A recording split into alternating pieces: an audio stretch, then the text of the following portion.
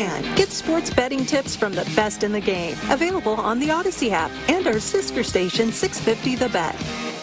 Sports Radio 610 presents Seth Payne and Sean Pendergast. We coming to H-time. Let's get the work in, man. Let's go. Great day, great day. Oh, give me some juice, baby. It is still a football Friday. There is still football. There's good football. I'm excited for this weekend for these conference title games, man. Welcome in, everybody, on a football Friday. Sean Pendergast, Seth Payne. Good morning, my friend. How are you? Good morning. You know, you say there's good football, and yet the Lions are a pretty big underdog to the 49ers. Mm-hmm. But they've got that riverboat Dan element to them. These gamblers, these risk takers, that you could easily foresee them pulling it off. And there is a little bit of the Lions that just reminds me of the Texans in the type of coach that they have. Even those guys have different personalities. There's still guys that are more about just like creating a culture.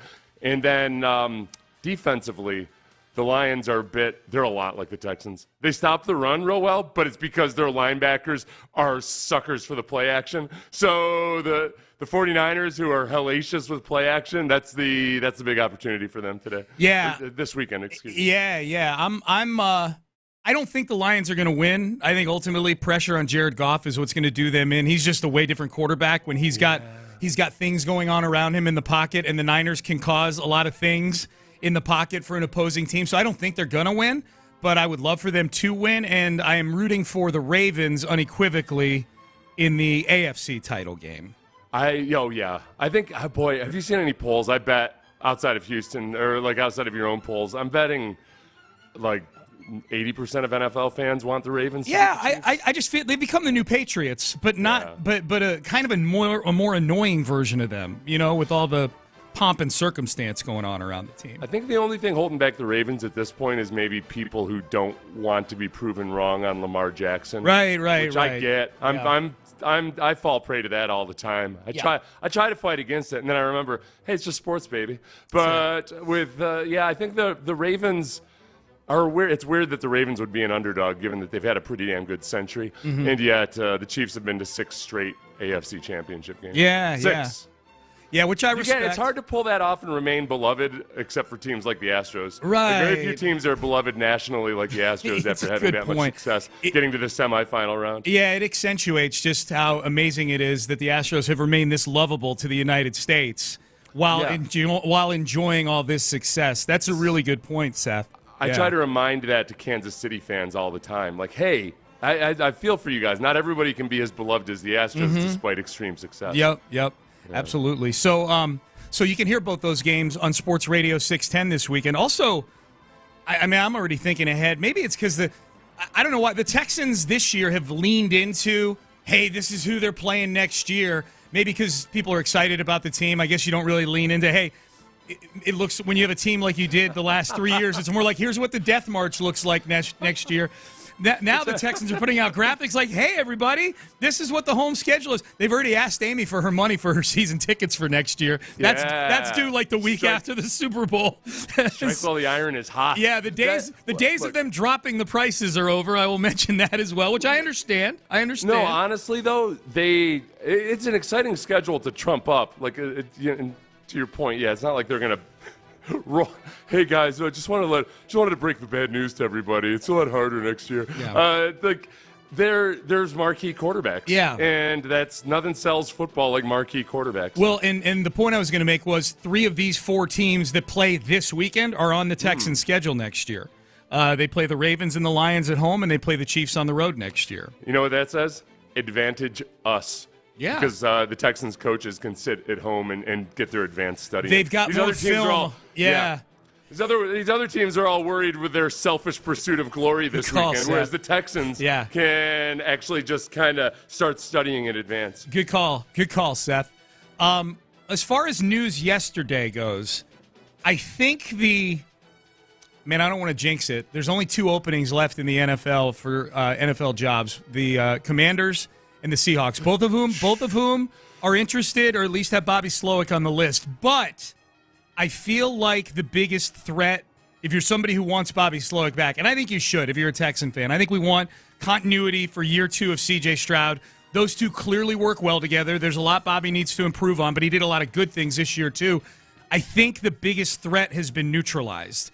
The Atlanta Falcons, Arthur Blank, the owner, had Bobby Slowick in his home yesterday for an interview with all the muckety-mucks from Atlanta, interviewed him, and then, at least outwardly it appeared, turned around and hired Raheem Morris. Out of nowhere. Out of nowhere. Was he even on the odds board? Yeah, no, he was on the list, Raheem Morris. Well, but now, that's when I got nervous when I found out that Bobby was at... That's a good call. I'm going to see where he was. I'm going to see where he was on the odds board, though. Let's see how these odds makers did. Because, and this, you love looking at the futures odds, and I try not to kill your joy on this, but my God, they're so bad when it comes to future hires. I mean, what was Belichick 2 weeks ago? It was all but a given that Belichick was going to be the coach of the Falcons. My God. But he was minus 200. Yeah. Where I got nervous was that Bobby Slowick was at Arthur Blank's house, and I don't know if they were doing that with everybody else, but immediately your mind goes to, oh yeah, Mike McCarthy and his slumber party at the Jerry Jones mansion. You know, like Jerry Jones got Mike McCarthy at his mansion, and they had a little old sleepover, probably cooked s'mores over the fireplace or something, over the ninth fireplace, and by morning, Mike McCarthy was his. So, you a guy like Arthur Blank starts putting the moves on you at his house. Who knows what's going to happen? Okay, here are the odds on this. This is about a week and a half ago, okay? Odds on the next Falcons head coach. Bill Belichick, minus 150, which means you got to risk $150 to win 100. It means at that point, it means he's a pretty heavy favorite. It's like a 60% chance he gets the job. Eric Bieniemy was number 2 on the list. I don't even know that he got an interview. Bobby Slowick was 3, tied with Jim Harbaugh, Kellen Moore, and Mike Vrabel. Ben Johnson, Raheem Morris was 7th on the list. Okay, so he was on the radar. It's a come from behind story for the ages, right there. It was like, I don't have blinders up on these odds boards. I just think they're fun to look at, kind of like the stock market, but a really janky version of the stock market, admittedly. I feel like it's like a 95% chance Bobby Slowick is back next year now. I get why were you more Raheem Morris is a defensive backs coach at Cornell in 1999. I didn't know that. Okay. So why were you thinking that the Falcons were more likely than Washington? Whereas with Washington, Bobby's got a common bond with the GM there. And just chatter that I'd heard. Chatter that you'd heard that Ben Johnson has really. Boomer Esiason, who I'm guessing knows people, has really been touting Ben Johnson as the guy. And I understand this could all be agent BS. I get it. But I think Ben Johnson's a better candidate than Bobby Slowick, probably a more accomplished candidate than Bobby Slowick. Mm-hmm. And he's been rumored for the Washington job. Seattle's never really felt like a Bobby Slowick thing, even though we had heard chatter that Atlanta really liked Bobby Slowick. And I'm with you. When you hear the guy's getting invited over to the owner's house for an interview without knowing if everybody else has been invited over to the house, I get a little nervous. That's the ultimate, we're not letting this guy go, And it was bizarre to see the news that they turn around and they hire Raheem. The news they hired Raheem Morris, Bobby Slowick probably hadn't even gotten to the airport yet, like in Atlanta. Well, with Raheem Morris, there's that unfinished business of, he had a semi-turnaround, an interim coach bump back there in 2020. That's right. And a lot of people felt like Raheem Morris deserved a chance back then. So I do like that these teams are just interviewing a boatload of dudes anymore. It's the 2 earliest hires were in-house hires. And you never got this sense that, man, teams are rushing or just trying to go after the hot candidate or what have you. I think they're starting to feel that, okay, there's a fit matters. Let's really be sure about this. Yeah. Carolina found a coach. I think all things considered, Carolina, that's not a great job just based on the owner. Unless the owner's going to change his behavior, then that's not a good job. They did about as good as they could expect to do, I think. If they were of mind to get a young, well thought of offensive mind, Dave Canales of Tampa Bay did a really good job kind of resurrecting Baker Mayfield's career this year. He did a good job resurrecting Geno. He was part of Geno Smith's resurrection in Seattle. And he has a body of work in which recently he has rehabbed the career of an undersized former number 1 overall pick. You're hired, Canales. Canales. Everyone good?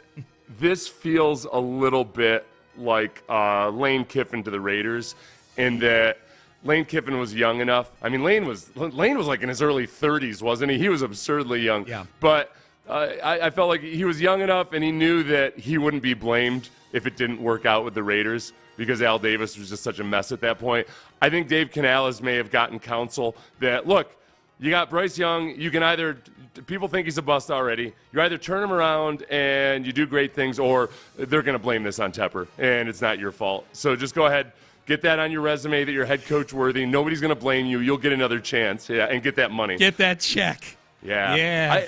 I also think, too, and I'm going to say this in a very bipartisan way, everybody. Don't get all triggered on me for a minute.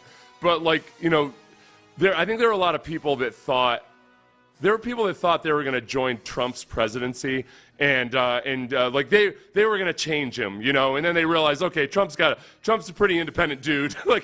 So there was turnover. I think Canales might be somebody that thinks he can change Tepper and not quite realize how independent Tepper actually is. Yeah. Good luck. I'll stand up to him and I'll do this or that or whatever. Your Lane Kiffin theory is a good one. I'd not thought of that. The other thing I would say, too, Canales has worked with Dan Morgan, the GM, before. They worked together in Seattle. So at least there's a working knowledge of each other. They worked together before. It's look, that's as imperfect a job as there is on this market. So if you're Dave Canales, you got to look at the bright side on all this. You got number one overall pick at quarterback, who's probably a little damaged right now. And you've got what at least looks like a playbook to repair damaged quarterbacks. I think it's a good hire for Carolina, actually. All right, off and running. Honestly, it's a more exciting hire than I thought they were going to be able to pull. I thought it was going to be like the Browns when they hired what's his face there a few years ago. The retread city, Hugh Jackson, yeah. No, not Hugh Jackson. No, before the defensive coordinator. Oh, Mike Pettin. Yeah, Mike Pettin. Yeah. No, this is. I think it's a good hire. So we're down to two. Washington and Seattle, how you feeling? If you're somebody who wants Bobby Slowick back, Gerard Johnson is still interviewing for offensive coordinator jobs. I feel pretty good they're going to get both those guys back at this point. So we'll see. We'll talk about it more as the show rolls on today. It's a Football Friday. We'll dig into the AFC and NFC title games. The AFC title game is going to feature, as always, the announced crew of Jim Nantz and Tony Romo. Is there trouble in paradise? The most respected media reporter lays out how CBS might be viewing their number one announced team right now, and it ain't good. We will have that for you next. You might be sitting on a car loan that ain't good either. You're viewing it.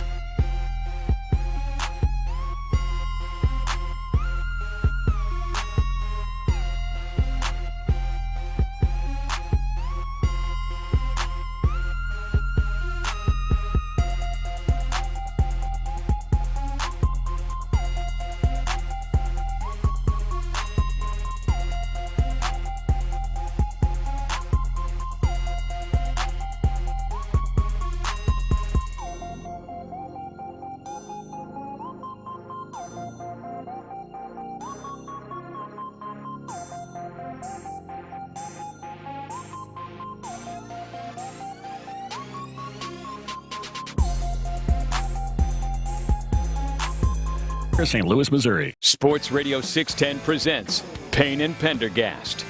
Payne and Pendergast with you on a Football Friday. AFC, NFC title game. You can hear them both on Sports Radio 610 this weekend. If you watch the games on TV, the AFC title game, of course, will be on CBS. That's the earlier of the two games. Boy, when you read an article like the one that popped yesterday in the New York Post from Andrew Marchand, and it just matches everything you see on a broadcast for really like the last couple of years.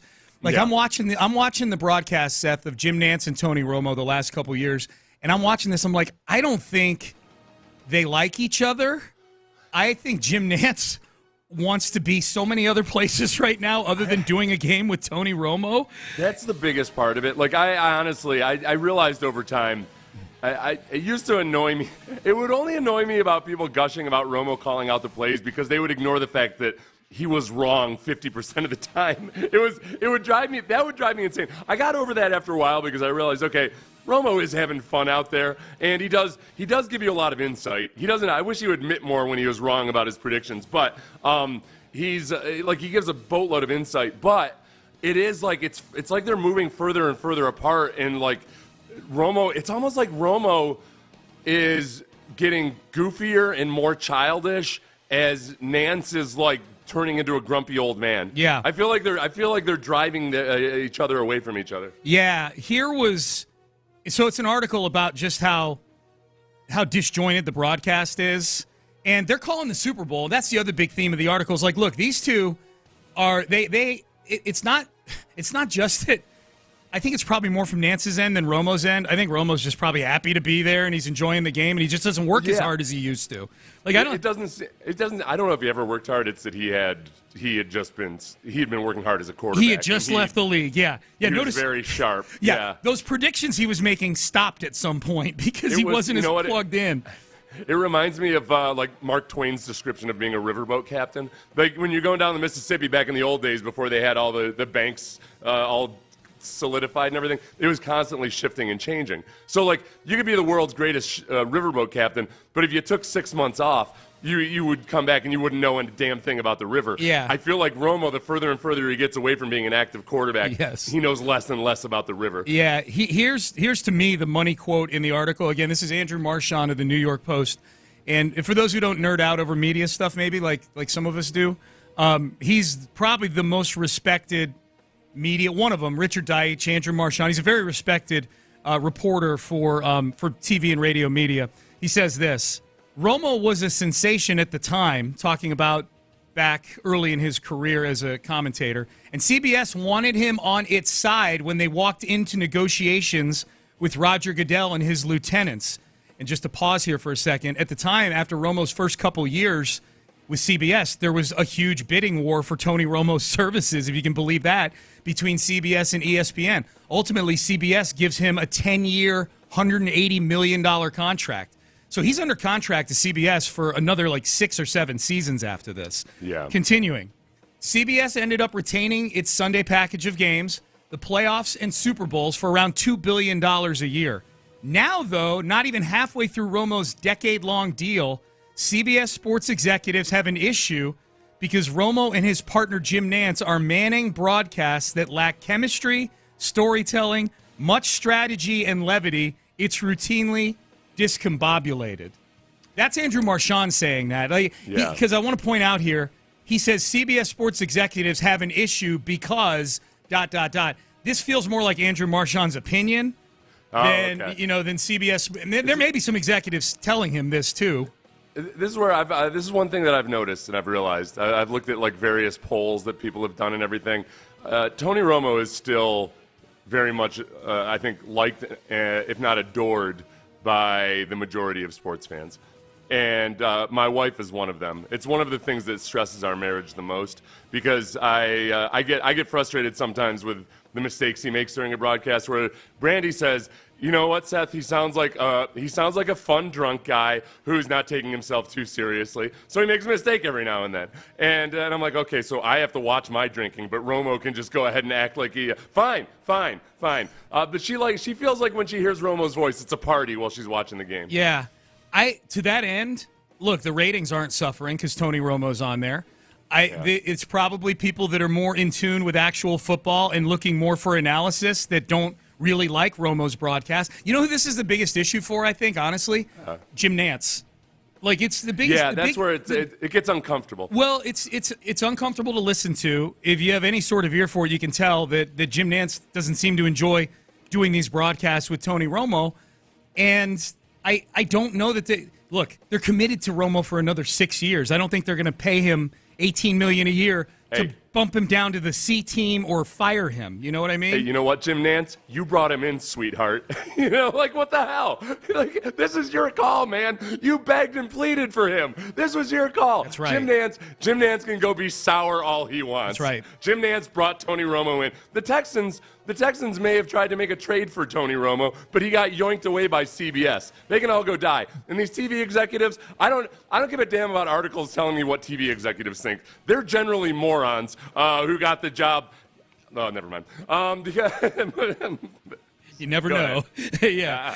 Well, and we should point out what Seth's talking about is that Jim Nantz was doing games with Phil Simms forever and sounded kind of like he does now with Romo with Phil Simms towards the end, like frustrated with him, things like that. So Jim Nantz couldn't handle an easy question from Clinton Ron. Yeah, that's why I don't feel any. Sports Awards a couple years ago. I feel zero remorse for Jim Nantz right now. Jim Nantz pulled the diva routine. He was dead to me then. I'm like, all right, Jim Nantz, whatever. Yeah, okay. You can't handle a simple question about Deshaun Watson. Now, you're so precious. I'm a sports guy. We're all in sports, Jim Nantz. It's nonsense. Stop taking yourself so seriously. The one thing they point out that Andrew Marchand points out in this article that I hadn't really noticed. I mean, I noticed it, but I hadn't noticed it to the extent that it's something that we should be annoyed with, is they do probably more than any other broadcast team, certainly any other elite broadcast team, lean on the supporting actors in all this. Tracy Wolfson, Jay Feely, Gene Steratore. I had not noticed that, but they do bring the three of them in way more than other broadcast teams do. And what Marchand is pointing out is it feels almost like a crutch. Like where there would, if it was just the two of them, where there would normally be awkward silence because they're this couple that's married but probably should be divorced, like not getting along. Then one of them will just go, "Well, what do you think, Jay? What do you think, Gene? What do you think?" Like when they were when they went for the fake punt. When the Bills went for the fake punt on fourth down in their own territory. And Romo thought it was pretty risky. He basically called it a turnover. Went out to Jay Feely, and Jay Feely was like, "Well, there are only 10 guys on the field." And then Romo was like, "Yeah, that was a good decision. It was a good decision." Okay. Yeah. Okay. Now we got to play the audio. Okay, well, this is it. I don't have the audio of that. Right. We do have the audio of this. This caught my ear at the end of the third quarter, which would end up resulting with this was the Pacheco touchdown early in the fourth quarter. They started off the series. This is going to be 3 plays all mashed together because this series I was very, very confused by the end of it.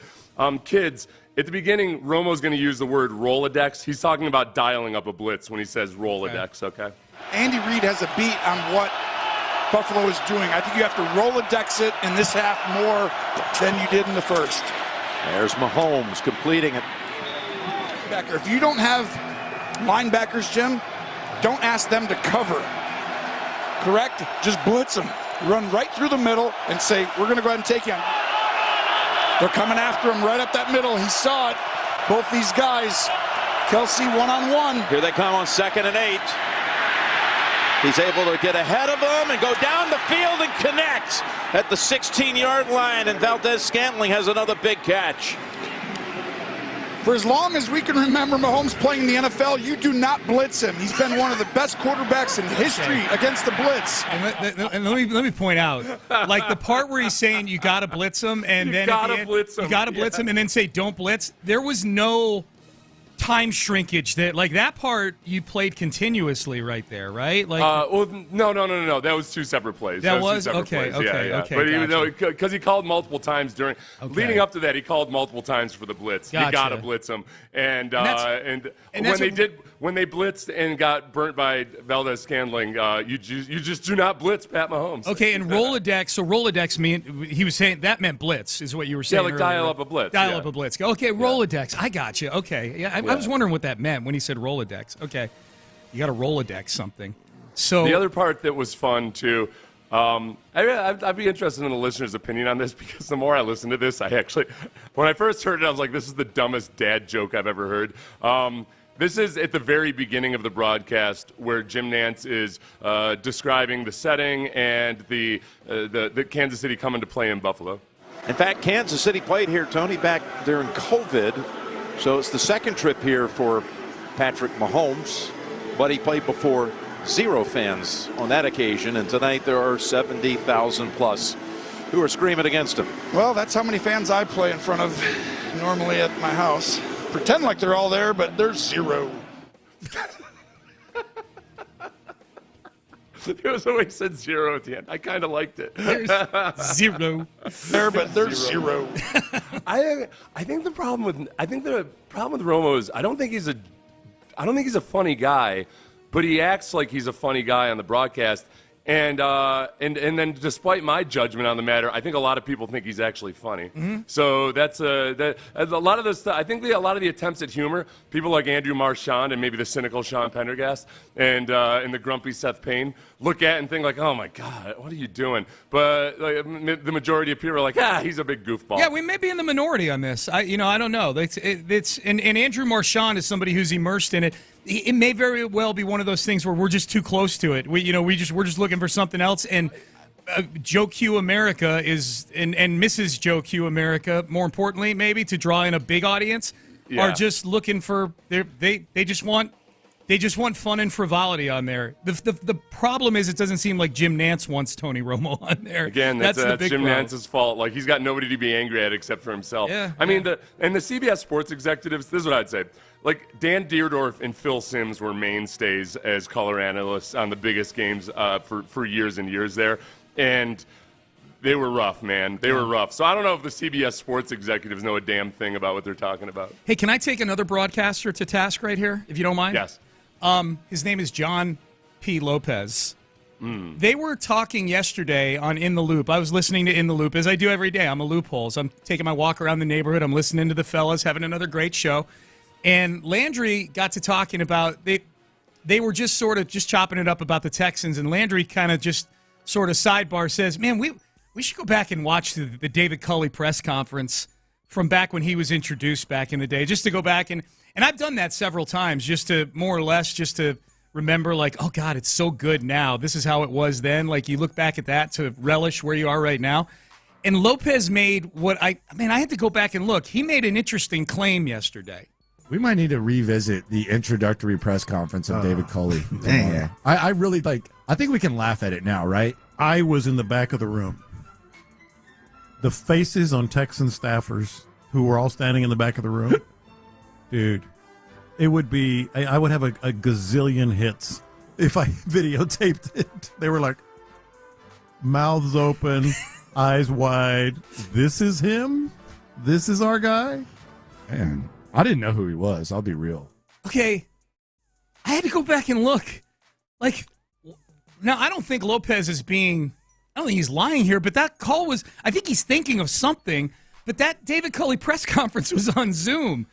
Like, Culley, people walked into the people who were allowed in there walked in with masks on. The whole thing was done on Zoom. Did John Lopez get special access to the David Culley introductory press conference? You know what? I give everybody a pass during the Zoom era because, for one, I don't remember what I did and didn't do in person during all of that. Okay. And two, he may have been looking at the faces of people on the Zoom call. If he was anything like me, remember how massive those Zoom calls were? You get bored and you just kind of scan through. Okay. You just scan through and look at everybody's faces. Yeah. Okay. That's a fit. Like, yeah, because I'm playing. I don't think.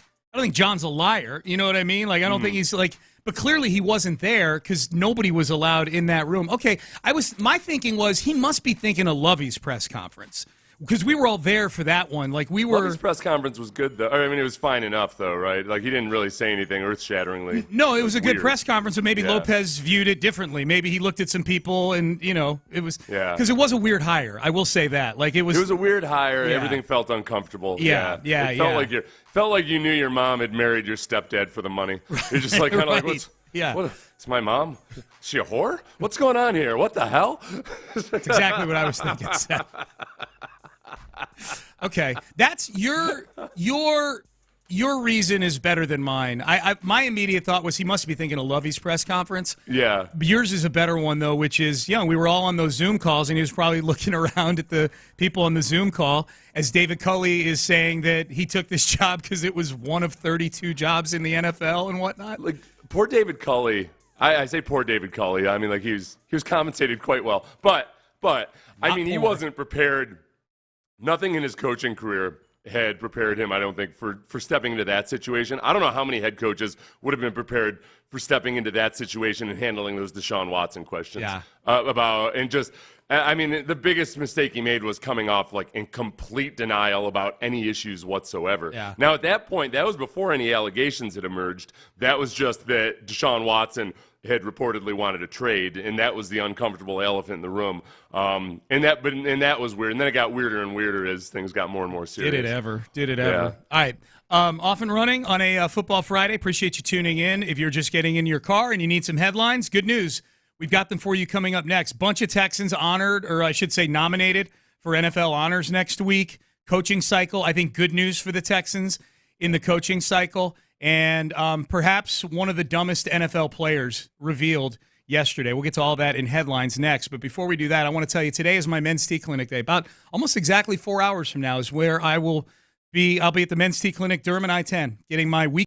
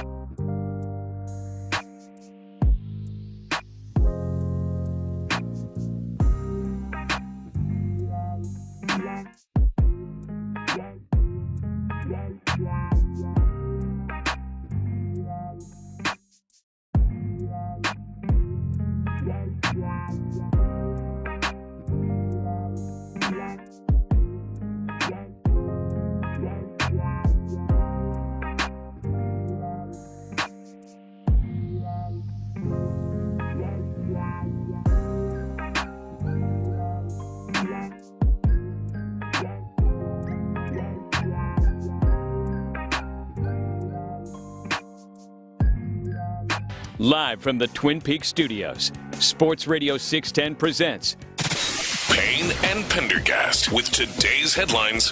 All right, here are your headlines for today. Let's start with a few Texans headlines. D'Amico Ryans named the Pro Football Writers of America Coach of the Year yesterday. First ever Texans head coach to win that award.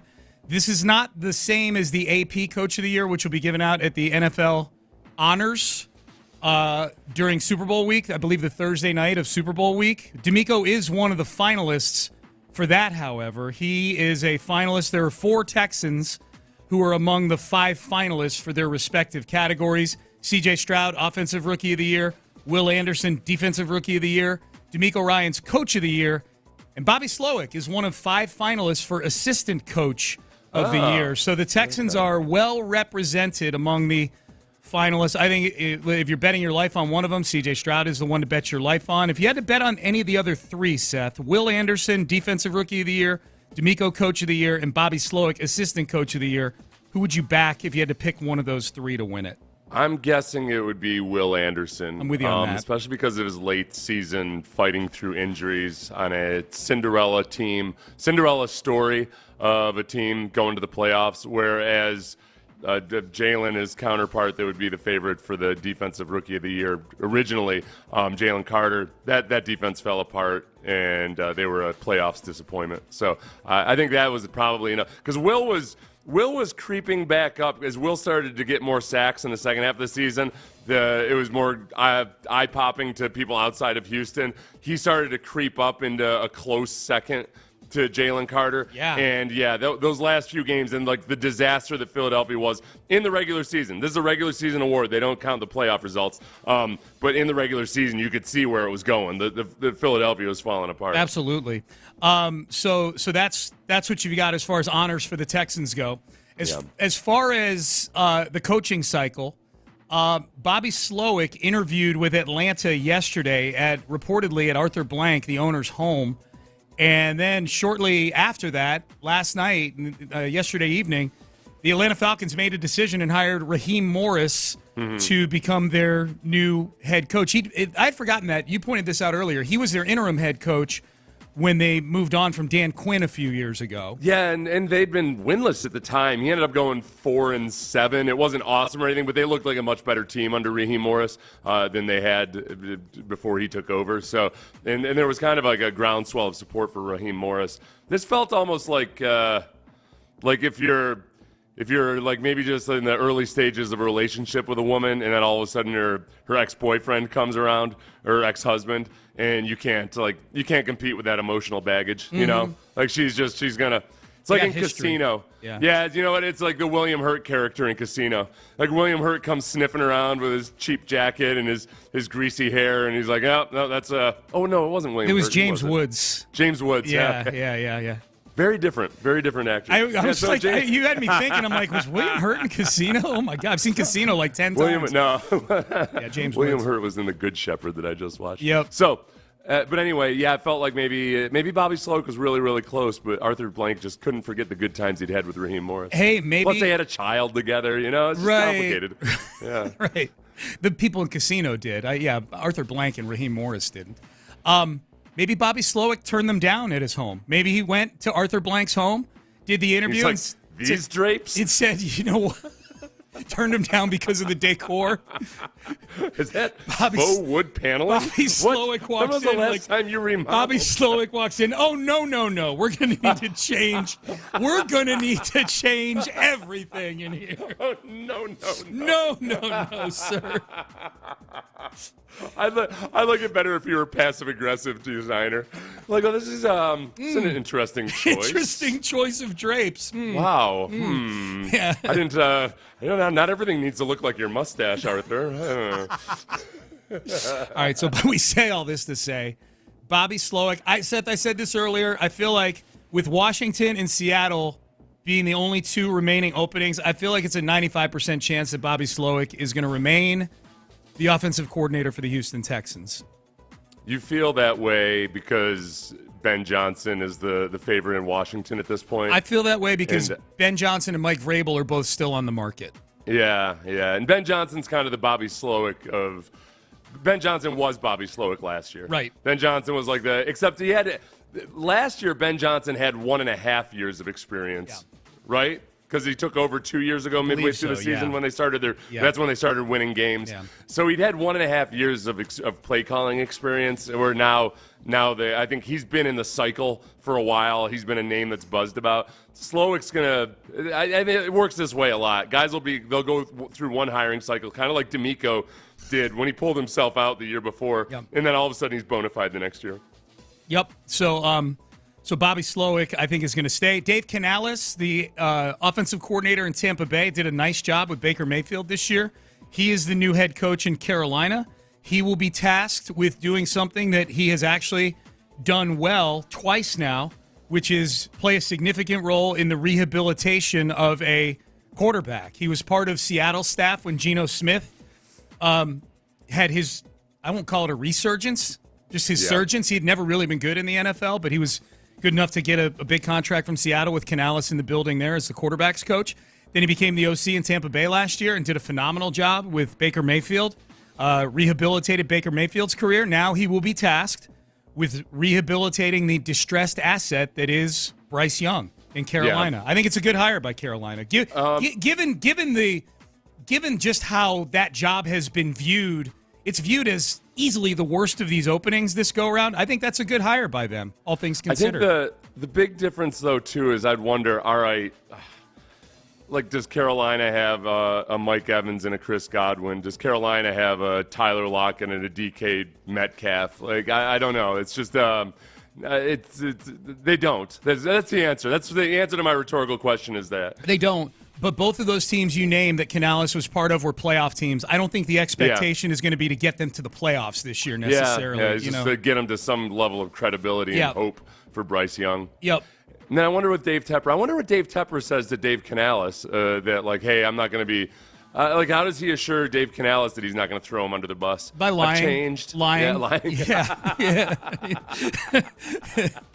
That's it. A hedge fund manager would never lie. I know. It's crazy to say that. A black box hedge fund manager would never, ever lie. Yeah. I get it. It's a hot take. I know. But lying is how you would do that. Do you think he's lying, or do you think he's told himself, no, I've changed? Dave Tepper, I'm going to be different. He's lying to himself, which ultimately will be lying to Dave Canales when he starts meddling again. If you're lying to yourself, you're not actually lying to other people because you don't believe it a lie. Okay. That's what I always wondered about that, so I looked it up. I did a deep dive, and it is true. If you genuinely believe what you're saying, it's a mistruth, but you don't realize it. It's not a prevarication, a lie. I don't know why it tickles me that you did a deep dive on that. Like, did a deep dive on this lying thing. Well, because I've heard, starting with George Costanza back in the day, but people have said, well, it's not a lie if you believe it. If you believe it. And it's technically true, but yeah. Right. But if you know that you've convinced yourself to believe it and that it's not actually true, then yeah, you're lying. All about the spirit. So the dumb NFL player that I was referring to, and I don't like to throw the D word around dumb on other people, I really don't, but Kayshon Boutte, former LSU wide receiver, who was honestly, like, at one time was forecasted to be a top 10 pick in the draft, and then just had a horrible season in Brian Kelly's first year at LSU, and then wound up being a 6th-round pick for the Patriots this year. Well, what we learned yesterday is that one of the reasons he might have been so bad in that year at LSU under Brian Kelly is that dude was placing like 400 bets a week on a betting website illegally because he was under 21. He was arrested in Baton Rouge yesterday for betting while under 21 while he was at LSU. He placed over 8,900 bets in a year.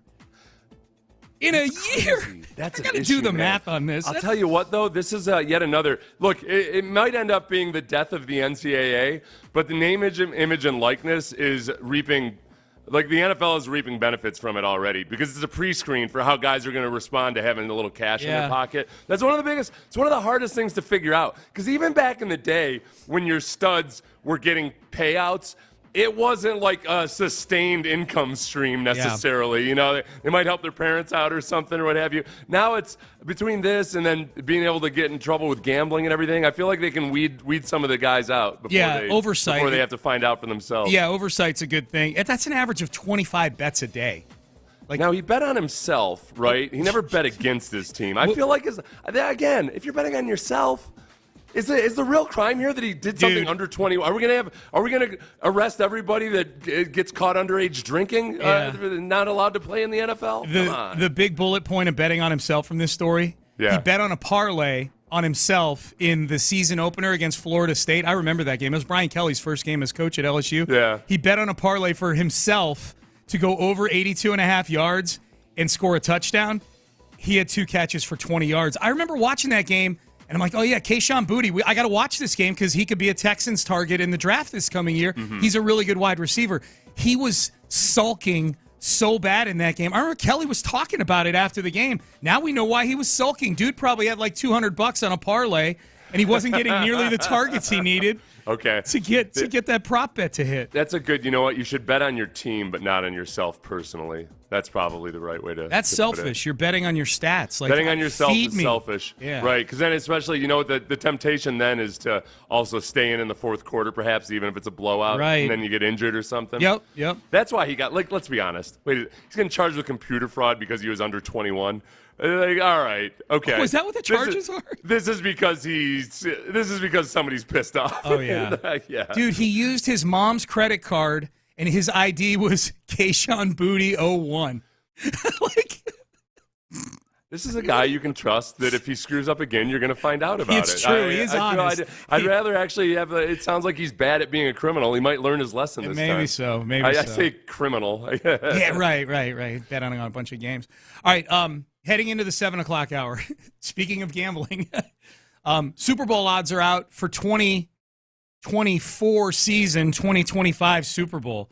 This is definitely new territory for the Houston Texans. We will have it for you next. Bayway Ram. No new territory down.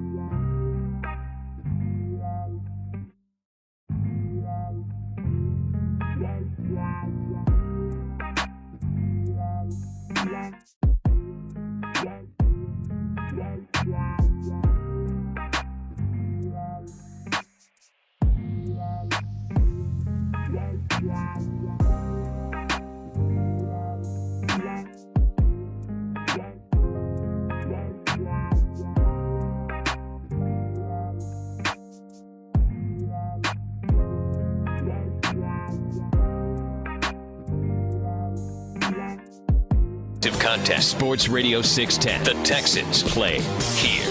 An Odyssey station. Sports Radio 610 presents Payne and Pendergast. Payne and Pendergast with you. We will we'll dig into the AFC and NFC title games in the next segment from a Texans perspective. We'll do that next segment. Speaking of the Texans, it's got a lot of traction yesterday. Got a lot of Texan fans very excited. Odds on the Super Bowl for next year. Odds on the Super Bowl for next year. Now, if you recall, heading into this season, if we were to list them starting at 1, we might not get to the end of the segment before we get to the Texans. The segment might end before we get to the Texans. They were at the very bottom of the odds board heading into the season. DeMeco Ryans took over a team that was viewed in those markets as the worst in football. Turns out they were very, very wrong about the Texans. Now, Seth, the question is, are they going to be just as wrong about the Texans this year? I hope they are, in that I hope they win the Super Bowl, but I hope they're not, in that the Texans are viewed as one of the upper 8 teams in the NFL. Here are the Super Bowl odds for next year. The co-favorites are check that. The favorite is the San Francisco 49ers at 5.5 to 1. Next, the Chiefs at 8.5 to 1. Okay, this all passes the smell test so far. The Bills are next at 9 to 1. I think the Bills might backslide a little bit next year, but anyways. Yeah. I expected them to backslide this year, and they didn't as much as I thought they would. Ravens 9.5 to 1. Lions 12 to 1. Bengals 12 to 1. Dolphins are 7th on the board at 15 to 1, and the Houston Texans 20 to 1, 8th on the odds board for the Super Bowl next year. That's if you think about what works from season to season, on average, usually it's a good offense, and specifically a good quarterback tied to that offense.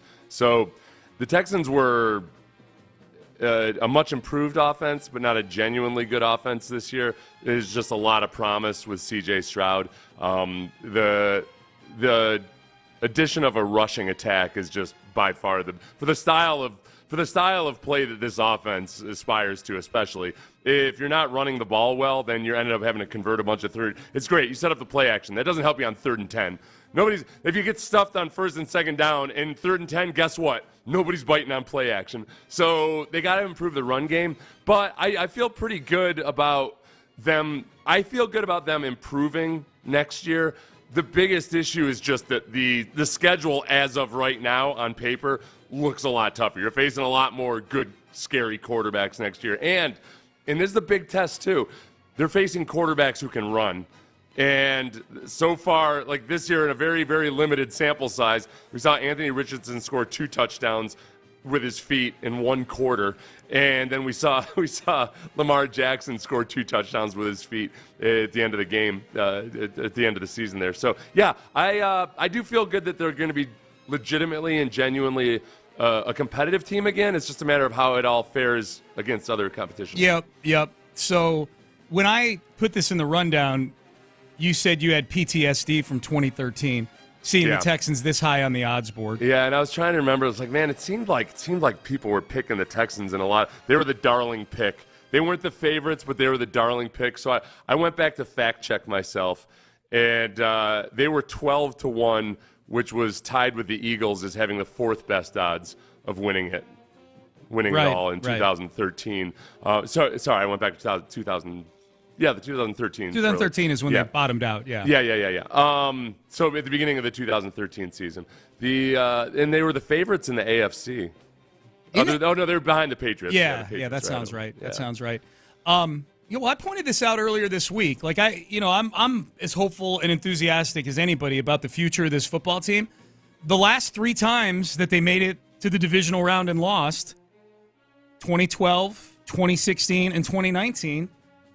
The very next season, for various reasons, different reasons each year, but the very next season ended up being one of the worst seasons in franchise history. Yeah. They went 2-14 in 2013. I think that was largely because Matt Schaub lost his mojo, and they got a lot of injuries that year too. Mm-hmm. They played a lot of close games. Just the quarterback thing bottomed out, and it turned into a mess. 2017, they went 4-12. I don't think they go 4-12 if Deshaun Watson doesn't tear his ACL. They were a 500 team midway through the season. Deshaun Watson tears his ACL, and now Tom Savage is your quarterback, and you're screwed. Yeah.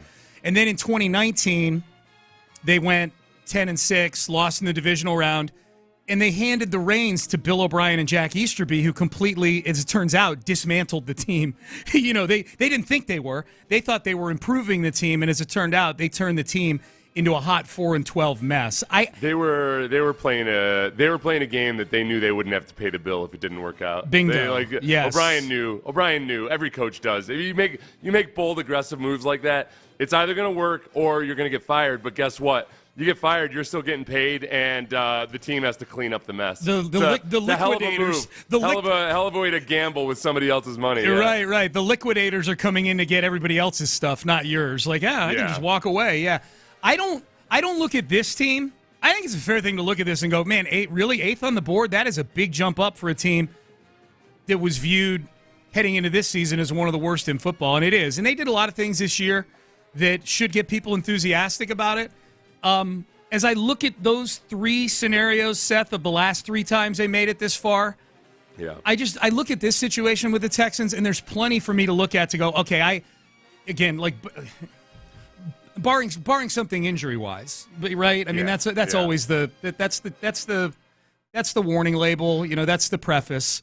I would say 2012. There was some flukishness, or at least things that you couldn't rely upon from year to year, which was, for one, just the extreme number of turnovers and scoring on defense, those batted passes, all of that.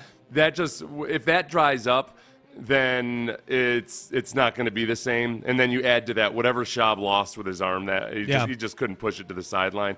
Those are two pretty big things that kind of caved in. Yeah, sustainability of turning the other team over. Now, I guess what I would say as a counterpoint to that for this team, and again, I feel better about this team, in looking at what happened in those other three scenarios, I look at this team and go, okay, they don't seem susceptible to what happened to those teams unless the injury gods are frowning on this team. I have a hard time thinking the injury gods could be any more vicious to the Texans next year than they were this season overall. But I guess the one thing I would say about turnovers is that the Texans were better than they've ever been this year at protecting the football. Right. I think that's... Yeah, no, I was agreeing with you. I don't think it's less. I think that there's more stability in this team and the way they made their improvement, that it's not, they don't rely upon turnovers or anything like that. Yeah. They didn't rely upon turnovers to get the record they were at. No. But I guess this is where I was going. My question is the sustainability of protecting the football at the elite level they did as sustainable as unsustainable as the turnovers were back in 2012 on defense. Yeah, because some quarterbacks just don't turn the ball over as much as others. More control over it. Yeah. So there's that, and then some running backs don't turn the ball over. So the big X factor is, all right, well, who's going to complement Devin Singletary, and is that a guy that's prone to turnovers or not? Yeah. So I just feel better about it because they weren't. I'm trying to think of any statistical things about this team that were extremely flukish, that are just kind of one-off things that you shouldn't expect. Text in 713-572-4610. They didn't even they won close games, but they didn't feel necessarily. It felt like a lot of times those were driven by good performances and drives by C.J. Stroud or what have you, and they lost some close games too. So it's if it was like the Vikings who had won a bunch of close games and had a really lopsided record, then that was almost testing. The sad heads were all saying that Minnesota would come back down to earth because it was so flukish last year. This year, the Texans had close victories, but not to the point where it gave them 14 wins or anything. No, and I would say, too, that Minnesota team, because that's a fair comparison to bring up, they had some fluky kind of win. Credit for coming back down 33-0 to the Colts, but Jeff Saturday was the coach of the other team. They had a win over the Bills where Josh Allen fumbled the ball in the end zone late in the game. There was some weird stuff.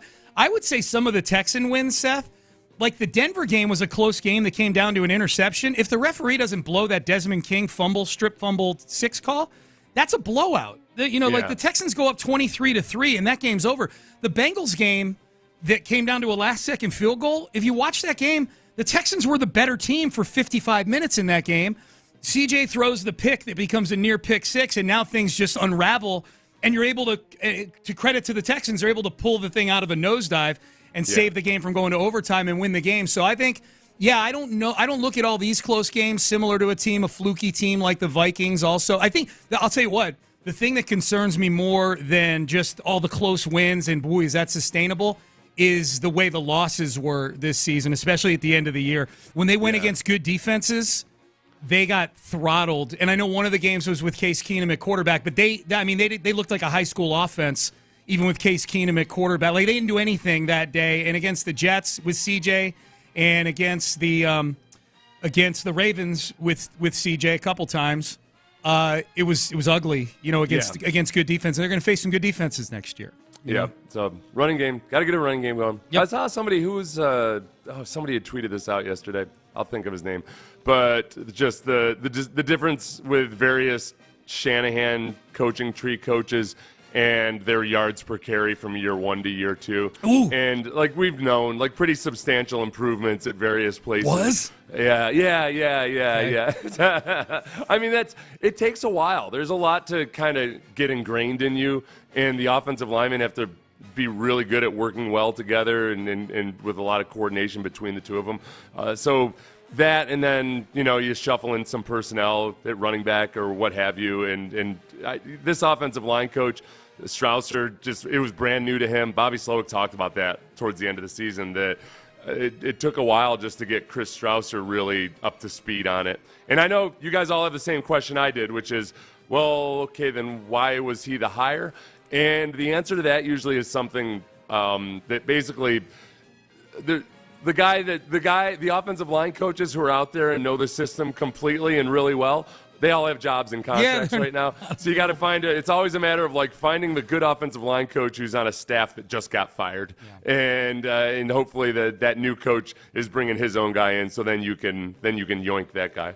Like, Jeff Stoutland's been the offensive line coach through 4 different head coaches up in Philadelphia because people hold on to these good offensive line coaches. The projection, Landry Locker tweeted this out. I didn't see the timestamp on the tweet. It might have been last night. He tweeted this out. Spot Rack has projections for free agency contracts for running backs, including Devin Singletary.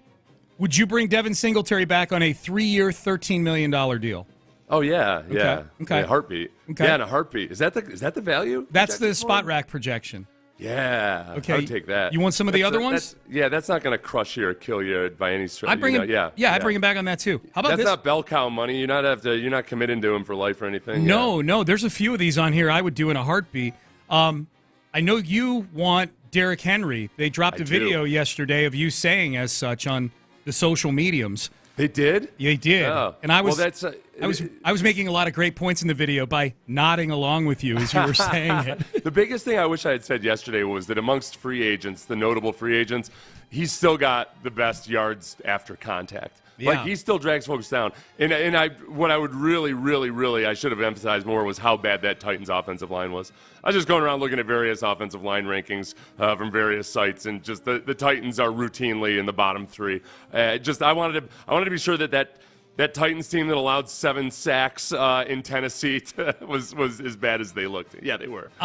1 year, $4.3 million for Derrick Henry. I think you would drive to Nashville. Yes. You'd drive to Nashville and pick him up. I would chip in. Yeah. I'll tell. Hey, that's a GoFundMe. We could get a GoFundMe for $4.3 million for Derrick Henry. Some people thought, somebody made the comparison. They said that would be like Earl Campbell going to the Saints. I guess the biggest difference I would say there is that Derrick Henry has been incredibly durable. And, like, Earl Campbell was a mess by the time he went to the Saints. He'd had his big injury a couple years prior, and he'd already fallen off that year when they traded him through that. Like, he had already fallen off that year when he got traded to the Saints. So I don't think it's a fair comparison just because he's a big guy who's older. Yeah, Henry's – yeah. I was going to say, Henry's not what he was a couple years ago, but he's certainly worth one year, $4.3 million. Yeah. Right? Okay, a couple others. Oh, God, yeah. Yeah, he was the second leading rusher in the league this year. Right. Which, I know that doesn't mean what it used to. Yeah. But he was behind it. This is the biggest thing. He's very, very, very accustomed to running in an outside zone system, which, as we've seen with guys like Dameon Pierce, it's not so simple and easy to just slot anybody into that system. You need to have a certain rhythm and anticipation about you, and Derrick Henry has it. Saquon, 3 years, $19 million. Would you do 19 over 3? You wouldn't do that for Saquon? No. You're not a Saquon guy as much as I am. I'm not one bit. Yeah. I don't he has too many negative carries. Like it's nice when he hits a home run, but I need somebody that can just consistently get 3 yards no matter what. He's still seeking perfection too many times with a lot of his runs. Josh Jacobs. Like, even though I know that his total number of games played looks like he hasn't missed a lot of time, just go back and look at his game logs and see his performances from week to week and whether or not injuries are affecting him. Like, he's not consistent enough. Josh Jacobs, 4 years, $43 million. Oh, that's worth it. No, it's not worth it. It makes sense that that's his contract. I'd be surprised if he gets it. I would say probably 25 teams in the league right now are like, no, I'm not going to pay big money for a running back. Yeah, it's fraught with too much peril. The chances of it blowing up in your face are just too great. And yet, I would like Josh Jacobs. I can't spend that much money on a running back. Yeah, this tweet, and Singletary's on here. The other 5 running backs, I just rattled them off: Henry, Jacobs, Pollard, Saquon, Eckler. Does one of those 5 guys wind up on the Texans? Henry, Jacobs, Pollard, Saquon, Austin Eckler. I mean, they have a heavy, heavy need at running back. What was Eckler's projected contract? 3 years, $22 million. That's tempting. It's tempting. They're all tempting to me. So we'll see. I think one of those guys winds up a Houston Texan next year. Those are very reasonable. Honestly, of all those though, Derrick Henry's contract, that projection right there, it's a no-brainer. That's really, I would say, like, I don't see that. You pay $4 million for defensive linemen who suck routinely. Right. I like good teams do. Yeah. Just to get a defensive tackle in there. Yeah, like, okay, can this guy start? We got an injury. All right, give him $4 million.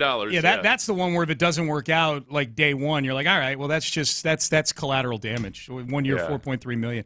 All right, the playoffs this weekend, AFC and NFC title game.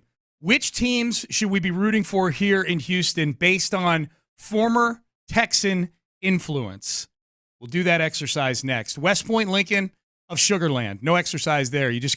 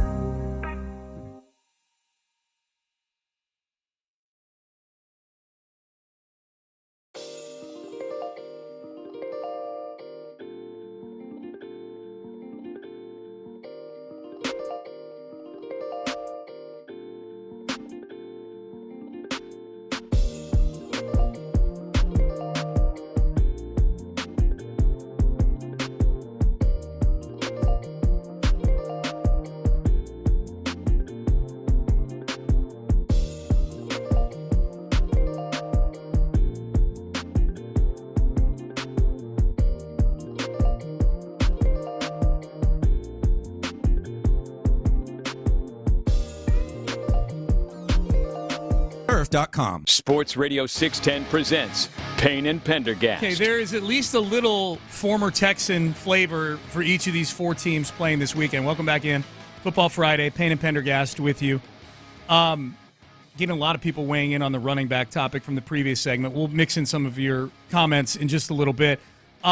It would be logical that there's former Texan influence on these teams because it feels like with as many people as have been through the building over the last 3 years, in and out of the building, that there's former Texans on pretty much every team, like several. It feels like on pretty much every team. So, Seth, I've got the list here. So if we're looking for rooting interest this weekend in the AFC title game, Baltimore and Kansas City, in the NFC title game, Detroit and San Francisco, based on former Texans, both players and staff members, who are we favoring here? Who do we like? And I'll start with Baltimore. Baltimore's got some good flavor on it here. Jadeveon Clowney. Mm-hmm. Who is Jay Johnson that I put here? The quarterback. Josh Johnson. Yeah, Josh Johnson. That doesn't count. That doesn't count. Well, he's a former Texan. Dirty fraud. Yeah, okay, so I'm deleting him right now. But I couldn't remember who it was. He's played for hasn't he literally played for half the teams in the league? Go look at his Wikipedia page. Yeah, okay, that was a bad job by me. Jadeveon Clowney, Anthony Weaver. We love Anthony Weaver. George Gotze is the tight ends coach there.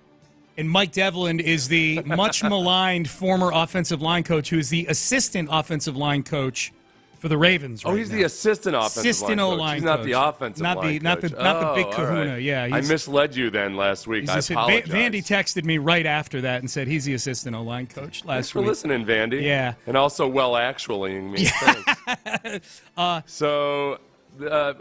Boy, that's not really. I love Anthony Weaver, former teammate of mine. And I've grown to really love Clowney. Same. I can enjoy his eccentricities when he's not a Houston Texan. Yeah. Does the aura of Clowney and Weaver outweigh the O'Brien minionness of George Gotze and Mike Devlin? That is the question. I'm gonna say. You know what? I'll give Gotze credit for finally getting out from underneath Bill O'Brien's spell. Right. He was a quarterback for O'Brien in college. Georgia Tech. Yeah. And then he was one of those guys that was like a Bill O'Brien minion. Mm-hmm. And so he's off on. He's been independent for a while now. He's been living on his own for a while now. Good for him. Paying the rent. Good for him. Yeah. Paying all the bills. But I'll put them without seeing the rest of them yet. It's always dicey when you grade. You know, when you judge the first contestant, you got to do everything else based off of that first first score. We're setting the benchmark. I'll put that on a scale of 1 to 10, where 10 is I'm really pulling for them because of that. I'll put them at a 6. 6. Okay, that's about right. I think Weaver and Clowney outweigh the Gotze Devlin effect for me slightly. So I'll go with you on that 6. All right, Kansas City. Two pretty prominent former Houston Texans that I think people feel a certain kind of way about both of these guys. And these were both guys who kind of fell out of favor with the post-O'Brien regime, it felt like. Either the regime fell out of favor with them or they fell out of favor with the regime. And they remember, my rule is, okay, when you're in a dysfunctional situation, oftentimes the sane person is the one that ends up looking like the malcontent because sane people are not content in a dysfunctional relationship. Correct. Yeah. The two former Texans are Charles Omenihu, who's part of their D-line rotation. Got shipped out of here for like a day 3 pick. He went to San Francisco, played well, but then there was an incident, and I've never followed up on it. Off the field, and now he finds himself in Kansas City. So I don't. Where they're totally cool with off-the-field incidents, it seems like, in Kansas City. Yeah. And Justin Reed he's played very well for Kansas City his 2 years there. The thing about Justin Reed, and Justin Reed's the first guy I always think of when you think of, all right, okay, he had some kind of an exchange with David Culley, and I don't give a damn because, again, you can be a sane person in a dysfunctional situation, you're going to act out, you know. And because Justin Reed is the poster child for clean, legal hits in today's America. Like he has a knack for hitting receivers legally, leading with his shoulder, keeping his head out of it, to the point where sometimes he separates his own shoulder, but still also breaks and bruises ribs on intended receivers. So I'll put these guys at a 7. A 7, okay, yeah. I think both of these guys are well thought of by Texan fans for sure. All right, San Francisco. Chris Conley, who, by the way, was the one that got into the fight with Justin Reed reportedly over that whole Cully kerfuffle you just referenced. That's Boy, right, we could get a Super Bowl where Justin Reed and Chris Conley are brawling at midfield at some point. Well, not a fight, but an argument, right? Like an argument, but I like to call it a fight. Okay. I think they're going to have a rematch in the Super Bowl and brawl at midfield. All right, so here are the former Texans on the Niners. Chris Conley, Tashawn Gibson, who was here for a year in 2019, right. played well. Yeah. Terrence Mitchell is on the practice squad. Remember Terrence? Oh, my goodness. Yeah. And then, of course, Kyle Shanahan is the head coach there, former Texans coach. Johnny Holland. Well, and Johnny Holland's got cancer right now, doesn't he? Incurable. No, you're right. Yeah, it's been a big story. Yeah, and he's a big mentor to D'Amico Ryans. I like Johnny Holland was here. I want to say he came in as I was getting. I want to say he came in the year I got cut, but I actually had like an awesome conversation with him. I checked this when I read the article. Yeah. It never came up on the show. He was here in 2006. That's right. Okay. Yep. Yep. I liked him a lot, man. Yep. And then there's 2 Kubiaks on the staff, Clint and Clay. So there's a lot of Texan flavor on this one. I know nothing of the Kubiak children, but the Johnny Holland one. What did I rate the Chiefs? A 6? 7. The Chiefs a 7? 7 and the Ravens a 6 right now. Okay, this is only based on these criteria. Yeah. These individuals. Yeah. I'm still going to pull for the Ravens in general because I want them to beat the Chiefs. But I'll go ahead and give them I'll have to give them an 8. Yeah. San Francisco gets an 8. Yeah. Yeah, that sounds about right. There's really nobody on there to dislike. You know what I mean? Like those are all seem like, and without knowing I'm going to guess the Kubiak kids. The apple doesn't fall far from the tree, and they're as pleasant as the old man. Last one, Detroit. Very little Texan flavor with Detroit. The only player on the roster that was a Texan that I could find was Jalen Reeves-Maben, who was part of the Cully... The prolific Maben family. Yeah, yes. They are.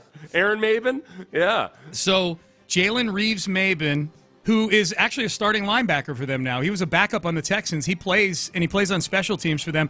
The big one, Seth, Aaron Glenn, your former teammate, is the defensive coordinator there. Yeah. So what's the rootability for the Lions for you? I'll give them a 9. A 9? Just based on Aaron Glenn. Okay. He's of all of those people, he was the one I was a teammate with the longest, and also the one that I was first impressed with, just because I was a young buck myself of 28 or so when I was. I think Aaron's like a year or 2 older than me, and he kind of like D'Amico. I was like, this might be the most mature person I've ever met. Mm-hmm. And Aaron, he's an Aggie, and he also was. I remember talking to him. He's got a really impressive story in terms of wasn't a great student in high school at all. Like basically got the star athlete treatment and everything. And when he got to college, realized I got to get my crap together, and really just I think kind of transformed himself. In a lot of ways, and it's really cool to see him. He's got weak cornerbacks on that defense. He's been under the gun a lot in the last couple of years, while having to manage a lot of issues defensively, and I think they've outperformed their roster in a lot of ways. Yeah, and he may go through this cycle and not get a job this time around too. Whereas I thought he was one of the guys near the top for a lot of teams. Just real quick to sum up, I think you thought I was full of crap on the Maben thing. Did you know about the Maben family? I did not. I mean, I knew who Aaron Maben was. I didn't know they were all related. Cameron Maben, the outfielder, who used to play for the Astros. Yeah. They've got an NBA player, a WNBA player, and then 2 NFL first-round picks. I did not know this. Yeah. It's like an incredibly prolific family. That's awesome. Yeah. Oh, that's cool. Wow, all those sports. Cameron Maben's name got brought up when you and I were talking about short-time Astros that you would buy a drink for that were part of this run. Remember, he was he was an outfielder on the first. He was like a trade deadline pickup on the first World Series championship team here. He was fun too. Amy and I sat in the Crawford boxes in September of 2017. I think it was the first home game after Harvey, and we were at that game in the Crawford boxes. And he was playing left field. He was fun. Yeah, he was one of these left fielders that chatted with the fans out there and stuff. Oh, really? Yeah. Oh, no, I remember you telling. Yeah, I remember you telling that story. Yeah. He's fun. They've got a huge family. Like, it's not just like Jeeves Maben wasn't a first round pick, but like John Avery is a cousin. He was a first round pick. Oh, the running back. Yeah. Aaron Maben was a first round pick. There's Marquez Maben. There's all these professional athletes from his family. It's really astounding. Their family reunion, like the potato sack race, Olympics and everything, three-legged race, dodgeball. Like, it must be amazing. Absolutely. All right, Payne and Pendergast with you on a Football Friday. Quick one here, Seth, because it's somebody preferring Saquon Barkley, and I want you to debunk this real quick. Okay. Derrick Henry doesn't look quick enough, and Texans allow the back to get hit in the backfield way too often. I prefer Saquon Barkley. Yeah, well, I mean, if the Texans aren't going to fix that issue, then you're dumb to sign any of these running backs. Right? Okay. I'm not going to spend a boatload of money if I'm expecting these guys to suck because they get hit in the backfield. There's no running back you sign with the thought of like, well, we'll let the offensive line be, and we'll just let everybody. There's very few running backs that have to duck, dodge, and swerve away from contact in the backfield all the time and are still good. So I don't. Yeah, I agree with you. They do allow guys to get hit in the backfield more too often, but in trying to create a coordinated zone running system, it is, when done properly, it is a complete coordinated effort between the offensive line, the quarterback, and the running back in a way that a lot of running backs just aren't capable of figuring out. And Derrick Henry has been very, very good in that regard. So if they can figure the offensive line part of it out, Derrick Henry is still, another thing. Yes, you're correct about the getting hit in the backfield, but Derrick Henry gets like a half yard more per carry after contact than Saquon Barkley That's does. true, too. Like, he's moving forward when he gets hit and goes down. Yep. Except when he plays the Texans in Week 15. Other than that, he's moving forward all the time. Now that Tennessee, and you have to please understand that Titans offensive line was atrocious. Really bad. As bad as you think the Texans offensive line is, the Titans were twice as bad. They were atrocious.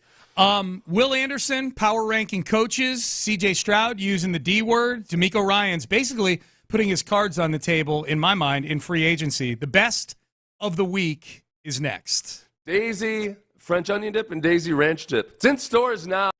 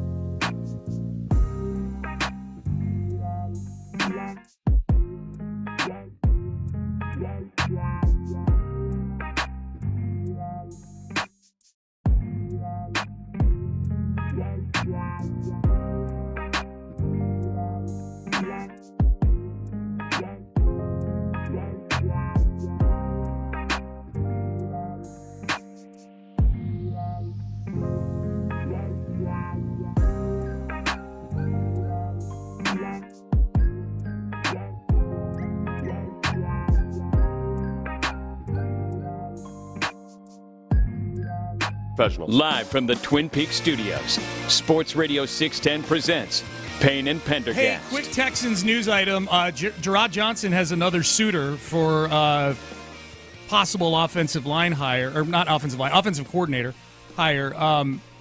The Pittsburgh Steelers are interviewing Gerard Johnson for their vacant OC job. This is courtesy of Aaron Wilson. Latest interview for Gerard Johnson. Steelers today, per a league source. Previously interviewed with the Saints, the Browns, the Eagles. Steelers have also interviewed Thomas Brown, the former OC for the Carolina Panthers. And they are going to interview Zach Robinson as well. So that's Gerard Johnson's competition there. OC job in Pittsburgh. Normally, Seth, I would say, well, that's a head coach that you know is in a stable situation because it's the Steelers, and yet it feels like there's a little bit of ricketiness now with Mike Tomlin's situation there. He's heading into the last year of his contract, and he was very brief with the media when that subject was broached following their loss to the Bills in the playoffs. It was just an odd it's odd to figure things with the Steelers when you're kind of in uncharted territory and even talking about either a coach not being retained or something. They've had 3 coaches in the last, is it 50 years by now? Between Chuck Noll, Bill Cowher, and Mike Tomlin. Yes. It's it's not an exaggeration. They just don't turn over coaches. So I don't know. It feels like for Gerard, might be the perfect situation where maybe Mike Tomlin is thinking about retiring. If you end up getting an offensive coordinatorship there, it depends on how you feel about Kenny Pickett and what have you. You could possibly step into, or at least have an opportunity or an inside track on a job in which coaches typically spend about 20 years. Yeah. If you want to go be coach for the Steelers. Well, and if you rehabilitate Kenny Pickett's career, they're going to want to keep the guy around who rehabilitated Kenny Pickett's career in some shape, form, or fashion, you would think. That's an interesting angle to that. Okay, so that's the latest news. Gerard Johnson, his 4th OC interview. We also don't know, though, by the way, if I don't know, maybe the new generation of Rooneys are cutthroat. I have zero clue about the Rooney family. Is there a young cousin that's going to take over who just hates everybody and everything? I don't know. And that's the thing. They've never it's a chicken and egg thing. Like, they've never really been put to the test as far as having to fire a head coach because they're never bad. Like, they're average and slightly below average some years, but they haven't had a top 5 pick in the draft that they've earned by being bad since 1970 or something like that. Right. But that's how it was under the previous generations of Rooney. What if there's like some young Preston Rooney, little spoiled prep school cocaine addicted fool who comes in, he's like, I don't think everybody. He's out there stealing dollar bills from orphans. Not like his grandpa used to give them out to kids. Yeah. Chad Rooney. Yeah. All right. Let's Tristan Rooney bans Greg Lloyd from the players' suite. Yes. I don't want any of these former I don't want any of these former Steelers sticking around. Text in the douchiest name you can think of to name this mythical Rooney that's going to be the end of the Steeler dynasty. All right. We had some good audio this week, and we're not going to have much for a while here because the Texans are done for the offseason. So let's relive some of this stuff, the most relevant stuff from the week, because I think there's some good things to dig into here. First, here is Will Anderson. Will Anderson might have a future in this business because this might have been the hottest take of the week on these airwaves right here. Bro, overly exceeded them. Overly. And I don't usually rank all the head coaches I've ever had. But, man, he's so up there, I tell you, bro. Like, he might be number 1, bro. Over Coach Saban, dog. Like, bro, like. Bro, but nah, man, he's just a great dude. He's a really great dude. And I tell people all the time, he said, how Coach Ryan? I said, bro, honestly, bro, like, I view him as a coach, but I also view him as a player. Like, I view him still as, like, he's just a captain on the team sometimes because that's the way he approaches us. Like, he approaches us like he still is playing the game. And I think that's why it's so easy for all of us to, like, comprehend and understand, like, how he operates and what he wants to get done because he commands that type of, excellence and expectation and standard through everybody throughout the whole organization. And, I mean, when you have a head – and he's he can coach you. You know what I'm saying? Like, he knows. Like, he's been in the league. He knows. And he knows how to coach. And I also think another thing that I respect about him, man, like the way he cares about his players, the way he loves his players. He wants it so bad. He just gives all that love and energy into his players. And I know it just makes us want to keep playing for him. All right, that's the hot take of the week. I'm surprised that hasn't popped up on any headlines or graphics on ESPN. Will Anderson, DeMeco Ryans power ranked ahead of Nick Saban. Yeah, I don't. I was kind of surprised at first that it wasn't a headline, even jokingly. And then I remembered, oh yeah, nobody gives a damn right now about anything other than the playoffs. Yeah. When the Texans were entering their what would be final playoff game with the Ravens, a couple little like tidbits from other teams' news popped up, and I'm like, What are these clowns talking about? Why do I care? What do I care what the Seahawks are doing right now if it doesn't involve their coaching search now that's or something? Us. Yeah. Even the coaching search stuff was kind of like, all right, whatever. I don't know. Yeah. Yep. But the non-coaching search stuff, I had no time or patience for it. Yeah. So hot taker Will Anderson ranking DeMeco ahead of Nick Saban. That was fun this week. That was the only thing about that was it wasn't like he ranked him a better coach than Nick Saban. He just said favorite. Mm-hmm. So, and I think on it, like, would you not be surprised if he said that Saban was his favorite coach of all time? Compared to there's a difference between best and favorite. Yeah, for sure. Sure. Yeah, like how much you like the guy. Yeah. All right, let's skip down to C.J. Stroud. He too loves DeMeco Ryans, and in the process uses the D word, and I don't mean DeMeco. I really appreciate him for the trust, because that's one thing, like in football, that's probably the main thing that you need is trust. You know what I'm saying? And I appreciate him for trusting me, and he knows that I trust him tremendously. Any decision he makes, like I know that it's at the forefront of what's best for the team, and I'm excited to build with him, man. I think it's going to be a great dynasty hopefully we build, and I'm excited for that. Dynasty. D word. Dynasty, dynasty, if you're sophisticated, yes. You know what I like about CJ? And I'm not trying to create anything here or anything, but I like that he says dynasty and he's talking about the team, whereas Deshaun would talk about legendary, and often it was just about himself. There was there's and this is CJ, honestly, compared to a lot of other just athletes or quarterbacks.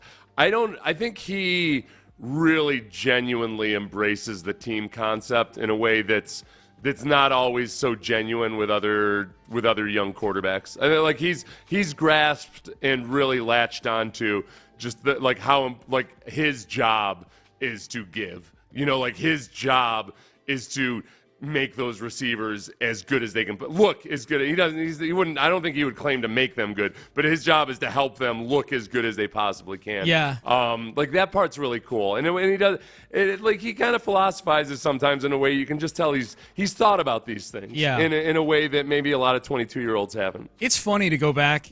And I may do this weekend now that the Texans aren't playing. You got time to do some stuff like this. Go back and look at some of the scouting reports on C.J. Stroud during the draft process. And I'm not just talking about the S2 test. That was silly. That was, in retrospect, really silly. Remember there was that period of time where there were rumors about his coachability, like how coachable is he and things like that. Yeah. And I think about that now and think about what you just said about CJ, lifting up people around him, stressing the team. And anytime that topic comes up, he always brings up his quarterback's coach from Ohio State. I don't recall who it was, but he always recalls that advice about, the job of the quarterback is to make people around him better. Like, he constantly cites things that various coaches along the way have instilled in him. And I think that's this guy wasn't coachable. Okay. Right. Well, I think that probably what happened, at least in some of those reports, because, who knows whether they're coming from actual scouts or just people that have covered the team or what have you, is that both Ryan Day and CJ have been pretty open and honest about when he first was quarterback, he didn't really understand the weight of the role, the responsibility, all of that. And Ryan Day taught him. And I think maybe had some difficult conversations with him, but CJ says that, he learned, how important his body language was, all of that other stuff. He talked about that in this press conference now, how important it was for him to be there on exit day, being positive and showing positivity, and remember that that's what guys are going off into the season with. So I wonder if sometimes when people want to fall in love with the fairy tale of the golden child quarterback, they want something which is a bad thing. Is they want somebody who's never had adversity. You fall in love with the concept of the guy that he was always the perfect kid in high school, and then he was the perfect kid in college, and then he was the perfect quarterback in the NFL. And I think I'd prefer a guy that's gone through some adversity, and some of it's self-imposed, but then learned and overcome those obstacles before he gets to the NFL. Always. And I think that's where CJ has been. But I think that's probably the genesis of some of those rumors was just when he first took over as a starting quarterback. All right, last one here, DeMeco Ryans. We've heard from Will Anderson. We heard from C.J. Stroud. DeMeco Ryans, man, the more I listen to this cut, the more I'm already bracing for some of the headlines during free agency. Here was DeMeco Ryans making no secret about where they are going to spend their resources. The front, again, is everything for me, and we'll invest a ton of resources into the front. If you want to play good defense, your front has to be elite. And that's why I envision us playing elite defensive football. We have to get better there, and to get better, you have to invest the resources there up front. I think I think during free agency, we're going to get a big signing on the defensive line. You think so? I do. Yeah. I do. There's names out there that are available. There's money to spend. And if we recall, the last time DeMeco Ryans was this open about what the team's strategy was going to be at positions of importance was when he basically said, there's two quarterbacks. We like them both, and we'll get one of those two. I'm paraphrasing, obviously. But when he basically just flipped his cards over onto the table and showed everybody, we're taking, essentially said we're going to take one of these two quarterbacks with the second pick in the draft. I think there's some caginess to DeMeco sometimes during the season. As you pointed out, he kind of Southern Belled the whole blitzing thing and then blitzed the Ravens like crazy. And then, the Stingley thing. You did both. Yeah, both. But why would we ever do that? We never have our top corner follow a receiver around, and then Stingley does that the whole game against Amari Cooper. I think it might be different. Personnel, I think it's just different. You're not trying to dupe anybody or anything like that. I mean, depending on which power rankings you trust or what have you, it might not be Dallas Turner is one of the top-ranked edge rushers from Alabama, mind you. Yep. So this team can't get themselves enough Alabama players. But it's not it's not a year in which you're that you're absolutely 100% blown away by all the defensive linemen available in the draft. Where as of right now, there are some free agents out there who probably will become free agents. Usually, you look at free agency rankings right now, and it sucks because usually 50 to 75% of them get franchise tagged or re-signed by their own teams. But it's kind of playing out this way that there might be some nice names out there in free agency. I mean, it's going to cost. I mean, it's going to be $20 million a year for some. Christian Wilkins is on. Chris Jones is on there, but the price of poker for that is going to be too high for me, I think. And he's an older player too. He's a force multiplier, though. He is. Yeah. That's one of the big stat head geeks. You know what? I like force multiplier because I think that's something that stat heads like to use when they can't actually put a number on it. Everybody's better when he's out there. He's a force multiplier. Okay. What's the one they're using for zone blitzing now? A sim blitz, simulated pressure, blitz. simulated sim pressure, simulated pressure, It is. You know what? It's to be fair, there's a difference between a fire zone and a sim pressure. So whatever. Okay, don't go. They're faking a blitz. Yeah. Sim force multiplier, nerds. You nerds. All right, you're listening to KLT and KLT HD2 and Odyssey Station. The 8 at 8 o'clock. Let's get you guys your 8 stories that you need for the day. One. Thank you. DeMeco Ryans, he is the Pro Football Writers of America Coach of the Year, the first Texans head coach to ever win the award. Goes back many, many, many decades. The big question now, does DeMeco Ryans win the AP Coach of the Year? That's the one that's the most recognized one. That's the one that will get handed down the week leading up to the Super Bowl, I should say, at the NFL Honors. Four Houston Texans nominated for their respective awards. C.J. Stroud and Will Anderson, Offensive and Defensive Rookie of the Year. They're among the 5 finalists there. DeMeco, Coach of the Year. Bobby Slowick, Assistant Coach of the Year. So those guys will be Will and CJ will be there at the NFL Honors Awards, I would guess. I would guess so, too, yeah. I think sometimes coaches and executives love to act like they're too busy to attend stuff like that, so I'm guessing they won't be there. Mm-hmm. So I remember one year after the Bucs won their Super Bowl, I remember John Gruden sent a video message, and they're grinding too hard to partake in stuff like that usually.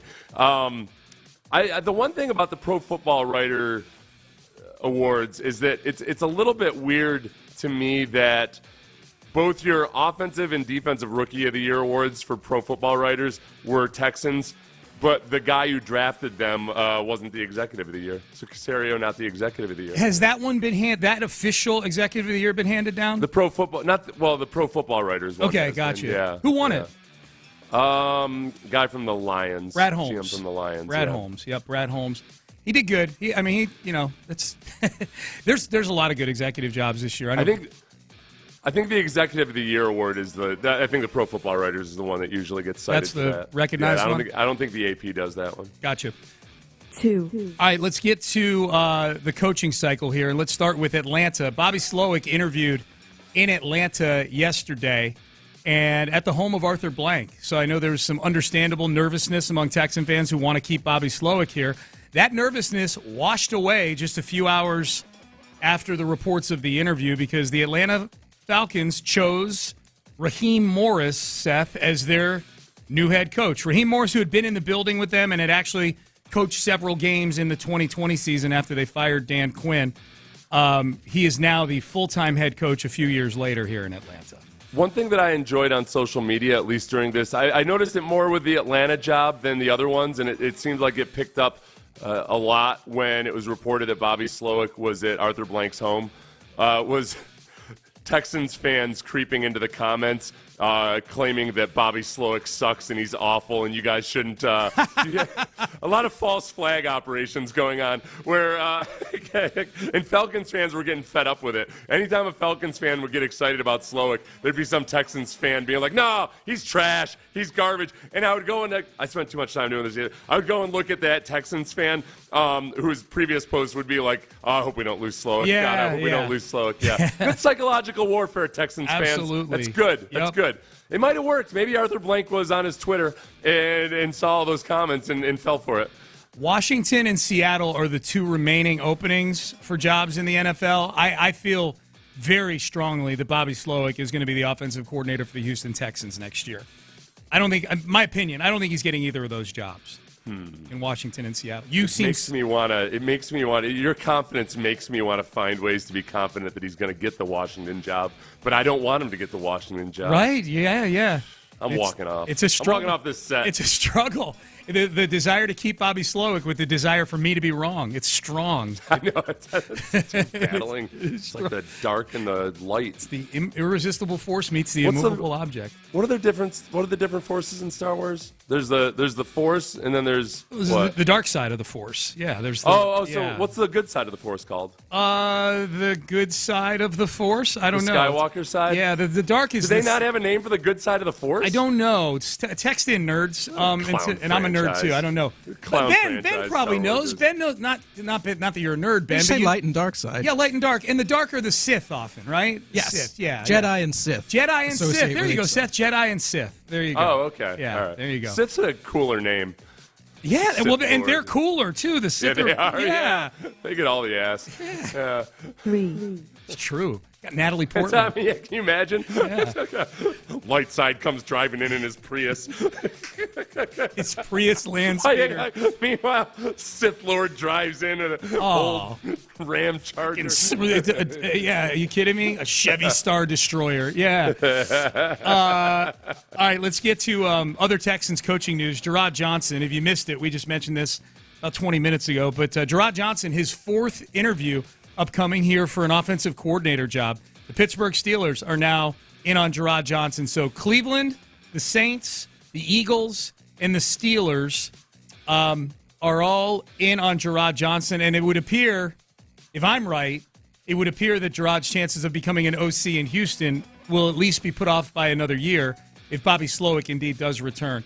Would you, like Saints, Browns, Eagles, Steelers, if you were Gerard Johnson or you were in his camp, would you be looking at any of these jobs in particular saying, oh, yeah, got to get that one? Saints, Browns, Eagles, Steelers? Yep. Saints, Browns, Eagles, Steelers. Boy, Browns, Browns, you're not calling plays. That's the only thing. Stefanski calls the plays. Yeah. Eagles, the reclamation project would, and you get to be. That might be the quickest. that might be the quickest avenue to a head coaching job too. Yeah. If you go in and get Jalen Hurts looking like he did last year. You've seen it with Jalen Hurts before. 2 years ago. Yeah. Yeah, you can go back and tweak. I bet he's probably looked at it and thought about, like, okay, maybe this is what was different. And yeah, I would take the Eagles. 4. All right, other head coaching news, another vacancy filled. Dave Canales hired as the head coach in Carolina. So the job that was widely thought of to be the worst of the openings this go-around because of the owner, I think makes a pretty good hire based on the guys that were probably going to be interested in this job. I know a lot of big names interviewed for it. I think Vrabel interviewed for it. I can't imagine Vrabel and Dave Tepper in the same building with each other. But I think Dave Canales, who, for those who need to get up to speed, he was the OC for Baker Mayfield this year, and Baker Mayfield had his best season as a pro. He was the quarterback's coach when Geno Smith resurrected his career in Seattle. And now they're looking to resurrect the career of a guy who's been in the league for 1 year, Bryce Young.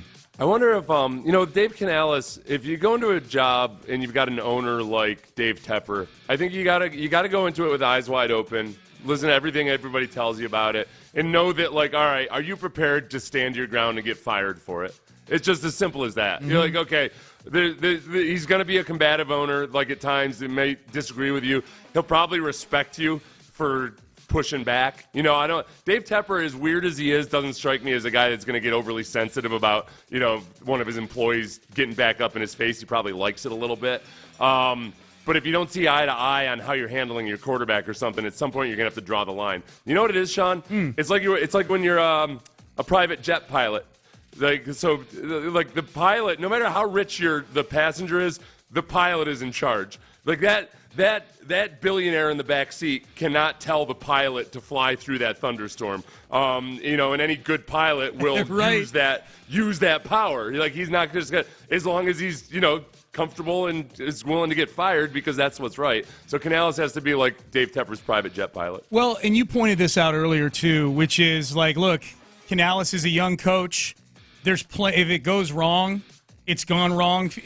If it goes wrong, we're at the stage now where when it goes wrong in Carolina, the rest of the league realizes, like, okay, well, that's just a toxic situation. Like, that's a bad situation. And I would understand Dave Canales going and getting a payday. The other thing about Dave Canales, though, is, too, he's not that young. He's 42. And these guys are... He looks younger. I'm so blown away by how much different football coaches look today than they did when I was coming up. Like, they're so much healthier now. I think the amount of exercise done, I think maybe an emphasis on sleep. I think they still don't get enough sleep, but they prioritize it more than coaches used to in the past, where it was almost a point of pride to get like 2 hours of sleep in a night. And then just less smoking and drinking too. It's just it's impressive. I think it's a microcosm of society. Don't you feel like everybody, like the various ages now look younger than they did, say, 20 years ago, I think smoking is probably the biggest difference. Right. In society at large. Yeah, there's no secondhand smoke. Really, really ages fast, everybody when you're around it all the time. You don't even need to be smoking yourself. You know what I mean? Like bastards smoking in diners and things like that. That used to be the worst part about going out, was like you'd feel like crap the next day. And I never realized how much of smoke it was until I went to visit my brother in California when they were the only state that had banned smoking in bars. And I remember I went out one night and I woke up in the morning and I'm like, what is this feeling of, like, I could actually wear these clothes again? Right. Like, and my head feels clear. What the hell? Yeah. I think now, like, God, did I go to bed smelling like smoke some nights, like that bad? Like, if I were somewhere with smoke now, I shower before I go to bed anyways, but I'm sure when I was much younger and drunker, I would just pass out in my bed. I'm like, God, did I pass out with this much smoke musk on me? Ugh. I don't know if it's changed in the last few years, but in League City, it wasn't like you could smoke indoors in certain establishments. There's still places like that around here. Yeah, and you walk in and you're like, holy crap. Yes. But I get a little bit nostalgic for it. It's enough now that if it was my everyday bar, I might not like it. In small doses, But yeah, when I smell, like, oh, Dad. Yeah. I gotta put on some Pearl. Dad. Why do I want to put on some Pearl Jam right now? I don't know. Yeah. You get nostalgic. 5. All right, Kayshon Boutte. He is, of course, former LSU wide receiver, soon to be former New England Patriot wide receiver, I might guess here. He's 6th-round pick of the Patriots, who was at one time viewed as one of the best wide receivers coming out of college.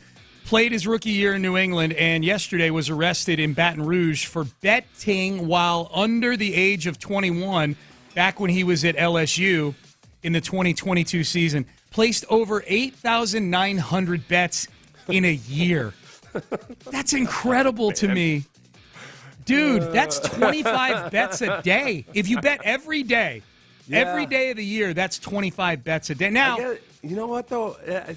Go ahead. Probably a lot of live wagering going on where you're in-game and you're placing bets, and so that speeds things up, I guess. That's the scary thing about the cell phone part of it. I mean, it becomes like a slot machine, doesn't it? Yes. It's, the fact that you can do it on your smartphone, it's got that addictive quality and the ease with which you can do it.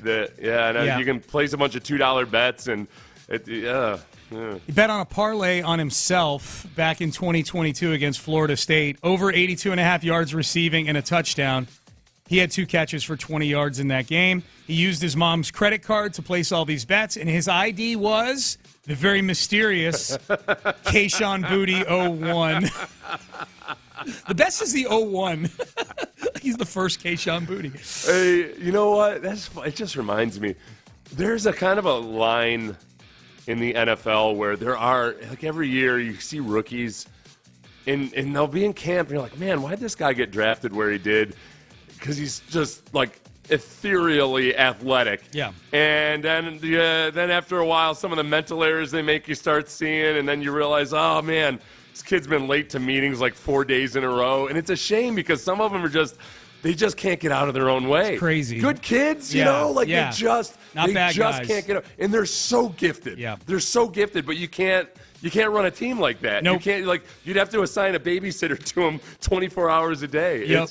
It's too bad. And Kayshon Boutte might be one of those guys. Maybe he'll figure it out though. Who knows? But the point, using his own name is the big. That's the tell. dumbest thing. He just just not smart. One other story out of the wagering community: the National Fantasy Football Championship acknowledged Wednesday in a post on its website that an employee used internal controls to make advantageous changes to a contestant's roster after games had kicked off. This is a fantasy contest, Seth, involving playoff games, and you had somebody inside that company. The prize, by the way, is $152,000. And you had an employee inside that company going and basically changing a roster of a contestant after the games had started. What does that mean? They've put Travis Kelce in somebody's lineup after he had scored a touchdown in a playoff game. Oh, wow. Yeah. Wow. The games had started already. They were putting players in who had scored already. Oh, my God. Into these people's lineup. Yeah, man. The other side of... Okay, so the other side. Now we look at the other side of sports gambling, where a lot of people were worried that somehow the big casinos getting involved would make it dirtier. It's the fact that nobody wants there to be cheating less than the big gambling houses. Right. Like they put a lot of. So this is not a big gambling house.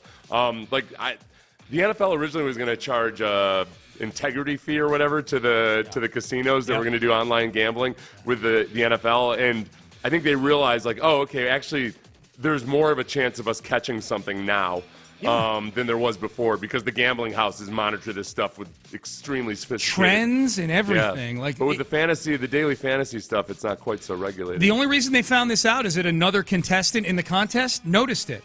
That they were right there neck and neck with this team that had their lineup rejiggered, and if it hadn't got reported by this other team, it would have gone unnoticed. So that's kind of scary.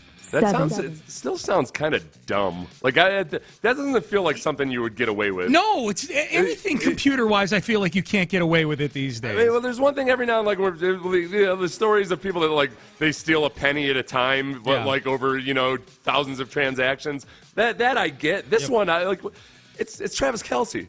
He's a Swifty numero uno. He's the first Swifty. Yep. Yeah. 7 and 8. Yeah, we're done. We I forgot we have max picks. I didn't forget, but we needed to save a little time. So 7 and 8 will be max picks. Write that down in case nobody has come up with the first Swifty yet. Right here. Like First Lady, but for Taylor Swift. The first Swifty. Yeah, he's first Swifty. It's a title. Capital F, capital S. I like it.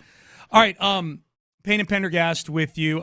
Before we get to Mac's picks coming up next, another team in the AFC South that is thought to be thought coming into last season to be one of the better teams. Is there concern with this team about their foundational players moving forward, that they will be sticking around? We will have that for you coming up next. But first, let's get to it. The owner and founder of Gallery Furniture, Mattress Mac, Jim McIngvale, joining me for Mac's Picks. And we do this each and every week. We got AFC, NFC title games coming up this weekend. And Mac, I know you've got the big twofer promotion going on right now that certainly caters to Houstonians that love basketball and baseball. We sure do, Sean. It's a twofer promotion.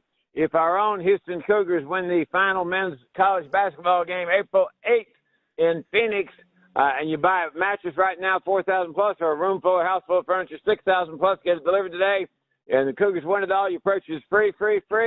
And if the Cougars don't win it all, then your purchase carries over to another win it all promotion with our very own Houston Astros, been in the American League Championship Series the last 7 years in a row, and just added an ace relief pitcher, the best relief pitcher in the game. So it's 2 for 1. If the Cougars win, you get your money back. If the Astros win, you get your money back. Never been a better deal than that. Not with Josh Hader on the mound. There's never been a better deal than that for sure, Mac. Absolutely. All right, let's get to these two.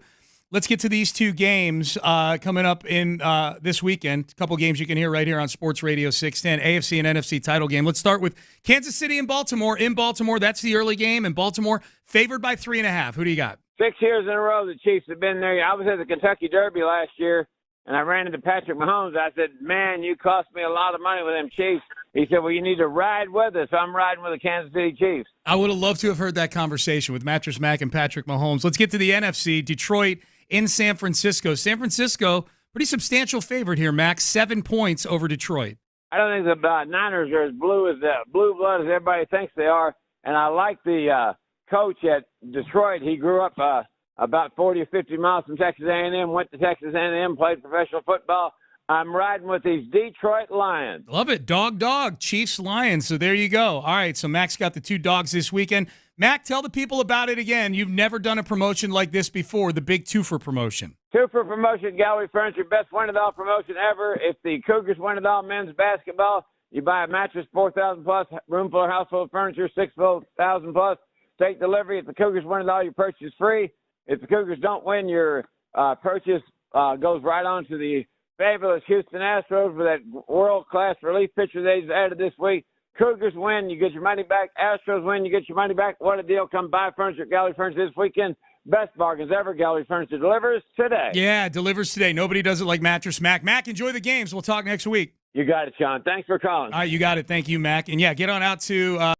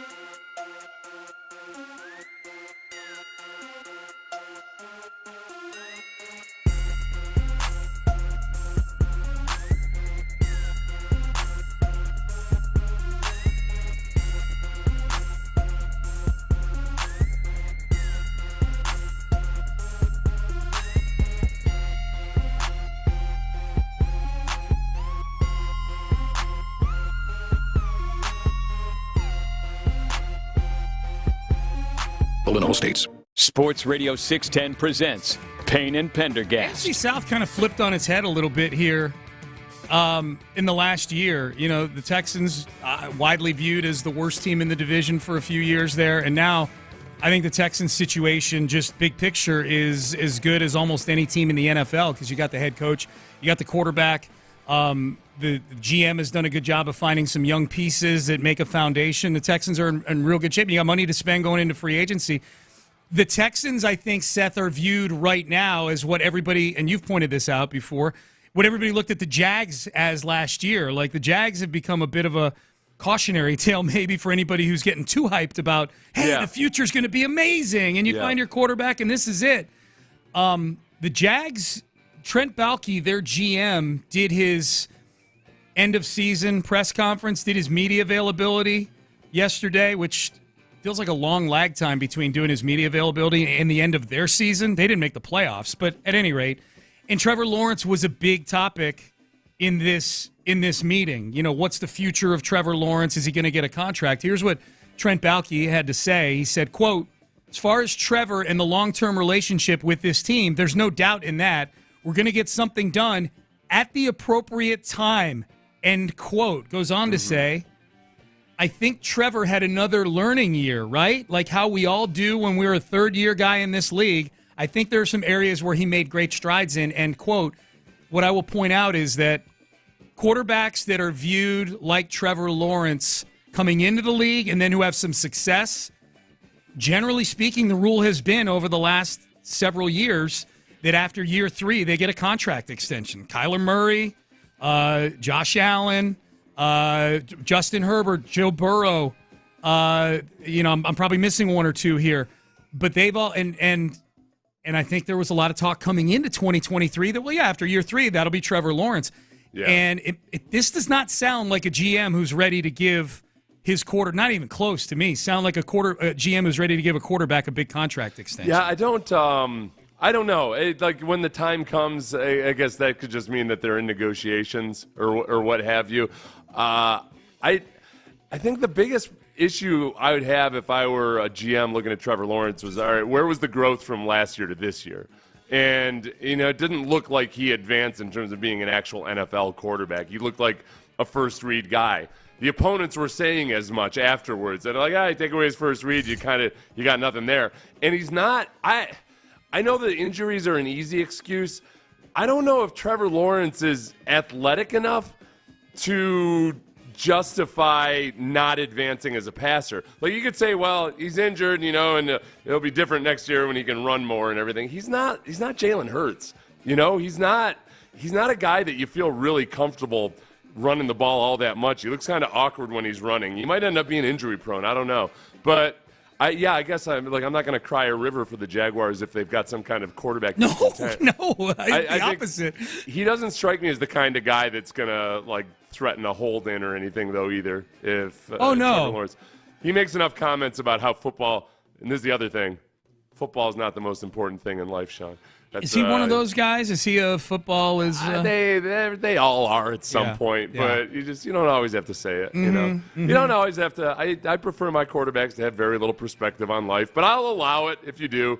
CJ unfortunately has some perspective on life. Sometimes I worry about it, but maybe that'll change. Maybe he'll grow less mature. Yeah. Don't do it, CJ. I hope they sign Trevor Lawrence to one of those deals. I'm not a big Trevor Lawrence guy. Yeah.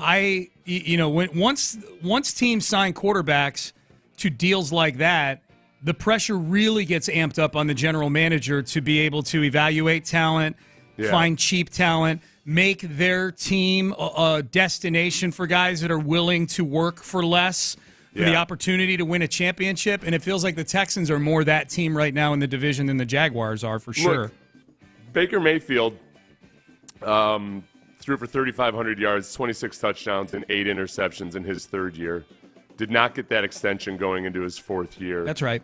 Made the playoffs and won a playoff game too. By the way. And in Cleveland. So that was a topic of conversation that year going into that season. Mm-hmm. And Baker Mayfield seems like the kind of guy who might be most likely to raise a stink about being in that situation.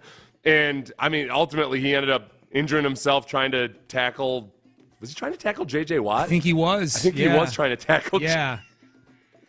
It felt like he was. Man, we may be all the Will Levis type things to do. We may be conflating that with a different Baker injury. Yeah. Oh yeah. No. Yeah.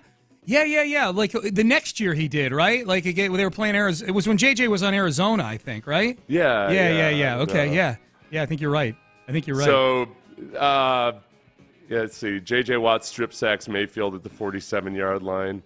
And then I think, and then Baker tried to tackle him. Yeah. JJ afterwards said he probably wasn't feeling too dangerous the first half. Quote from JJ. Okay. Wow. Okay. Well, that's. Oh no, that was when JJ was with Houston. I don't remember that at all. Okay. I think JJ got hurt trying to tackle somebody and hurt his shoulder. At any rate, enough of JJ. Back to Trevor Lawrence. So Trevor Lawrence. Trevor Lawrence, Trent Baalke basically saying, learning year for Trevor. I feel like Trent Baalke's saying things about Trevor Lawrence that you don't necessarily say about someone you're going to give $250 million to in the next few months. He's not saying like, we love him, we need him, we want him, he's our guy forever. Calls it a learning year and says he made great strides this year. He didn't do the little heart thing that Travis Kelce does to Taylor Swift or anything. He did not at all. Nope. He also talked. Yeah. Okay. So then in that case, then you're a little bit worried that they won't give him that extension. Yeah. Well, yeah. This is my point. I think the Texans are in a great spot in the division right now. That was your main competition. Is your main competition right now probably Jacksonville? I would think. Yeah. Indy's. We'll see what Anthony Richardson is in Indy, and Tennessee is going to be trash this year. I firmly believe that. I don't know that there's a bad scenario for the Texans because either the Jags bail on Trevor Lawrence and they have to start over again, or the Jags commit to Trevor Lawrence. And I don't think they're going to bail on Trevor Lawrence. Like, Trevor will play out his rookie contract, and then they'll make decisions on him. But I just don't feel threatened by the Jags, I guess is what I'm saying. They can commit to him. I think that's great. If they don't, then show me what their solution is at the quarterback position. It's a team that's... So he kind of that's what he said about Trevor Lawrence. This is what he said about Calvin Ridley. Calvin did some good things. I love Calvin Ridley. He's all ball. You guys and gals that were able to see at practice, he said gals, that he loves to practice, loves the game, loves to play, and loves the game. That sounds like he loves Calvin Ridley and hates Trevor Lawrence. If I'm going to read these quotes. Calvin's a free agent too. Mm-hmm. He's a free agent too. Would you say that trade worked out for them, the Calvin Ridley trade? I mean, they didn't give up much. They didn't give much up. They didn't give up much at all. But the team backslid. I think that it was. It's weird. I don't know. He didn't do what people were afraid he'd do when they saw the highlights of him in training camp, and then somehow him sitting out, not with an injury, but just because he gambled, was the excuse for it. I'm not buying that. I think there's a little maybe a bit of a pattern of all right.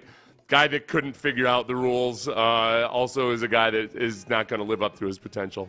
Yeah. They mentioned Josh Allen in here, too, and I'm bringing this up because I think there's a lot of Texan fans out there that would be interested in bringing Josh Allen in if they don't bring Jonathan Grenard back. Baalke is pretty confident on the Allen front. He says that Josh will be a Jaguar. They haven't begun contract talks yet, however, but Baalke says, quote, those negotiations will start. I know Josh wants to be here. I know we want him to be here. Can we come to a number that works for everybody? That's the key. I'm going to tell you right now, like, Josh Allen if he doesn't sign a deal, he is getting franchise tagged. That's how I read that. Josh will be a Jaguar. Like, you can emphatically say that when you have the franchise tag available to you. Yeah, there's very few edge rushers that are unless they have injury issues or you've got extreme salary cap issues that end up on the open market. They hit the market. Yeah. Yep. That's why Mario Williams hitting free agency that year still remains kind of an oddity in NFL free agency history. Yeah. That's how he became the highest paid. Like, he wasn't the best defensive lineman at that time, but he was the highest paid because he actually hit free agency. Yeah. Like, nobody, edge rushers like that hardly ever hit free agency. And yeah. I wonder how much J.J. Watt had to do with that. That was after J.J.'s rookie year. They had a lot of Connor Barwin and Brooks Reed and Arian Foster had gotten paid. Like, there was just a lot of they had to let go of. I mean, that was why Eric Winston left too. Exactly. And I mean, like, there were different levels of guys who had to leave, and free. Like, Eric wasn't, at the same caliber as Mario Williams, but still, they had to make those hard decisions. Yeah, they had to move on. They had to pay Matt Schaub. Okay. They did. They had to, Sean. They had to. They had to. And then a year later, he's throwing pick sixes everywhere. All right, so yeah, the Jags being in a little bit of disarray. That's good news for me, right there. Let's see. Text message here, 713-572-4610 if you want to get in on the text page. Dave Canales is awesome. This is the new head coach of the Panthers. He bought me Panda Express at the airport one time, just being nice because I was in line behind him. That's from Irwin. Oh, wow. Do we believe that Dave Canales? Irwin's a guy our age, too. It's not like he was just buying it for some kid, that looked like he needed the money or something. He was buying it for an Irwin who looked like he needed the money. Have you ever had anybody anonymously buy your meal or buy something for you at the grocery store or anything like that? Just the drive-through. I've had it before. Okay. Like the person in front of you said that guy. Yeah, okay. I always do. I'll pay it back, too, but I always check first. Like if it's like a van, if it's a church van or something, I check the denomination, and then maybe I will, maybe I won't. Not buying for these Lutherans. I always feel bad. I want to send them a thank you for doing it. And then it gets awkward because I'm like, can you show me their credit card so I can get their name and send them a thank you? Like, no, sir, I'm not going to share their credit card information. Oh, come on. There's one person that comes by the pregame show every week that's interested in he's probably listening right now, so I'm just going to come out with it. He's intrigued by one of the women who work for the Texans, and he continues to ask me to get her name, and I'm not going to do it. No.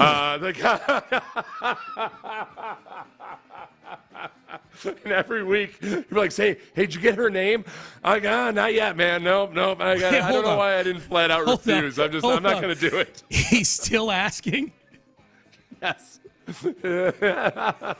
Okay, how many times do you have to ask before? I don't know. Well, it's my fault because it's one of those things I didn't quite know how to respond at first. I was like, I don't know. Yeah, I'll find out. I'll figure it out. And I didn't think anything of it at first. I thought maybe he just he was curious about who it was because he recognized her or something. And then maybe after 2 to 7 times, I thought, all right, maybe this might be a bit much. Probably a little something extra. I got to go give that lady an alert. Yeah. All right, Payne and Pendergast with you. It is a Football Friday. Top of the hour, we'll dig into some of the storylines for the AFC and NFC title games. Bunch of Texans nominated for awards. We'll handicap these, but also the other awards that there are no Texans. Who would our vote be for some of these? MVP, Offensive Player of the Year, Comeback Player of the Year. I have a vote that may be unpopular for that one. That is next. Johnson Fitness and Wellness is America's largest specialty fitness retailer. That means they have an incredible supply of all the equipment you want and need to fulfill your goals in 2024. Ellipticals start at just $5.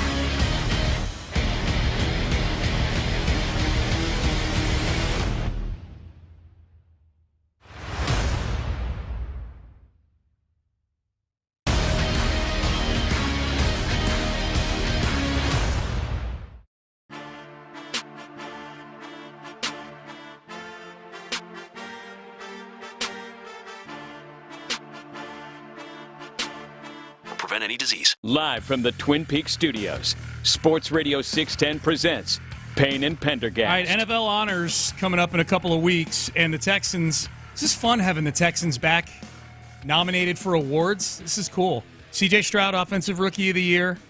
Will Anderson nominated for Defensive Rookie of the Year. They've got the 5 nominees for each of these. C.J. is going to run away with his. Defensive Rookie of the Year, Will Anderson, Jalen Carter, Joey Porter Jr., Kobe Turner, and Devon Witherspoon of Seattle. Those are the 5 nominees. I actually feel decent about Will getting that thing. I think the late surge here and the kind of the others falling off a little bit. Yeah. I feel decent about Will winning that one, actually. Yeah, I think the Texans, as they approached the playoffs, they became more and more of a darling. And then, because it is a regular season award, it's interesting that the final regular season game against the Colts, Will Anderson didn't have a really prolific night, but they talked about him on the broadcast a lot. People were made aware of his stats and all of that other stuff that goes into it. So I think if you play in prime time and when you're talked about, it almost doesn't matter what the actual performance on that given night is. It brings a certain more a shine and a veneer to you that wasn't there before. Well, it also brought attention to the fact that he was playing hurt. And I think that's call. I think that probably factors in with some of the voters. Either because they'll give him a pass or because he's toughness. He's displaying toughness. He's playing hurt. Well, meanwhile, Jalen Carter, I'm sure, was playing just fine, except that he was on a team that was falling apart at the seams, the Philadelphia Eagles. So that might have been enough to push Will Anderson over the top. Yeah. The 5 finalists for MVP of the league: Josh Allen, Lamar Jackson, Christian McCaffrey, Dak Prescott, Brock Purdy. I think, Seth, in a weird way, and maybe I'm being disrespectful to the players. In a weird way, these 5 finalists for MVP indicate just how weird and kind of wide open of a year it's been. I think Lamar Jackson's going to win it pretty handily. But you look at the other contestants, Brock Purdy. Look, Christian McCaffrey's a nominee too. So Brock Purdy is the classic. He might not even be the most valuable player on his own team. Yeah. Dak Prescott, they want to run Dak Prescott out of Dallas. He had a good regular season, but he failed in the postseason. Josh Allen's OC got fired halfway through the season. He's a finalist for most valuable player in the league. Well, the OC got fired, and yet that's how weird the Bills were. You're right.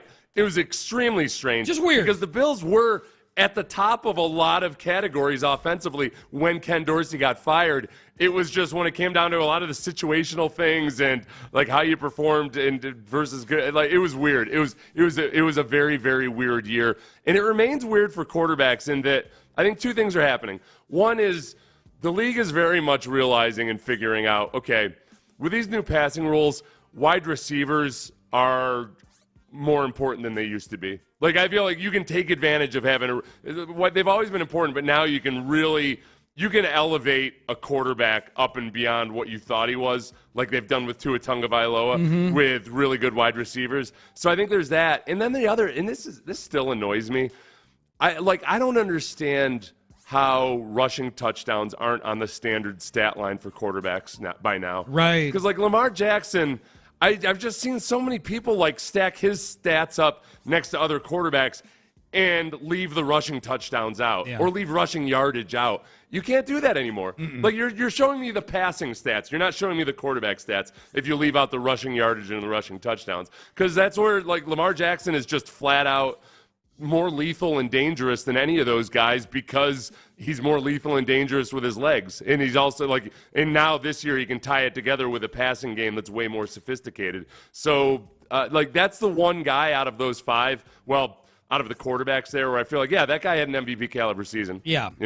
I feel like Dak had a few games that were kind of robbed from him by his own defense, where he had game-winning drives, but there was too much time left on the clock. For when you've got a defense that's supposedly one of the best in the league, you should be able to get a stop at the end, and yet they couldn't. So I feel like I think the narrative on him wasn't quite as good as it could have been if his defense had held up. Who's your pick? I'm really curious about this with you as a former defensive player, and since there's a bunch of defensive linemen on this finalist, or at least 3 of them.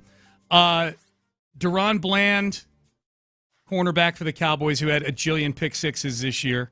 Max Crosby, Myles Garrett, Micah Parsons, T.J. Watt, Defensive Player of the Year. Who would you vote for? Not who do you think's going to win. Who would you vote for? Who was the best defensive player in your mind out of those guys this year? I would have to look at Myles Garrett. He fell off. He didn't fall off necessarily. He was getting a lot of pressures, and it's that classic, like he was getting pressures but not sacks, but sacks are what people care about. But with him, I think his injuries were actually keeping him from completing the deal. But I'd probably go with Myles Garrett. Yeah. Who are the other ones? Deron Bland, Max. Oh, there it is. Sorry, I was on the wrong link. No worries. Okay. Yeah. Yeah. Max Crosby, Micah Parsons, yeah. T.J. Watt for the audience. Yeah. So you'd go Myles Garrett. I don't know if it's Micah Parsons or Myles. I kind of like Max Crosby if you want to know the truth. He annoys me. Micah Parsons. I'm going to go with Micah Parsons. Micah Parsons? Yeah. I'll say this. No. I'm going with Micah Parsons for sure. Okay. I'm going back through my Rolodex of games that I watched him play this year. Yeah. And including in that playoff game, I know he didn't have any stats, but he had a couple of the most phenomenal plays against the run I've ever seen where he didn't actually make a tackle. I'm going to vote for Micah Parsons because I enjoy watching Micah Parsons play football. I do too. I do too. I'll say this: the two that are on here the Texans faced this year, Texans did a hell of a job against both of them. Myles Garrett, Laramie Tunsil, shut him down. And if you recall, back in Week 4, with a makeshift offensive line that didn't have Laramie Tunsil out there, T.J. Watt had 2 tackles and no sacks in that game. Good job, Houston Texans. The favorite is Myles Garrett, followed by Micah Parsons. Okay. Offensive, followed by T.J. Watt. Offensive Player of the Year: Tyreek Hill, Lamar Jackson, CeeDee Lamb, Christian McCaffrey, Dak Prescott. Who gets the Seth Payne vote for that one? Okay, so we do that thing where you get the MVP as a quarterback, but then there's an offensive player of the year who, even though the MVP is a quarterback, he's not they do that thing, right? Yeah. This. And there's 2 quarterbacks that are finalists for this, but it feels like it always goes to the most valuable non-quarterback on offense. This is the award for, most valuable non-quarterback. Right. Okay, so it's not going to be Lamar Jackson. Or Dak. It's not going to be Dak. Well, okay. Christian McCaffrey. Christian McCaffrey be yours? I think it's a fair choice. Led the league in rushing. Yeah. Mine would be Tyreek. Awesome offense. Mine would be Tyreek. I think Tyreek. Tyreek is the cheat code that unlocks that Miami offense. I've long thought, even when he was with Kansas City, that he's the most valuable non-quarterback in the league. So until he's. Tyreek Hill does more individually for his offense than Christian McCaffrey does. I could see your point there. Yeah. Because he does Christian McCaffrey. Okay, you know what? Christian McCaffrey did the Kevin Durant thing. But you know what? Kevin Durant can be the MVP. I don't care. Well, he didn't choose to go to San Francisco, though. They traded him there. Durant consciously said, I'm going with that team that killed everybody this year. Okay, he didn't do it specifically the same way, but he went to the Bay Area and he joined a team that was already really good. Fair. Although not championship. They didn't win They hadn't won a championship yet. Okay, my most controversial take that people are not going to like, I don't think Damar Hamlin should win Comeback Player of the Year. No, I think a lot of people agree with you.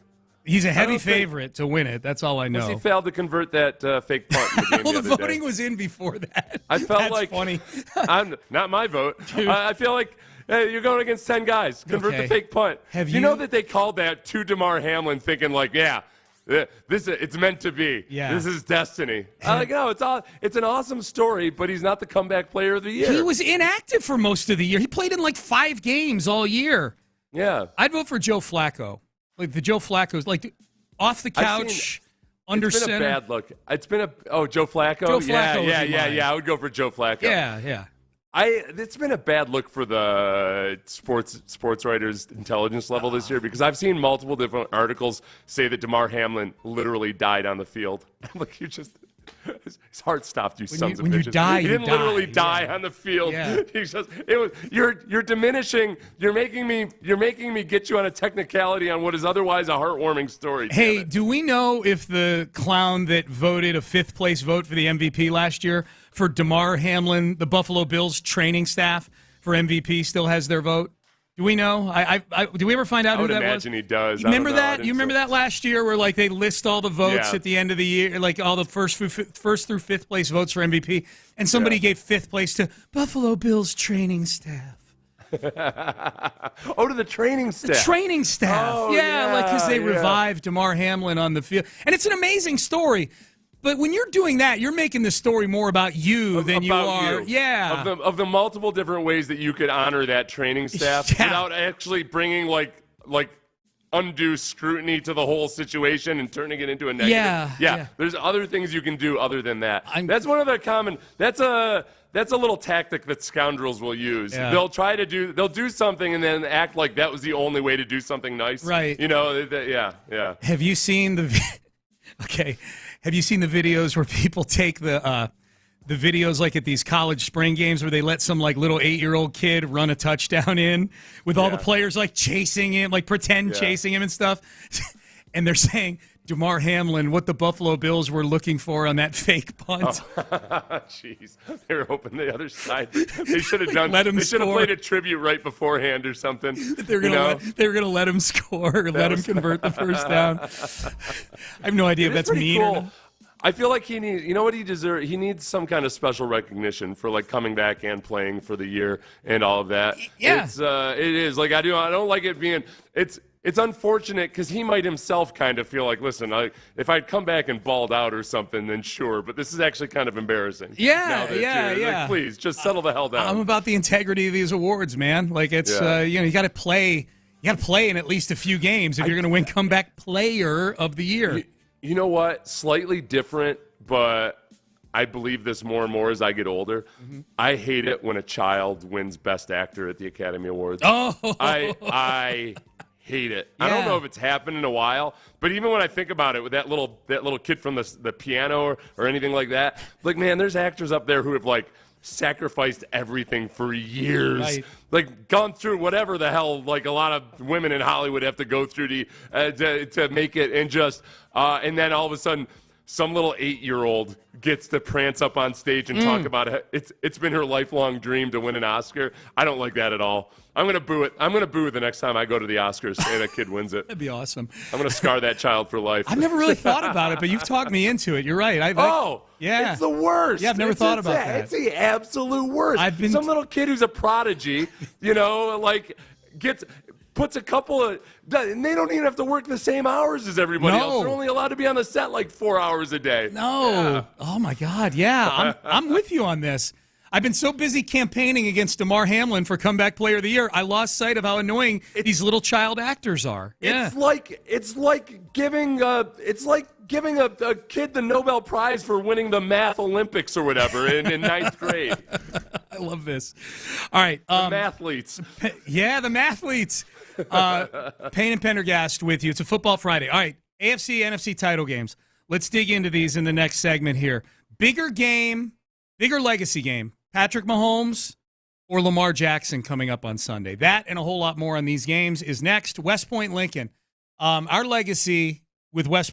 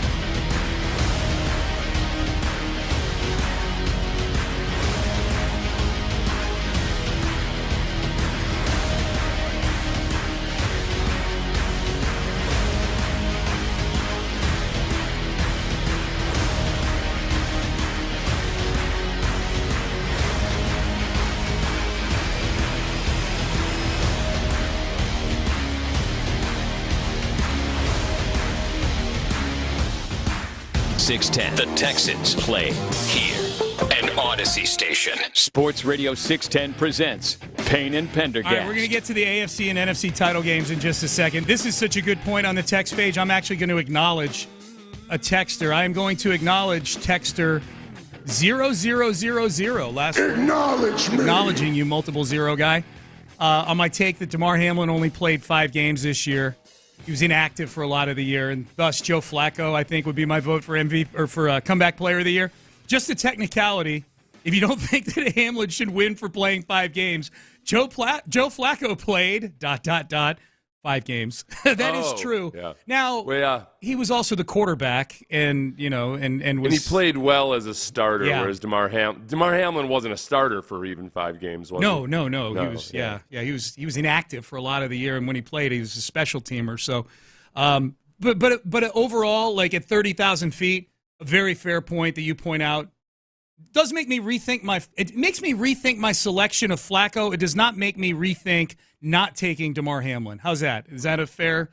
That's fair. Is that a fair fence to straddle? Analyze it. Yeah, I didn't even know who the other favorites for comeback player of the year. The other finalists. Do I still have it open here? I don't. Baker Mayfield was one of them. Oh, here they are: Joe Flacco, DeMar Hamlin, Baker Mayfield, Matthew Stafford, and Tua Tagovailoa. Stafford wouldn't even admit he was injured last year, so I don't accept that. Okay. Yeah, no. Baker's a good one. Baker's a good one. Yeah. Although he's coming Tua back because he stopped getting concussed so often. I suppose. No, not Tua. Okay. Yeah, I would go for Baker. I'm going to go for Baker on that one. And it wouldn't be a popular one either with him over DeMar Hamlin. That would be, I feel, for Baker's sake, since I think people love to hate him, and I go back and forth myself on him, his insurance company, or his insurance ads actually were swung back in his favor. Yeah. I vote for Baker, except that I feel bad that he'll get hate for beating out DeMar Hamlin. Yeah. Well, he'll be okay. Probably from cardiologists. He's cardiologists. The cardiologist guild will come after him. Cardiologists and people that say DeMar Hamlin literally died on the field. Yeah, Right. The people that claim that DeMar Hamlin died. Literally died on the field. Bigger game this weekend individually for Lamar Jackson or for Patrick Mahomes? Oh, Lamar Jackson. Lamar Jackson? Okay. Yeah, I mean it's he's never won it. There's still the narrative that he can't. There's still the narrative that he can't play well against in the playoffs because people won't acknowledge the Texans were even a playoff team. So, or because he had a bad first half, and he didn't even have. It's not like he had a bad first half. He got shelled by the blitz and had a rough stretch of 3 series where he went 3 and out. Yeah. But then they poured it on in the second half. I'd say Lamar Jackson. I'd say Lamar Jackson just because it'd be the first for him. He'd now be inside the velvet rope of guys who have made a Super Bowl. Josh Allen hasn't been there yet. There's other young quarterbacks haven't been there yet. I guess if I were to play devil's advocate here and make an argument for this being a bigger game for Mahomes, is that Mahomes is the one quarterback of this era who is doing things where he can actually have conversations about being the greatest of all time with Tom Brady in a few years. Yeah, well, and he's doing them faster than all those guys. That's the thing. Yeah, for him to be regarded as the absolute best, doing them at the pace that he's on, right, and the number of MVPs he's had, all that already, then it does matter for him. If he wins, he gets to a Super Bowl for the 4th time in 5 years. Made it to the AFC title game the other 2 times he didn't make it. He lost to the Patriots in 2018 on a play in a game where Dee Ford lined up off sides, and that cost them the game. And then he lost to Joe Burrow and the Bengals in 21. But he will have made 4 Super Bowls in 4 Super Bowls in 5 years. Sorry, 4 Super Bowls in 5 years. Tom Brady did that at the end of his career and won 3 of those from 2014 to 2018. He won 3 out of the 4. So it keeps Mahomes alive for something that only Brady has done. And Mahomes is doing – Brady did that at the end of his career. Of course, he won 3 at the beginning of his career too. Yeah. But to your point, Mahomes is doing things over the first 6 years of his career, especially if he wins this 3rd Super Bowl, that Brady can't even say he had done. And he's probably still got 10 more years to go after this. I wonder though, and if he doesn't get this one, you look at the race for greatness. Brady had won 3 early in his career. Then he went into a lull where all they did was make stinking AFC championship games every single year. Like, it was weird. It was weird. They were in their down stretch, but they still went to the AFC championship game about every year. They just couldn't win any Super Bowls. Yep. But if Mahomes, see, now the difference then was that Belichick was still a relatively young man compared to where Andy Reid is right now. And you could look at this Chiefs team and say, okay, well, this defense is legitimately really good, but they're having a hard time filling a team around Pat Mahomes and that quarterback-sized contract. Yep. And they might lose Chris Jones this year. Big part of that defense being as good as they are. Yep. What's the likelihood that they continue?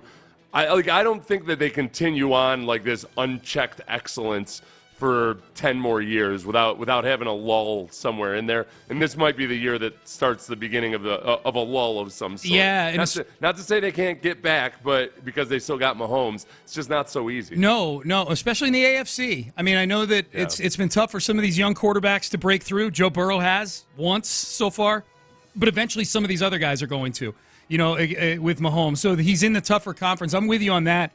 Let me ask you this. If Mahomes is able to pull off this win, the one thing he had not done in his career before this season was, forget about win a road playoff game, he hadn't played in a road playoff game in his career yet. All the games have been at home. So they go to Buffalo. That's a nice win for them. They were underdogs up there. They win that game, close game. This is a much taller task in Baltimore. And so I'm going to read some stats from Ross Tucker here, and then I'm going to hit you with a question, Seth. But Ross tweeted this about the Ravens yesterday. They have an NFL record 11 wins against teams with winning records this year. They have an NFL record 9 wins by 14 or more points against teams with winning records. That's incredible. They're the first team, the Ravens are, since the 96 Packers to have the number 1 scoring defense and a first-team All-Pro QB. So they're elite on both sides of the ball. Third team ever to average over 25 points a game, have the number 1 rushing offense and the number 1 scoring defense. The other two, the undefeated Dolphins in 72, the 85 Bears, who are arguably two of, if not the 2 best teams of all time. So if Mahomes goes in and Kansas City goes into Baltimore this weekend and they spring the upset, they're a 3.5-point underdog, is the narrative coming out of that game going to be that they beat an all-time great team and this is another notch in Mahomes' belt, or is it going to be that Lamar Jackson choked again? Oh, boy. Obviously it just depends on the nature. See how of the it plays game. out. Yeah. It's a low points total on this game. These are 2 of the best defenses in the league. I think there's a good chance. I'd almost say it's almost a guarantee that if the Ravens lose this game, it's because of turnovers.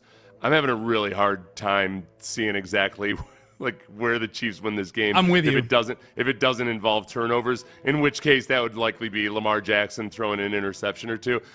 The problem there is that the Chiefs are amongst the worst teams in the league at taking the ball away. As good as their defense is, they're not opportunistic. So the chance of them creating a bunch of turnovers against the Ravens is probably not that great. The other thing that the Chiefs really have going against them, this doesn't have anything to do with Pat Mahomes, but they've been atrocious versus running quarterbacks the last 2 years. And, Lamar doesn't – I keep seeing people act like Lamar Jackson doesn't run at all anymore, which makes me feel like they haven't watched a lot of Ravens games. He doesn't run as much as he used to, but he was still the leading rusher as a quarterback this year in the NFL. And we saw last week exactly what he can do as a runner. And in the playoffs, that's when you throw everything out about just, I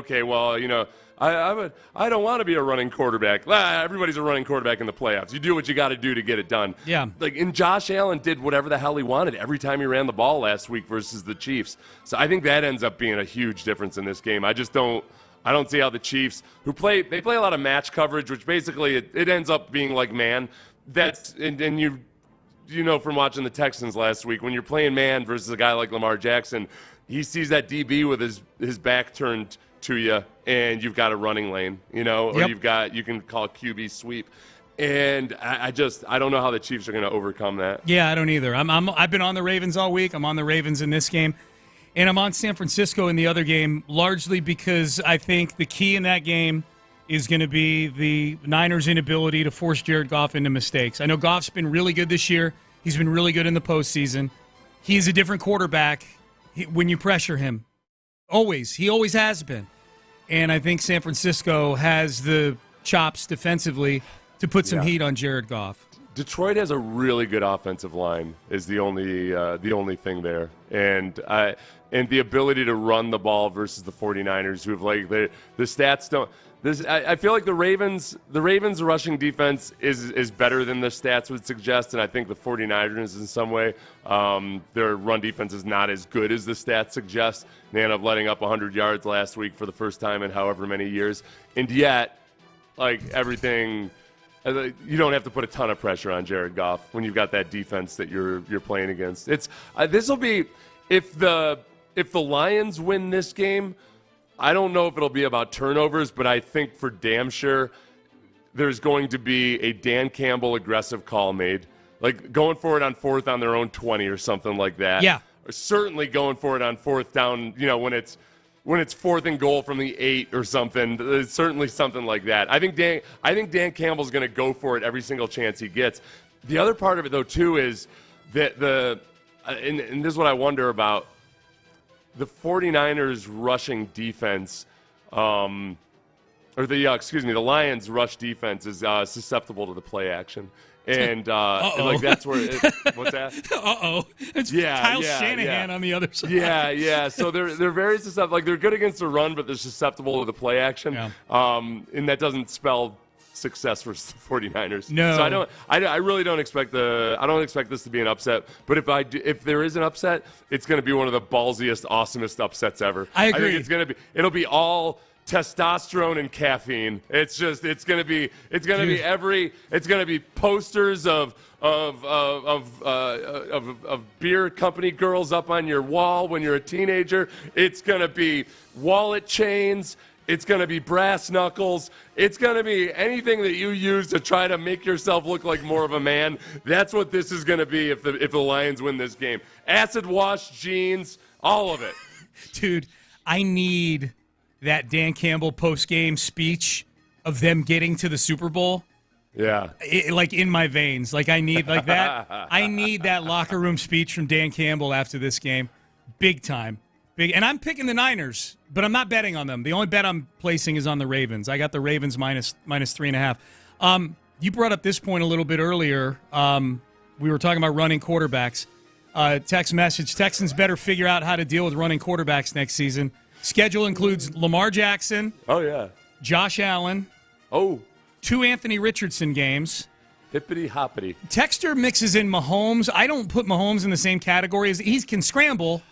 But he's not. They don't design runs for Mahomes like these other, like these other ones. He's a different type. He does a really good job of getting everybody downfield and creating space, and then he's very capable of taking advantage of it. So it's a different type of game plan, but he can still hurt you. But he's using his arm to set up his legs. Yeah, that's what Lamar Jackson was doing in the first half, and so they were still trying to set up deep shots, but still. Texter says Justin Fields also Chicago. The Texans play Chicago. I don't think you're going to need to worry about Justin Fields next year, at least not on the Bears. Caleb Williams is going to be their quarterback next year. When I was thinking about different testosterone-fueled teenage fantasies that Dan Campbell probably still utilizes, in my mind, the cherry pie video popped up. Yeah, I'm like, yeah, cherry pie. And I'm like, that couldn't possibly be Warrant, was it? Yeah, cherry pie was Warrant. Yeah, cherry pie was Warrant. Yeah. Cherry Pie 1990. Yeah, 1990. Yeah, so Dan. Good video, man. It is a good video. You got to remember, guys, there wasn't even dial-up internet at that point for us. Right, and we had to wait for MTV. You had to record Cherry Pie on VHS, right, and wait until your parents went to sleep, or buy a Playboy with a fake ID, one or the other. Yes. So the woman in the Cherry Pie video would now be. How old do you think? A cougar for sure. The cougariest she's probably like of 53 cougars. or so. I bet she's still. She's probably still 33 years ago. Yeah, she was probably like what, late teens, early 20s in that video. I don't have it in front of me. Was Warrant the one that Beavis and Butthead always made fun of? I think that might have been the one that gets brought up a lot. Is Tawny Katane? I think she was in the Whitesnake video. That was Whitesnake. Yeah, Whitesnake was a grittier band than Warrant. I think Warrant was kind of looked down upon. I want to say Warrant was almost like the Nickelback of the hair metal. Text in. Text in, or am I thinking of somebody else? Because I think Beavis and Butthead always made fun of Warrant. Yeah. Which made me afraid to like them. I didn't want Beavis and Butthead to make fun of me. They were that's what calibrated our opinion on what was cool and what wasn't cool. two cartoon characters that sit on the couch giggling with each other. Absolutely. All right. Payne and Pendergast. High video where the dudes are all holding a fire hose and spraying her with the fire. I forgot about the fire hoses. There's just bad metaphors all over the place on this.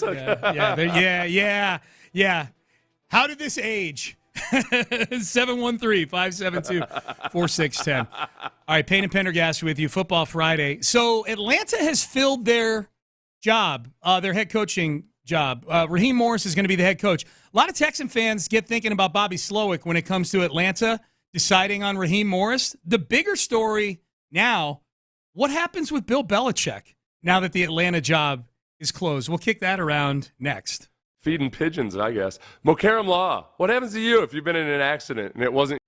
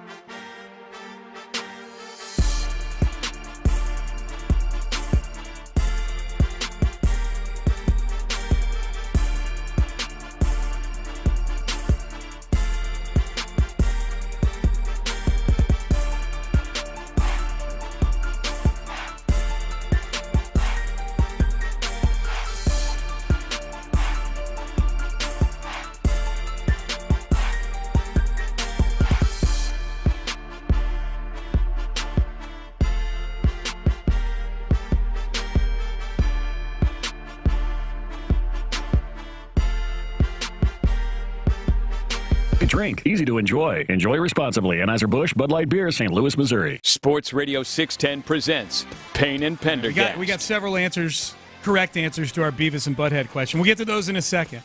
Yeah. Bill Belichick at one time, I'm looking back, Seth, now at the odds, the futures betting on assistant or on head coaching from back a couple weeks ago. Belichick was the favorite for like 3 of the jobs. He was like the favorite if Jerry Jones fired Mike McCarthy, Belichick, favorite. Yeah. He was the heavy favorite in Atlanta, which has gone on and moved on to hire Raheem Morris. He's very high up the board for a few of these other ones. And yet it looks like Bill Belichick is about to come up empty. Unless Washington or Seattle hires him, then it looks like Belichick comes up empty this time around. I wonder, I mean, there's any number of things that could have happened in Atlanta, and maybe it was just, maybe they had a conversation and he and Arthur Blank kind of both realized, all right, we don't, maybe necessarily see eye to eye enough. And Belichick, I'm just guessing he's not super desperate to get into a coaching job right now unless it feels right. And I know I've read before that's counsel he always gives his coaches, that you got to think about the fit between you and the city and everything else. And he's I don't know, man, he's a Northeastern guy, raised in mid-Atlantic to Northeast. And, maybe there might be parts about coaching in the South. If you talk to Bill O'Brien at all about it and how his fit was with the city of Houston, right, as a New England guy, it wasn't all that great. It just there wasn't quite a match there. No. I think that if Paul Allen's sister is thinking about selling the team, I wonder if bringing in Belichick would be, you could go either way on whether that would help or hurt the sale. Because I could see some owners being like, look, I'm going to buy this team. I kind of want to maybe grow with a younger coach or something. I don't want old grumpy Bill Belichick bossing me around with my billionaire ass. I would prefer not to. I think most new owners would do like a clean slate maybe to deal with, like a guy that they wouldn't mind firing. He's not on a long-term contract, or just wait it out and see. Maybe, but it all depends. Seth, there could be an ownership group out there potentially that's willing to pay the most just because an NFL team is a vanity item to them. They want to own an NFL team, and they look at it, and they're very casual maybe in their fandom. There's plenty of owners out there that aren't, immersed in NFL. They just want to own an NFL team, and they look at it and go, wow, Bill Belichick's the coach? Okay, instead of $6.2 billion, here's $6.4 billion. Maybe. I think it's probably a better chance that what you said is accurate. If you look at, I think of Josh Harris. Josh Harris came in with Washington, bought it from Daniel Snyder, and he let Ron Rivera hang out for another year. But everybody kind of knew what was coming eventually. I feel like Belichick would be kind of like if you bought a golden bathtub to put in the bathroom to try to sell your house. People are going to go in and there's a lot of people that are going to be like, I don't want a freaking golden bathtub. Now I got to pay to have that thing removed. What the hell? Right. That's gaudy AF. Pay to have it removed. Well, and the other thing too is it would be different. Here, let's pretend that Sean McVay got fired in L.A. or left L.A. for some reason, went into broadcasting for a few years and came back. And Seattle hires Sean McVay. At that time, he's 42 years old. Yeah. That is something then that I'm an owner. I go, okay, this guy might be my head coach for the next 15 years. That's true. Belichick, I'm looking at Belichick at 72, and I'm looking at buying a team, and I'm going, okay, look, I didn't get all these billions of dollars by buying something and paying a premium for something that might not be alive 3 years from now, let alone coaching football. He's an older man. He's 72 years old. So I think there's that, too. I think, Belichick is undoubtedly a marquee coach, but I can't imagine any team hiring Belichick at age 72. What do they think his shelf life is? What do they think? I almost feel like when you hire him, you almost need to go into it thinking already ahead is okay, what's the succession plan going to be? It's tough if you're going. It used to be this way in college. Everything's changed so much, but to be coaching well into your 70s in college, it would make sense because, man, especially at the big state schools, you just had back in the day. You had pull. You walk into Bobby Bowden walks into a recruit's home, and the parents and the grandparents are just wide-eyed as children about the fact that Bobby Bowden is in their home, and then there you go. Yeah. And Bobby Bowden can kind of sit sit up in the stands at practice and let his assistants do the work and everything. You can be a figurehead in the NFL. It just doesn't work that way. Yeah. So it's tough. It would be tough if you're a new owner, especially. I think sitting out a year, I mean, even though he's an older guy, like I think sitting out a year actually might be good for Belichick to kind of sit and assess things and you know, maybe figure out what he wants to do differently the next time. Because it hasn't worked the last few years. Like he's 4 seasons removed from having a really good football team.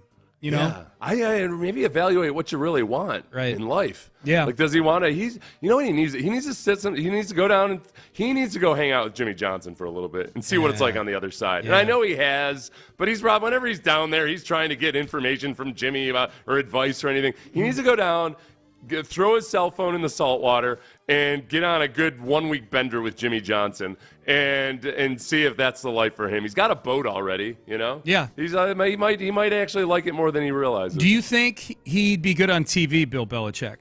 Yeah, I think he would. I think kind of like Saban. The tough thing is, I think sometimes Belichick might not be good because he would honestly... He would stick up for coaches in that you don't ever really know exactly what's going on with the other team. I know, like, people get frustrated sometimes that coaches don't lambaste other coaches, but coaches know that a lot of times you're not making the obvious call because you can't trust the guy that would be running the play that time, you know, or you can't, or this guy's got an ankle that you didn't disclose on the medical report or what have you. So they're very careful to lambaste other coaches because there's a good portion of the time if a coach looks like he's doing something that looks stupid, there's actually a bona fide reason for it, but he can't disclose it. So I don't think he'd like doing that. So I don't know. He might like doing those Sunday pre-games because there you're just giving a synopsis of what you're seeing and everything. It's not like in-depth stuff. I think he'd be really, really good. He's a good storyteller when I've seen him before when he's in that environment. He's got really good recall. Like he's a football historian. You know, like I think he'd be excellent on TV. I think what he needs to do is something with Peyton, like in one of his Omaha productions. It would be like Belichick interviewing, having conversations with people in football. That's a really good idea. People would be eager to please. Like they would be so eager to like have a good conversation with Belichick. And he's got such an expansive knowledge base. And he's probably got questions he wants to ask coaches about the way they handled things and everything. That would be really good. Isn't that Netflix series on the Patriots coming out pretty soon? It's supposed to come out like right after the Super Bowl. Was it like a in-season documentary? Yeah, I think something like that. What it's I got to look it up during the break. By the way, we need to pay off the people. So many people. I thank you, everybody. I asked who was the hair band from the 90s that Beavis and Butthead always made fun of, and it was Winger. Winger, yeah. I was wondering if it was Warren. I didn't think so. No. It was Winger. It was Winger. Yeah. Ben, you got any Winger in there? Right on cue. Oh, is this She's Only 17? Yeah. What is this, Ben? She's 17. Okay. Yeah, it's I was like, you know, I was talking to you about this during the break. How's this song hold up? Not great. Not great. I was like, well, yeah, but isn't it like he realizes she's 17 and that means he can't go out with her? You realize, like, no, that's not it at all. That's, Okay. I feel like this is a song that embodies probably 150 stories from the road for the band Warrant. Not to throw them under the bus. Daddy says she's too young, but she's old enough for me. Come to my place. I think he keeps trying to push her away, though, but it's, yeah. Okay. So this is Winger. Yeah, a lot of people weighing in on that. Yeah, Winger. All right, guys, well, wind that down. I can't admit that I enjoy the tune, at least there, Ben. I don't want to get Yeah, they hated Winger. So Winger was like the Nickelback of hairband. I think people just flat out just hated him for whatever reason. I don't know. Like, I'm watching the video. It's like, oh, was it the teased hair and makeup? Unlike every other single hairband from the 90s. Right. How are we distinguishing these? I like the fact, though, on Beavis and Butthead that they made fun of Winger. And that the little kid that stopped over all the time, named Stuart, the little blonde-haired kid, wore a Winger T-shirt. Yeah, that was the best. Yeah. That was the best. Ben, were you a Beavis and Butthead guy back in the day? Oh, a little bit. Okay. I was pretty young, but yeah. Okay, gotcha. You know that I'm watching because I was watching Warrant and then I was watching Winger and a couple other hair bands. Yeah. And you realize, man, it was just the pump was primed for grunge. Like if you're gonna This was cheesy as hell. We needed to toughen up a little bit, right? We needed to toughen up, or just like take off the makeup a little bit. You know, it was just everything had just gotten a little too artificial. It felt everything like the teased hair was weird. I was surprised that was ever a thing. Remember there was one video where Axl Rose had his hair all teased up. Yeah, and like it lasted once, and then like in the next video they basically showed how disgusted he was with himself. Yeah, that threw the bandana back on and said, "I gotta go back to my old gimmick." Yeah. I don't know. You know, there's I'm guessing the teased hair worked for a certain segment of the audience out there. It's maybe. And this isn't even like it's not a gender take by me or anything. It was like because these are the guys that were idolized by young like super macho boys as being like who they wanted to be when they grew up. Yeah. And it was a strange time in America. Everybody, we were just coming off. You got to understand, kids. Our parents. The boomers, they didn't give a damn about us. They basically decided that because of birth control and LSD, they were not going to be responsible for anything in life. So they just let us out in the wild. And at the same time, cable television and everything else was coming into the forefront. So we were an absolute mess. Okay, Warrant. That's why your parents are a little weird. Hairband Hall of Fame. What would be Warrant? Poison, right? Poison would be a hairband Hall of Famer. Def Leppard, I would say. Motley Crue for sure. Yeah. Ben, good one. Where do we come out on Guns N' Roses? They're not. No, they were just heavy metal. Oh, hard rock, heavy metal. Yeah, I don't know. Heavy like death metal is death metal, but I guess they were. Yeah, text in. Are they considered heavy metal? No, they're just hard rock. How about this one? Where's Van Halen on the hair metal spectrum? Invented Van Halen? it. Oh no, they're not hair metal. They're too good at guitar. Ben says invented it. Ben, close. Yeah. Okay. No. For one, not a single one of them ever had their hair teased up. Oh, yeah, actually, really? the Van Halen. Okay, none of the pictures I'm looking at. Were they cheesy or were they just European? Like, what's the? I don't know. They weren't cheesy. I will say that. You're right. With hair metal, there is a certain cheese factor that comes with it. But right? Eddie and Steve Van Halen, right? Or were both Alex Van Halen. Yeah. But they were also Euro. So, like, a certain amount of the cheesiness can be excused by them being Euro. Yes, I mean, by the time David they got Lee to Roth, David Lee Roth wasn't as much like hair as he just was like, he was almost like hard rock David Bowie. Really? You know, and just like he was going to just do whatever the hell. He was like a cross between David Bowie and Prince somehow. Okay. It was weird. Okay. Yeah. I need the people to weigh in. Van Halen, hair metal. Are they or are they not? Yeah. I'm watching a documentary on the Grateful Dead last night with Randy. And there was like a story done on them on the news back in the late 60s, and it describes them as hard rock band Grateful Dead. God. Like, oh my God. Yeah. I guess for back then, right? Nah, I don't know. No, I think it was squares at the news station that didn't know the difference between non-deadheads. I mean, they got to be like the Rolling Stones were there, like at the very least. We're around. And I wouldn't have called them hard rock, but like that, they're more hard than the Grateful Dead. For sure. Yeah. All right, Payne and Pendergast with you. Thank you, everybody, for texting in Winger. We appreciate that. A lot of Beavis and Butthead fans out there. Do we have an answer? Do we have a consensus on whether or not Guns N' Roses was just hard rock or heavy metal? Let's give people the break to text in. So we need a consensus on Guns N' Roses. We need a consensus on Van Halen. Are they hair band or are they just heavy metal? All right, text in 713-572-4610. Final thoughts. We got AFC, NFC title games coming up this week.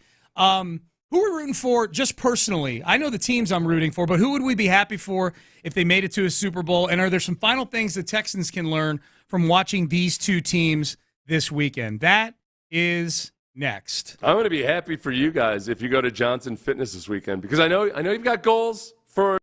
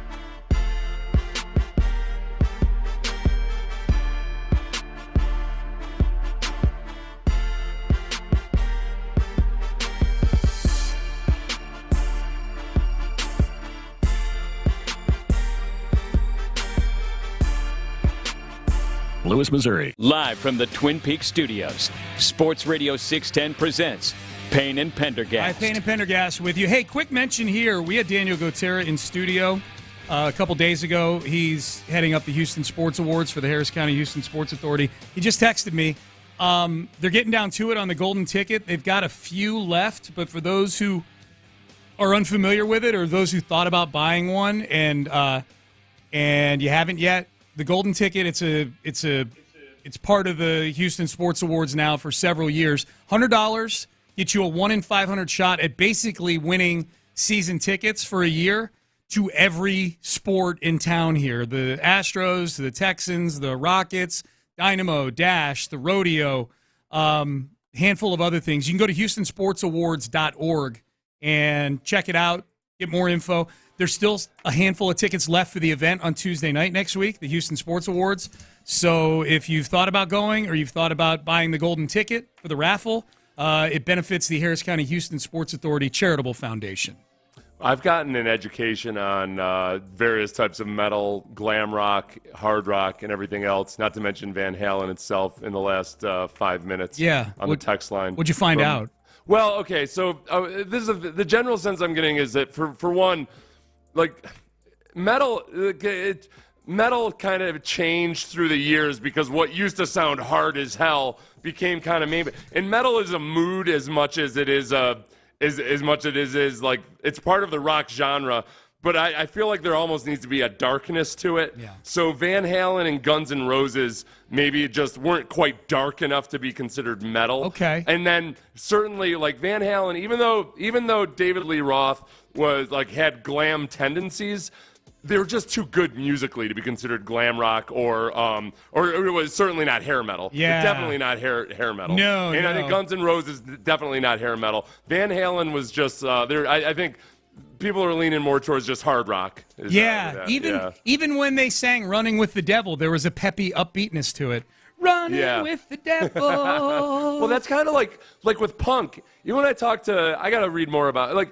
Like punk, I kind of get the feel that punk is as much about the attitude as it is anything about specifically musically. And there's certain, like even the complex punk, there needs to be a certain simplicity to it. Like you don't want if I've got a punk band playing in front of an orchestra, I feel like they're, which I think Green Day actually did. So it's tough. There's a continuum here. Yeah.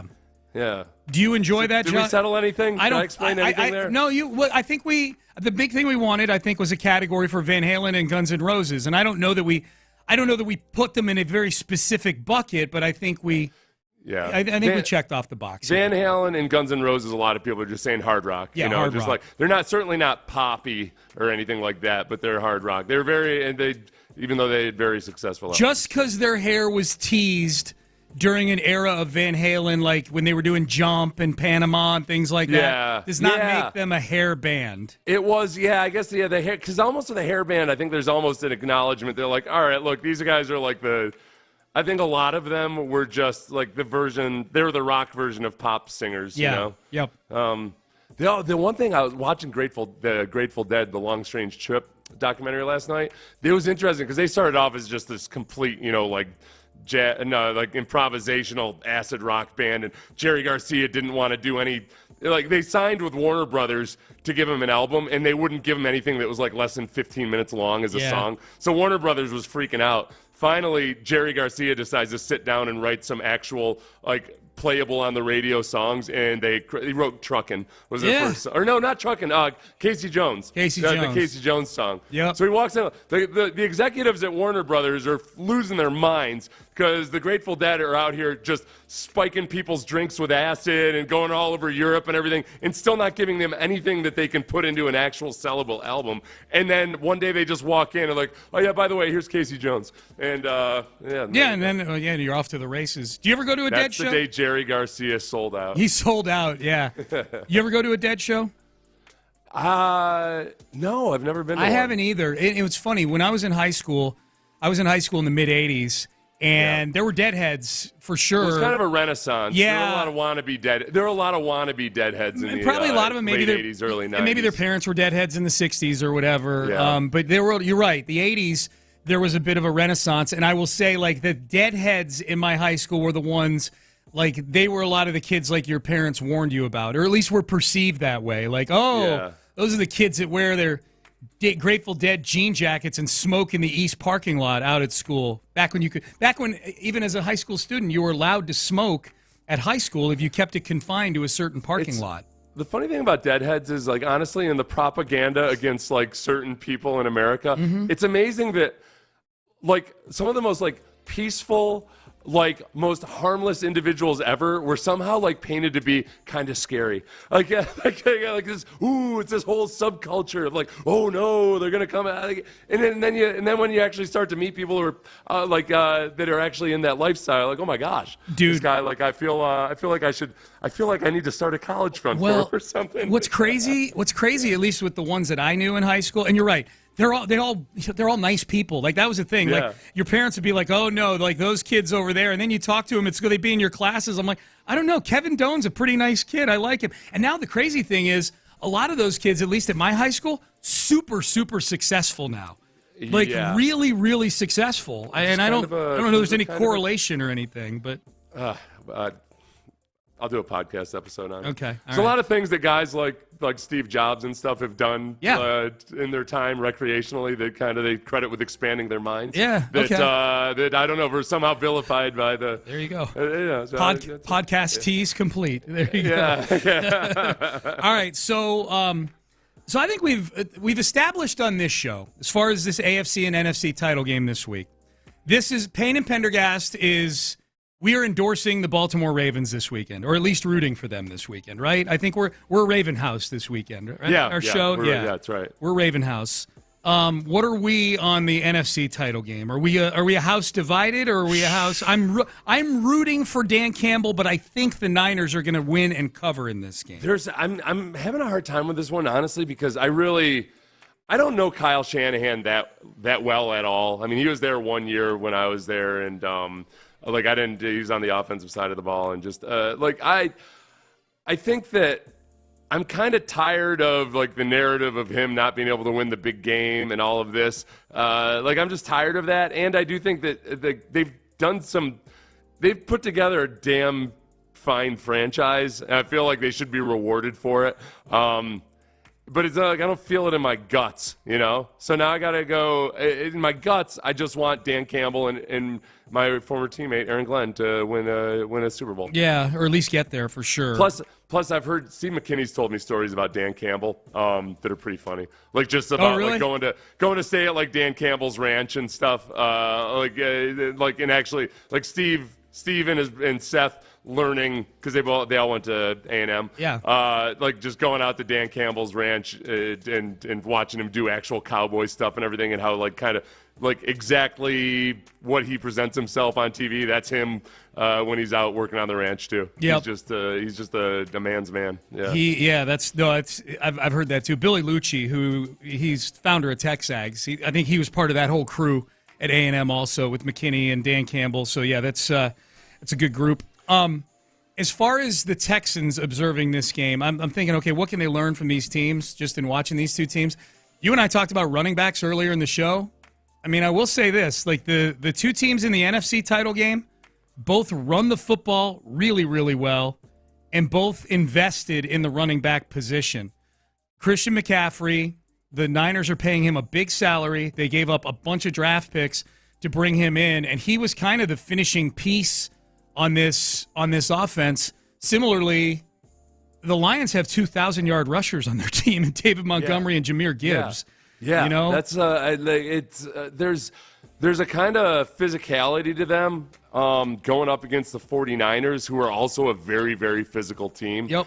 That makes me wonder about the over in this game, because it's I don't know. I think that these aren't going to be as high powered a production as they typically are. Well, running game means the clock is spinning too. Yeah, you know? yeah. Like, if one of these teams gets up by 2 scores, it's gonna get ready for a 13-play drive. You know, like part of this too is that I've just heard this before, that as much as Kyle Shanahan gets, people think about the quarterback and the West Coast offense and all that stuff, is that what he really, really cares about is demolishing you with the run. Mm-hmm. Like that's just what he wants to do. He wants to take away your manhood by demolishing you with the run.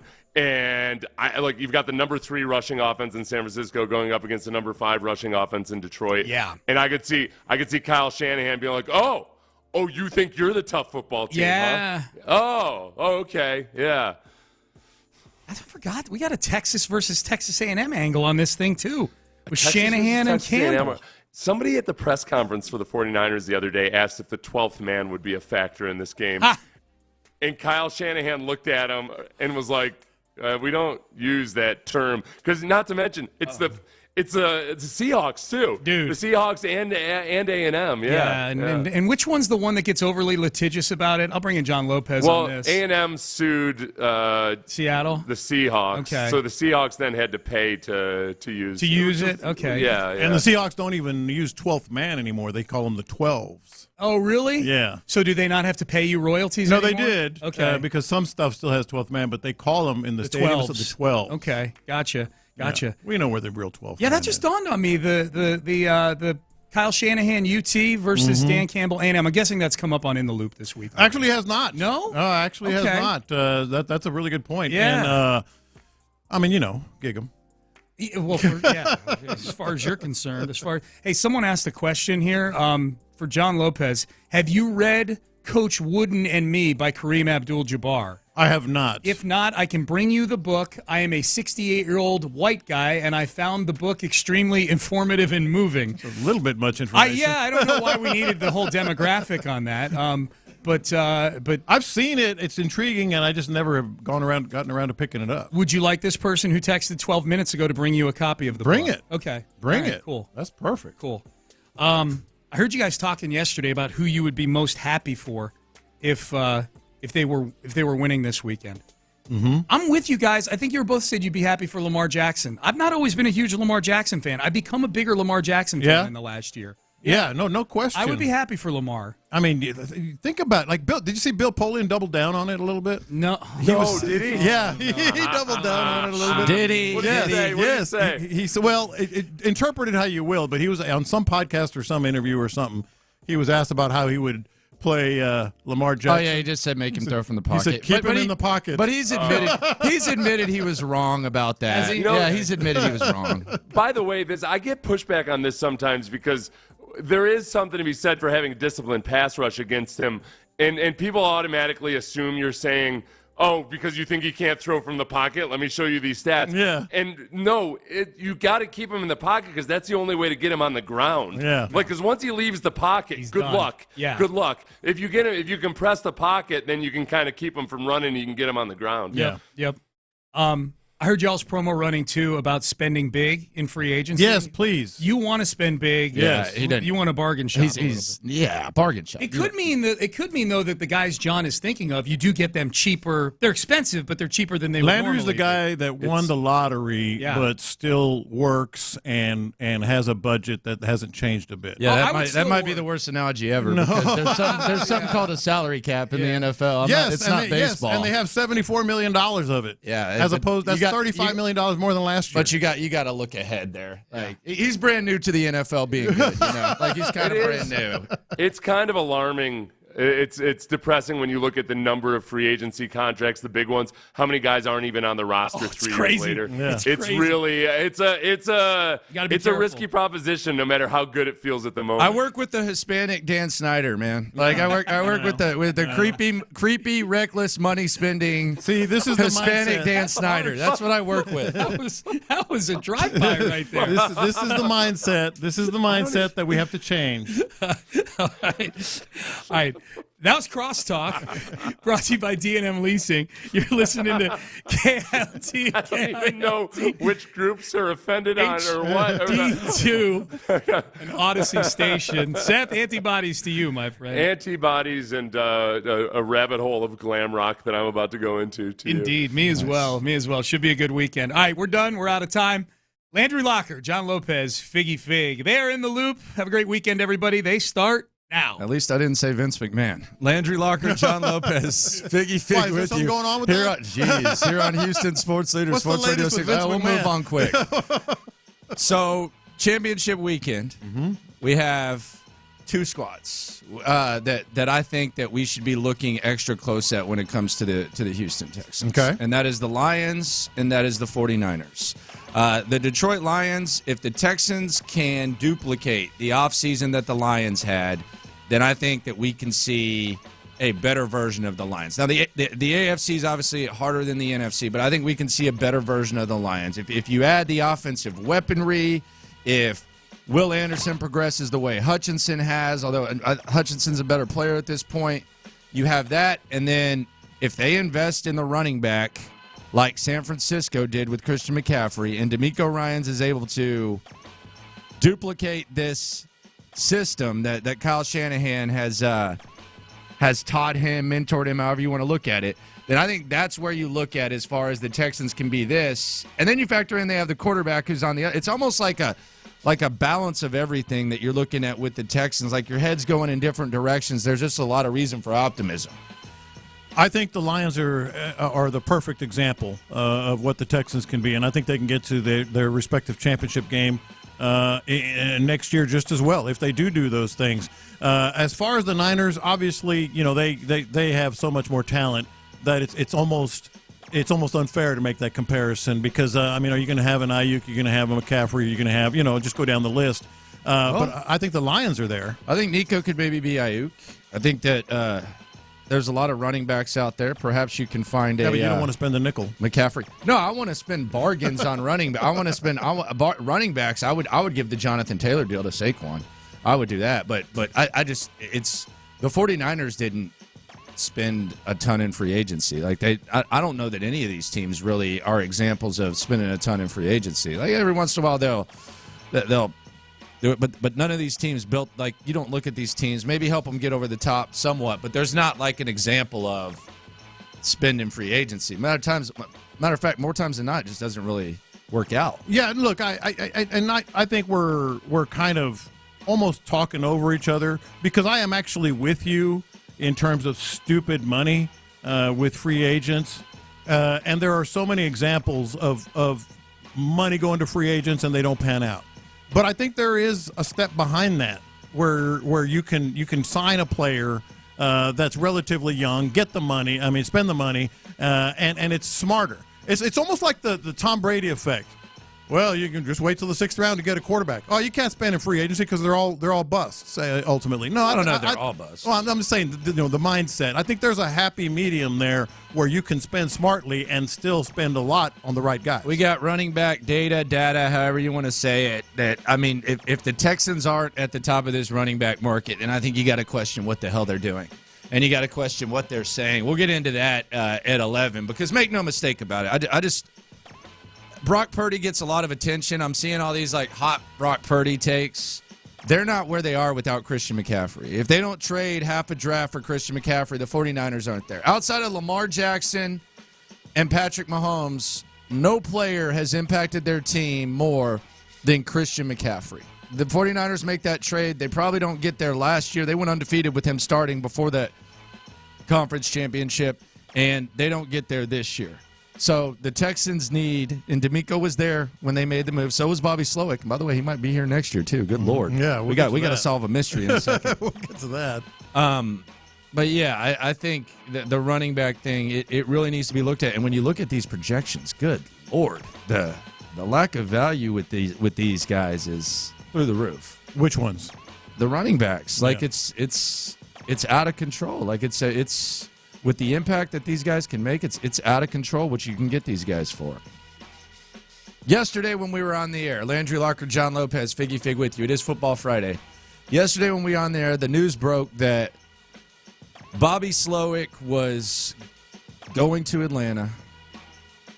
Bobby Slowick was going to Arthur Blank's house. Arthur Blank, the owner of the Falcons. The CEO was going to be there. The GM was going to be there. And Bobby Slowick was going to be in Atlanta talking to Arthur Blank for his second interview. This was about noon 30-ish when we got this news. By the time I got home at about 2:45-ish, the news broke that the Atlanta Falcons had hired their head coach. Yes, they did. They're hiring Raheem Morris. Which leads me to this question, and this is our question of the day, 713-572-4610. Wrong answers only. Shout out to the loopholes on the YouTube and the Twitch and the old text line, 713-572-4610. What the hell did Bobby do in that house? What happened? Did he clog the toilet? I don't know. What did Bobby Slowick do in that house, man? Well, he had to have been in the air when he figured out, right? Or did they tell him before he left? Maybe, maybe he was. Because there's no way he was back home before he found out. No. Like, did he get like an alert on his phone? Because it was during the day, during our show, and then after our show, they announced Raheem Morris. It was reported Raheem Morris. What happened? What did Bobby do? I think he probably, honestly, I think he did what I said to do, which was take advantage of the chef. I think he was making like special requests. And they just said, like, look at this guy. Get this guy. Look at this guy. Get this guy out of here. You know, maybe he didn't wipe his feet. Maybe he didn't wipe his feet. Maybe he went. No, I'm not going to say Borat. Oh, I think I just did. I think I just did. I don't know what it was, but it had all the feeling. I mean, I was convinced. Oh boy, this feels like they're going to make him an offer.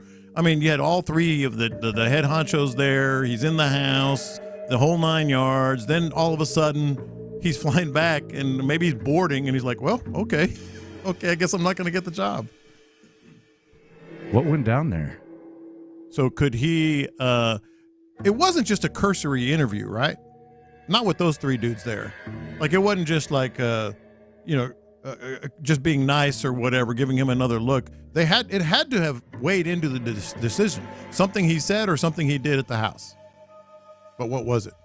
I don't know. What can bad house guests do? John Lopez has a list. I got three that are they're not made up. The John Lopez 1 to 3 list. What's the worst thing a house guest has done? Of the worst things the house guest can do. Number 3 is going to blow your mind. And Número 3. Number 3. So this happened a long time ago, just married. We were actually this was my very first job, I believe, working in Bryan, Texas. And I had a buddy spend the night, and we're just doing whatever, and he goes out. He brought a one-night stand back to our house. He brought a girl back to our house for a one-night stand. He's the guest. This was the second night. Okay. Like, dude, like of all the things you can do, like he picks up some girl somewhere, brings her back, and we were already in bed. I wake up the next morning, she's doing the walk of shame out of my living room. I'm like, what? I'm like, what the hell is going on here? We're not a bordello. We're not one of those places. I was like, what the heck is going on? Número 2. This is not just me, but because I've had this multiple times. I'm sure you and others have had this. Yeah, can I hang out there for a couple of nights where I'm going to be doing blah, blah, blah. I got one that comes to mind. He had a aunt that he was going to try to find a job with or work for. And wanted to be here for a couple of days. Stayed a week at the house. Yeah, the extended stay. The extended stay is the worst. What did Bobby Slowick do in that house yesterday? 713-572-4610. And then this one happened, and it was a very close relative. So it was like my hands were tied. I mean, I just was like, I didn't want to cause a big scene or whatever. They start treating you like a servant to the point that this person, very close relative of mine, stuck a grocery list on the refrigerator. Give me a break. Hand to God. Give me a break. Hand to God. Can you get... Now, were you going to the grocery store anyways? I think I said it like the day before. Yeah, so they just give you a list. You don't give someone a list. Nothing wrong with that. It was like 9 things. You said you were going. No. So they asked. That is they'd stuck a grocery list. Yeah, you said you were going, on the refrigerator. Hey, would you mind picking these things up too? You said you were going. And it was like... it was bizarre stuff. I forget exactly what was on the list, but it was like this particular cereal or this particular what. Dude. 620 on the text line says Arthur Blank offered him a beer, and Slowick said, no thanks, just a water for me. You know what? Turn down the yacht. Is that a red flag? It might be, depending on Arthur Blank. Getting some clog the toilet, too. We're getting a lot of that. Would that be a deal breaker? It happens. I don't really know. Like I haven't really had any bad house guests. Somebody said it was a sure sign when he had to fly back coach instead of that private jet. Here, go back to Houston. Here's a ticket. Hey, call it Uber. I'll say one. Controlling the TV, like you got to at least offer it up. Yeah. Like even if it's a half-ass offer, like hey, here you want this remote, and usually if you're hosting, you'll just say nah, I'm good. How about but grabbing the remote and controlling the remote, nah. How about your spot or your chair?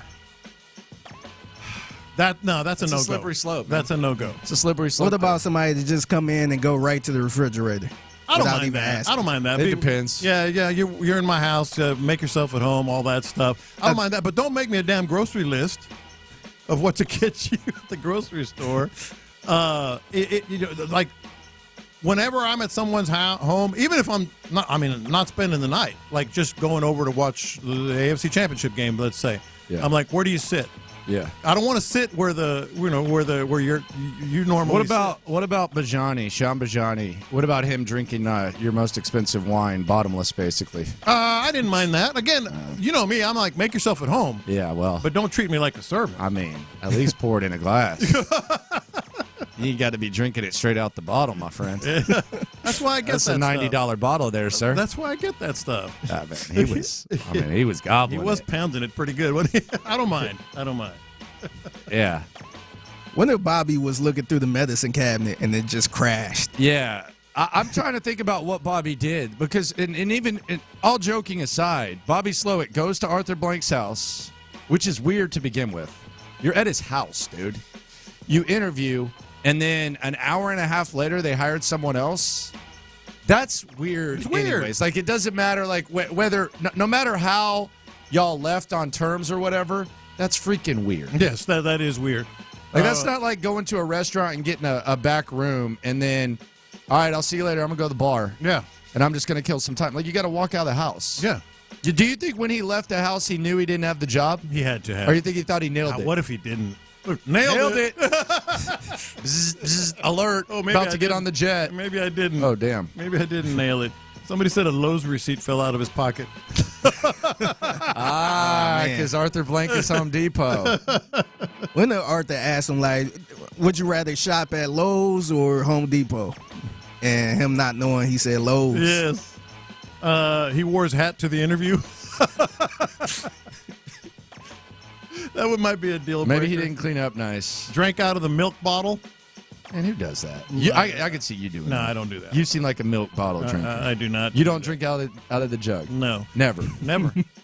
Be honest. Never. Ever. Does he not look like a guy walks out shirtless with his hairy ass chest out and just drink straight out of the milk carton? And then burp. Yeah. And then burp. Yeah, I text anyone in my family. No, I could. That's the most surprising thing of the week. That's the most surprising thing of the week right there. The fact that the Lions could win their next 2 games by 40 points each. And I would be less surprised by that than John Lopez saying he's not drinking out of the milk carton. I don't. I do this. This is, like, embarrassing, but I think more people do this than admit. Figgy, Landry, I do tend to look in medicine cabinets. I don't know why. It's like a magnet, man. It's like you're standing there, you're washing your hands, and you're looking at the mirror, you're like, huh. What's the thing you judge the most at someone's crib, like when you walk in? What do you think? Like, Bobby, it's a billionaire crib, so you don't know, but what do you think is the most? What do I judge the most? Yeah. What are you judging? I would, the thing that affects me the most, I don't know if I judge it, is the temperature. Like, okay. I hate hot houses, man. Yeah. I get so irritated. Got to worry about that in mine. Dude, yeah, I like it cold, man. I like it cold, Lord. cold. Lord. As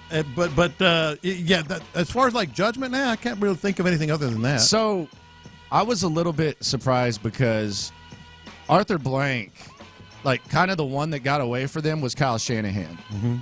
Like, they blew that Super Bowl. Yeah. And then Kyle Shanahan goes to San Francisco, and they've had a couple head coaches since. And Mike McDaniel was there, although that was when he was at his worst as far as substance. That was before he got help. He ended up in Miami. And Slowick's from that pipeline, which, by the way, Raheem Morris was on that Washington staff, too, in 2013. So I think there's 5 coaches from that staff that have head coaching gigs. But it did seem like all signs pointed to Bobby Slowick going there. With that said, I like Raheem Morris. We talked to him at the Super Bowl, I think, in Atlanta. I'm glad he's getting another shot. Why was that hire, though, being treated like Texas A&M just hired Nick Saban or something like that? No. Like I don't think I've ever seen a hire like as celebrated as Raheem Morris. He must just be a good dude. He has a lot of connections. He is supposed to be a really good dude. Yeah, but I mean that was celebrated like that, like it was the hire of the offseason. I got to tell you, I didn't think it was a good hire. Is that wrong? Is that bad? I mean, look who all they interviewed. They interviewed Belichick. They interviewed Harbaugh. They interviewed Vrabel. They interviewed Slowick. And then they went with Raheem Morris. Good for him. I'm glad he's getting another shot. Yeah, it's nothing personal. I've never seen a hire like that where it's like getting celebrated as if it was just like the home run of all home runs. I'm glad you said that because I thought it was kind of underwhelming. I really did. I was like, okay, I mean, he's a great guy. I hope he does well, but, I mean, why not hire Vrabel? You know? Or anyone. Slowick. I don't really know. I was just like, okay. Yeah. Good for y'all. I was the same way. What happened in that house? 713-572-4610. What did Bobby Slowick do? Clogging the toilet seems to be the most popular choice, but it looks like Bobby Slowick is going to stay. It looks that way. We shall see. Coming up, if Slowick's staying, what will his weapons look like? One of the best receivers in the NFL said he'd like to play with C.J. Stroud. Is this just a big fantasy, or is this kind of where the Texans are going to be looking this offseason? Could the Texans be looking to make a big trade? We'll discuss next.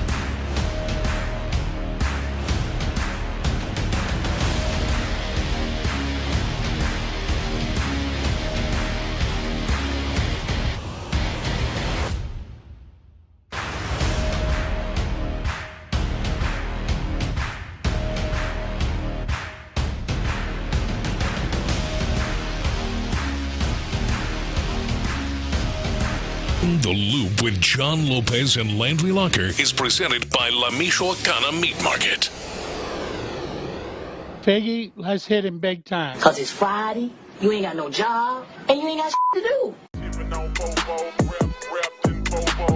Houston, let's get in the loop. Oh, the jokes are coming fast and furious every time y'all talk about this guy. With Landry Locker. Landry, I mean, you're going to be in midday forever now. And John Lopez. On occasion, Lopez makes a statement that's so ludicrous, it makes me pick my phone up and call you guys. You're in the loop on Houston's sports leader. Your champ, 610. Sports Radio 610. Players want to be here. It's something they're not used to when it comes to the Houston Texans, but players seem to want to be here in large part because of D'Amico Ryans and perhaps in even larger part because of C.J. Stroud. This was Davante Adams. Davante Adams currently in Las Vegas.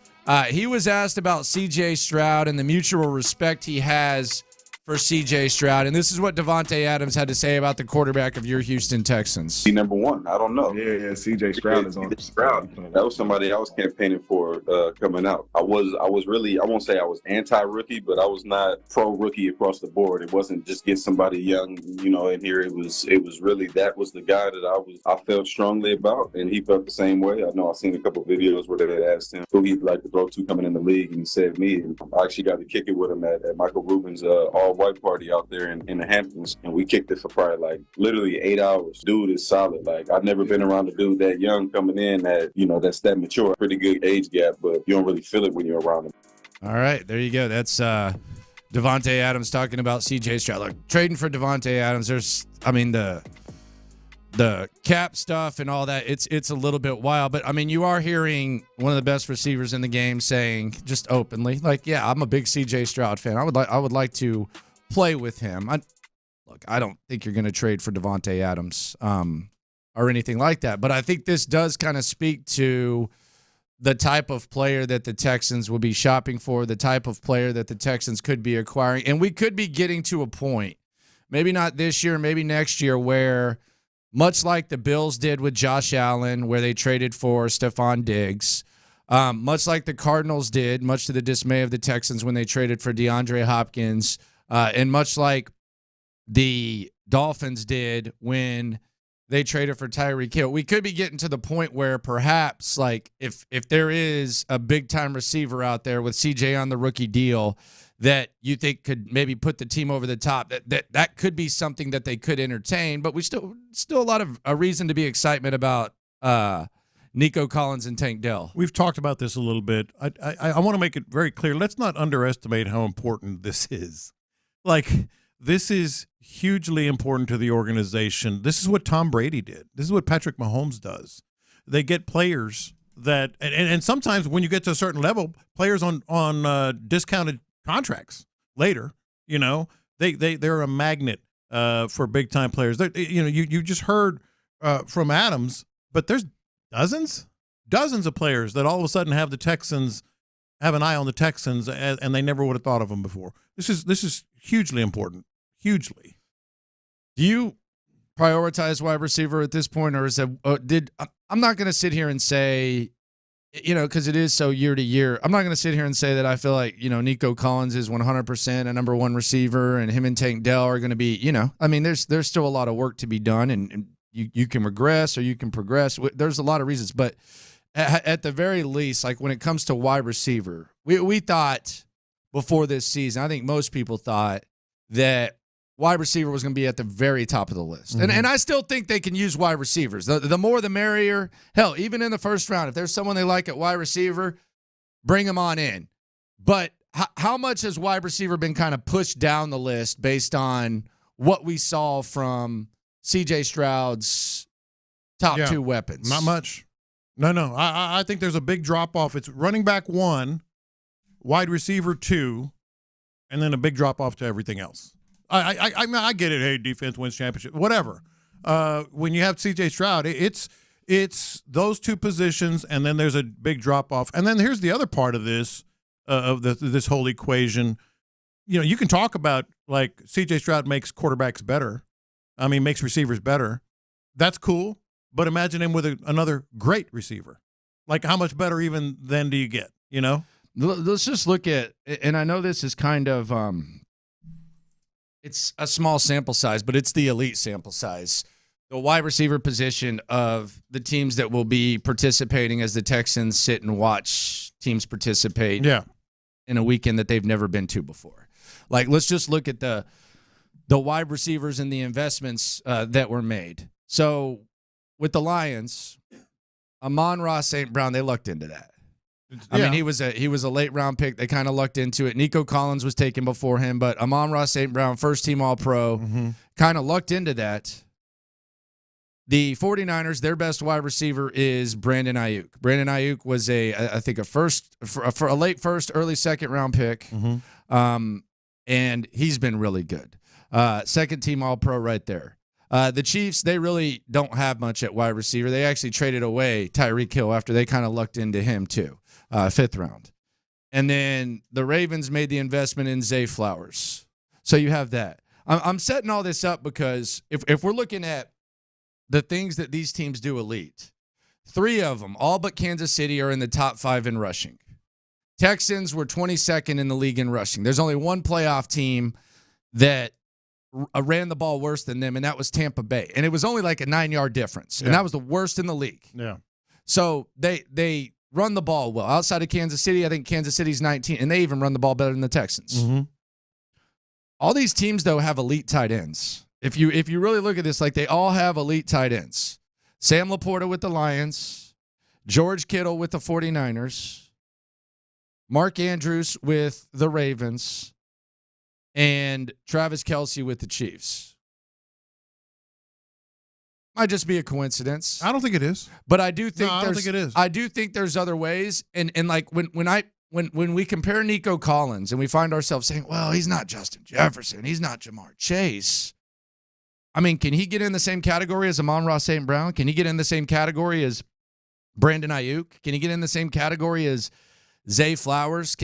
He's already above that. And can he get in the same category as these Chiefs receivers? Like, maybe there's a new trend going on where you don't pay receivers a lot. You don't bring in big name guys. You can run the ball. You can have tight ends, and then you can have wide receivers elevate. Like, maybe when I talk about Nico Collins, I need to look at it more from what we're going to be watching on Sunday. Yeah, what does a stud tight end do for Nico Collins? I mean, I think we know.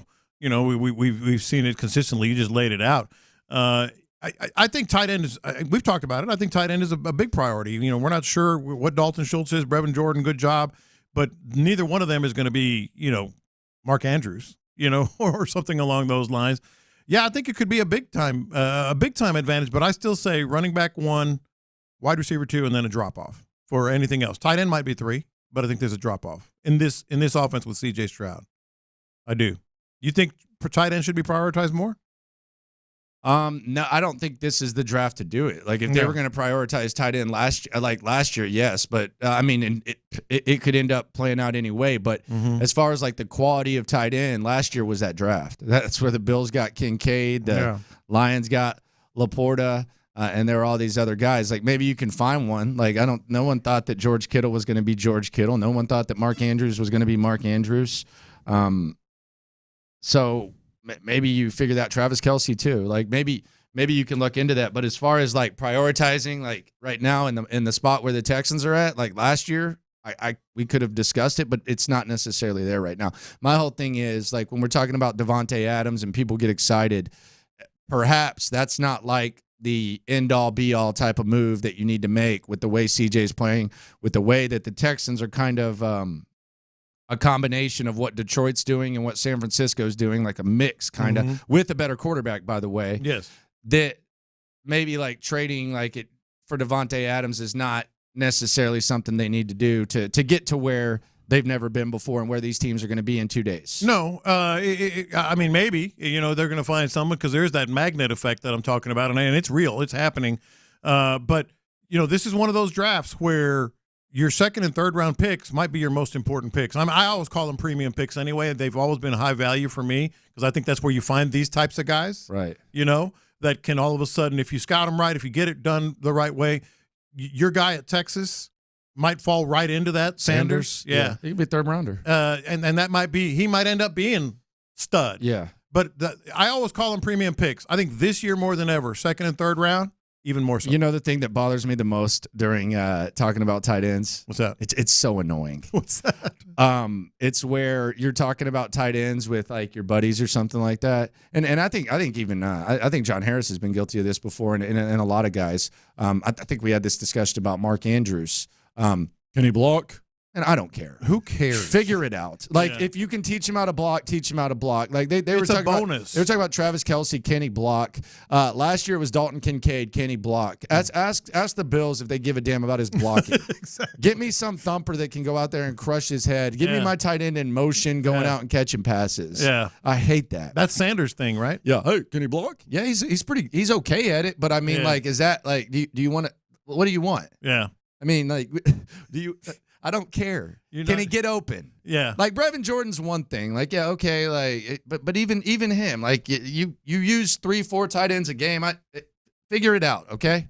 Can he block? Can he block? I mean, it's nice if he can, but damn, let's not try to find a reason not to take these guys. Can he block? Coming up, let's localize championship weekend. This is going to be your guide towards looking at Championship Sunday through them localized lenses, plus some crazy information about the running back position and what the Texans need to do at 11. Don't go anywhere. Football Friday Championship Edition continues next. First, though.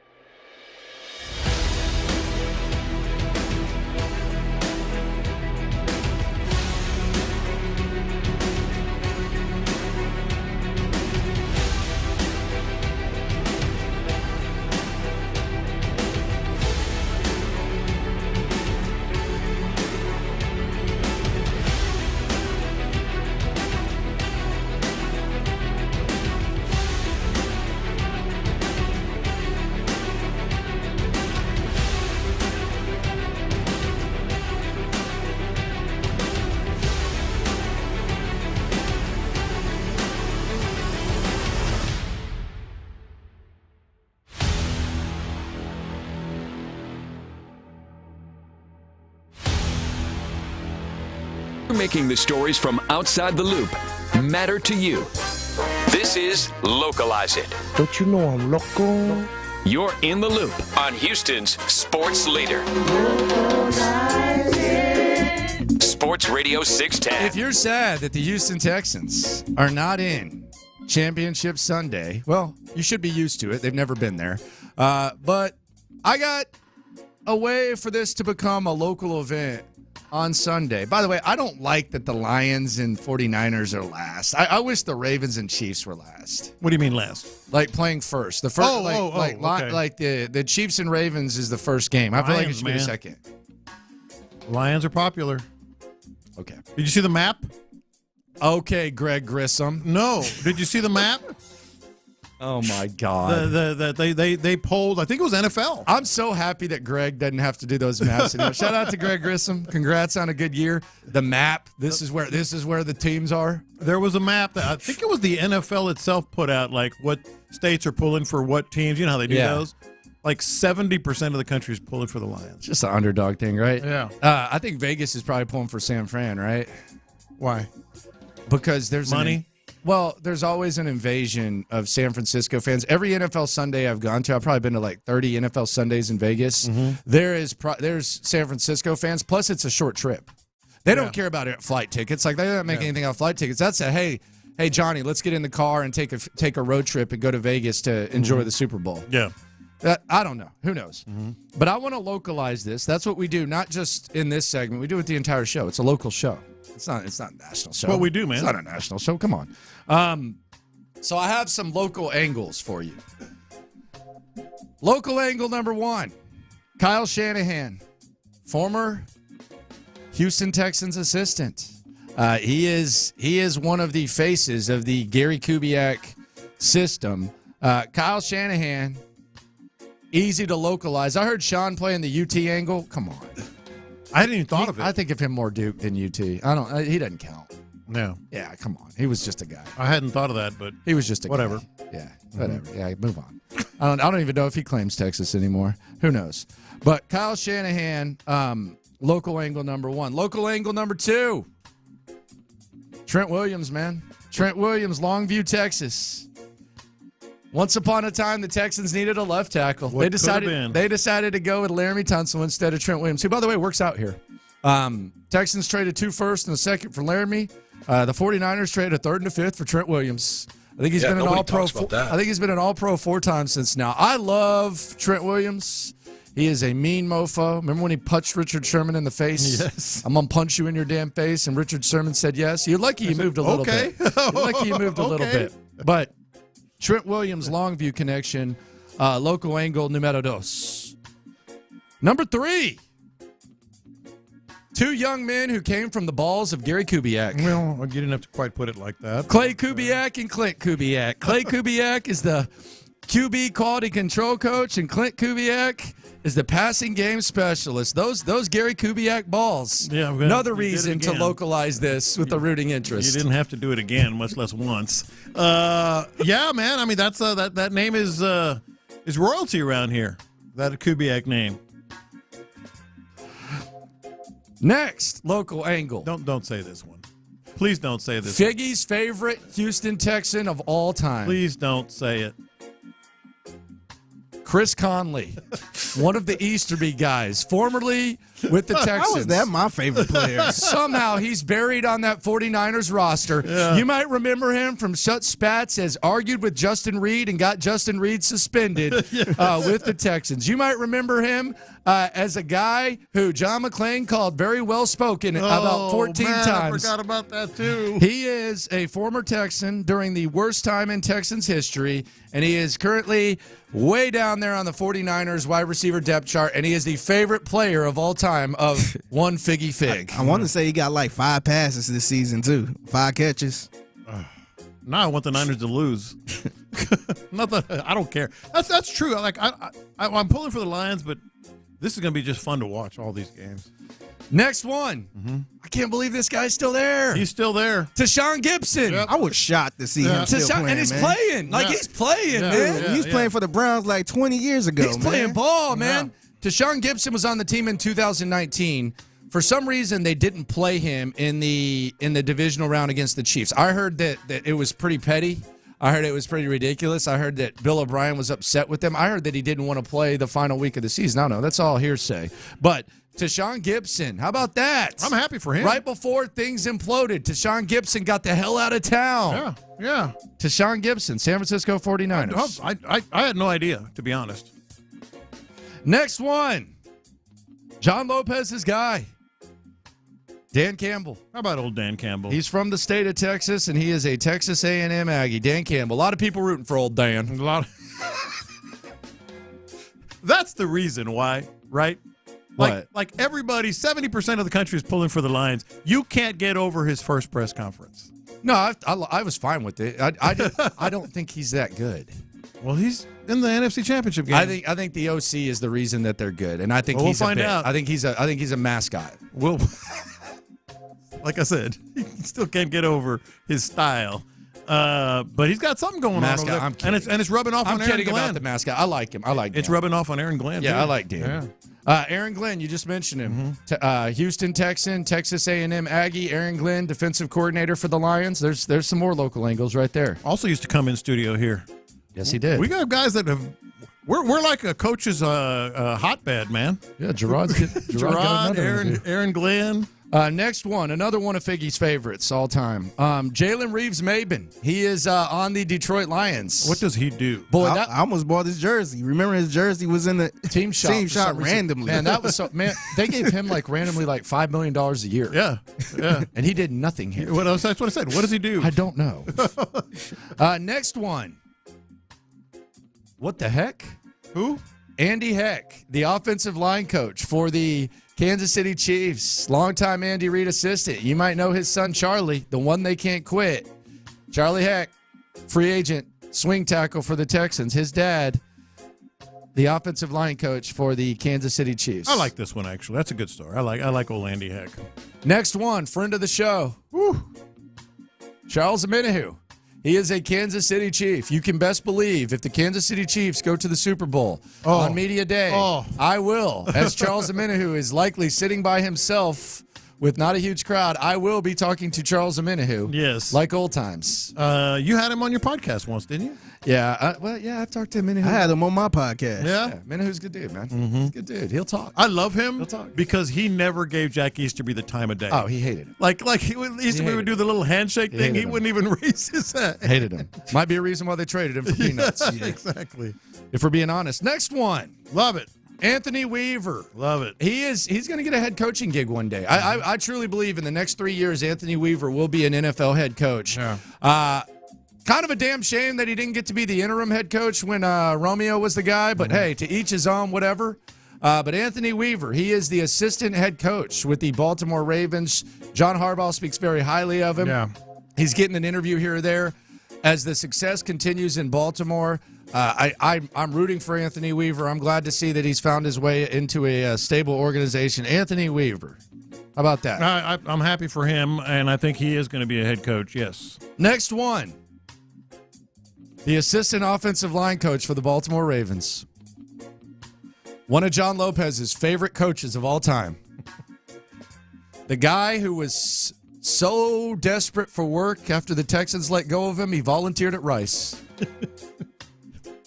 Mike Devlin, assistant O-line coach for the Baltimore Ravens. Bill O'Brien's favorite offensive line coach of all time, Mike Devlin. Lopez, I know you'll be happy for Devy. Yeah, no. I'm glad that he's basically fetching coffee for the offensive line coach. He's the assistant offensive line coach in Baltimore. He's carrying the ball bag. Yeah. He's holding the dummies. Hey, he's going to get a ring. Remember when I got his mic'd up coaching? Oh, my gosh. Yeah. I got it right here. All right. Let's hear it. Oh, God. He was running the drill right here. Oh, this is so bad. I need some people, though. Scott, we have to use a bag. We can use a bag. Yeah, we'll use a bag. Okay. Let's go this way. Okay. No, this way. Perfect. You hold it this way now. Okay. See, he knows how to hold the bag. It sounds like he's about to die. Fit and finish. Okay. Ready? Go. Finish. Feet. Hand. Get your hips involved there. Handy. Yeah, a little bit. It's been a long time. Okay. Good coaching. One more time. One more time. No wonder that. that. Good job. Come on, man. How does this happen? And then another guy we know around here. He's a tight end coach for him. George Godsey, man. Yeah. George Godsey. Yeah, what about it? This is putting in perspective, though, how crappy Bill O'Brien was. Yes. Because these are guys that hung around for a long time. Godsey's the tight end coach, and Devlin is the assistant O-line coach. It shows you how for good, the Ravens. It shows you how good Lamar Jackson is. That's what it shows you. And final one, polarizing figure around here. Pulling for him. Jadeveon Clowney of the Baltimore Ravens. Man, I want to talk to him. Yeah. JD, what up, man? He's just great to talk to. How you living, man? Kind of hard not to be hard not to like. Not to be hard not to be happy for him. Coming up, the smartest investment the Texans can make, and it might not be that lofty. Goodness gracious, these numbers are going to blow your mind, and they are necessary for CJ Stroud. If you don't believe me, just watch the games on Sunday.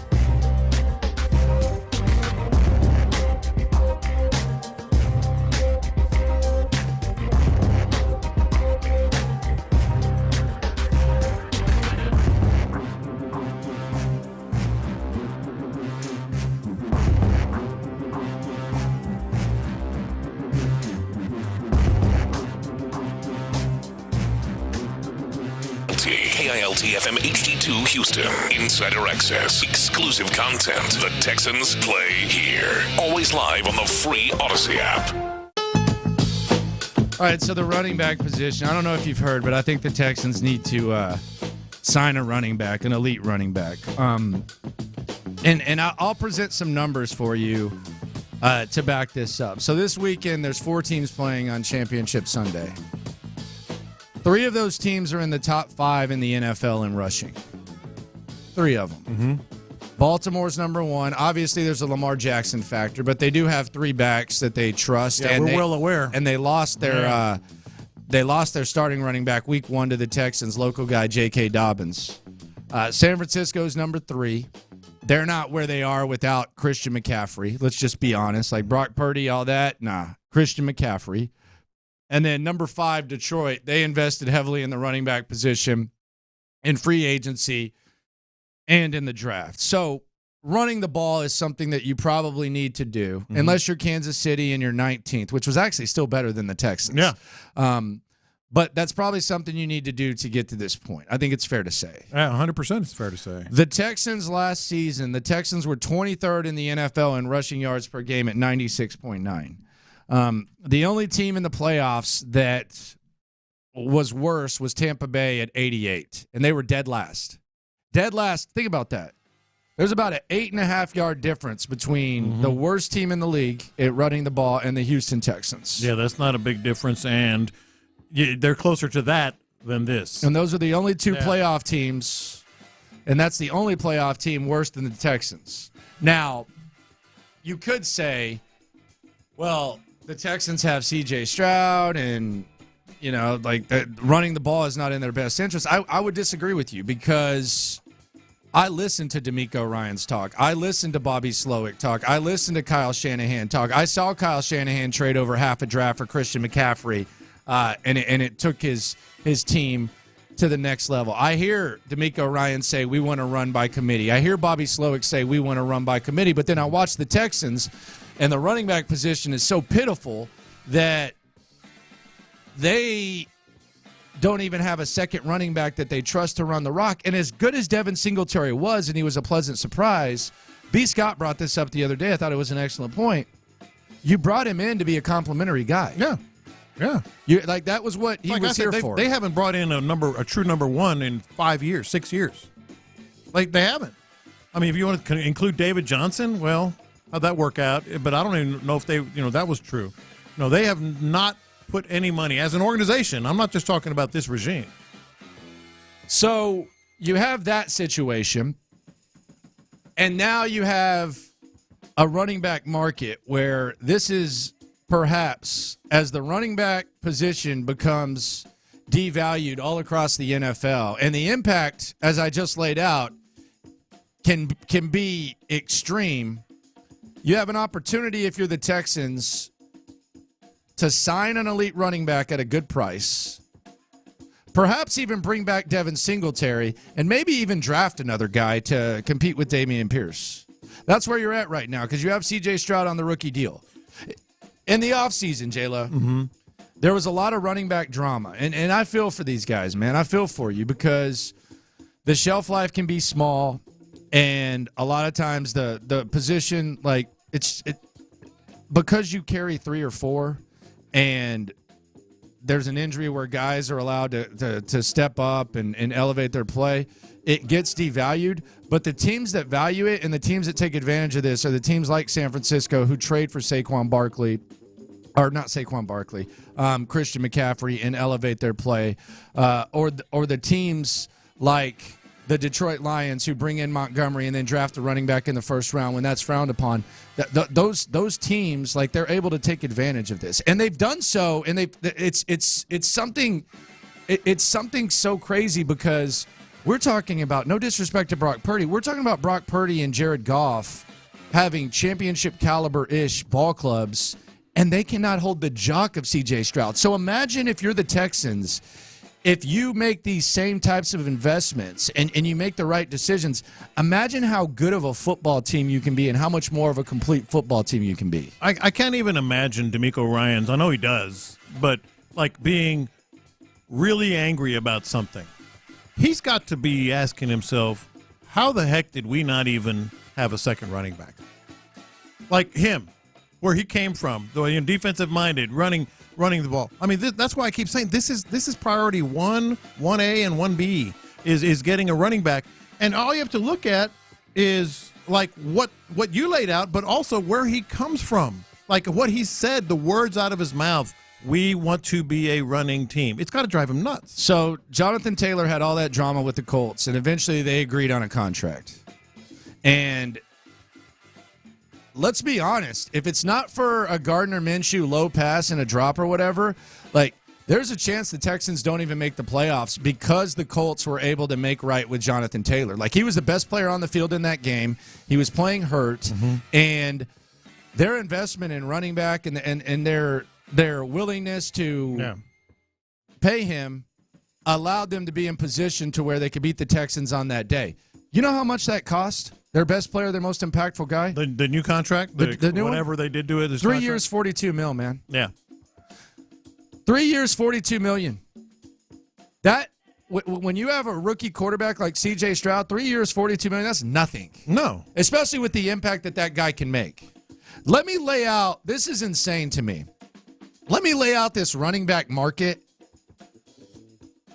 and then I want to lay out for you what the projections are on Spot Rack. And you can take these with a grain of salt. That's what I go to. I think they're relatively accurate. Sometimes they're low. Sometimes they're low, but it's not. But it's not like a shot in the dark. Let me give you some costs here. Okay. Of what it's going to cost, according to Spot Rack, to sign some of these big names in the running back market. Now, Devin Singletary, 3 years, $13 million. Do it.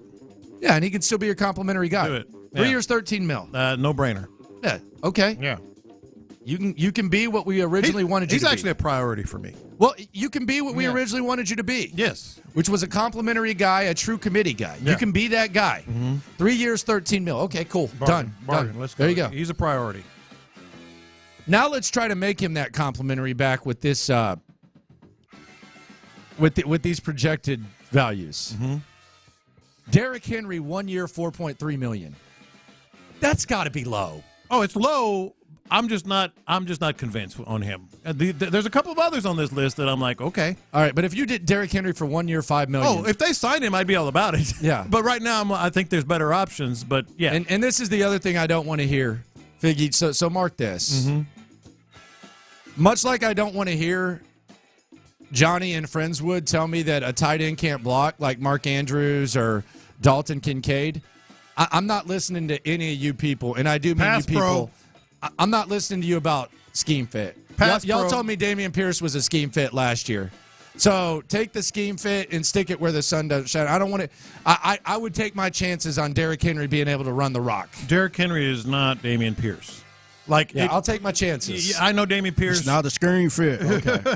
All right. All right, fake scout. Yeah. You always talk about how much better he makes the offensive line. Yeah. He runs past them. Yeah. Yeah. $5 million right there, Derrick Henry. 1 year, 4.3. 30 years old, a little bit older. Another Alabama guy, and these are the Alabama ties, too, with DeMeco. Josh Jacobs, 4 years, 43. I mean, that's you're basically getting 4 years of Josh Jacobs for the same price that the Colts would got with Jonathan Taylor.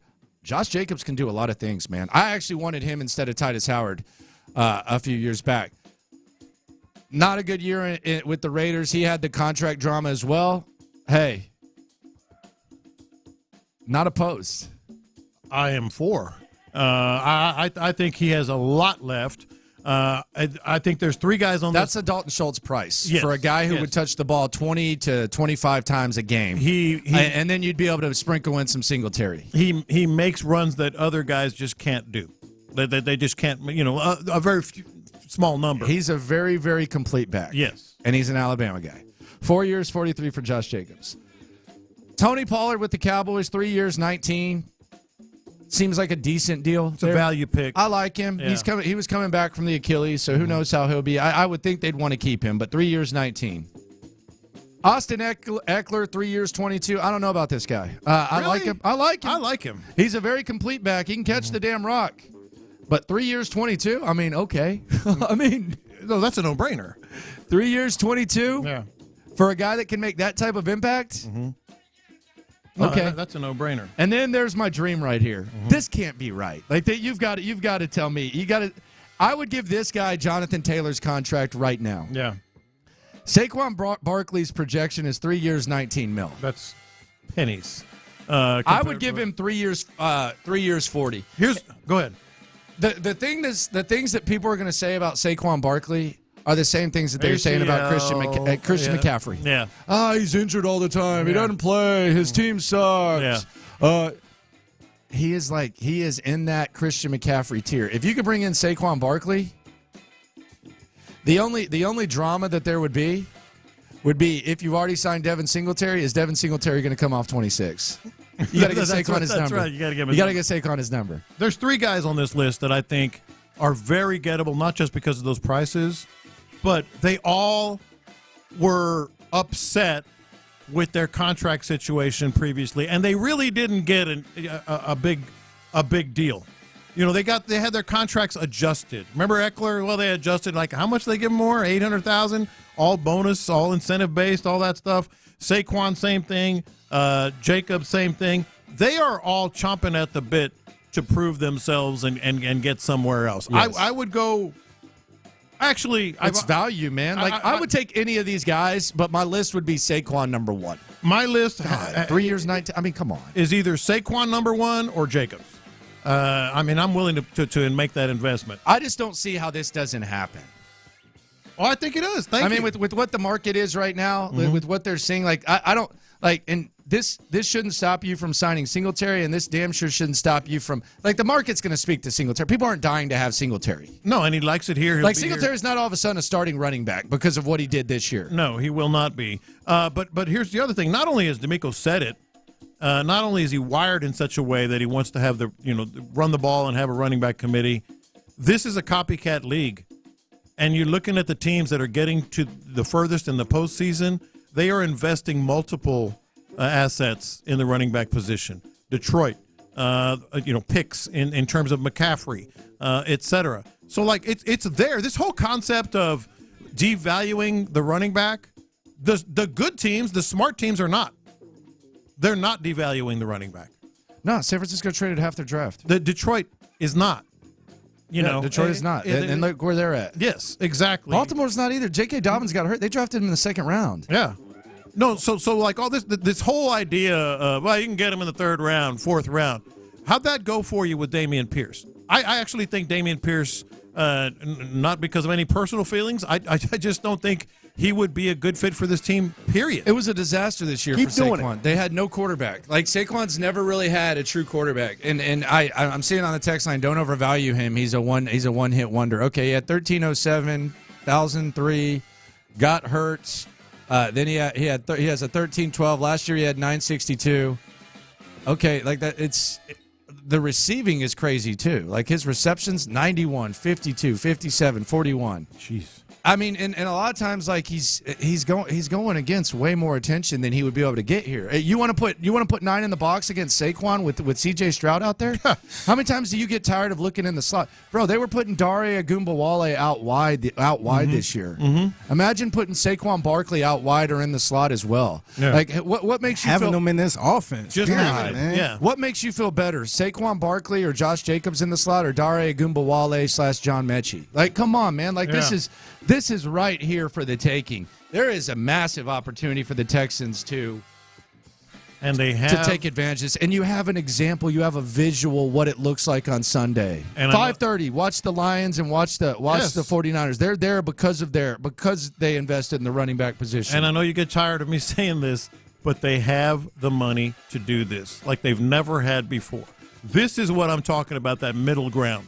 You know, don't go paying somebody a $90 million contract or whatever. This right here is what I'm talking about. And look, let's change the conversation based on what's being said. Like when you go buy something, when it's on the when something's on the clearance rack and it's a bargain and it's a shirt, do you sit there and say, oh well, you know, there's a little bit of a it doesn't seem to be as centered as the other one. Nah, brother, it's $20. It's a $120 shirt that's $20 for a reason. Yeah. You know what? You're probably going to have that in your closet for 10 years. All right? Like when you go, when you go get a bargain, you don't sit there and evaluate it like everything else unless you're just a bad consumer. Yes. If you want to have these conversations about Saquon Barkley and Derrick Henry and say these guys are old and this guy's been hurt and all that, have that conversation if we're talking about old running back contracts.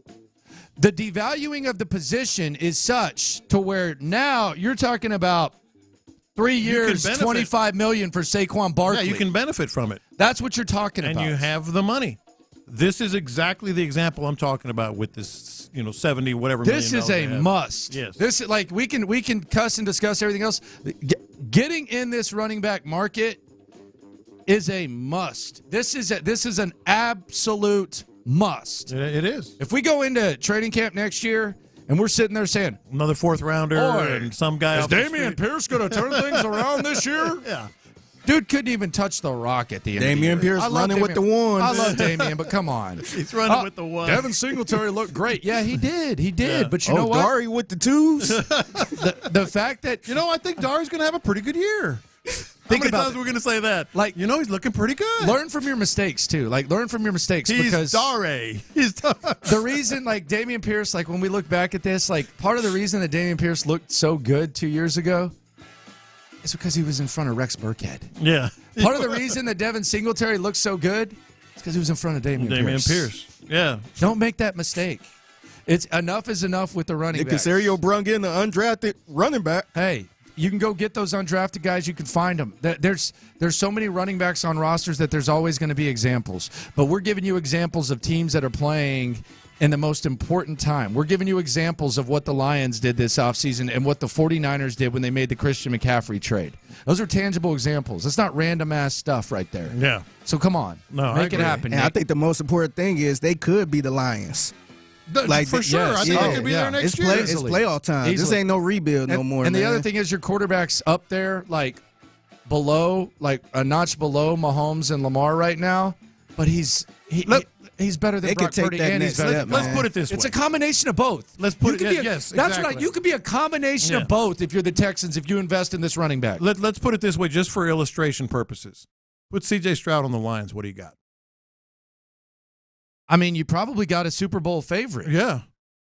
I mean, I would pick him against the 49ers. So now let's get that running game. Yeah. Here. You combine it, man. Now there's different reasons. All those times I've been irritating you about spend the money. This is what I'm talking about. You have to. This is smart money. Yeah. This isn't paying Jonathan Grenard $20 million. This is the impact. You can say what you want about running backs. We can minimize it. We can use all these examples, but the impact that these guys can make when they're at their best, it's as high as it's ever been. You still got to run the ball. So do what you say you want to do, D'Amico, Bobby, Caserio. If Saquon Barkley hits that market, if they don't franchise tag him, and there might have been an agreement there, this is already a place that people want to play. Make it happen. I'm already envisioning Saquon on the billboard, man.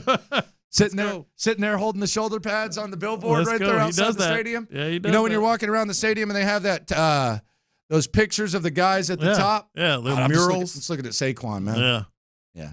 That might be a popular jersey, too.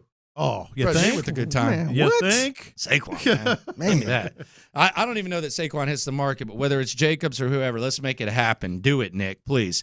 Coming up, C.J. Stroud gets love from one of the game's best. If you think I like Saquon Barkley, let's hear from one of his teammates. And my God, media types versus athletes, it never stops. Next. In the Loop.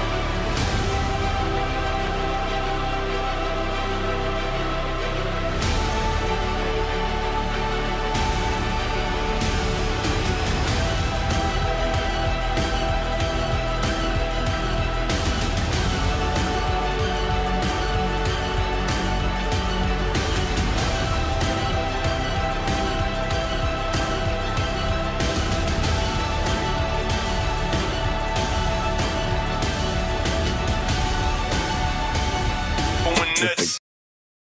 Devontae Adams has a lot of respect for C.J. Stroud. He had the internet going nuts yesterday talking about the quarterback of your Houston Texans. Be number one. I don't know. Yeah, C.J. Stroud is on Stroud. That was somebody I was campaigning for coming out. I was really, I won't say I was anti-rookie, but I was not pro-rookie across the board. It wasn't just get somebody young, in here. It was really, that was the guy that I felt strongly about, and he felt the same way. I know I've seen a couple of videos where they had asked him who he'd like to throw to coming in the league, and he said me. And I actually got to kick it with him at Michael Rubin's all-white party out there in the Hamptons, and we kicked it for probably literally 8 hours. Dude is solid. I've never been around a dude that young coming in that's that mature. Pretty good age gap, but you don't really feel it when you're around him. All right. Well, first of all, I don't think they're like the big partiers, so you naturally bomb when you're at a party where who knows what the hell's going on.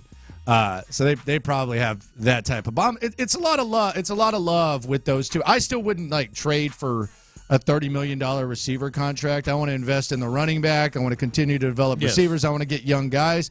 But that's the kind of love you're getting, man. My thing is that's just a reflection. It's just a reflection of how deep the attraction to come play with someone like C.J. Stroud all of a sudden is. That's what that is. Now, I have a debate, though, because C.J. Stroud got me thinking, okay? Because I got an email yesterday, and I'm sure we'll be seeing a little bit more of this. C.J. Stroud, did you see who he's working with at the Super Bowl? Who he's working with at Radio Row? Who he's partnering with? He's got a partnership.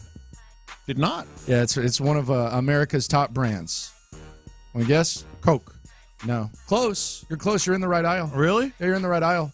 No, there might be a cross. Under Armour. Brother, is there Under Armour in the Coke aisle? The drinks. Not Under Armour. What's it called? Under Armour or something or other. The one that I forget what it's called. I was going to say Powerade. Okay. No. Something like that. No, you can go across the aisle because there's drinks here and there's other stuff. There's chips. Here. Yeah, chips. Keep going. Takis. Okay. No. Takis. The hell? Lay's? No. What? I don't know if it's a chip. That's what my debate is. The Google machine going. Is it a chip or not? Yeah. Cheetos. Oh, Cheetos. Oh, it's absolutely Cheetos a chip. Crunchy Buffalo flavor. There's a new flavor that C.J. Stroud is pushing. It is Cheetos Crunchy Buffalo. My question is Cheetos a chip? Yes, 100%. But shouldn't Cheeto just be its own thing? No, it's crunchy like a chip. It's a chip. It's just a different. Are you sure? Yes. Are Takis a chip? No, they're Takis. They're chips. You sure? Yes. Is hot dog a sandwich? No. So you think Cheetos are a chip? Yes. How does Spice Crunchy Buffalo sound? Whew. I don't know if that's good or not. I'm trying to think. Yeah, I don't know if that's good or not. Because I like the hot Cheetos, but crunchy or puffy? I like the cheese puffs, the ones that get all over your hands. What's wrong with that? Oh, the ones that get all over your hand as opposed to the... Well, no, the ones that go are eat you a bag. Go eat you a bag of crunchy. But it's more with the powdery Go eat you a bag ones. of crunchy. They're kind of powdery on the outside. The cheese puffs. Okay. Those are awesome. Hot and Don't you say spicy. anything bad about cheese puffs. Hey, the babies love them cheese puffs, Don't man. you say anything bad about cheese puffs. All right. Yeah. So it is a chip. This Biggie, is you're awesome. a chip guy. Is it a chip? Yes. Yeah. Crunchy Buffalo. I don't know if Buffalo's going to work. I got to try it. Yeah, he'll have some. I got to try He'll it. have I some. don't really like buffalo chips, like buffalo flavor type chips. I never had a good one. Nah, I like barbecue. I like jalapeno. Sour cream. Sour cream. Yeah. Onion. Mm-hmm. Yeah, I don't know about that. How come they don't have sour cream and onion Cheetos? Maybe it's coming. Doesn't quite. Sour cream and onion is like a potato chip. It just feels better with a potato chip, right? Maybe. They might try it. Shout out to CJ and You like the Cheetos. salt and vinegar? No. I do. No. Those are good. I got the internet going nuts. How the heck?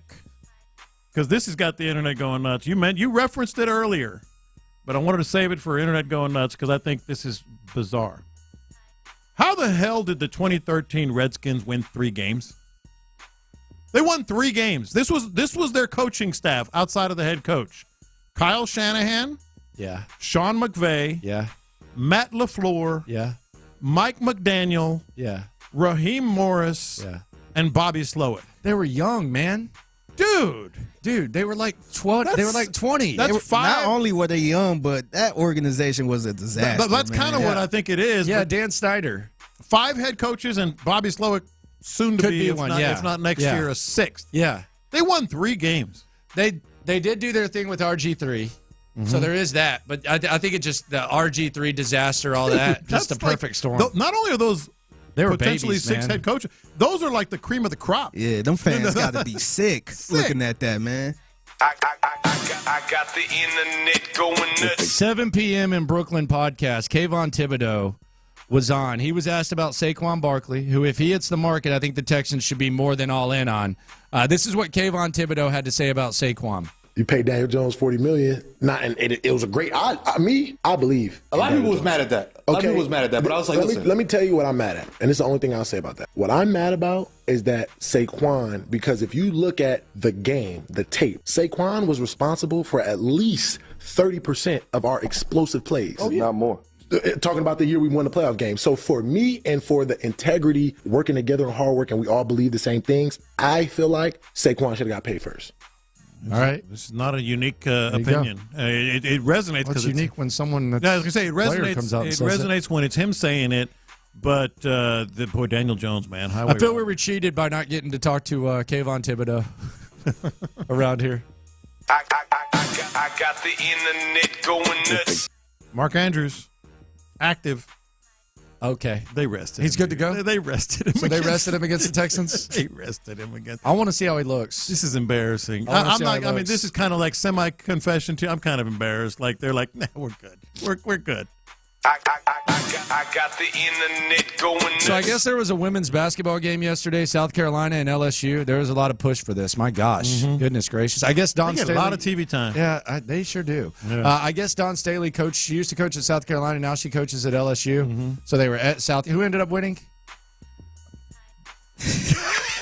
I have no idea. But I want to say LSU probably lost because I think Angel Reese was saying this was on her or something like that. Angel Reese is the player for LSU. Yeah, that's the one that who did like the can't talking see me smack thing? to. Okay, Caitlin Clark or whatever. Yeah. So Don Staley, she coaches at LSU now. Used to coach at South Carolina. She was getting booed. I thought this was a good line by her. I'll give her some credit here. This is Don Staley. This is funny. Crazy crowd. I know they weren't very friendly to you, but I just wondered, what has it been like to watch women's sports? Actually, they were. They were calling me Boo. Well then.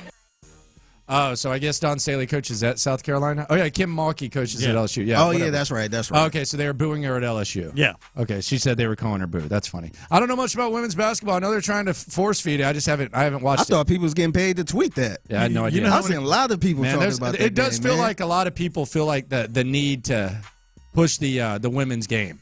No, there is. I heard it was a good game not too. sexist. No, I like that's watching. not When it gets It's to March happening. Madness, I like watching it. Yeah, it's happening. But I don't know that I need an hour and a half pregame show. Right. That's When I'm trying to get ready for championship weekend. it's That's all just about that add-on on the contract. Yeah. Like you can have this, but you got to do this. Yeah. No, we're being honest. Yeah. Seriously. I got the internet going nuts. I forgot Kobe Kim Bryant. Mulkey. 4 years ago today. Yeah. And I saw this trending, and I'm like, you know how nobody wanted to believe it. You know how wild and unbelievable and impactful it was when it's one of those events like this where you know exactly where you were. Yeah, I knew exactly. You know, where I was on my couch. I was on my couch. I was actually excited about Royal Rumble. Yeah.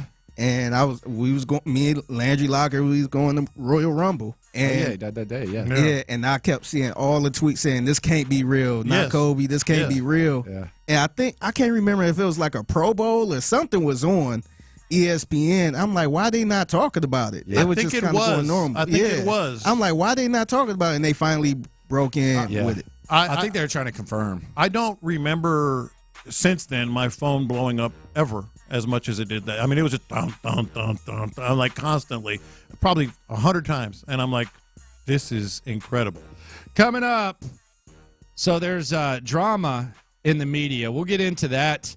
We'll also get into, we're going to start beef between dads. Oh, really? Dads of the past versus dads of the present. Who was the more crazy dad? And one of their sons will be in action on Sunday, one of the best players in action. The hits are lit coming up next. First, I want to talk about Texans turf. My gosh, I'm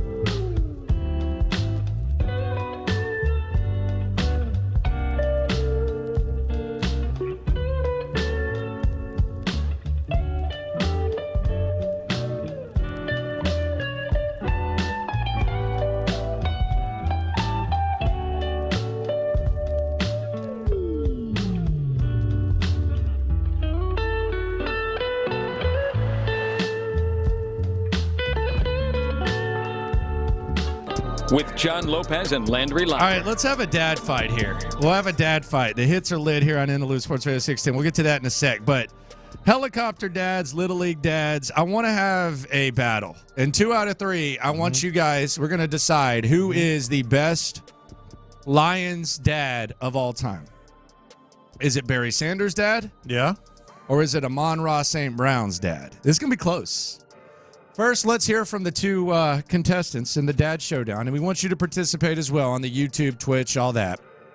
713-572-4610. Let's start with Barry Sanders' dad. This is how Barry Sanders' dad, the shortest Hall of Fame induction speech of all time. No lie. It was under a minute. I actually give him credit for it. It's most I've been entertained during an induction speech. But this is Barry Sanders' dad inducting him into the Hall of Fame. First, I want to say hello to the greatest running back that ever lived, the number 1 running back who ever lived. He's not with us today. I think he's with his family in Los Angeles, Mr. Jim Brown. So I want to say hello to him, Jim.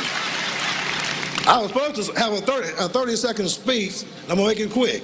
And now I want to introduce you to the 3rd best running back that ever lived, Barry Sanders. That never gets the old. third. That never gets old. Here's some more from Barry Sanders' dad. So this is Barry Sanders grew up in Oklahoma. By the way, his dad made him work like 45 hours a week. I think he was like a roofer or something, and Barry would have to help him out with that. But this is his dad's a big OU fan, if you're not going to be able to tell here. This is Barry Sanders talking about when he committed to Oklahoma State and what his dad's reaction was. That was one of the most difficult days of my life at that point. He was not excited about me going to Oklahoma State. The morning that Oklahoma State came to sign me, Coach came to the house before school. Dad walks to the front door. Coach tries to shake his hand. He wouldn't shake his hand. He walks out of the house and said, I think he's making a mistake. It was just a very difficult day for me. William was also a huge fan of the University of Oklahoma, a conference rival of Oklahoma State. For my dad, took the position that, hey, look, I was an Oklahoma Sooner fan well before you were born. I'll always be one. Long before you're gone from Oklahoma State, that's my team. Barry's Heisman Trophy still sits in William and Shirley's house, behind his father's souvenir Oklahoma helmet. The Heisman is behind the helmet, and they showed the picture. Yeah. This is true. Now, we'll get into the call-out, but it didn't stop there because he started supporting his son. So this is, just imagine like C.J. Stroud or like a Houston Texans player's dad calling out Bobby Slowick or D'Amico Ryans. This was back when Bobby Ross was the coach of the Lions. Barry Sanders' dad did an interview, I think with a local station in like Kansas or Oklahoma. And listen to what he says about his son's coach. Barry needs spaces to run. And he can't have those spaces out of a power eye because with the defense is set up to play you. You've got to use wide receivers, preferably 4 wide receivers, spread the defense out. What is the basic problems with the system right now? The bad offense they're running them out of. In fact, it's a non-existent offense. Well, you imagine that these days? This is going to be tough to beat. You imagine that these days? Yeah. That's the early 90s. Actually, it's more surprising that it happened then. But like now, but now it would be all over. Yeah, exactly. Like it would blow up. Oh, that's what you mean. A simple tweet. Barry Sanders' dad these days? Come on. And this is another one. This is him talking about slow linebackers. So these guys are trying to take Barry Sanders' head off. Keep in mind, Barry Sanders is a little running back, and these big-ass linebackers like Levon Kirkland back in the Steelers days and all that, they're trying to take your son's head off. Yeah. So what do you say about them publicly to maybe ease the anger that they're going to play with against your son? They got some linebackers probably there. Phil probably can't outrun me. What about Levon Kirkland up in Pittsburgh? Oh, he's about 265. He couldn't outrun me. He couldn't get you? I doubt it. Yeah, that would leave a mark. So as much as things change, they kind of remain the same. That's Barry Sanders' dad. That's contestant number 1 in the dad off. The other one is Amon-Ra St. Brown's dad. Now, his dad was actually a 2-time Mr. Universe. There was actually talk in the draft that people were perhaps shying away from St. Brown, and he ended up going late. because his dad's so crazy. Yeah. And if you listen to his dad, I love St. Brown's dad. Both of his sons are in the NFL. They have an awesome podcast. I'm a St. Brown guy. But this was his dad, and this was on Hard Knocks. He still trains his sons, and this is the funniest thing. This is the story about Amon-Ra St. Brown's dad.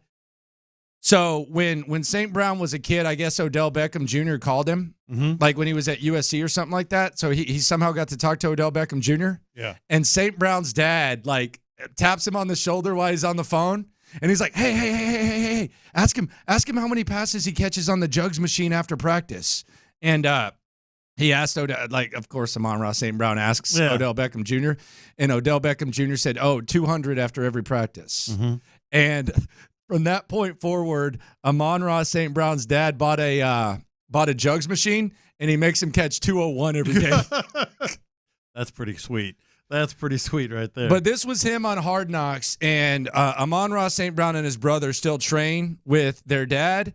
This is the competition for Barry Sanders' dad. I actually think it's a lot closer than perhaps you do. This is him shooting strays at one of the most popular athletes in town and talking about working out his kids. At home, I'm dad. But in here, I'm the trainer. No offense to other people, but a lot of people come to the gym doing push downs like this. My mom does that. You're not gonna get big unless you do that. Look, I know I'm a father, but I'm freaking Mr. Universe 2 times. I know what I'm talking about when it comes to this stuff here. Coaches always ask me, how you do that? I'm like, dude, I'm tired of explaining this to you guys. You gotta train your whole body. Kevin Durant, these guys, messed their Achilles up. I have a question for guys like Kevin Durant. When's the last time you did a calf raise? Calf raise. Calling him out for the Achilles. Seems a little bit harsh. Achilles, man. Seems a little bit harsh. So who wins, Barry's dad or Amon-Ra St. Brown's? Come on now. It's Barry Sanders' dad. Like, that is, you talk about, like, a baller. Like, he gives 2 bleeps. Called him the 3rd best running back of all time in his Hall of Fame induction. The 3rd best running back. And he put his Heisman behind a Oklahoma helmet. Yes. All right. Yeah, I won't disagree with you there. That's crazy, man, when you think about it. Because, you know, John, you got probably some kids or know some people that go to Texas or something like that. You ain't about to do all that. Heck no. But there's a lot of guys like this, dads out there like this. Well, he also, I remember watching the interviews when Barry was like chasing the record, and it was always like, it was basically like a Jim Brown PSA every time that they would interview him in the stands. Yeah. Hey, he ain't as good as Jim Brown.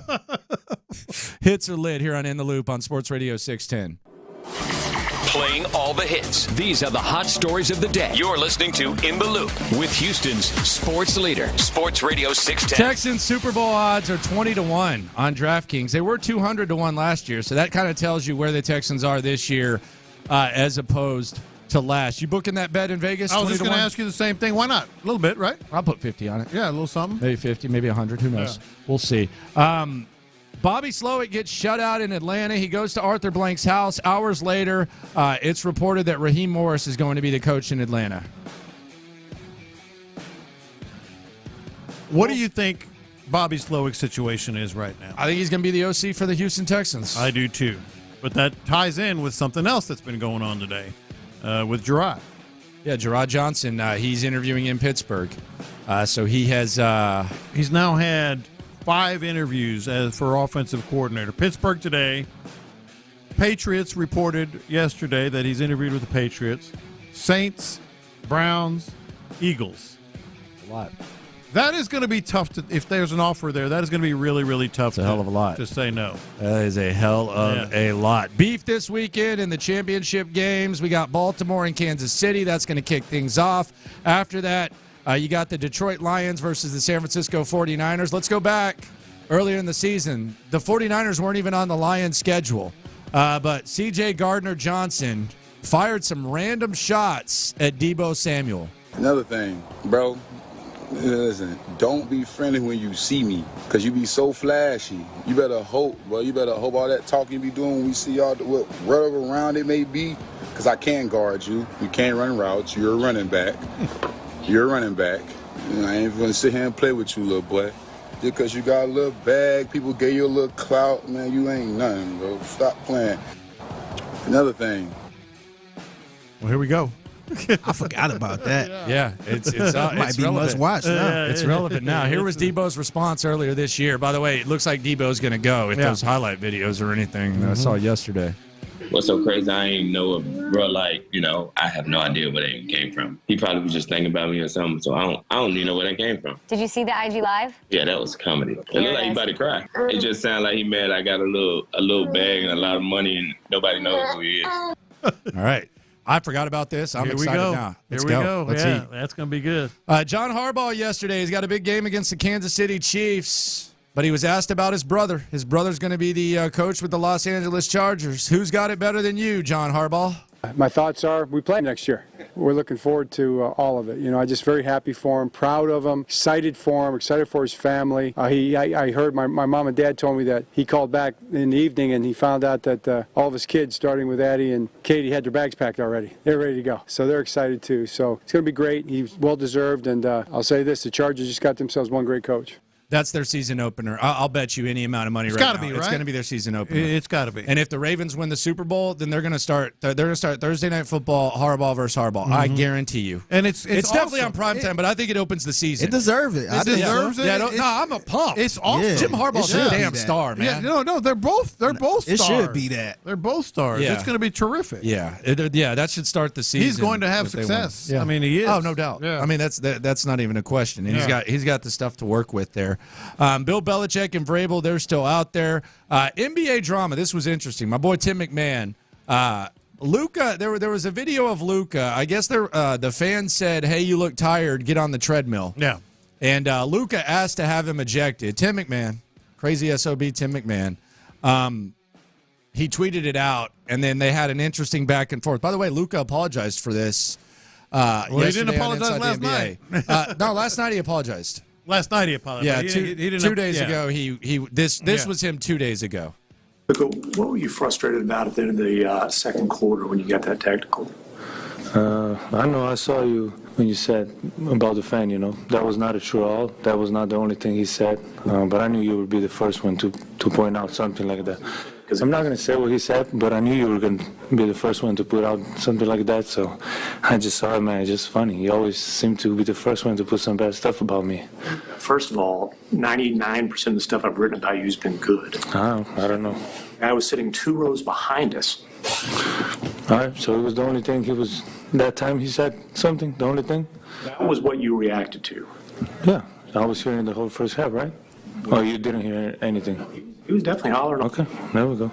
Acted. But you put out something that was just the only thing. But what was the final straw? What was the issue? What was the thing that? It's not the issue. I'm just seeing you seems to be the first one to always put something bad about me. It's all over. Why did you ask for the fan to be ejected? Because he was cursing me the whole first half too. Why didn't you ask for him to be ejected in the first half then? Because I never would eject a fan. They pay for tickets, but I had enough. It's a little bit of frustration. You turned your head and looked over at him after he said that. That's what we saw. Yeah, that's fine. The bad guy in the media, right? It's all right. Like you were fairly portrayed in the media? No. All right. He apologized, by the way, said he lost his cool, just got frustrated. It's awful. It's a horrible look. It's a reflection of what's going on in the NBA. It's a Russell Westbrook impact. Russell Westbrook Pathetic impact. They don't care about fans. Like the NBA doesn't care about fans. They don't. All they care about is jock sniffing players. That's all they do. They jock sniff players, and then the players don't even want to play. It's pathetic. It's a pathetic league right now. Maybe I'm wrong. Kind of made me just look at Luka all different. Yeah, it's pathetic. Totally different. Luckily, he apologized for it, but it's embarrassing. Yeah, McMahon. And by the way, first thing you do is blame the reporter when you're asked about the specific situation. McMahon doesn't mind getting into it. I knew you were against me. That's my boy right there. That's what he says. That's my boy right there. Boogie Cousins yesterday said something. I just want to give it a quick. This is when keeping it real goes wrong. This was with Rachel Nichols. At the end of the day, I blame the analytics. I think analytics are literally f***ing the game up. And this is an example why. Joel Embiid, if he misses another 10 games, you're sitting here saying that this guy isn't eligible to win MVP. And that's mind-blowing to me. I don't want to offend anybody, but we gotta remove the nerves from the game. That's not analytics, bro. No. That ain't why the game is messed up. And that's not analytics, brother. It's not. It's not. I mean, you can maybe stretch it. You know, they say your body, blah, blah, blah. But no, that's not what it is. Coming up, wide receiver or running back, why the answer doesn't have to be one or the other, and why Nick Caserio, if you don't do this, man, I don't even know if you're trying to win. Next. Place your bets, ladies and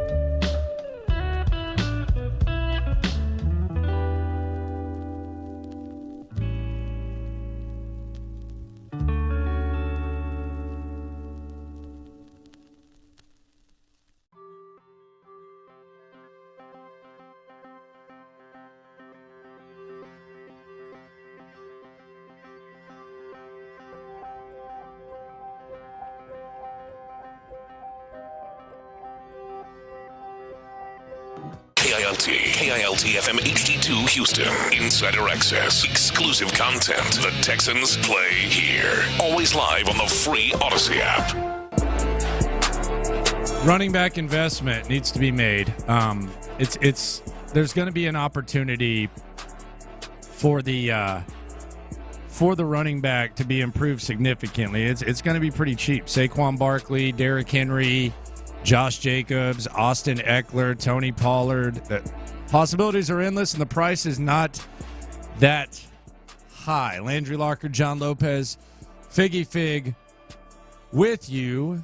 It's all about the quarterback, though. And I think if you invest in the running back like the 49ers and Lions did, that's the biggest reason why they are where they are right now.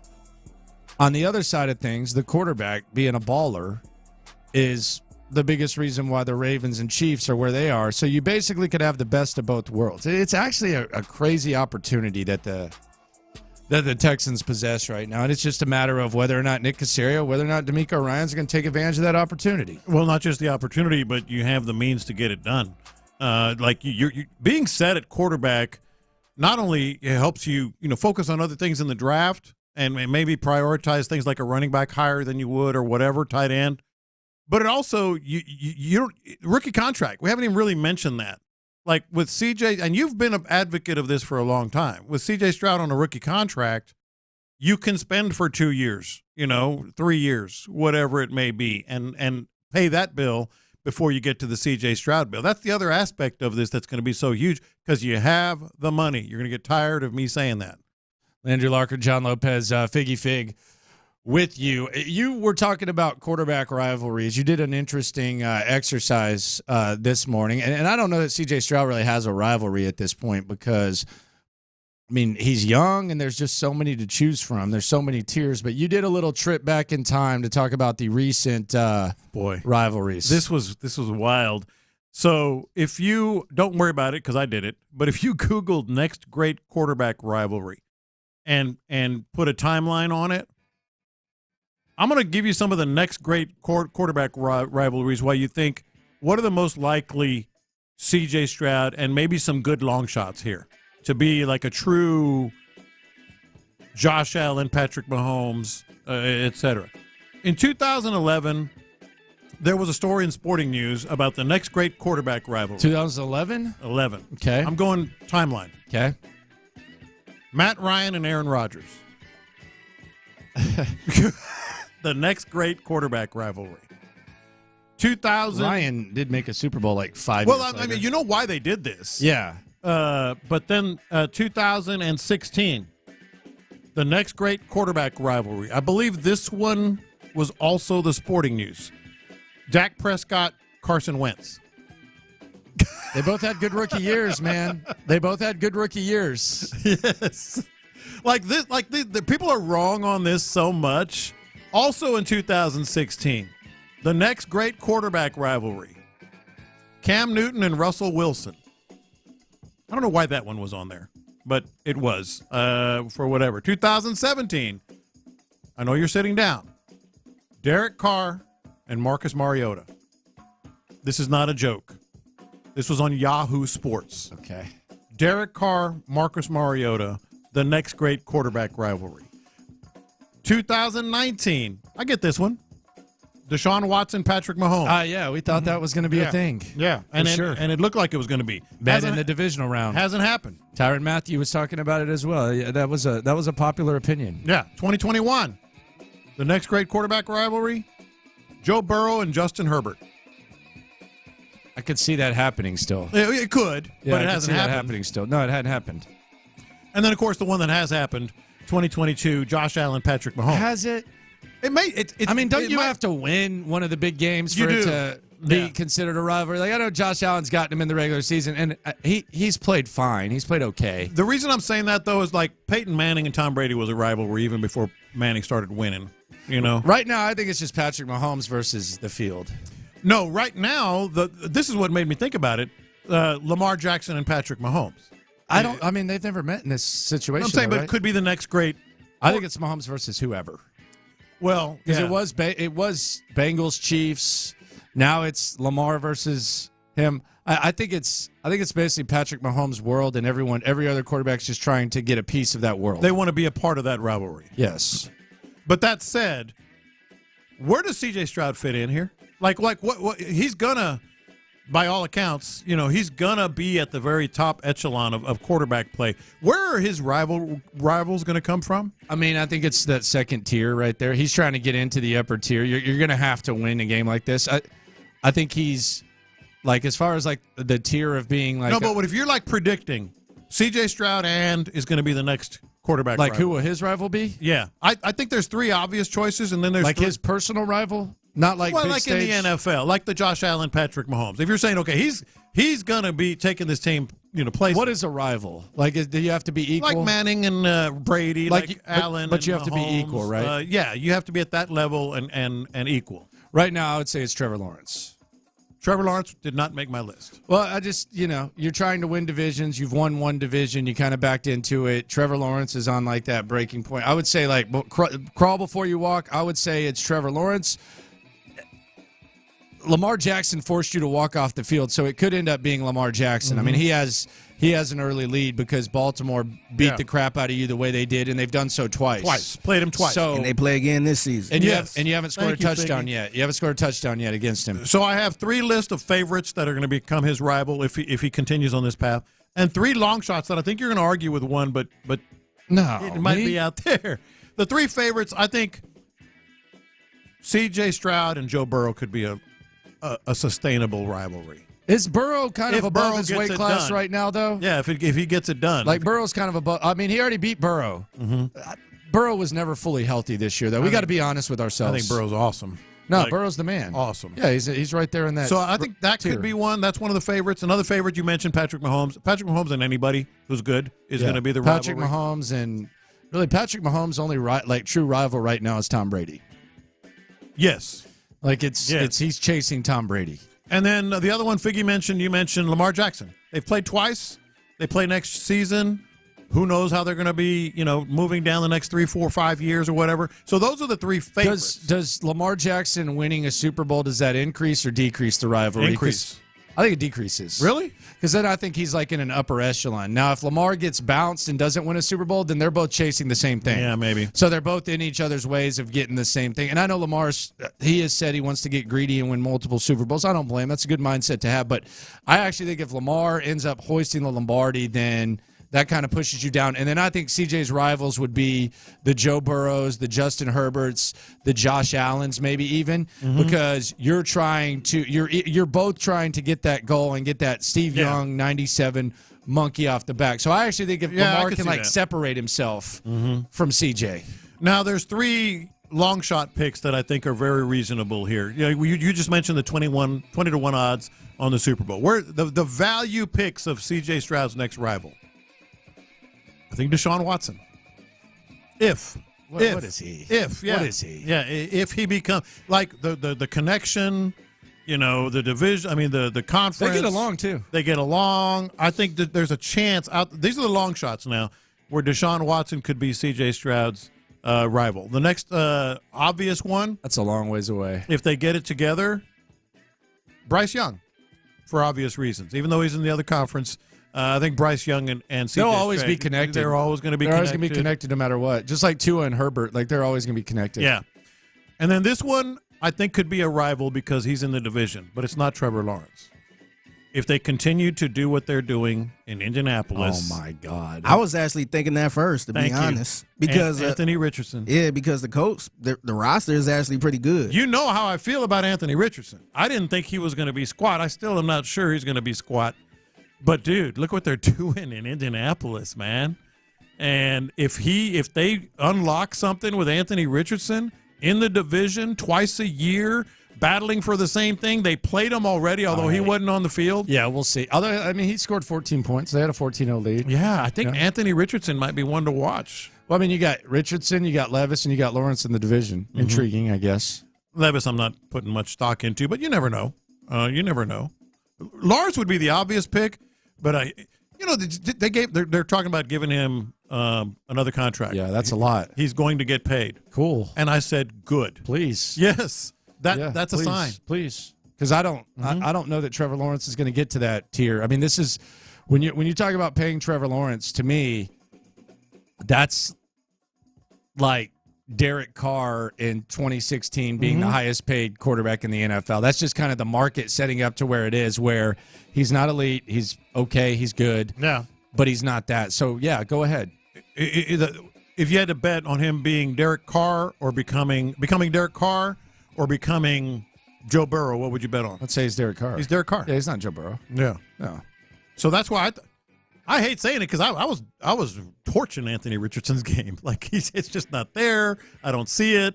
I don't think he's not accurate. Hadn't been able to stay healthy at any level of football. Hasn't been able to stay healthy. But if I'm being fair here, they got a good. They got an okay team. If I'm being fair here, and what they're doing with their quarterbacks, I think Anthony Richardson might be a good long shot pick. I feel good about that if that's the case. Yeah, we'll see. Yeah. I mean, we'll see. I hope you're right. Yeah, I'm fine with that. Mm-hmm. Yeah, sign me up for it. No doubt. I'll take that. Running back position, the projected value of the backs. Derrick Henry, according to SpotRack, about 1 year, $5 million. Josh Jacobs, 4 years, 43. Saquon, 3 years, 19. Like Austin Eckler, 322. You've got to be in the market if you're the Texans for elite running backs, sign Singletary and draft. This needs to be. It's not hard. It's not expensive either. And the other part of it, the other angle of this that we didn't even talk about is you've already invested in your offensive line. Now the ROI, the return on investment. I mean, I don't think you get it, or I don't think that you have. But the running back can make the offensive line better. The running back can make the offensive line better. I think that kind of adds to the point. This is where I'm going to contradict myself. Of all these running backs, the one who absolutely will make the line better is Derrick Henry. Doesn't run, I don't even know if he can run in this system, but I don't care, because I think he's, he can be so powerful finishing off third down conversions or red zone things or breaking one tackle and going the distance. I think the tread on his tires is diminishing, is slipping, but he's the one that can do that. The one I want is Saquon Barkley, and the one that's affordable is Saquon Barkley or Austin Eckler. And all the three, the thing that these guys have in common, Eckler, Saquon, and Jacobs, is they were ticked off last year. Like they got mere pin. They said, "Wait, Dude, they had a damn Zoom meeting crying together." They said we reworked. Remember that? Yeah. The running backs met this weekend. Oh, that's right. They were going to about what they're going to do. Yeah. But like Eckler, hey, we reworked his contract. They gave him nothing. Yeah. Like it's the same Taylor contract, got nothing. bonuses and stuff. Yeah, Taylor got So nothing. they're going to maybe stick it to their team, and they still. Saquon or Eckler would be my top two. See, and a lot of times, like I've asked for stuff from this organization, and they haven't listened to me. Which sometimes that's a good idea, sometimes that's a bad idea. But I truly believe that D'Amico believes this. It's in his blood. Yeah, I mean he's talked about it. Like so of all the things, like I think Caserio believes it. I do too, especially in this situation because we've seen it. So I think we're probably going to get our wish here. I hope. I think I think it's important. I think they're mad and confused at how they only had one running back. They only had one running back, really, and it was a guy that should be a number two. Like they must be telling us, what were we thinking? How could we do this? I know they had belief in Dameon Pierce, but just didn't work out. Yeah, he's. What is he going to do next year? I'm not sure he's going to be on the team. What are they going to do? Trade him for like a 7th? Yeah, sure, 6th, whatever. No, I'm serious. No, I get it. Yeah, I get it. And then do what we're talking about: draft one, sign one, and bring back Singletary. That would be like, look at the Lions, and we keep going back to that, but I'd like to reverse it. Look at the Lions running game and imagine C.J. Stroud. I could see them liking Jacobs a lot. I would love that. I wouldn't argue about that. Well, Jacobs, I think Josh McDaniels was big on him, liked him a little bit with the Raiders. He's like 26. Yeah, he's not old. He's not old. Yeah, he's got the Alabama ties. Mm-hmm. He's like an all-purpose, complete back. And I'm sure that Caserio likes him too. So, yeah, I could see Jacobs being the guy. Either one. He rocks that single-digit number too. Yeah, he does. Yeah. He was good for my fantasy team. Some Jersey stuff right here. When? last year. I was going to say, yeah. Not this past yeah, season. hopefully he didn't run that back. No, I got him cheap, and he produced. Yes, he did. Yes, he did. Not this year. Yeah. That's why a lot of people upset at Saquon, too, by the way, the fantasy team. So. Oh, yeah. He's been a couple times. Yeah. Lunchtime confessions coming up. John Lopez made a recommendation for me yesterday. I watched it. I got opinions on it. We'll get into that next. The Drive with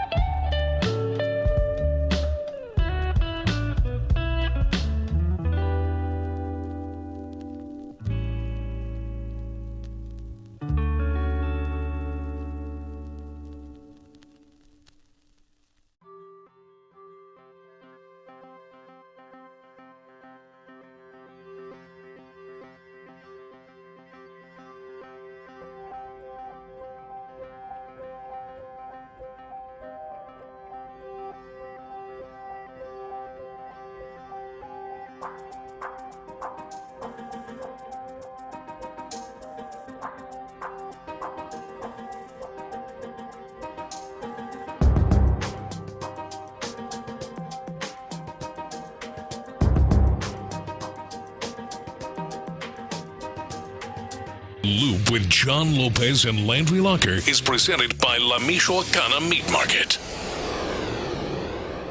Watch this. These are my confessions. Lunchtime confessions. We confess our sins to you, the loophole. Shout out to the loopholes. If you listen, you are one. Some of these confessions have to do with sports. Some have nothing to do with sports, but we're transparent with you 24/7. Let it hang a little bit lower during lunchtime confessions. Lopez recommended a movie. I watched the movie. I got thoughts, plus C.J. Stroud could impact my Super Bowl Sunday and had me thinking a lot yesterday. It is time to confess. Watch this. These are my confessions. I am more than willing to take a bunch of crap over this, but I grabbed the wrong pants today. Yeah, I noticed, man. I thought it looks like you peed your pants or something. I don't know what's going on with you. I didn't want to say anything, but show yeah. you this. So, Figgy, something's going on there. I have a pair of good fishing pants that are the exact same color as this. Mm-hmm. So I started. I put them on. I don't even know what I was thinking. Got in the truck, came over here, and then I'm walking. I'm like, well, there's paint there. Yeah, right. I didn't. Oh, that's paint. White paint. This is glue here. White paint. Oh, okay. See the glue there? See this by my crotch? You say glue or goo? Glue. Okay. See this by my crotch? I grabbed my work pants instead of my good one. See this right here? I think that's more of that glue. Yeah, I can see it. Look at the fading. Look at the fading on this pants. I noticed, right man. Like, these are the worst pants I own. These are the ones I do working around the yard. Like I said, there's caulk. Look, see the caulk right here? There's what? Caulk. Okay. Caulk. Okay. I'm making sure. No, look at my pants. There's a lot of caulk. John, I don't want to look. I didn't know what was going on over there, but I just kind of like. That's why I called you creepy in the crosstalk, because I was looking at your pants. Did you see how faded they are? There's on the white side? crap all over the waist. You know what that is? There's like a gooey looking thing all over the waist. Did you see the fading on the one leg? That's acid. I was cleaning some stuff on some terminals at the house, and I wiped my hand. There's acid on. This is the worst pair of pants. I'm embarrassed, but I got to fall on the sword. Figgy, I got like front, back, sides. Man, these are the work pants. Yeah, I see it. But I have a good pair just like this. Okay, yeah. Well, might want to grab those next time. Watch this. These are my confessions. So C.J. Stroud kind of confused me yesterday because I guess C.J. is going to be doing some work with Cheetos. Mm-hmm. And they're going to have the second best thing to buffalo wings, Cheetos Crunchy Buffalo. That's the push. Cheetos Crunchy Buffalo. So I saw this, and I have a few questions. Number one, does C.J. Stroud really like these?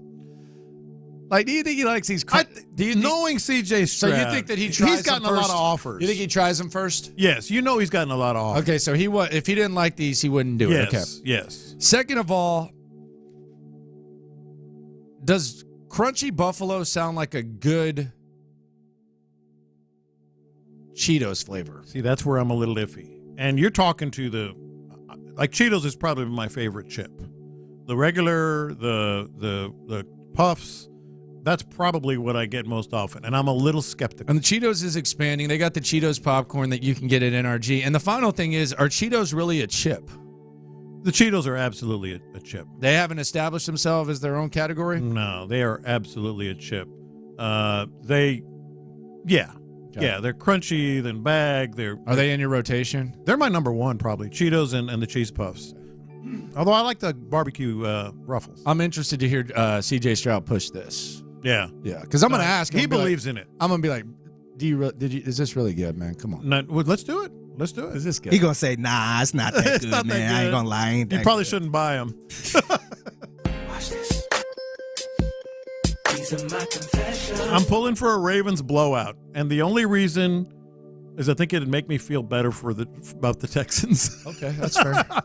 You know how that goes. Like your team lost, and you're like, well, I hope they win now. But I think I want the Ravens to go ahead and blow them Chiefs out. Sorry. Okay. I just do. Watch this. These are my confessions. Every time I think about Derrick Henry, I laugh now. Why? It's funny, and it's just something small. You know how I am. Like, one little thing will just stay with me forever. Mm-hmm. It's because of Titans superfan Morocco T, in his pep talk before Derrick Henry's final game, when, by the way, the Titans beat the Jags and got the Texans a home playoff game. This is all I hear now whenever the name Derrick Henry is mentioned, including in the 11 o'clock hour when we made the case that Derrick Henry should be someone that the Texans consider. This is all I think about now, and I just smile when we talk about Derrick Henry. My room guy for Sunday is I'm rooting for Derrick Henry to run for a whole bunch of damn yards and score a whole bunch of damn touchdowns, man. The draft pick, I don't give a This ain't about them, man. This about Derrick Henry. If you got some money and time to go watch Derrick Henry on Sunday, go watch Derrick Henry and quit taking greatness for granted. Tighten up. Let's go. I'm telling you right now, if Derrick Henry ends up being a Houston Texan, that is going to be one of the most frequent used drops. That little part right there. Derrick where Henry, he says, let's go. No, where he says, Derrick Henry run for a whole bunch of damn yards. Play that figure. That'll be a drop like crazy. I'm rooting for Derrick Henry to run for a whole bunch of damn yards and score a whole bunch of damn touchdown. That will be if the Texans get Derrick Henry, that drop, there will be shirts that say that. That's what we want. That's all I hear now. That's what we want. That's all I hear now when I'm rooting for Derrick Henry to run for a whole bunch of damn yards and score a whole bunch of damn touchdown. Watch this. These are my confessions. I love that. Oh, call me a hypocrite. You are one. Call me a hypocrite, Figgy. I can't quit. Hypocrite. Can you put a towel over you or something? No, hypocrite. I'm talking about for your pants, dude. man. They're awful. Like acid. But you've done worse, is what's fun. Like what's weird is that you're confessing. Lopez, you wore a shirt with blood on it once. There's a little fish guts on this one too. Yeah, you wore a shirt with blood. Yeah. Like that's what's weird. You're apologizing. I mean, it's like how did I not notice? Be like T Mill coming in here apologizing for smelling like tequila. How did I not? Like these pants are like, they're the worst pants I own. Yeah. I don't know how I know. Anyway, call me a hypocrite. If I were because I was on the other side of this argument when it came to Bobby Slowick. Yeah. If I were a Lions fan, I'd kind of be upset with Ben Johnson. Why? He's had 4 Zoom interviews. Yeah, but he's been doing a good job. It's a lot, man. But he knows he's getting the Washington gig, right? Yeah. Doesn't he? But the Lions fans want them to win this week. Yeah. Well, they're 7.5-point dogs. Don't blame Ben Johnson if you lose. No, I know. I'm just saying. Now, if he calls a double reverse pass with Xavier Hutchinson and John Mechie, then you can get mad. Yeah, but I'm just saying this, the way I feel is like if I was a Lions fan, hadn't been there in so long, I'd be like, come on, man, just give us one more week. Give us one more week. Watch this. These are my confessions. I did what you told me to do, John. You watched it. I watched Arthur. It's awesome.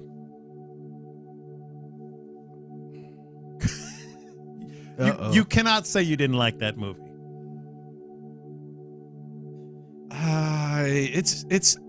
It's not bad. Oh, thank you.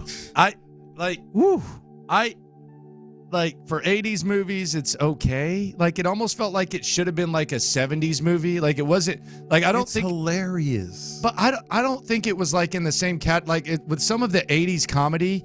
But it's not the same type. Kind of. Not really. I mean, it was a little bit serious, but my thing is this, like, I think with the I bet your wife loved it. With the 80s, she was entertained, but she didn't think it was funny. Like you said, it's like a comedy. It's kind of serious. His one-liners, like especially at the very beginning. With the hookers? Yeah. Yeah. I don't know. Yeah. I don't know, man. Really?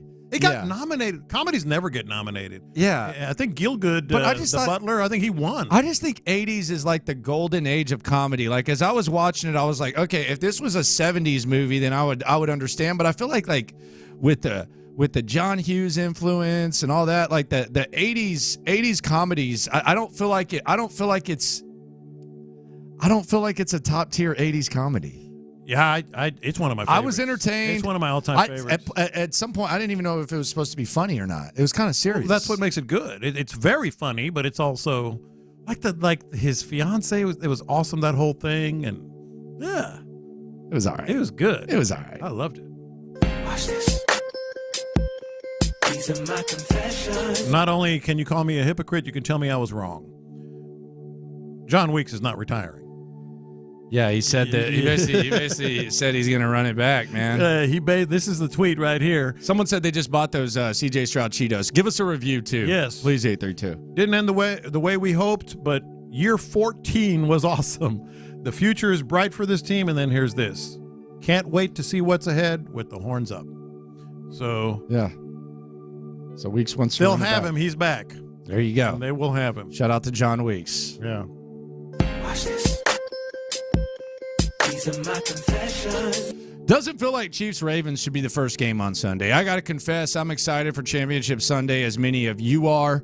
We looked at it through localized lenses, as we always do. This is a local show. I just feel like Chiefs-Ravens should end the night, though. I kind of... Don't you?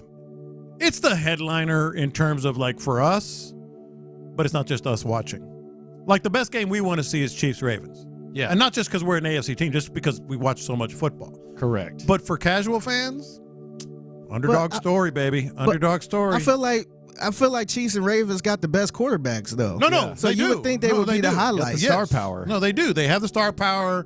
They have, the pedigree, all that stuff. But we're getting into Super Bowl, man, when Super Bowl era here, Super Bowl time, when it's not just about what's going on the field. It's like the whole event. And people love the underdog of the Lions. 70%. I saw the map. Watch this. These are my confessions. This is a sarcastic confession. Okay. I can't imagine why Tyreek Hill's wife of less than 3 months decided to divorce him. He had 3 kids simultaneously with 3 different women. See that? She filed for divorce yesterday? Well, he called out the story being a lie that she filed for divorce. He said, And then they gave the documents. They're like, yeah, she did, sir. She did. Yeah. He tried to call out the lies. They were married for 74 days. And he had 3 babies with 3 women. Simultaneously. Yeah. Can't imagine. Yeah. Can't imagine she would want to file for divorce. Yeah. It's wild. On top of everything else she's been through? Yes. Maybe he snores. So isn't it his original baby mama? I don't know. Right? Is it? Didn't they have like some drama in college? Oh, that one? Yeah. Oh, I didn't know that. Yeah, I think she. Yeah. I no, think they had some drama. Yeah. They had some drama. That's one way to put it. If it's her, I think it is. I didn't even know he was married, man. The way he was well, he's not going to be here. for long. Yeah, well. He's not going to be for long. Watch this. These are my confessions. So this was kind of headline porn. He was kind of joking. We'll hear a little bit from him. But Patrick Mahomes Sr., former baseball player, the dad of the quarterback for the Chiefs, he basically said that they asked if he was going to be sitting between Travis Kelce, his daughter-in-law, or Jason Kelce, his daughter-in-law, and Taylor Swift during the game, and he said, "Hopefully not." Oh yeah, I hope not. First of all, the context is getting blown up. Second of all, I don't think you could pay me to sit with that group. Really? No. Oh my God, no. It'd be entertaining. Absolutely not. If you gave me a choice to sit in a different suite or sit in that group, you could not pay me to sit by Taylor Swift, Brittany Mahomes, and why? Because they're annoying, John. They're not annoying. They're annoying. Fans. Like that. But like see, during the game. some people just want to focus on the game. Yeah, I just want to watch the game. I don't need like that garbage, the obnoxiousness and all that. It's a big game. The Super Bowl's on the line. You couldn't pay me to do that. First of all, they wouldn't enjoy me. I wouldn't enjoy them. So it's a two-way thing. I think it's no different than any other suite, just bigger stars. Like it's all hectic. Like even at our suite, it's kind of hard to watch the game sometimes. It is. You're telling me Jackson Mahomes sitting there TikToking and Taylor Swift being told when to cheer? Taylor Swift guarantees she has a Fed in the back with all right, cheer, hey, Pacheco, say Pacheco. All right, he caught a pass. Let's go. Let's scream. You have no feds. You don't know what kind of fan she is. Come on, dude. She might be like couldn't pay me on PFF. Couldn't pay me. She might have a subscription. Couldn't pay me. PFF. You think Taylor Swift has a PFF? Yeah, she has a subscription. Do she know what PFF is? She is a PFF. What is that? Pretty phony female. Oh, wow. Landry Locker, John Lopez, Figgy Fig with you here on Sports Radio 610. It's PHO, but I'm using the F. I'm using the F in that. It's definitely PH, but You gotta. When you're going off the dome, it's all freestyles, no freestyles. Coming up, Bobby Slowick might stay. What does that mean? And as Bobby stays, is another one on his way out. Next. Something.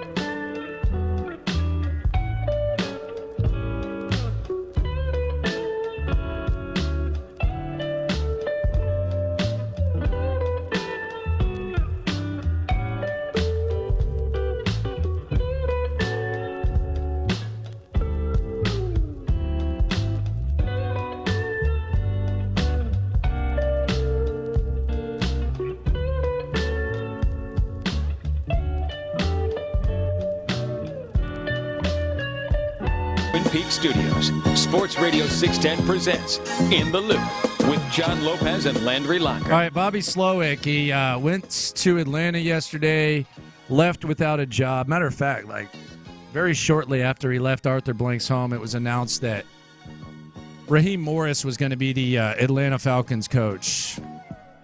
So it looks like the odds are, it appears, depending on what happens with Seattle and depending on what happens with Washington, that Bobby Slowick could be calling plays for the Texans once again next year. Good. That's a good thing. You would agree? Yes. What does that mean for Gerard Johnson, who had another interview today with Pittsburgh? He's interviewed with New Orleans, Pittsburgh, Cleveland, and the Eagles, and then I'm sure there could be some more interest as well. What does that mean? Yeah, look, it ain't great, but it's probably the lesser of the two evils, right? And I'm talking about Gerard here, who I love, but it is because you got the continuity with Bobby Slowick. But it's not nothing. Like it's not. C.J. Stroud told us as much. You know, it's something. Now, to what degree, who knows? But he's interviewed with the Browns, Saints, Eagles, Patriots, and Steelers today. That's a very popular offensive coordinator, maybe the most popular on the board at this point. So let me ask you some questions and ask you here. Do any of these jobs drag him away? And how would you rate that? Because I do have a rating here. And then the second question is, do you money whip him to stay? Do you? Because let's be honest, let's be practical here. I don't know what Gerard makes, but it's not 7 figures. It'll be 7 figures as a coordinator. So do you money whip him just to stay because it's that important for C.J. Stroud and they're that close? And are any of those jobs tempting enough for that not to even make a difference that he takes? I mean, can you money whip him? Like, would he be willing to do that? You know how they do other titles and stuff like that. I think you can. Yeah, you can change the title. I think a lot of teams kind of do stuff like that. I mean, how valuable do you think it is? I mean, if you want to do, I mean, if Cal's willing to do that, sure, why not? That would be the preferred. Yeah, I mean, if you can do that, sure. I worry about Gerard taking the wrong OC gig and then just kind of taking steps back in the career. Not as much as I do. Yeah. Yeah, so I'm kind of concerned, like, with some of these situations. Like, I don't look at too many of these situations and say, man, you're really going to get it going there. I mean, I could even see a scenario, quite honestly, where, you know, there's, for some reason, when it comes to coaching, like, there's all these, like, and there's always like, hey, this guy's not qualified, that guy's not qualified, he needs to do this, he needs to do that. And yesterday I was getting like messages of like Bobby Slowick. It's like, well, he's only been a coordinator for 1 year. I'm like, yeah, well, so was Mike Tomlin. Mike McDaniel had never been a coordinator. That Tampa Bay guy, that whatever the hell his name is, that Carolina hired, he'd been a coordinator for 1 year. John Harbaugh was never like he was a special teams coordinator. So I don't think there's, Vrabel was a coordinator 1 year. Yeah. Like, there's not really a path. I could actually see a scenario where Gerard Johnson could skip even having to be an OC. I know that sounds crazy. I don't think it's that crazy. Like, with all this interest, with what's going on with C.J. Stroud, like, would it be crazy to think next year that Gerard Johnson is getting head coaching jobs if he stays here and C.J. Stroud continues to improve? I think there's like a thought that there's like some sort of like path that you have to take, and to do this you got to do. I don't think there's a path. I don't think there is. I agree. And let's put something else to rest, and not to pile on because we love him, but this concept of John McClain. They need to stay another year. They don't have enough experience. Well, you know who disagrees with that? Mike Tomlin. He disagrees with your point. You know who else disagrees? The Patriots. Robert Kraft and the bunch over there. Kevin Stefanski disagrees with that. Nick Sirianni disagrees with that. I mean, like, this whole concept of, oh, he's not ready to be an offensive coordinator. Why is Mike Tomlin having him over today if he's not ready to be an offensive coordinator? He disagrees with that. And that leads to the point of, like, I think there are 2 jobs that if you're the Texans, I would worry about Gerard taking. I think number 1 is the one today. I think the Steelers, like the Saints, if Gerard asked me, I would say, I wouldn't do it. The other ones you can make an argument, I get it, but number 1 is the Steelers. But do you not agree that there's no, like, path nowadays? Yeah. Like, there shouldn't be, right? No, there's not. And I think, when you're getting interviewed, like I said, John McClain's sitting there saying, no, they need another year. Yeah. Well, Mike Tomlin says, come on down. Yeah. So shoot that out of the water. Yeah. He doesn't need another year. There's nothing like set in stone. Like all these comparisons of like coaching pass and this guy did this and this guy did that. Like, yeah, you look at like sometimes there's like a debate. I know that the Titans just hired a guy and Tennessee's upset because Callahan didn't call plays. And they're like, well, he's not an offensive coordinator. See, sometimes that matters. Like if Sometimes you're saying it's better. Yeah, sometimes it matters because if you're saying if you're giving a guy credit, like I'll go back to Bieniemy in Kansas City, like if you're giving him credit for the offense, well, I mean, let's be serious. Like Andy Reid's Reid's offense. Yeah. But if you're saying like, this guy, like for Gerard Johnson, I think the development of C.J. Stroud is what you focus on. You don't focus on okay, he didn't call plays. Like if I'm a head coach next year, like if I'm an owner next year, and let's say that I fire my coach, I would have I wouldn't look at Gerard Johnson that much different than I would Bobby Slowick. Right. No, you can find an OC. Absolutely yeah, not. you're a quarterback. Like you're a quarterback guy. A lot of people are interested. Like I wouldn't look at it that different. Well, but I think there is like a natural. Like people look at it as like there's got to be like a process. There's not. Well, let me give you the best example because this is one that I consistently said with you on this show. How many times did you hear me say, I think Mike Vrabel's going to be a better head coach than a coordinator? I said that consistently. Yeah, and it happened. And it happened because he's the leader of men. He's the organizer. He's a guy that you want to follow. Gerard is that guy. Yeah. Like people want to follow Gerard. Yeah. They want to play for him. They get him. They like him. But when it comes, John Harbaugh's a freaking special teams coach. Teams. He's a freaking special teams coach. Yes. Kyle Shanahan's the guru that everybody seems to want. Andy Reid is the guru. John Harbaugh's a freaking special teams coach. Dan Campbell wasn't even an offensive coordinator. Dan Campbell. He had one interim year. He's not a coordinator. He's never called a play in his life. I think he did briefly for Miami, briefly. Really? Maybe when he was the interim? Yes. Yeah. And I think before they got Ben Johnson, but he's never been paid to call a play in his life. No, so I don't for Gerard. Like if I'm looking at Gerard, I would say the ultimate goal is probably be a head coach, right? For sure, it's all of them. I don't think that you necessarily have to be a coordinator to do that. At least I wouldn't think that way. I think if you're the Texans and you want to keep the band back together, you want to bring it back together. The team I would worry about the most is the Pittsburgh Steelers for Gerard, the one he's interviewing with today. He's played for Mike Tomlin. He's played with Russell Wilson, who might be a target for the Steelers. He's coached Kirk Cousins, who might be another target for the Steelers. Justin Fields could be a target. That has Gerard, quarterback whisperer, written all over it. And there's a lot to work with there. That's a lot to ask. Already. No, it's a big ask. It's a lot to ask, No, sir. it is. And Tomlin also said he wants to change the offensive approach this year. I would hope so. Well, you got the right guy That's a there. lot of pressure, man. Yeah, you got to save Mike Tomlin's ass. But here's the other thing: Mike Tomlin ain't going anywhere. Yeah, but he's not going anywhere. Yeah, but if the offense is stagnant, then it's like, oh well. Well, but you're not. It's not going to be a 1 year, trial. Yeah. So, but what is it? What is 2 or 3 years in Pittsburgh as opposed to another year in Houston, where perhaps Bobby Slowick gets a deal and then you figure it out? That's the decision you have to make. Yeah, it's almost like a chess move as opposed to a checker move. That's the decision you have to make, and just. For posterity here, I think the second best job for him is going to be the Browns. I think the Browns, yes, everybody say it together, Deshaun Watson. Well, he's worked with him before. Who knows, how that's going to play off, and they are ready to make a run. Like he could be a head coach year after next. Like if he gets Deshaun going and the Browns get to the AFC Championship or the Super Bowl, Gerard's going to be a head coach in 2 years. So there's that. The other three, I think there's some question marks.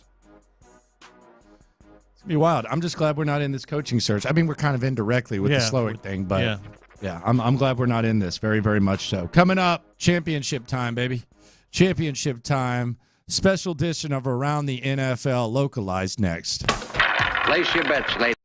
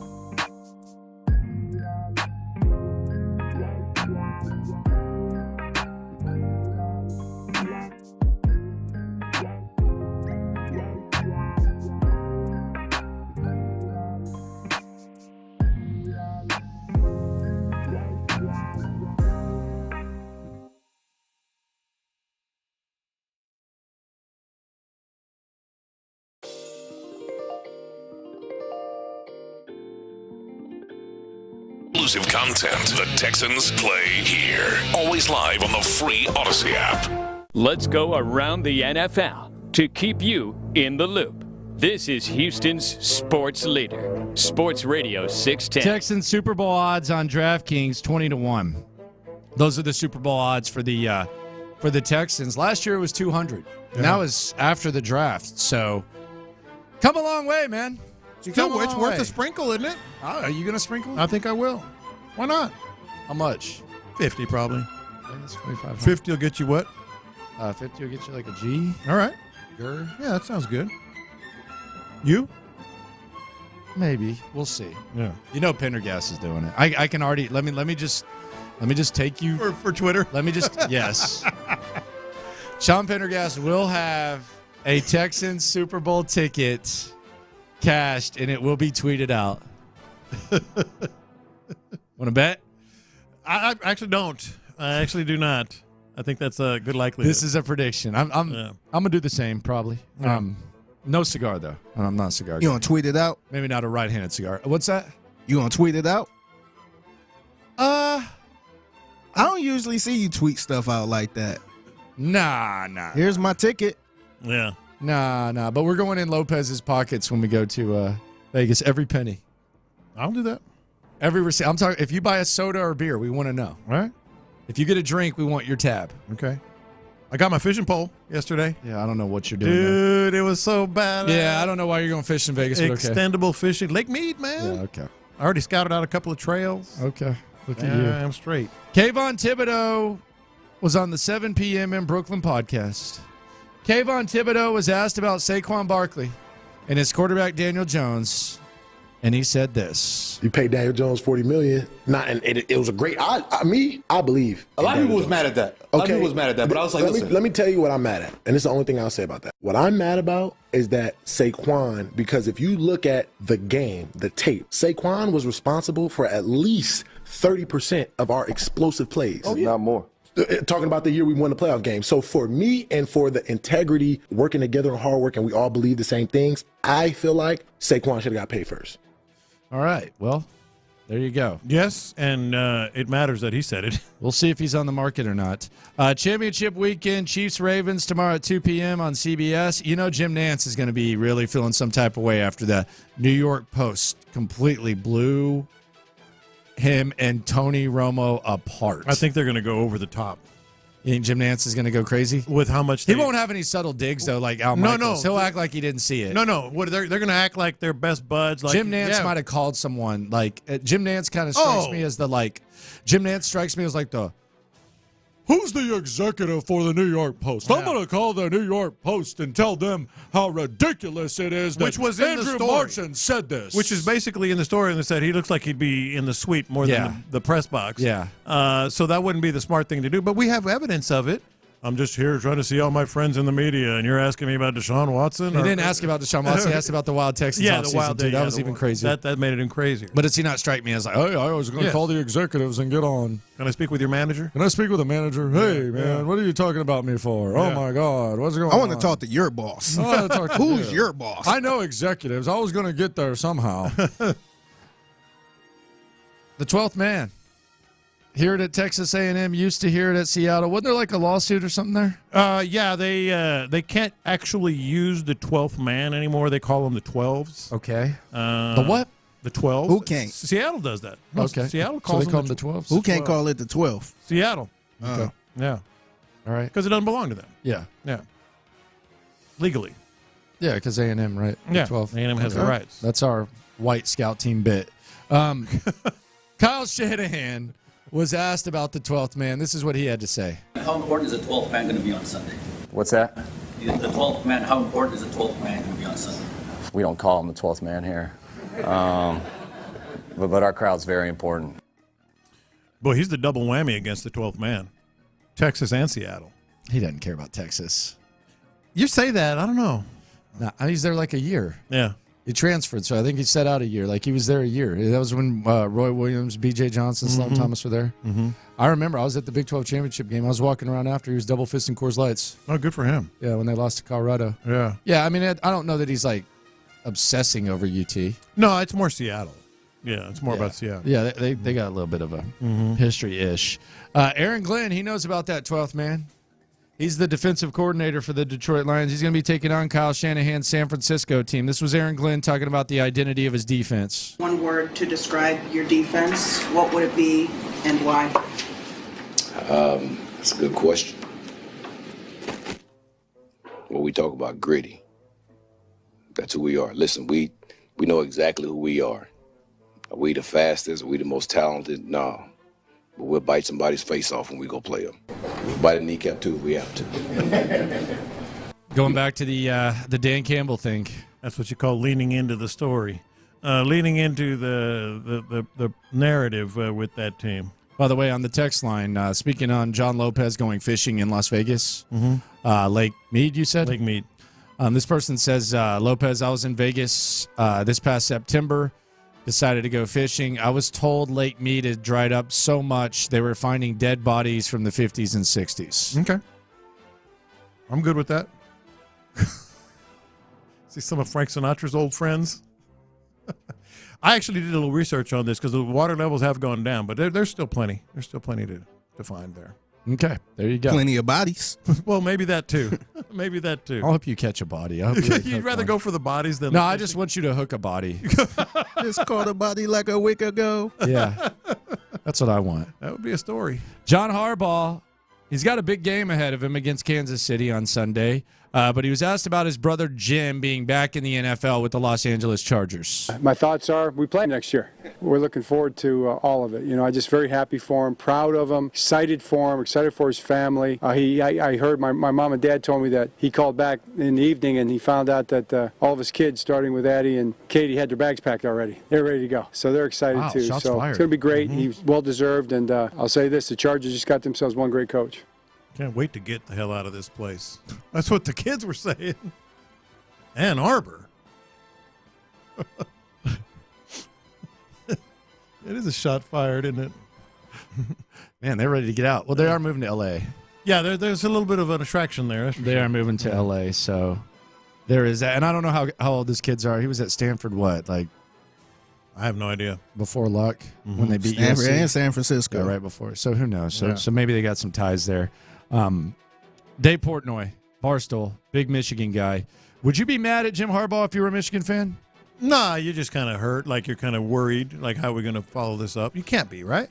Well, let's hear from one of the most obnoxious Michigan fans there is and how he feels about it. Michigan was f***ing awful when he came back to us. He took the world was spinning the wrong way. He put his finger on the globe and stopped it and turned it back in the direction it needed to go, making Michigan the premier football program, not only in the Big Ten, but in the world, beating Alabama, winning a national title, making Ohio State our I have absolutely no grudge. And by the way, the NIL now, Saban retired, re-recruiting every f***ing year. You have to raise all this money. Who the f*** would want to coach in college? He put us so high up. He made it proud to be a Michigan man again. So all you can say, f***ing thank you, Jim. We are back, and we are only back because of Jim Harbaugh.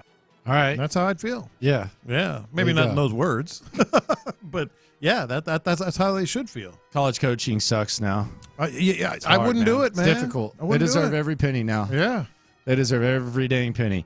The dads, we talked about Barry Sanders' dad and Amon-Ra St. Brown, so we'll hear from them in a second. But let's hear from Patrick Mahomes Sr.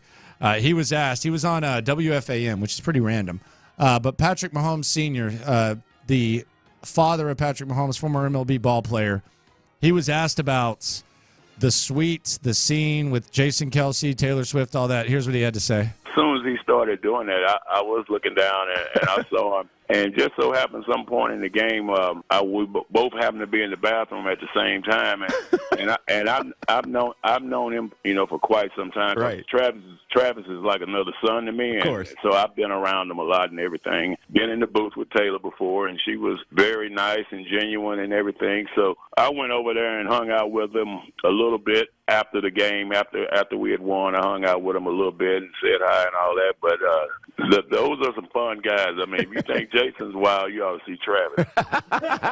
All right. Well, I kind of want to see what Mahomes' Travis dad does, doesn't man. mess around, man. He's a tough guy, man. Yeah. Yeah, he's a tough guy. It's always he'll get pretty crazy in his own right when it's time to party. Here was him. He was asked this. This is interesting. Patrick Mahomes is 28, dude. Yeah. Good Lord. We know Tom Brady played into his 40s. Aaron Rodgers is trying to do the same thing. Here was Patrick Mahomes Sr. being asked about his son potentially playing past his 30s. I definitely think it's going to be hard to get that jersey off of it. He has a lot of things I think he has in mind as goals, and I think Tom kind of gave the blueprint on for quarterbacks on how you can play this game a long time and with the rules and all the different stuff. I could see him playing, at least another 10, 12 years. So, I mean, without injuries, but Sure. Yeah, it's going to be hard to get him up. I just couldn't imagine him sitting at home. I mean, he's got to be competitive on something, it's in the off season, it's golf, it's basketball, if he's playing checkers with you, he wants to beat you. So I just can't see him sitting at home and just chill. I'm down with the sentiment. It's kind of a misconception that it's easy to play till you're 40 years old. Like, well, so-and-so is going to want to play till he's 40. Scarecrow. No. It's out there. Like, well, he wants to play till Who says it's easy to play until you're 40? I said there's a misconception. Who thinks that? Like people, like him. People? Like Mahomes. It's not that easy to play till you're 40 years old. Like, just because I think everyone knows that. Favre did Most it. people know that. Favre started all this. Like, he started you can play till you're 40. Yeah, but he dropped off pretty quick. Like, that's kind of my after point. The Minnesota thing. Like Tom Brady was an outlier of all outliers. Yeah. It's not easy to play till you're 40. Yeah. I'm not saying he doesn't want to. You don't think Mahomes could? No, it's hard. It's very difficult. But a guy like him, like backups play till they're 40. Aaron Rodgers won MVP 38, right? I'm not. Again, there are outliers, and there's But don't you think very he's an outlier? unique. He's an outlier in his play, but physically we don't know. Like, just assume. There's really no telling, man. Yeah. Because I would have thought somebody like Peyton Manning would have played. He tried. And he fell off quick. That's my point. He tried. It's not easy. It's not like, I'm going to play till I'm 40. Okay, good luck. You know? A lot of backups can play till they're 40 because they're not getting hit. But someone like that, it's not easy. I hope he does. I mean, for our sake, but I don't. I'm saying just because it would be incredible to watch. I wouldn't be pulling for him necessarily. Man, we seen Brady play, so yeah. I don't need to see somebody else like that. Could I interest you in a stat? What is that stat? It's a few stats. Aiden Hutchinson. He's pretty good. You want his stats for the last 4 games? 4 games. 2 of them are playoff games. Mm-hmm. You want his stats? Yes. 8 sacks, 10 TFLs, 18 QB hits, 17 solo tackles. Man, you had me at 8 sacks. Over the last 4 games? 4 games, 8 4 sacks. games. Dude, 18 QB hits. He had an awesome rookie season. He had 15 QB hits his rookie season. Yeah. He has 18 the last 2. Yeah. Now, playoff stats don't count, towards that. But in the 2 playoff games and 2 regular season games, he has 8 sacks, 10 TFLs, 18 QB hits, and 17 solo tackles. Now, I saw this, and yesterday Trent Baalke said that Josh Allen, the D lineman for the Jags, who had 17.5 sacks, he said that they're going to sign him. Dude, I am so glad that I don't have to imagine Josh Allen and Aiden Hutchinson on the same damn team. Like, we talk a lot about the fact that they took Walker over Aiden Hutchinson, and then you'll hear, well, he's a good player. Okay. He's good. Okay, good for him. Yeah. That's great. That dude is crazy. I never understood that pick, man. No, beforehand. People tried to validate it and all that stuff. I never understood that Never from the made beginning. sense, man. That was just trying. That was just trying to be different. That was hipster stuff right there. Absolutely. It was. So, you remember the controversy not too long ago about the Kansas City Chiefs playing on Peacock? Yeah, and what were we talking about? It works. Well, there's numbers to back up your belief, because following that game, Peacock's subscriptions increased by 2.8 million. Jeez. What an investment. The NFL can do it, man. The NFL can do it. Now, maybe some of these people end up canceling or whatever, or maybe Peacock takes advantage of the opportunity and they keep the customers, man. I think it's a good app. I think it's a good app, too. Yeah. No, I've this was a no-brainer. But let's just make no mistake about it. It's not going anywhere. And it only works like that for the NFL. Yeah, but like, it's not like the NFL on Peacock. No, they're going to be doing this. This is going to be. It might be a weekly thing. Yeah, they're going to be doing this all the time. They might get in the Amazon game at this point. Yeah. John Weeks tweeted this out yesterday. A friend of the show. Once upon a time, John Weeks gave us his extra grill to give away to a lucky listener. He said, quote, "Didn't end the way we had hoped, but year 14 was awesome. The future is bright for this team. Can't wait to see what's ahead." Welcome back, John Weeks. If they'll have you, and I think they will. Bobby Slowick, not the Atlanta Falcons coach. Washington and Seattle remain. He has interviewed with both. It seems like Dan Quinn's going to be the Seattle pick. It appears. Don't know. Keep an eye on that. The man who once was the Atlanta Falcons coach when they blew that big lead down the street to Tom Brady and the Patriots.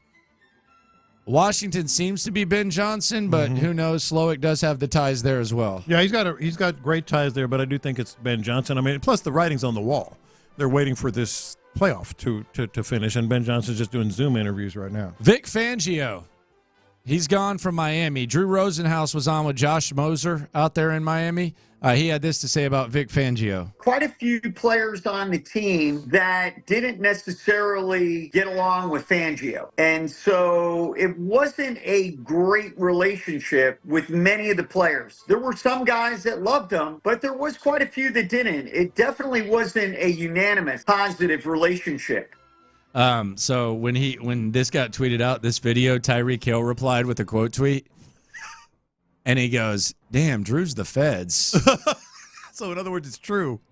Tyreek Hill is a client of Drew Rosenhaus. So he's got to mess with him. He's like, "Damn, Drew's the feds." He's the feds. Dad showdown. Lions didn't have the success that they would have hoped for during the Barry Sanders era. There was just a musical chairs array of quarterbacks.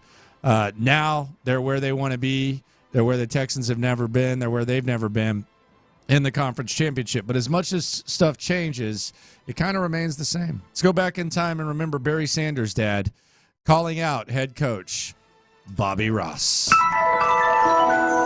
Barry needs spaces to run, and he can't have those spaces out of a power eye because with the defense is set up to play it. You've got to use wide receivers, preferably 4 wide receivers, spread the defense out. What is the basic problems with the system? The bad offense they're running them out of. In fact, it's a non-existent offense. He didn't pull any punches, that's for sure. Now let's hear him call out the linebackers that Barry Sanders was facing. They got some linebackers probably in the NFL probably can't outrun me. What about Levon Kirkland of Pittsburgh? Oh, he's about 265. He couldn't outrun me. I doubt it. He says what's on his mind, man. So does Amon-Ra St. Brown's dad. 2-time Mr. Universe, 2 sons in the NFL. Trains his son still every once in a while, and he likes to call out athletes who tear their Achilles as well. At home, I'm dad. But in here, I'm the trainer. No offense to other people, but a lot of people come to the gym doing push downs like this. My mom does that. You're not going to get big unless you do that. Look, I know I'm a father, but I'm freaking Mr. Universe 2 times. I know what I'm talking about when it comes to this stuff here. Coaches always ask me, how do you do that? I'm like, dude, I'm tired of explaining this to you guys. You got to train your whole body. Kevin Durant, these guys, messed their Achilles up. I have a question for guys like Kevin Durant. When's the last time you did a calf raise?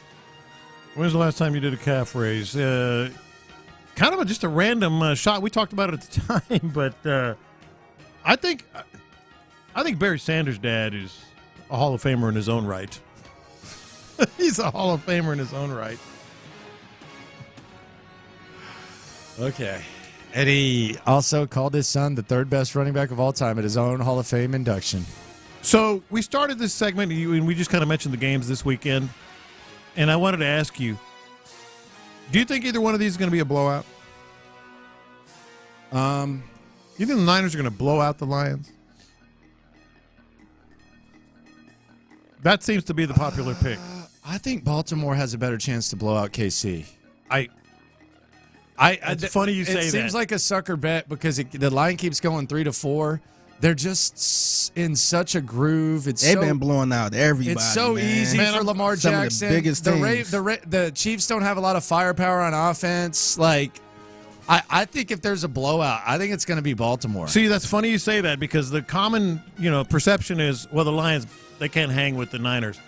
And the reason I asked you is that I think the Ravens have a better chance. Now, we're going to be here Monday talking about, boy, I can't believe the Chiefs are going to another Super Bowl. But, right now, the thing about, what burned the Texans the most on Saturday, it was they decided to blitz Lamar Jackson. Not the smartest thing you've ever done in your life.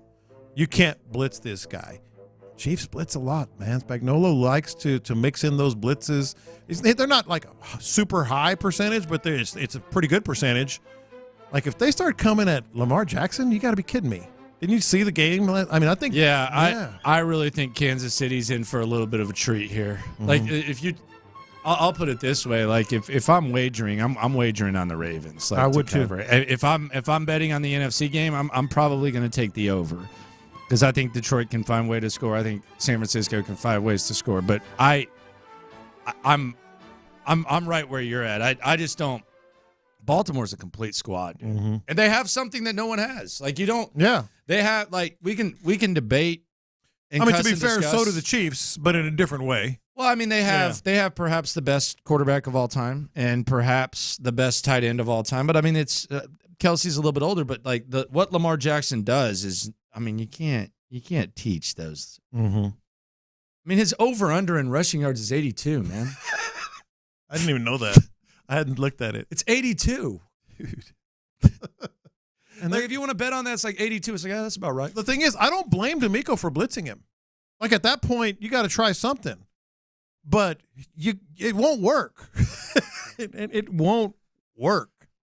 And I also think, and this goes back to your theory, and I don't think this should upset Texans fans. Like, as much as there was hope, and as much as CJ had a tangible feel for these moments, and Lamar didn't,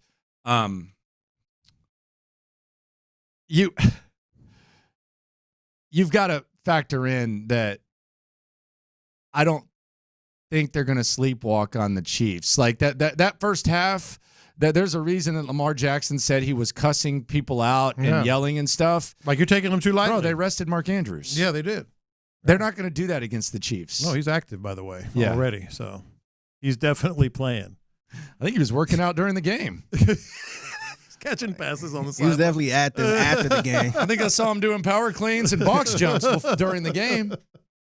That's embarrassing. I'm sorry, man. That's just embarrassing. Third quarter, he like, yeah, I'm good to go for next week. Talk about humbling. He was out last week. That was actually kind of a moment when we go back, because you called it from the jump, and you and Figgy both. Mm-hmm.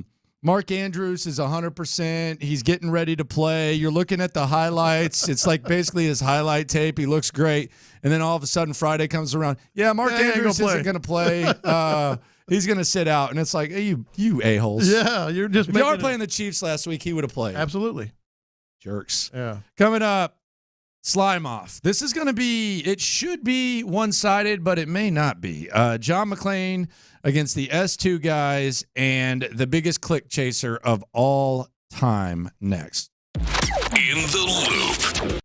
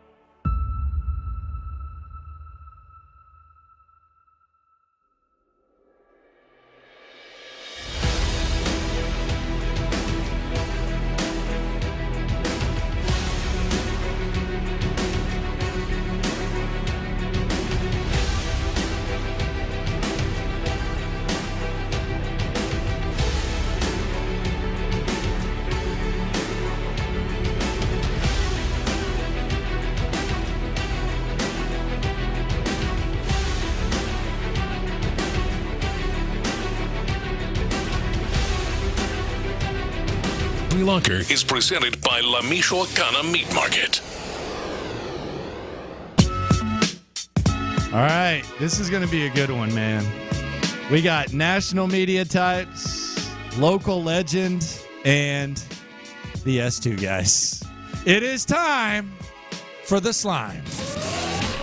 It's time for the weekly slime. Slime season. The biggest displays of weekly slimery. Man, you going to hell on scholarship. As decided by your favorite H-Town hosts and the loopholes. Man, look at this slime ball. This is the Friday Slime Off on Sports Radio 610. All right, contestant number 1. The S2 guys. I didn't know what the S2 test was till last year when the news dropped about C.J. Stroud's score, alleged score, all that type of stuff. Well,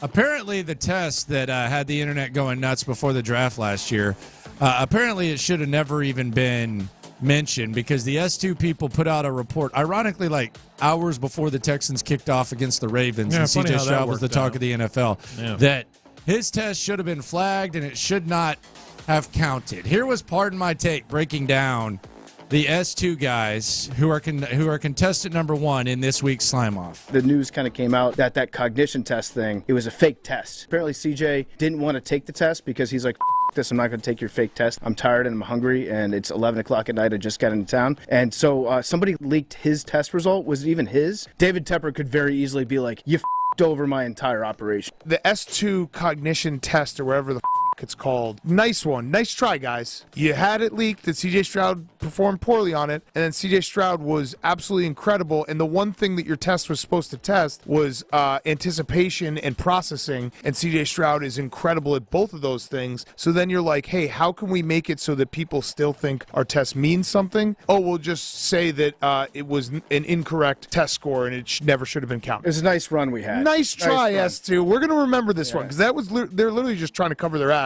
Combine season's coming up. That whole C.J. Stroud thing, like S2 people probably were rooting against C.J. Stroud every single week so that they could say their test shows everything and like it is the one key that every franchise needs is that single test. And then when C.J. Stroud ended up being incredible, they have to cover their ass some way. So they're like, haha, just a prank.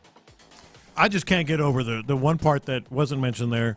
They knew it during or shortly after. Oh, did they? After the combine. I don't know that they did. The Wall Street Journal said that they flagged it right after. Or they didn't and said they did. Oh, yeah. No, that's definitely in play. Who knows what the layers to the line No, are. yeah, it could be just total BS. But what I'm saying is their own story was, yeah, we flagged it right after the combine. Oh, so thanks for telling us 6 months later. Yeah, because the combine is right around the corner. Yeah, so. yeah.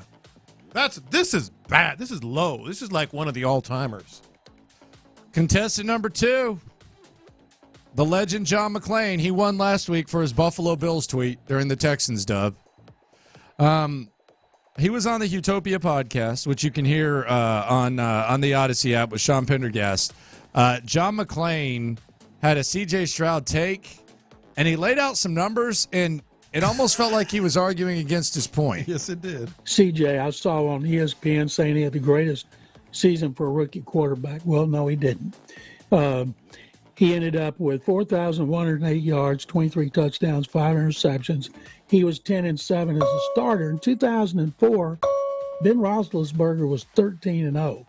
They had 17 touchdowns, 11 interceptions. They were predominantly running team, and he had 2,621 yards. But he helped them get the AFC Championship game, where they were upset at home by New England, and I covered it. And Andrew Luck in 2012, he went 11-5, threw for 4,374 yards and 23 touchdowns, same as Stroud, but he had 18 interceptions compared to Stroud's 5. John, do you think if you plunked 2023 C.J. Stroud on the 2004 Steelers that he goes 13-0 with that team?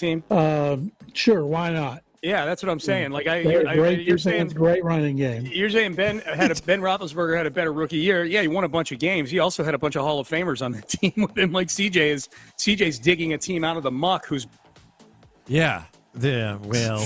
Let me tell you why. C.J. Stroud. This was a Utopia podcast, and McClain's trying to minimize C.J. Stroud's rookie season, and then providing stats that contradict it. Yeah, this might be up there with the S2. I listened to it thinking, okay, let me see what he says. And I'm like, no, that's not kind of what you're saying.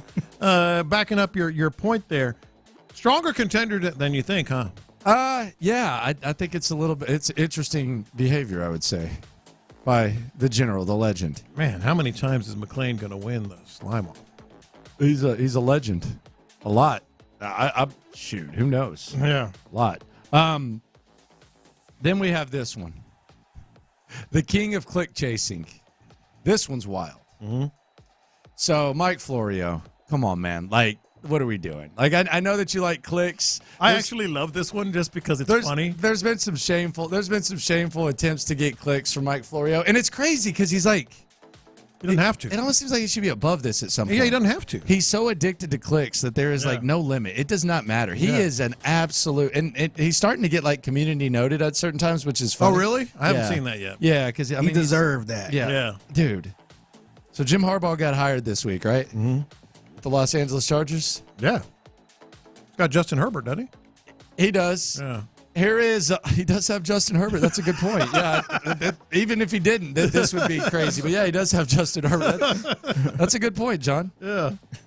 Well, this was Mike Florio's first story as soon as Jim Harbaugh got hired. Quote, this is the headline. Jim Harbaugh is back in the NFL 9 years later. Does that mean Colin Kaepernick will be back in the NFL 7 years later? Golly. You talk about, man, that's slimy, man. I mean, it did what he wanted it to do. Yes, he doesn't need to do this. But dude, yeah, you're Mike Florio, dude. I see you every day on like you do. You're the best resource for the NFL. I'm not going to dismiss Florio, but this stuff's funny at some point. He got to be clear. He getting paid to tweet. Yeah, well, he getting paid to tweet. We've heard about that, but no, I think he just likes. Like Landry's right. He's addicted to it. No, he's addicted, and he also he's selectively dense too. Mm-hmm. Like even on some of the legal stuff that he talks about, it's like, dude, you know this isn't true. Like what you're doing. This, I did. Harbaugh's back. I mean, Kaepernick's not far behind. All right, so contestant number one is – this is actually closer than I thought it was going to be. I thought the S2 guys were just going to run away with this. Contestant number one is the S2 guys. Contestant number two is the legend John McClain. And contestant number three is click-chasing Mike Florio. Any other week, I would go Florio and then McClain, or vice versa. But these dudes are – I mean, we're talking about almost – practically criminal activity. I mean, certainly McClain is a heavy favorite on the text line. Oh, really? It kind of got me rethinking a little bit. Heavy favorite on the text line. Man. Heavy. Probably like 70 texts. Dang, I'm looking at it now. My thing is just what they're doing is practically criminal, the S2 people. I can't ignore that. But did you ever factor it in, like the test?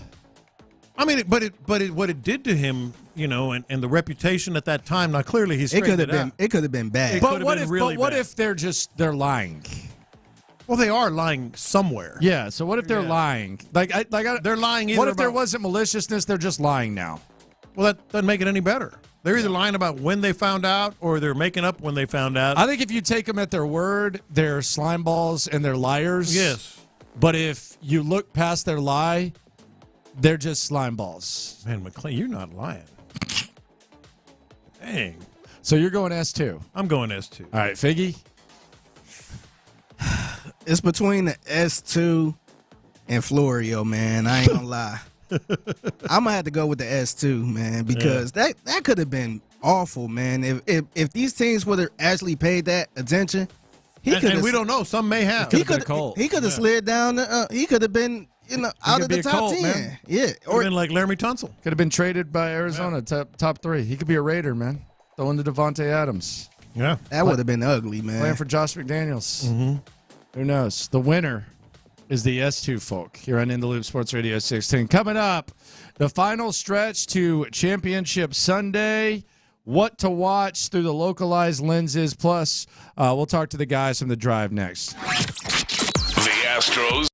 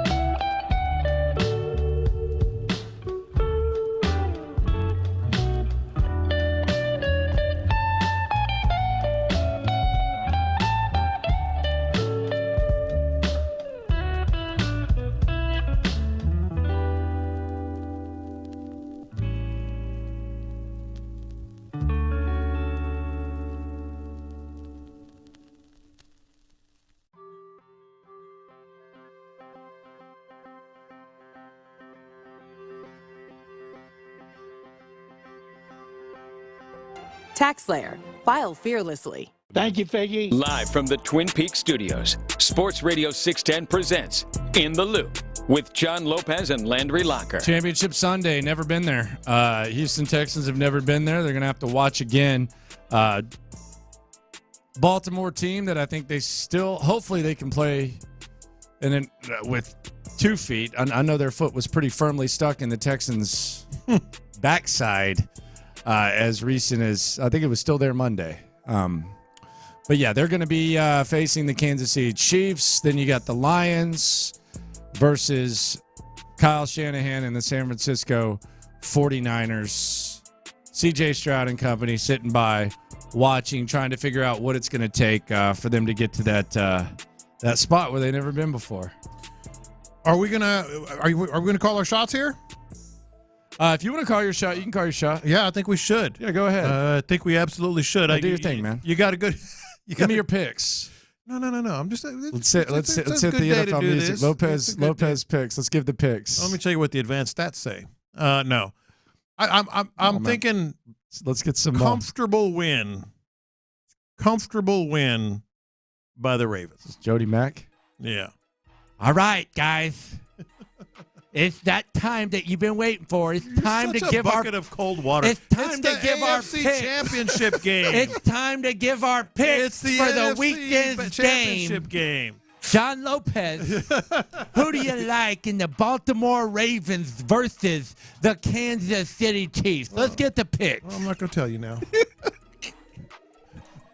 Dude, you're a bucket of cold water. I'm not picking Texans versus Jacksonville midseason. This is the AFC and NFC championship game. We're supposed to know things. The Chiefs are getting 4 points in this game. They're the Super Bowl champions.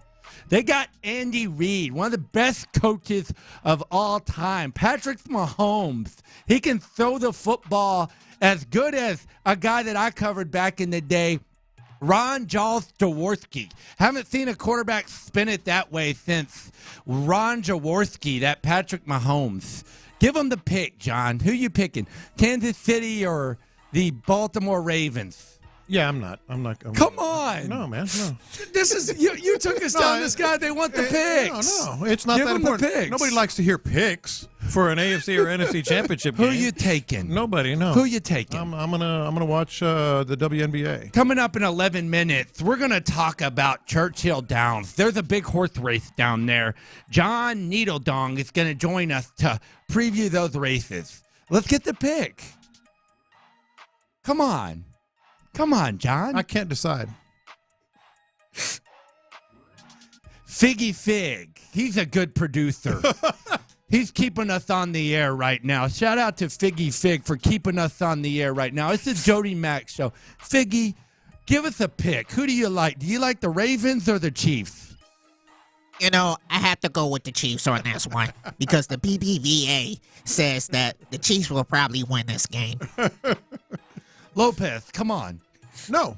The people want your pick. No, I want to hear your pick. Do you have a pick, or is it beneath you? No, I think Baltimore wins. I think Baltimore wins. Yeah, I think Baltimore wins. I think it's going to be a double-digit dub. I said comfortably. That's about right. Yeah. The money going up to 4. It just seems like if I'm looking at this and I like to follow the bread, it just feels like as far as like the public, I don't know what they're doing, but I could see someone say, "Damn, I'm getting 4 points in Patrick Mahomes and the Chiefs." I think they've been flawed this year. I actually think they've done a good job battling. They're getting older. They've played a lot of ball. So yeah, I think Baltimore blows them out. They've stepped up their game, and you got to respect Kelsey and Mahomes for sure. But they were a team that was struggling on offense for a big chunk of the year. Yeah. I mean, that was them this year. Yeah. They don't have any receivers, man. That they don't was have any them. receivers. Valdez-Scantling was making plays, and Rice is good. Rice is okay, but Kelsey kind of seems like he might have flipped the switch a little bit. Yes, for sure, him. He looks like he's going. Pacheco's a crazy SOB. He's getting a lot of love, man. Yeah. He's playing great. Yeah.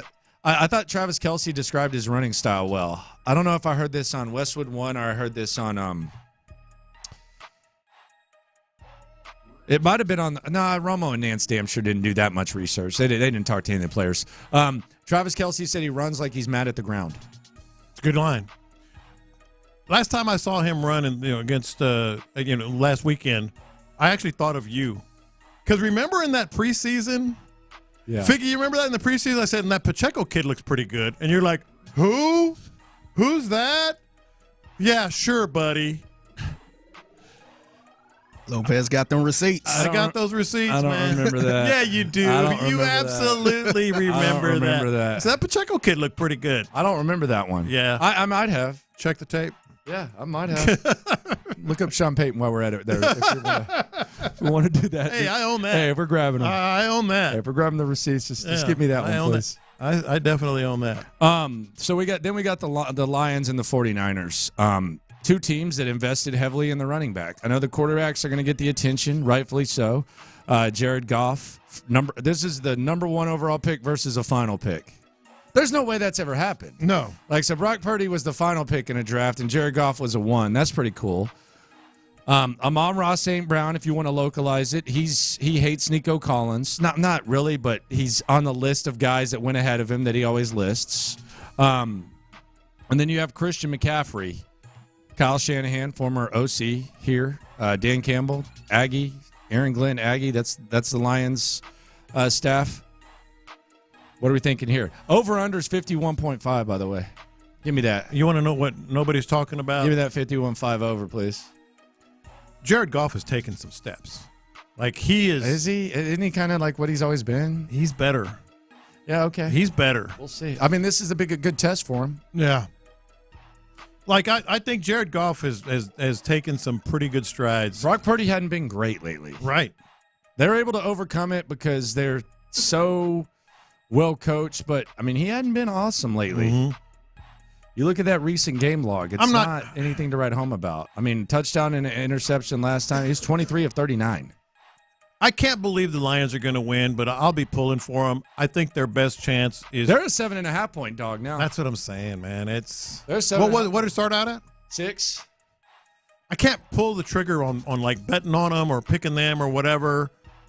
But this is a definite. I wouldn't be surprised if Jared Goff hits yet another level here. That was big against Stafford. I mean, that was big for him. And then he just. You think that was like a symbolic win? I think it was an where obstacle. Like if you do something that that bothered him. And there's no. I think for him it was. There's no way Jared Goff liked watching Matthew Stafford win a Super Bowl with the team that he was there with before. Exactly. So you think that's kind of like. And I think the way he found out that he was being traded, I think it was no communication there or something like that. Yeah, you can talk about biting knees and defense and Jahmyr Gibbs, and you're not wrong, and Laporta and Aiden Hutchinson. I'm telling you, Jared Goff has gotten better. How much better? Well, that's what we're going to find out. I couldn't put money on the line. I like Jared Goff, man. Yeah. Like, there's not. Is there any Mahomes fatigue yet? Because with the Patriots, it was clear where around here, and they were kind of a hurdle for the Texans. They were kind of a. Like, is there any, man, I'm tired of Mahomes? Do you have it? I think there was fatigue. Not me just yet. It probably will come. I think there was fatigue last year of Mahomes. People are tired. I mean, you know how people are. Like, just generically, I want to see someone else, do it. So you're taking. I'm taking the Ravens, and I would have to bet. I'm talking about, bet. I want to see Ravens Niners. A little something on because I think it's more fun that way. I already bet Ravens first half. I'm going to bet Ravens, and I haven't figured out what. 3 points at half. I can't pick the Lions, so I might go over/under on that. I might go over. It's going to be over. It's 51-5. Yeah, it's going to be over. Yeah, I think the Lions might get gashed. I think Goff might turn the ball over too. Yeah, Purdy can too, though. Yeah. Aiden Hutchinson, though, 8 sacks the last 4 games. I mean, it's you talk about the quarterback matchup, him versus Bosa. Yeah. So there's that element. It'll be cool. There will be sacks. There will be sacks. Is there an over/under on that? Probably. Got to be, right? Got to be. There's over/under on everything. Yeah, there will be sacks. That's going to be big. Just no matter how significant they are. Christian McCaffrey, how about that? Yeah. What's his over/under? Who knows? Probably like 100. It's got to be close. I don't know. It's got to be close. Bad. It's a bad white boy right there.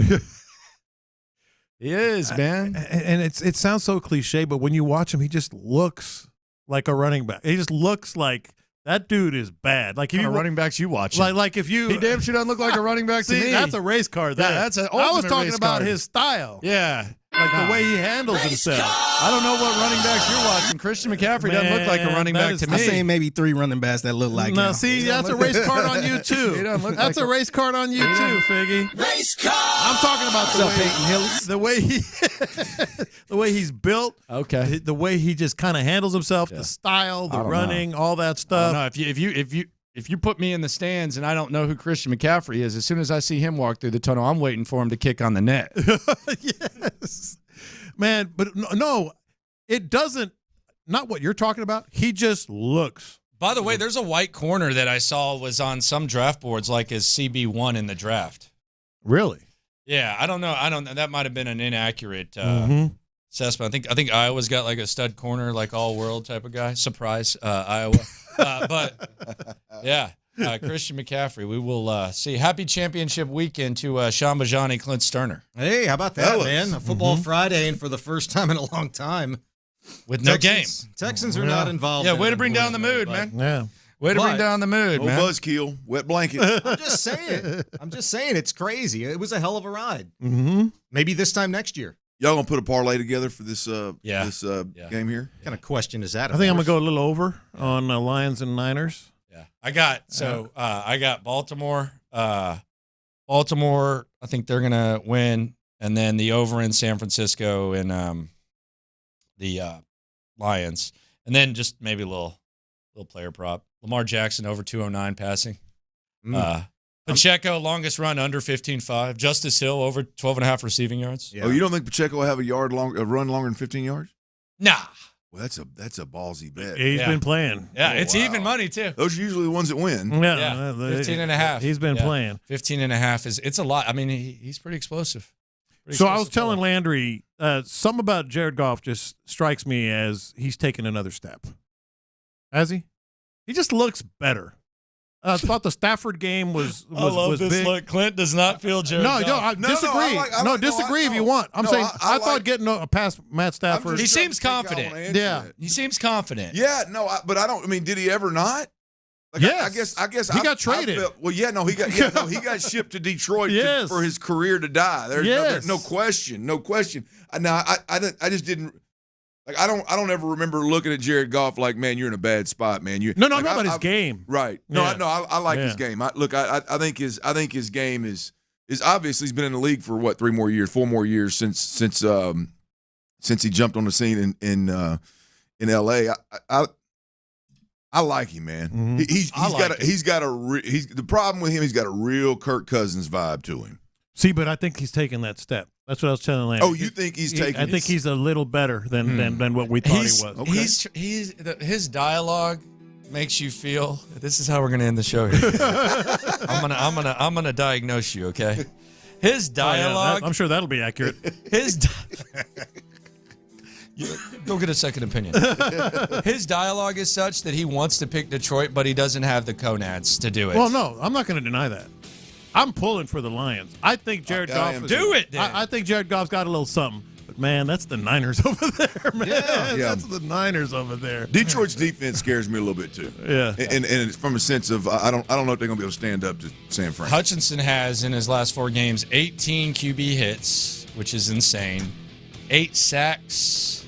He's all over the place. You're listening to KILT AM, KILT HD2. The Drive is live. Boom, there we go. Sean Bajani in for Ron Hughley, Clint Stoerner here. Awesome weekend of football set, and I'm not trying to be a downer or anything. I'm just kind of like, you're just natural, man. It's just natural. Don't worry about it, Bo. You know, I mean, just naturally a Debbie Downer. I mean, you're a wet blanket, man. You're a wet blanket at birth, man. It just is what it is. You know what? If everybody out there is going to be honest with themselves, you could talk yourself into anything when your team's playing in a divisional round game like the Texans did last weekend. But every damn one of you was feeling house money vibe. Every damn one of you was feeling the house money vibe. So, you know, when I say like, hey, team's not in it this week, but it was a hell of a run, that's all I'm saying. And if you're not a Baltimore Raven fan this weekend, I don't know what the hell's wrong with you. We'll talk about that later. Like, who do you really get up for when your team's not in it? For me, it's always got to be the team that that beat yours. Well, it always has to be the team that beat and it's yours. it's far from always for me, but in this case, I am most definitely pulling for There's the Ravens. one exception, and we just experienced it about 4 months ago. We will talk about this later because I have a feeling I'm going to want to punch Clint in the throat for his reasoning. So we'll see how that goes. Coming out of the gates with some spiciness. Yeah, here we go. Spicy ass Johnny. Pull that belt tight. Let's ride. Meanwhile, as I'm talking about wanting to punch you in the throat, how the hell are you? Man, I'm good, boys. I'm good. It's been a hell of a day, man. It's been a hell of a day. I've spent some time with my babies. Beautiful. Saw Granny this morning. My bride was in a fabulous mood when I left. A little jealous of the in-laws, though, boys. A little jealous of the in-laws. They're in Florida at a country music fest on the beach. Oh, wow! And I'm getting videos from the father-in-law of some of my favorite artists singing some of my favorite songs. And the weather's nice. The music is fabulous. I'm sure the drinks are flowing. The company's good. Weather suits my clothes. Yes, right there. Right there, man. And so some of that Texas country music on the Florida sand wouldn't be too bad. Little jealous of that right there. But hey, I'm here with my man Johnny. I would be too. Well, here's the deal, bro. I'm surprised you're getting the videos. They're not having that good of a time yet because I thought you were going to say they're sending you videos of basically them being 3 sheets to the wind, watching all that. But you're getting the actual video. Well, it is the in-laws. They're somewhat tame, relatively speaking. Oh, okay. At least from the busted videos, from that standpoint, I hadn't seen any of those yet. I'm sure they're out there, but yeah, man. Last one I got there was a little Stoney LaRue, Feet Don't Touch the Ground being played.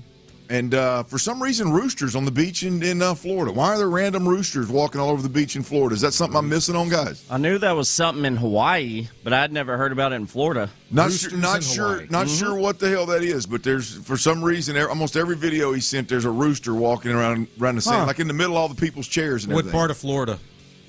Were they at, like Pensacola? No, I think it's down. I think it's down further south. Oh, okay. I think. I'll have to go back and look at the text message. I don't remember exactly. I'm trying to think, like, all the places I've been to in Florida, they haven't been the good ones. I haven't been to Miami, haven't been to Orlando. I haven't been to Miami. Nothing. But I've been to Pensacola, and there was another one that I can't even remember. What's the other really popular? Daytona? No. Destin. There you go. Yeah. I didn't see any roosters in Daytona. That's what I was thinking. I looked at him with the side eye. I'm like, roosters on the beach. What did you see in Daytona? Some beautiful babes in bikinis. I'd have to go back, man. I've had some. I wasn't a big fan of Miami at all. I'll be honest with you. I've only gone through there to change flights. Yeah, I was not a fan of Miami. I was more of a Fort Lauderdale guy when I was there. Loved Tampa. Was a big Tampa guy. Why Tampa? It just seems like such a rando city in Florida. Like it would be like Miami. Like that's the spot. I'm not a big beach guy, to be completely honest with you. Same. That surprises me. I mean, I don't mind it. I don't mind it. I'm not jonesing for it. Like I'm not jonesing to go to like when we go to Cabo. Like I go down there, and it very rarely do we get on the beach. I know what you are. You're a hill country guy. Oh, there ain't no doubt about that. There ain't no doubt about that. I'm a river rat, and I'm proud of it. Yeah. Damn it. But look, the thing about Tampa, man, it's obviously the Bay Area, the bays are absolutely beautiful, and so you still get the water vibe. Or you still can get the water vibe without a lot of the sand and all that jive. And I'm sure, hell, you can get that anywhere down there, to be completely honest with you. But I don't know. I really like Tampa. Yeah. I did. I really wasn't a big fan of Orlando. Like Tampa. Never been to Destin. Destin's cool. I think we've been there twice. I can't remember if we went there on our honeymoon, quote unquote. Yeah. Or Pensacola. I don't remember. But I just noticed both of those beaches were really awesome. And Galveston's gotten a lot better, over the years. But did you just transition from Destin to Galveston? Going from Galveston to any beach in Florida, it was like, holy crap, this is amazing. Sure, I love Galveston though, man. That's what we got, I'm glad you let me know that you've been listening, that you are aware. Give me a river trip with some country music. any day of the week. I think you and I have the same kind of a vibe. I'm not a beach guy either. I like the hill country. The last few summers, I think it's been maybe 3 now, we go to Wimberley with the in-laws. Every year of my life, since my dad was young, actually. Before, but every Is that year your of my spot? dad's life. It's 7A Ranch. We've gone every year of my life.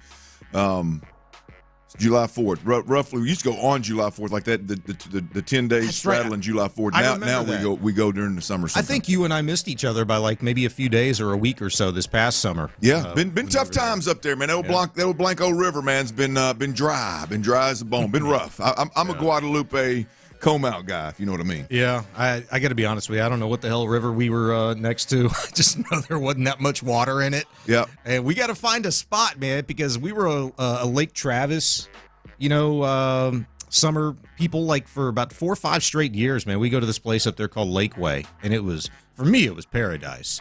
But that lake, that's that big money, boy. You can't hide that money, boy.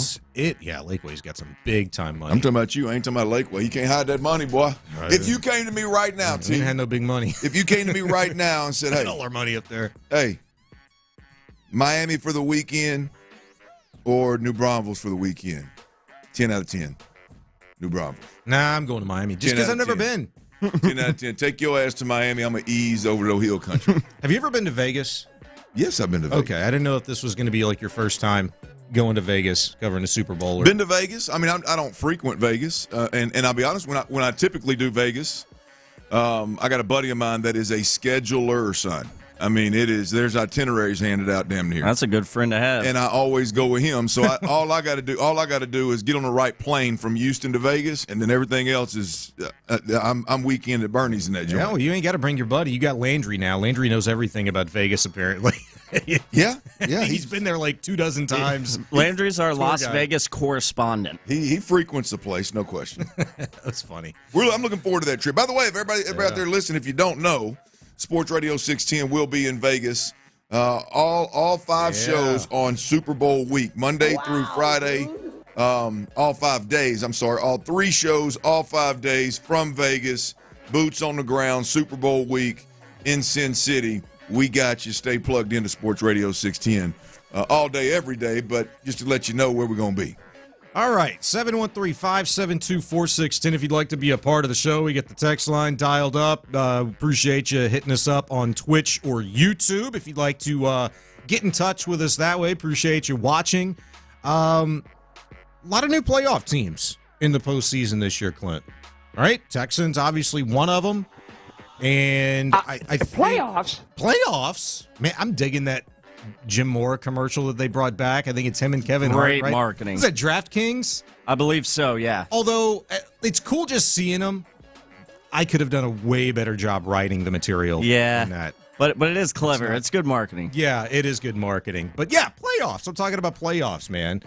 Are the Texans primed, Clint, to be a perennial playoff team? I think that is a question that this offseason can really go a long way of answering. Like, for me, there's still a ton of questions that we have to seriously ask ourselves in regards to the Texans.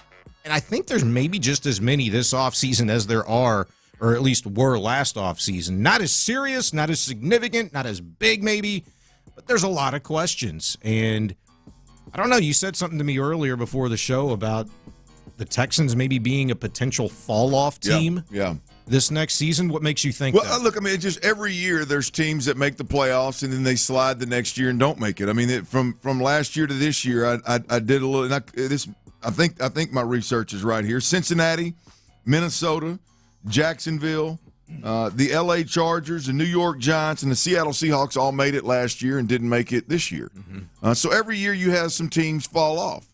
And as I'm looking at the Texans, they got a lot of work to do. First of all, they exceeded expectations in a major way in a year when the schedule was weak and you had guys play out of their gourd, right? Mm-hmm. And you look up now, all of a sudden that schedule is going to be, you're playing a first-place schedule. It's going to be difficult as hell. And you've got a lot of moves to make. You do. I guess my point is a lot of money to make those moves. Yeah, but here's the deal. For me, right now, as we sit, I believe there's a good chance the Texans would be that fallback team that slides out of the playoffs and struggles next year.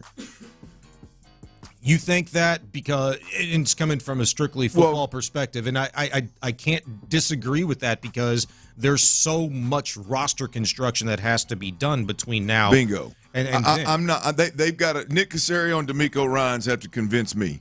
Yeah. Like they've got to convince me because with that schedule, with the quarterbacks that they've got on the schedule next year, the teams that they have on the schedule next year,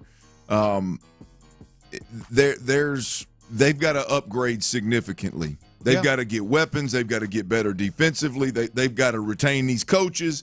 They've got a lot of work to do in order to be a team that I'm like, yep, this is a squad that they're going to live in the playoffs. Yeah. Now, I'm on record. I believe the bar is set.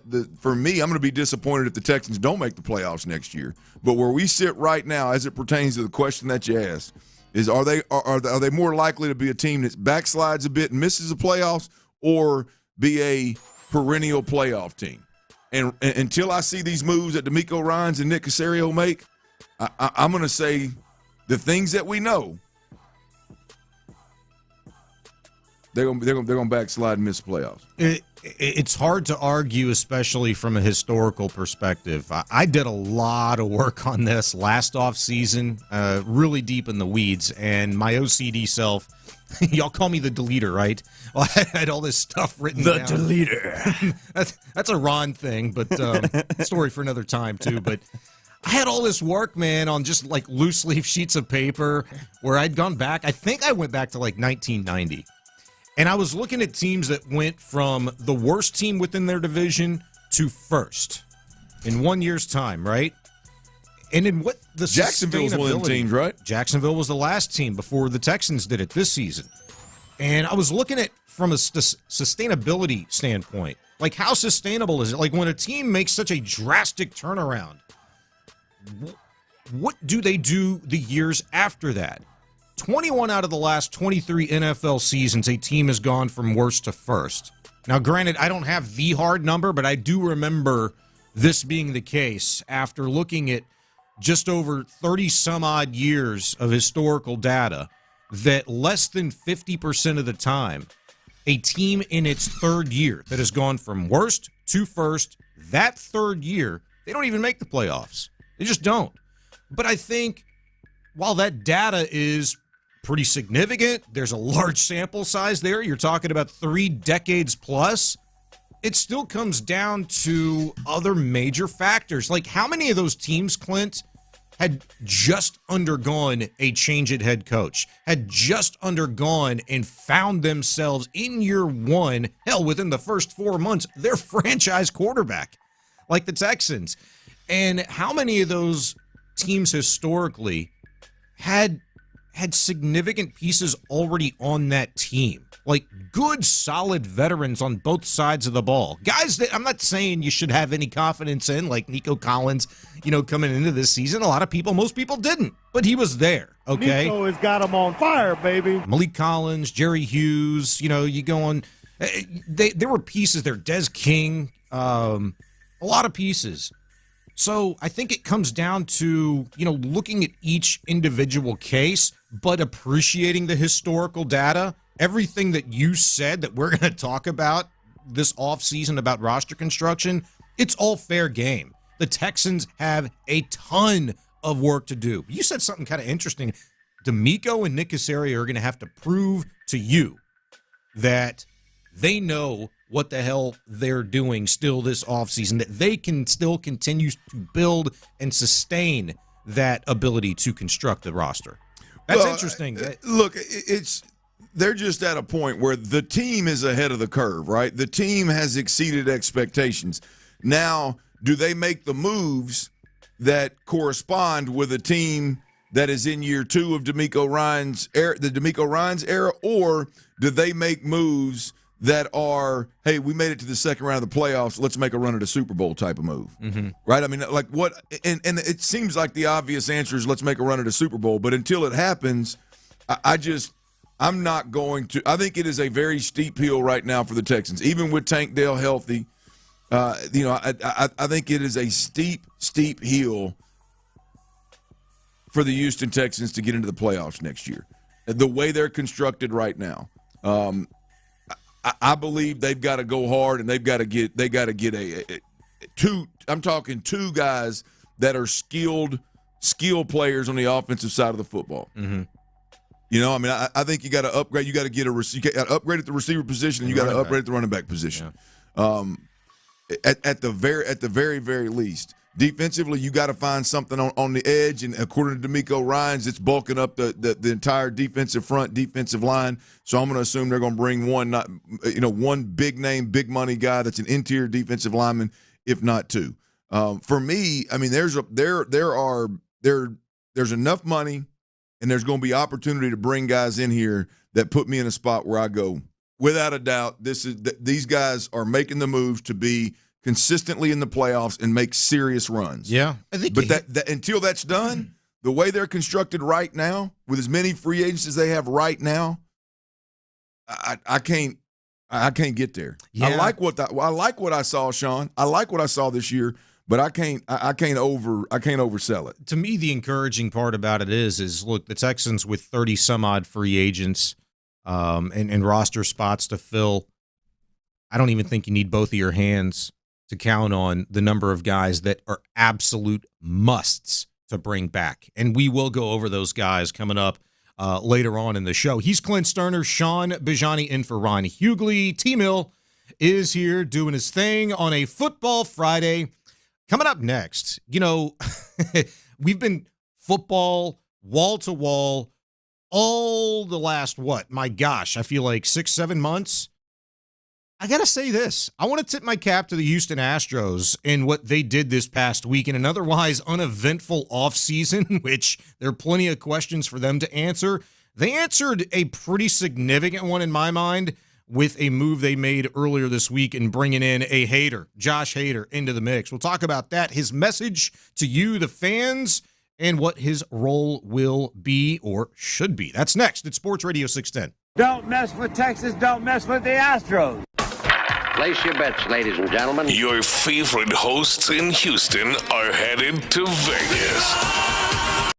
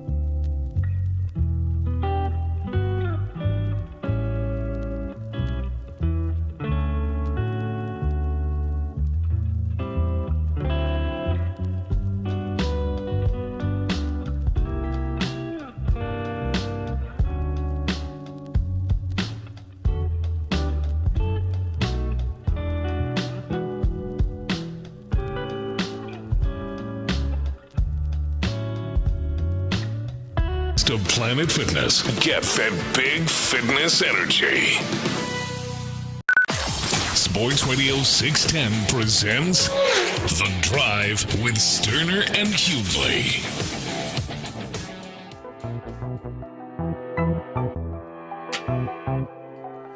Welcome back at Sports Radio 610. I'm Sean Bajani in for Ron Hughley. Clint Stoerner here, 713-572-4610. You want to hit us up, be a part of the show.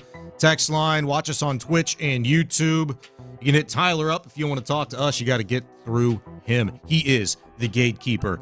I tell you what, man, the last time you and I did a show, Clint. Well, that's dangerous. The last time you and I did a show, we talked about the Astros and we talked about. Send a pic. Tyler will let you know if you're getting in. Hey, it's not a bad idea. Tyler ain't that picky, though. That's the problem. Hey, I got standards, bro. Got standards. That's the problem. Last time you and I did a show, man, you said, Dana Brown, look, kind of like we just mentioned with D'Amico Ryans and Nick Caserio, like, hey, you got to show me something. You got something to prove. And I think we all said the same thing. You can't be talking about how aggressive you're going to be day one when you get this job and months down the road. Yeah. We still haven't seen anything, right? Well, this week, you talk about aggressive. If you believe what he was telling you the other day in the introductory press conference of Josh Hader, then that's about as aggressive as I would like my general manager to be. It's a pretty good forecast. If he was between Kendall frickin' Graveman and one of the more premier pitchers, closers in Major League Baseball to make that happen, yeah. Well, look, Dana Brown got the job at a time when I can only speak for my people, the guys that guys and gals that I consistently hang around that are Astros fans, and I know a topic of conversation is constantly, what's this World Series window look like? When's this World Series window gonna close? And if we're honest, Dana Brown took over at a time where it was like, is this thing closing? Is this thing closing, or is this window open? Are you going to re-sign some guys? Are we going to re-up some guys? Are we going to extend some guys? Are you going to make the necessary moves to keep this window open? And I'll be honest with you, the Josh Hader move, to answer that was the biggest statement made before I ever get to Josh Hader's a great player and what does he mean to the team.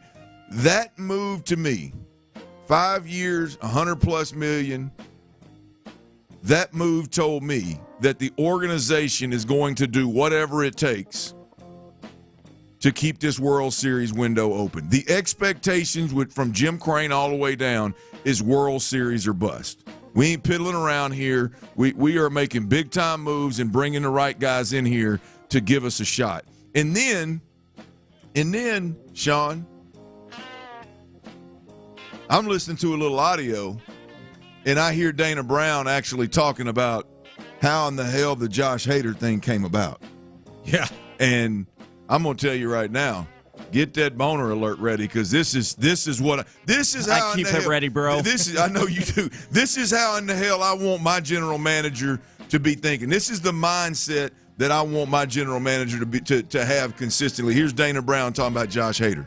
We got here because last Tuesday I said, you know what, we were having a meeting in the front office, and we were talking about getting some help in the bullpen. And so we decided that, you know what, maybe we should just take a run at Hader. And what we did, I gave my man a call, Jeff Berry here, and we started to talk a little bit. When I first called him, he was on a call, and he's like, I'll call you back. I said, look, I need to talk right now. We got to get something done. And so he called me back, of course, real quick. In about 72 hours, we put this thing together. And I would like to say, with this new addition, we're very excited. And so to everybody out here, we just signed Josh Hader, and we're very excited about it. Boner alert. Yes, indeed. I'm excited too, Dana. I'm not football horny. I got a baseball boner. You know what I mean? Hey, here's the deal. I'm not sure Dana Brown even had old buddy's name, by the way. Not Josh Hader, but whoever he called to get the deal done. He checked up right, like he didn't have. I think it was Brad or whoever. I don't think like Josh Berry. I think he said his name. I don't think he had his last name. And when as he was saying it, he's like, uh-oh. I ain't got this guy's name. And then he found it last second. But to think that was the kind of rush he was in is like, hey, man, you better not be blowing no smoke, man. Pick up the damn phone and call me back. I got to talk to you. Yep. and he gets this deal done. I mean, that's the mentality that as an Astros fan living here in the city, pulling for the Stros, I want my general manager to have that kind of mentality. Hey, I'm making a decision, and damn it, pick the phone up because I'm calling you to get something done. That's what Jim Crane wanted in a general manager that he felt like, reportedly, he didn't have in James Click, that he wasn't aggressive enough, that he slow-played things too often. And now you're listening to that clip of Dana Brown say, yeah, I'm going to call my guy. What's his name again? I'm going to call my guy. Like, hey, get off the phone. We got to get something done. Hit like, me back, man. In my mind, I'm thinking like, damn, like all leverage just out the window. He don't even know what client you're talking about. But that's like all leverage out the window for you, Dana. It's like the agent knows like this guy's got to get something done. Let me call him back right quick. And it turns out to be a $95 million deal with a $19 million, average annual value attached to it for one of the best bullpen arms in all of baseball in Josh Hader. That got me excited. And I feel like, it's one of those things when you talk about it with the Astros organization and the World Series window and, you think about your core players on the team, we have to start treating this like this is a World Series contending organization. It's not just Altuve, it's not Bregman, it's not Jordan, it's not Verlander. It's a damn organization. And to me, Dana Brown gave us all reason, fans, media type alike, all that we were looking for, that spark, right? Where you said you're going to be aggressive, let's go see it. Go make a World Series contending type of move. And that's what he did with Josh Hader. And man, that to me lights the fire for what could be a very, very exciting season. And look, the offseason, technically, it's not over yet. Spring training's right around the corner, but the offseason's not over yet. You talking about lighting the fire. Josh Hader had a little message to all the Astros fans out there. I promise to give you all I have on the field and in the community. We're excited. We're excited to be here, to win now, and many years to come. So appreciate everybody here, and thanks, Houston. He's gonna fit in mighty fine, y'all. I like it, man. Not only is he a damn assassin on the mound, but he is going to fit in mighty fine. One of the biggest questions, Sean, about the Josh Hader sign here is obviously who's going to be the closer, right? Ryan Presley's been the dude. He has been absolutely nails in the playoffs. Say what you want about some of the issues in the regular season, absolute nails in the playoffs.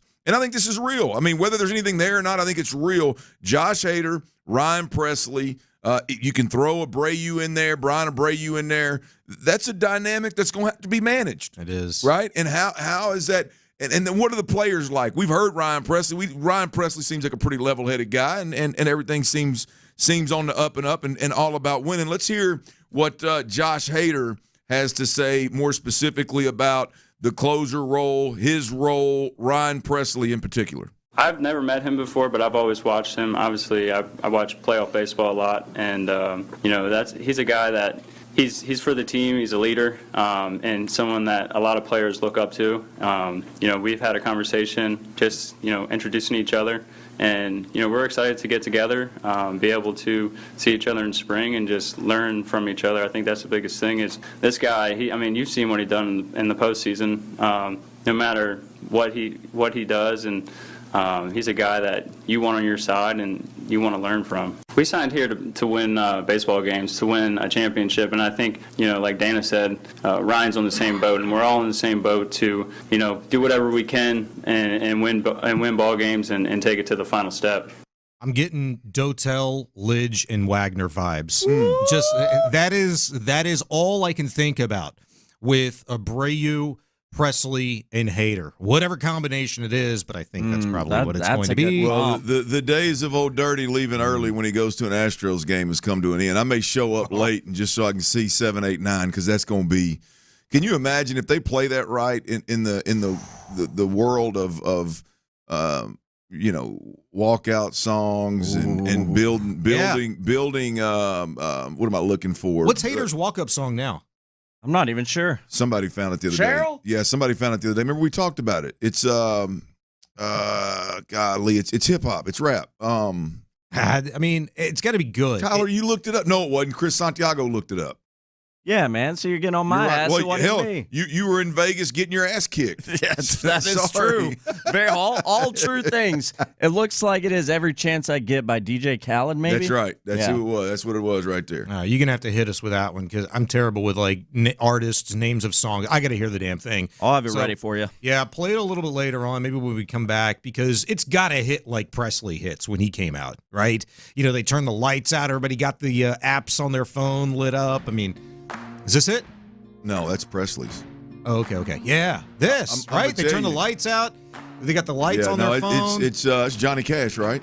Yes, sir. And that one, that's really, really good. And then which one was Timmy Trumpet, the Mets closer? No, I'm talking about the Astro. No, that's as good as it gets, Timmy Trumpet. But that's Edwin Diaz. I'm talking about goddamn my Arkansas boy.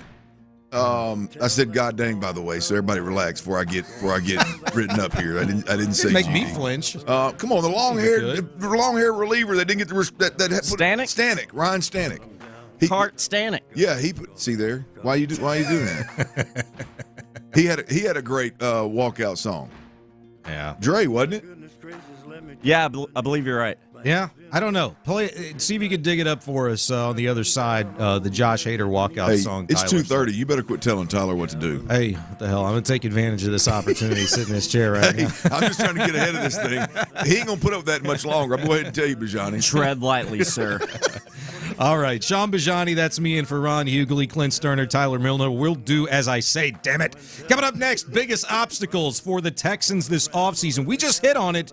The free agents they must absolutely bring back. We'll tell you who they are next. Cut them down. You can. The Drive with Stoerner and Hughley. If you got to pick one, you've got the trust of Ryan Presley, you got Brian Abreu, and you got Josh Hader. Who's your closer? Josh Hader. Josh no Hader. question. Josh Hader. I love you, Ryan. Josh Hader. So you got Hader in the back. Who's coming out in the seventh? If it's regular season, throw whoever you want out there. If we're in the postseason, that boy Presley is nails. I'll take Presley all day. Ride home with Clint and Show. 2 to 6 every afternoon on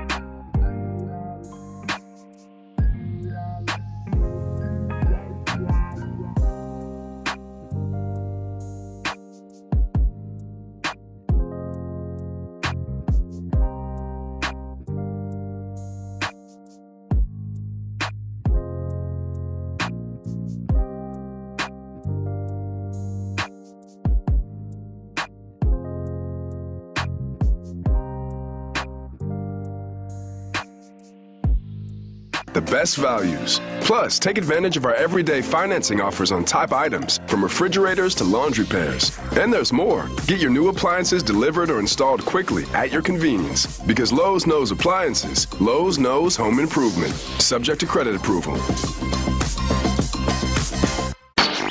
Live from the Twin Peaks studios, Sports Radio 610 presents The Drive with Stoerner and Hughley. Sean Bajani in for Ron Hughley, Clint Stoerner with you until 6 o'clock. It is The Drive on Sports Radio 610. Tyler Milner here. You're not bumping. This is Chili Peppers. This is not what Josh Hader comes out to, correct? No. Okay. No, it is not. Just wanted some chili pepper. It would be kick-ass if he did, I can dig it. Yeah, I can dig it. That's one of them, Tyler, that's my song, right? Yeah, you love it. That opening right there, this guitar riff or whatever the hell you want to call it, like when you hear that, unless you're less than 30 years old, maybe 30 years or younger, you know exactly, or 70 or older. Like, I don't expect my mom, I don't expect Granny to start bobbing her head, but I mean, look, there's every bit of if you're between 30 and 60 right now, I feel like you should bob your head when that song came on. That's a big window, but yeah, you're right. But then that's a testament to just how popular and good they are. I mean, even if you never heard the song and don't appreciate the Red Hot Chili Peppers, like you can appreciate that riff. Yeah, Damn. no, you can for sure. Just the whole song, it kicks, man. Biggest Texans offseason obstacles. I just said, a few segments ago, I feel like there's just as many questions now as there was last offseason. They're just different. They're different, less significant maybe, if you want to even put it that way. But, I mean, look, we know they got the head coach, the quarterback, some cornerstone pieces, yada, yada, yada. You know what they got. What do they need? Who do they need to retain? I feel like on the surface, Clint, with all of the questions that you have to answer, I feel like they should be able to ace this offseason. If you feel like they aced last year, and I think they did, particularly in the draft, I mean, acing this one shouldn't be a thing, right? But who are the absolute must-haves? Absolute must-haves in your mind. I have my list of free agents they need to retain. Guys that are contributors already on this team that you need to bring back. Who are they? 713-572-4610. If you'd like to text in your guys, I don't think you need very many fingers to count them. Who's your absolute must? Ooh, way you couch that word right, that question right there. My absolute must. I think it's, Blake Cashman. Okay. Got you right there. You didn't expect that. No, he's on my list. I got Blake Cashman 1, Steven Nelson 2, Sheldon Rankins 3. Those are your top 3. Okay. I mean, like that's realistic. Like I think those are. I think those are like realistic 3 that you can afford that level of importance. Yeah, I think that's it. Jonathan Grenard obviously is the big fish out there, but I think they can find a frontline starting edge rusher in free agency with the money they've got available. So I don't think Jonathan Grenard is a must, like an absolute must. You're saying they can get that impact kind of a guy cheaper than Jonathan Grenard on the open market? No. I think. Why wouldn't you sign Jonathan Grenard? Well, I would. I personally would. I just believe there's going to be guys out there, whether it be draft or free agency, where the money you're going to have to play Jonathan Grenard, you can use that money or a draft pick and fill that void. All right, let me put it to you this way, though. Like Blake Cashman, to me, is a guy that you're not going to get that much bang for your buck. Like you're not going to have to pay Blake Cashman the kind of money that you're going to have to pay an experienced linebacker that is capable of doing what he's doing. You're going to have to pay those guys a lot of money. No question. But let me put it to you this way. I want to know who Clint Stoerner, the general manager of this Houston Texans team right now today, has his absolute must re-sign guys. Who is it? Is Jonathan Grenard on that list, or is he off that JG's list? on that list. Okay. Look, I mean, if we're just talking guys I personally like and guys that I believe if I were the GM who I would bring back, Jonathan Grenard would be on top of that list. I would re-sign Jonathan Grenard in a heartbeat. He's my number one. Assuming the money's not, absolutely ridiculous. Right? Yeah. I don't know what he's going to be. He's going to be demanding, but yeah, Jonathan Grenard would be on that. He would be on the top of my personal list. You and I agree on that. I just don't know that. I don't know that they see it the same way. I'll tell you my list right now. I got 7 of them. Jonathan Grenard, Sheldon Rankins, Blake Cashman, Dalton Schultz, Devin Singletary, Kaimi Fairbairn, and Des King. Hell, you just named all of them. There's 30-some-odd free agents. Bring them all back. Those are the ones that you absolutely have to have back in my mind. I didn't say Steven Nelson. I know Nelson's one of yours. You tell me if I'm being a little too, silly, immature. Like, I'm not thinking this thing all the way through. But I thought Nelson was one of the most interesting guys that had the most interesting season out of all of the Texans this past year. You think back at the start of training camp, this was a guy that blasted his general manager, called him a mofo, threw barbed attacks at his attire with the vest. He went from a guy that I was talking about at the very least as being somebody they were going to move on from. There's no way they're giving that guy a deal. Like, you can get something elsewhere. And then he parlayed that into a raise. I think the guy's going to want to get paid, seriously paid. I don't feel like the Texans are going to be that team. Nick Caserio, particularly, is going to be that guy to give him the bag. So I don't have him on my list. But is it for that reason alone, like that sticks out in my mind and just maybe a little bit of a fractured relationship? I feel like Caserio did what he did with Nelson at that particular time because he had to. I think he understood, like, geez, because we saw it as the season played out. They ain't got much behind Stingley and Nelson at corner.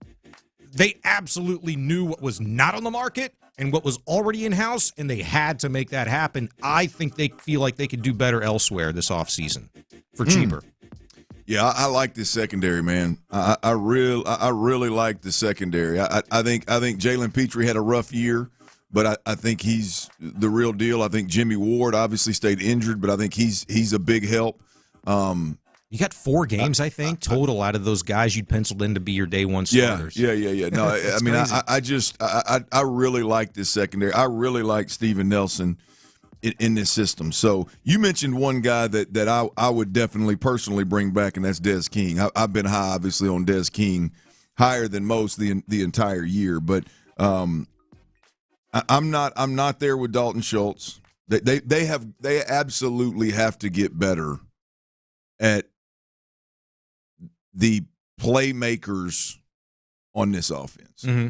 Yeah, I agree with that. I mean, there's too many, with the exception of Nico Collins and Tank Dell, man, there's too many, with Dalton Schultz, drop balls. There's no explosion or playmaking there with Dalton Schultz. And I don't know. I can't go Dalton. They got to upgrade the tight end position. I like Dalton because you're saying there's no big playmaking ability there from him. Mm-hmm. I think he has a very similar trait that Nico Collins showcased this year, and that's his ability to catch through contact and get yak. I like that from Schultz. I know he dropped some balls various times this season, ones that were absolute gimmies, it felt like. 2 big ones in the playoffs. Yeah, 2 big ones in the playoffs. I get it, man. But you know what? He was right on par with what he was doing in Dallas the last 3 years with C.J. Stroud. And if Dalton can be healthier and in year 2 of this system, I really like the production from him. And I think the latter half of the year, I'd probably dumb it down to maybe the last third of the season. Yeah. I felt like he became a better blocker, too. And I thought it was necessary that he do that. When the Texans were having to go more 2 tight end sets with Jordan and Schultz, with that offensive line, I felt like they kind of hit a good stride. It didn't show its face like we wanted it to in the postseason, but they were able to run the ball in large part because of that dynamic that they brought. Yeah, he got roughhoused in that Baltimore game, which a lot of guys did. Yeah, but a lot of guys. Yeah, I don't know, man. Sean, I disagree. I mean, you got to have. I think if you could do better on the market, the whole getting better at run, like you got to have a guy at the tight end position that can block. I mean, if this team's ever going to run the football well, you got to at least embraces it, wants to do it as a physical mindset. And they did get better. Don't get me wrong. Hell, I was one of the first ones to mention that from a film perspective. Is him and Brevin Jordan and Beck, they got better about mid-year, but it's like it's not they've got to upgrade. I think big time at that position, man. That's it would be whether nice. it's in the draft or it's free agency. I think they've got to upgrade. Well, I mean, you're going to do it through the draft. You're keeping one of those guys around, right? I mean, you're not who. Well, between Jordan, between Schultz, those are your two tight ends. Like, I'm keeping one of those cats around. Right? Jordan's not a free agent, so like he'll be here. But I thought he was going to be cut out of camp. Yeah, to be honest with you, because he didn't do much, and he turned it. You talk about big playability. He gave you that, no question, at times this season that Schultz did not. Continue to send us in your thoughts. Look, John Weeks. Here's my criteria. I'm not worried about him going anywhere, so he's not on my absolute must-haves, okay? He'll be back. I'm not worried about it. Well, you look at Cam Johnson, Kaimi Fairbairn. I said Fairbairn's on my list. You got to bring that cat back because you can't find reliable, consistent kickers on the open market like on the ready. Well, yeah, I mean, look, I think on that list, there's a lot of guys that I just assumed are back. Like, if you don't bring Cam Johnston back, what are we doing? Mm-hmm. I mean, he's arguably been the biggest weapon you've had, not named C.J. Stroud. Mm-hmm. I mean, over the last 3 years. I mean, he was damn sure the best weapon you had for the previous 2 years. Yeah, you saw what it was like when you had good old Ty Zentner. I'm assuming those guys are coming back. Mm-hmm. Now, granted, Johnston was not on my list, but yeah, all the people that they're texting, Johnston, Weeks, yeah, I'm not worried about them. They'll be back. He's Clint Stoerner, Sean Bajani in for Ron Hughley, Tyler Miller producing. Coming up next, we got the Big 3 at 3. We'll preview championship weekend and more. That's next. Something different is coming to Sports Radio 610.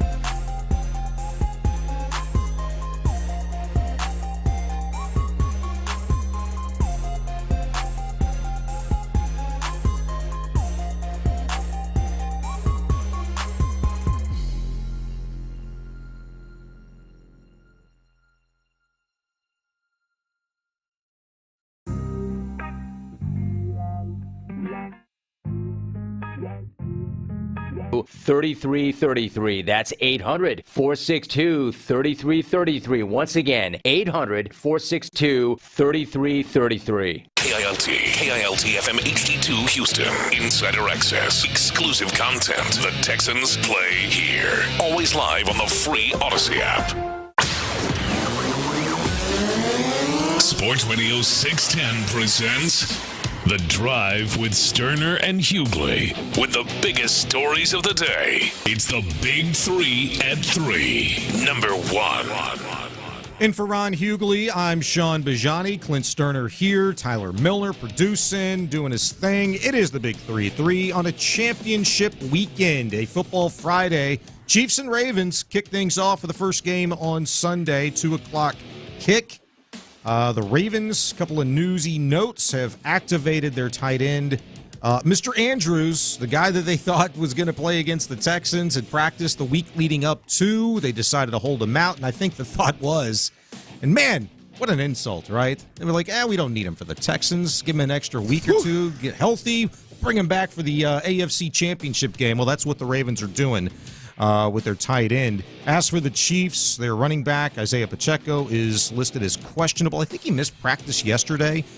I don't worry about guys that have a lot of tread on their tires in a given season this time of year because they're probably going to get quote-unquote rest days, even though they are banged up a little bit.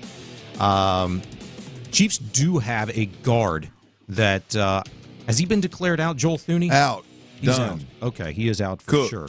Interesting. Okay. Decision has been made, Chief. This was the latest from Adam Schefter. The Chiefs have officially ruled out, yeah, you're right, Joe Thuney, Derek Nandi, Sky Moore, Prince Tega Wanogo.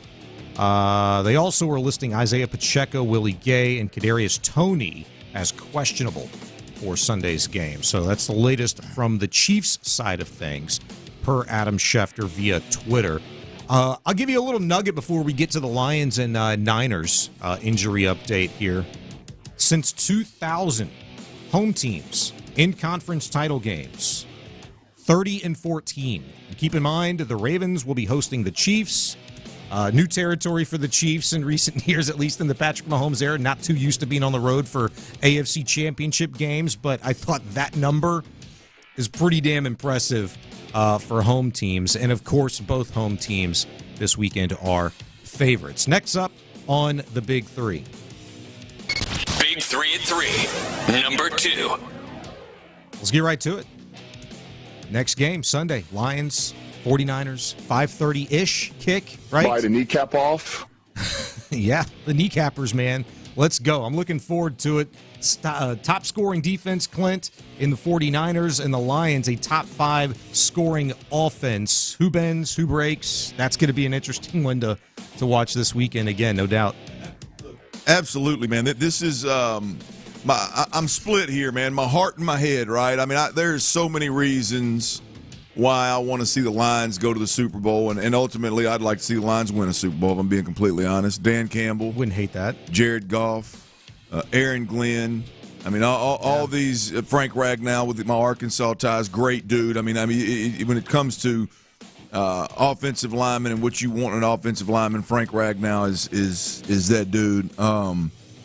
I mean, so many reasons why I would like to see the Lions win it all. The NFC Championship this weekend and the Super Bowl. But I'll be honest with you, that 49ers team, and I'm gonna say this, with or without Deebo Samuel. I mean, Deebo Samuel obviously is a game changer, but with or without him, I like the 49ers in this ball game. Yeah, that's not different than what I've heard leading up. I mean, it's hard to bet against the 49ers. There's no doubt about that. But Deebo Samuel, by the way, by all indications, appears to be a full go this weekend. Frank Ragnow seems to be good to go for the Lions.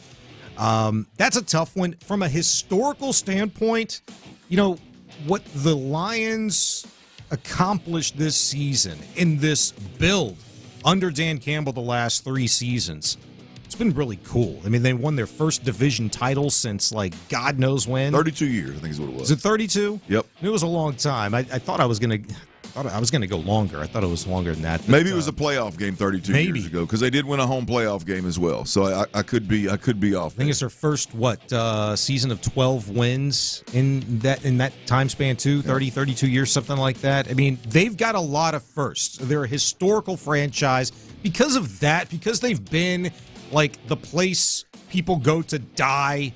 In their football careers, to me, in my mind, about Detroit, they haven't been relevant since Barry Sanders. Routinely, relevant, like a team that you want to watch, you want to pay attention to, and even under Barry Sanders, I mean, they weren't doing squat, they weren't winning playoff games, right?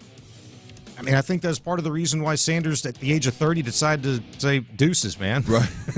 I'm not going to get my ass kicked over here. We ain't even doing nothing about it. So yeah, Lions, but I got to tell you this much. I'm a Ravens fan this weekend. 100%. There's no doubt about it. They beat the Texans. They beat our team. I want them to win. Yeah, I want them to go to the Super Bowl. I want them to win the Super Bowl, I think. You get to that point, I don't know if I really care too much if it's Ravens and Lions especially, but... Yeah, no, I don't like your line of thinking, Sean. I don't like your line of thinking, man. I'm typically one of those guys. And I don't know when you want to discuss this, but... I'm typically one of those guys that I would like for the team that beats my team to be the champion. So you can say, hey, well, the team that we lost to, the only team we lost to in the playoffs when it mattered the most was the eventual champion. That's where I'm at. I'm not. The Texans aren't there yet for me to be to have that particular. What do you mean not there yet? That's your team. You grew up a fan of football in Houston. The Texans weren't here. I mean, I was in Houston. I was in the league. Yeah. Look. Look, relax a little bit, man. No, I can't because I think I know what you're going to do here. The Texans weren't a Super Bowl contender. There was never a thought in my mind as man, this team's going to make a run at a Super Bowl. Wow, dude. That is when I want the team that beat my team, that didn't allow my team to win a Super Bowl, that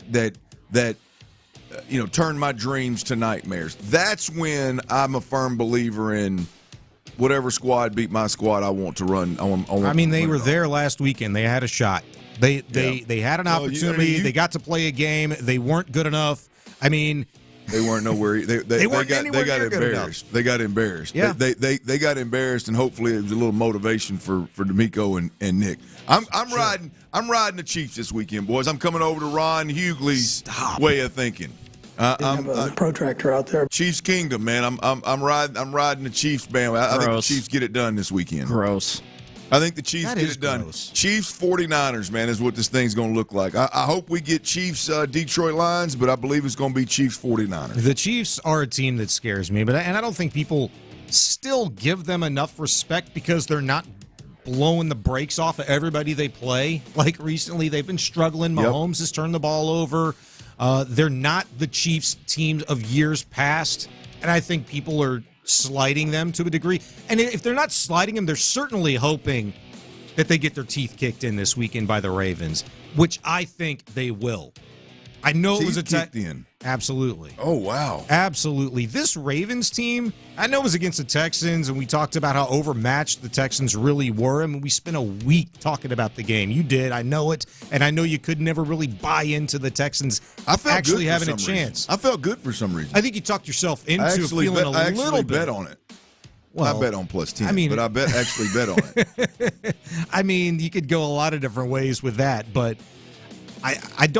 I really don't see there being more of a complete team out there at this stage than the Baltimore Ravens. Offense, defense, and just explosiveness.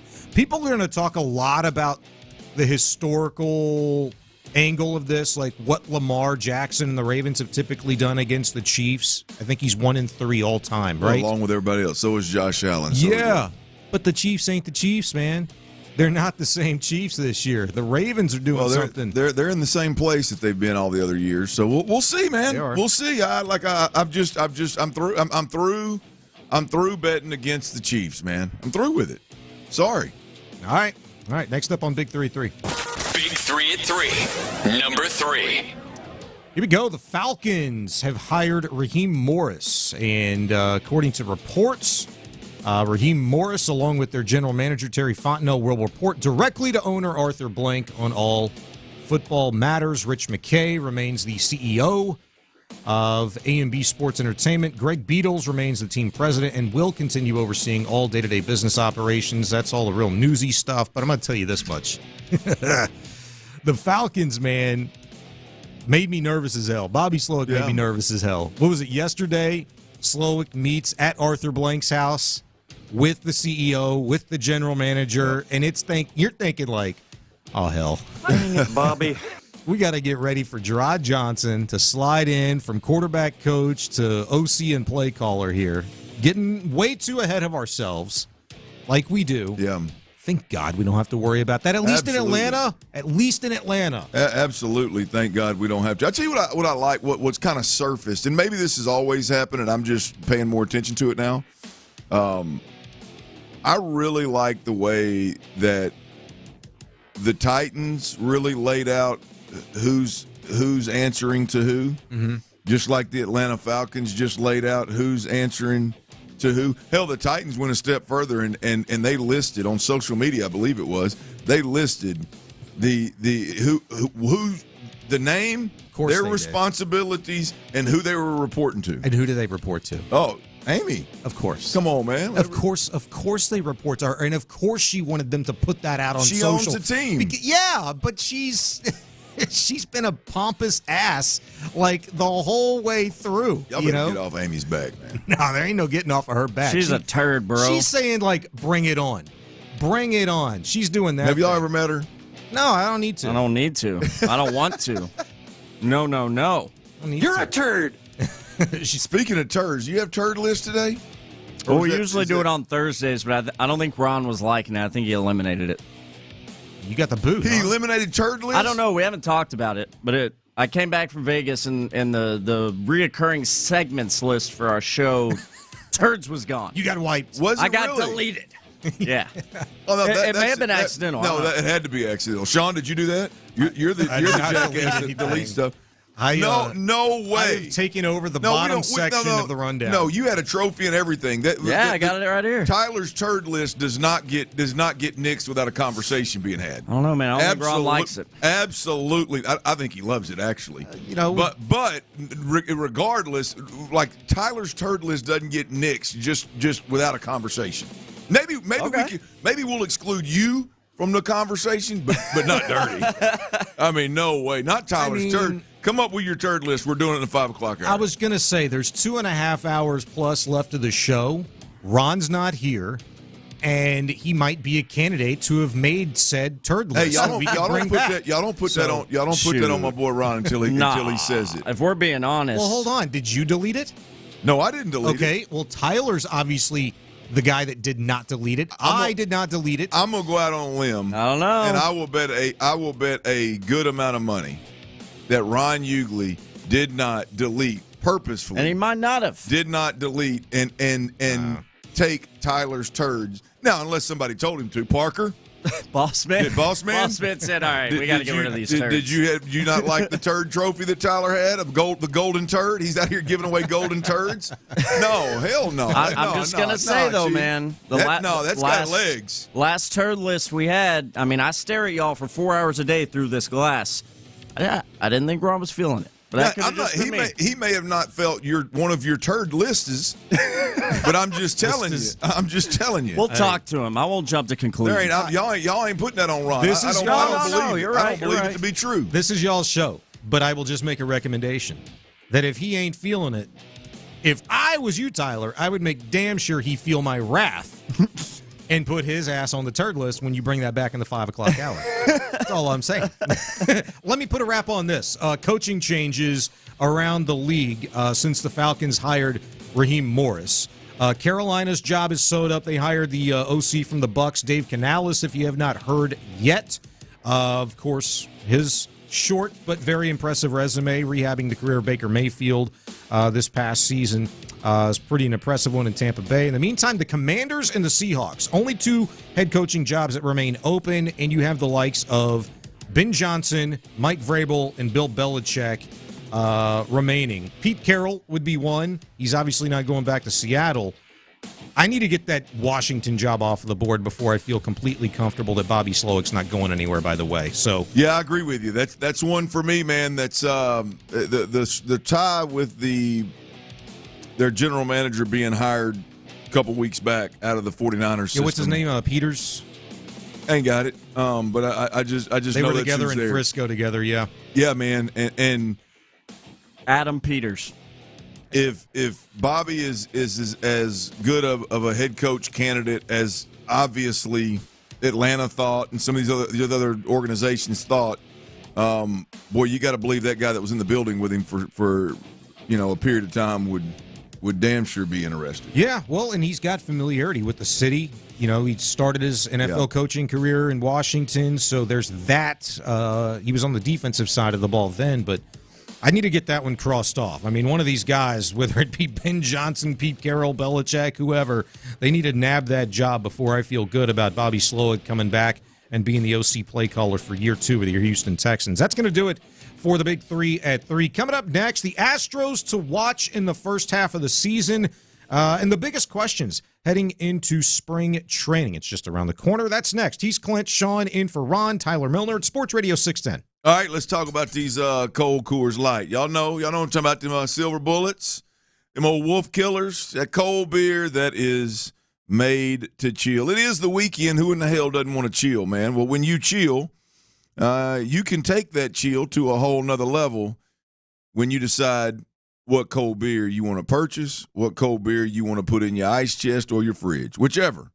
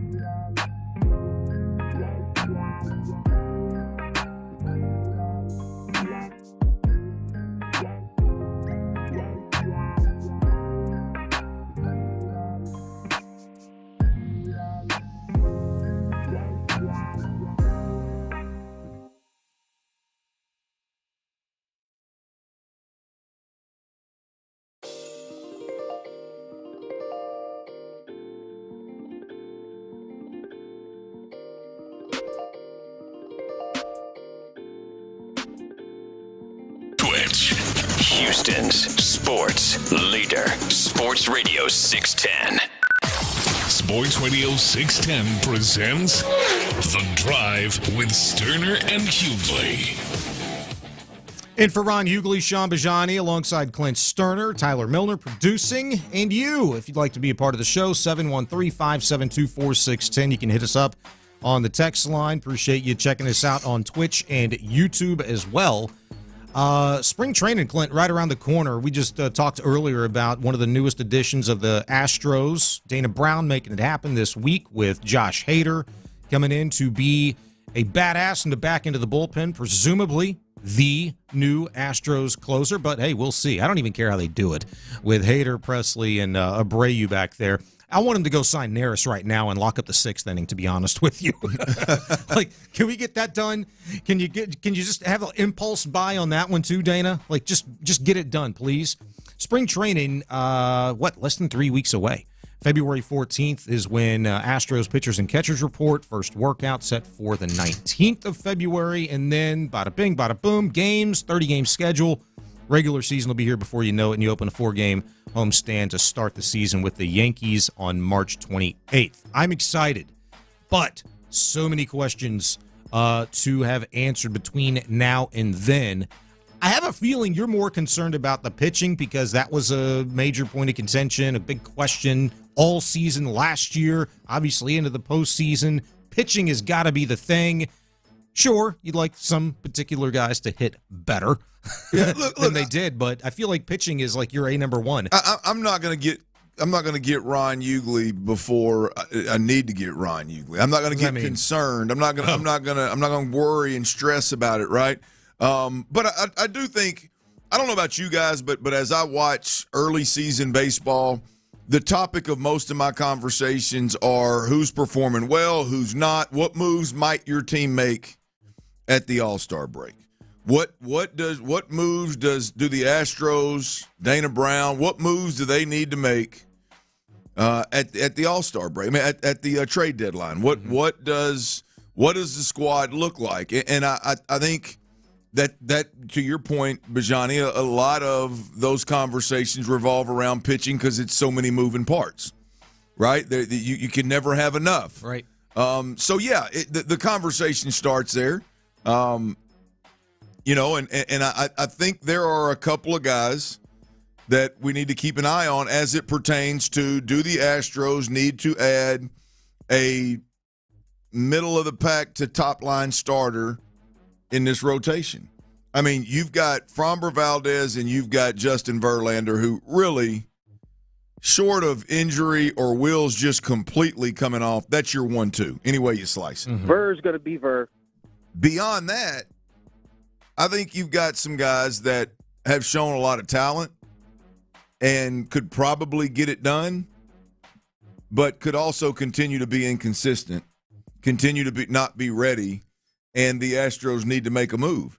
And so the first half of the season, the first part of the season leading up to the All-Star break, leading up to the trade deadline, I think this thing from a pitching perspective is about Christian Javier and Hunter Brown. Yeah. Yeah, Javier's a huge one, right? Yeah.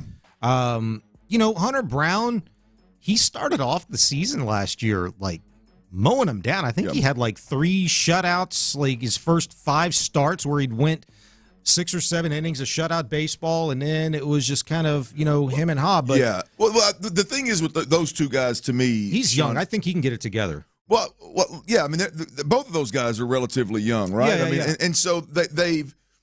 My point with those two guys is more of if the stars align and they become more consistent, they figure it out, they've got the stuff to be like a nasty number 3 starter. Mm-hmm. I mean, nasty 3 starter in a rotation. But they've also got the tendency to be inconsistent. Or in Hunter Brown's spot, you know, for whatever reason, it was a long season last year for him. It was. For whatever season, his role changed dramatically once the playoffs hit. Right, and I understand. I'm just not going off in the weeds with why or how. And well, but he hit an inning threshold, sure, you know, that he had not hit before. Right. I mean, that was a milestone in his career, and we talked about the same thing with a guy like J.P. France last season too. Well, they were asked to pitch a lot more. That's the deal for me, though, Johnny, is when you look at, like, J.P. France, I like him, right? Yeah. I like him.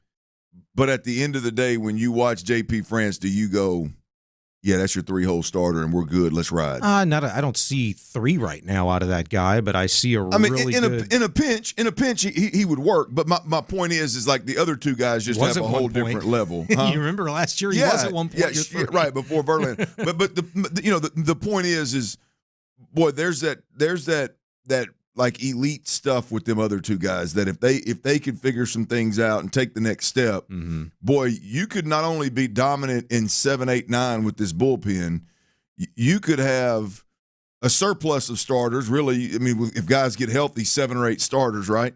But boy, if one of those 2, if not both of them, step up and kind of take that next step in development and maturity and take the reign, take the bull by the horn, so to speak, in that 3 and 4 hole starter. Holy cow, man! Yeah, it could be special. But if they don't, oh my gosh! Like, yeah, what are you doing when it comes to the trade deadline in 2024? That's July 30th, and here's my problem with that right off the cuff. Is we've talked about Justin Verlander, Framber Valdez, Christian Javier, Hunter Brown, Jose Urquidy, J.P. France, I mentioned, right? Yep. I mean, those are all guys that started baseball games for you last season. Well, you're getting Luis Garcia back at some point this year. You're getting Lance McCullers, presumably, cross everything you have to cross. That Lance McCullers comes back and pitches for the Astros this year. But they're both slated to be like around June, July kind of guys where they're going to make their debuts. They had their Tommy John surgeries within a few weeks of each other this past season in May and in June. I think it was Garcia in May and McCullers in June. So 12 to 13 months from that point, that's what you're looking at. So maybe even beyond the trade deadline. My fear is, well, what if Javier still isn't right? What if Brown hasn't taken the next step? What if JP France was a flash in the pan? What if Verlander's really struggling? You know, they're going to have to answer a lot of questions in terms of load management with him early in the season. They play 38 games in the first 40 days. You're not going to want to be pitching him every fourth day. You know what I'm saying? Every fifth day. Yeah. So my fear is we get to the point where we're wanting Dana Brown to be aggressive, go out, get a dude. Offense is clicking. We're good, but the Rangers are good. The Mariners are good. Like, it's a tough division this season again. And, man, we need a dude or two. Don't worry. We got Luis coming back. Don't worry. We got Lance coming back. All of a sudden now you're going to put all of your eggs in the basket of two guys that are coming off of Tommy John surgery. One in Lance McCullers that's coming off of the second in the last, 5 years?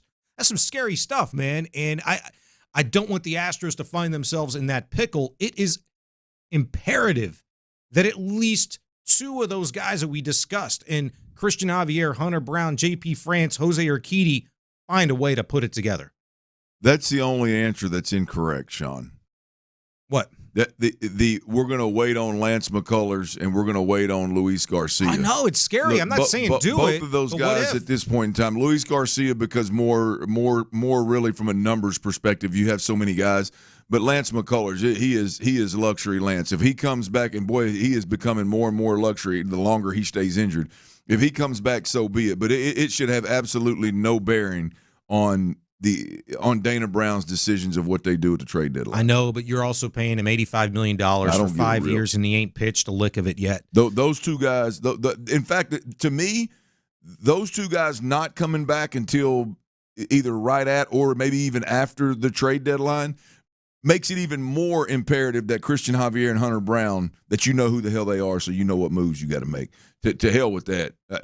Those two guys are non-factors as it pertains to what the Astros. It's a hell of a time constraint that the Astros could be facing, because, I mean, we might be looking at a situation where there's glowing reports and you're feeling really good about it, you know, and Lance is finally going to contribute. Luis is looking better than ever, and then ain't no report Lance can give right now make me feel better. And that's the thing, you got to see it. I've heard them all right here on the drive. Right. You know if he's throwing on flat ground yet? 80 feet flat ground. Chief. 80 feet. Yeah, that was 80 a report feet flat ground, all fastballs. No, he's not. No off speed. He's not mixing in any breaking balls. He's not on a bump. Nope. We ain't gonna get to that Michael Brantley situation with him. Where 2 weeks, couple of days, he'll be ready then. This day, and then don't you disrespect Brantley like that. I'm just saying. I love Lance. Wasn't his fault. I mean, they oversold his availability. Look, they're non-factors in this conversation, Johnny. You're right. You're right. The Astros, beyond Michael Brantley, beyond Luis Garcia, beyond Lance McCullers, are good enough to be in that World Series window to contend this season. And that's been, I'm trying to scream from the mountaintops like, hey, let's start treating this organization like a World Series contending organization, not just a World Series contended core 4 or 5 guys. No, they're really good in a lot of areas. He's Clint Stoerner, Sean Bajani with you. We can get back to this. There's a lot of meat on the bone here that we have not yet discussed. But coming up next, can the Houston Texans and you, the fans, breathe a little bit easier now after the most recent head coaching hire? That's next at Sports Radio 610. All right, before we get to that right there,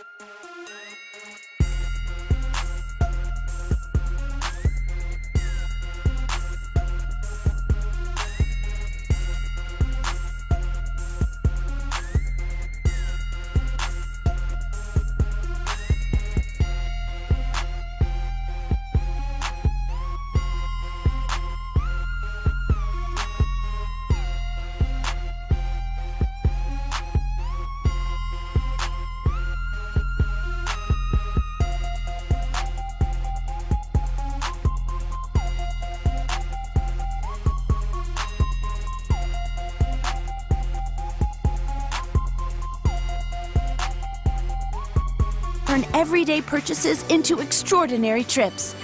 Plus, receive premium travel benefits like access to over 1,300 airport lounges where you just check in and chill out. Open up a world of possibilities with Capital One.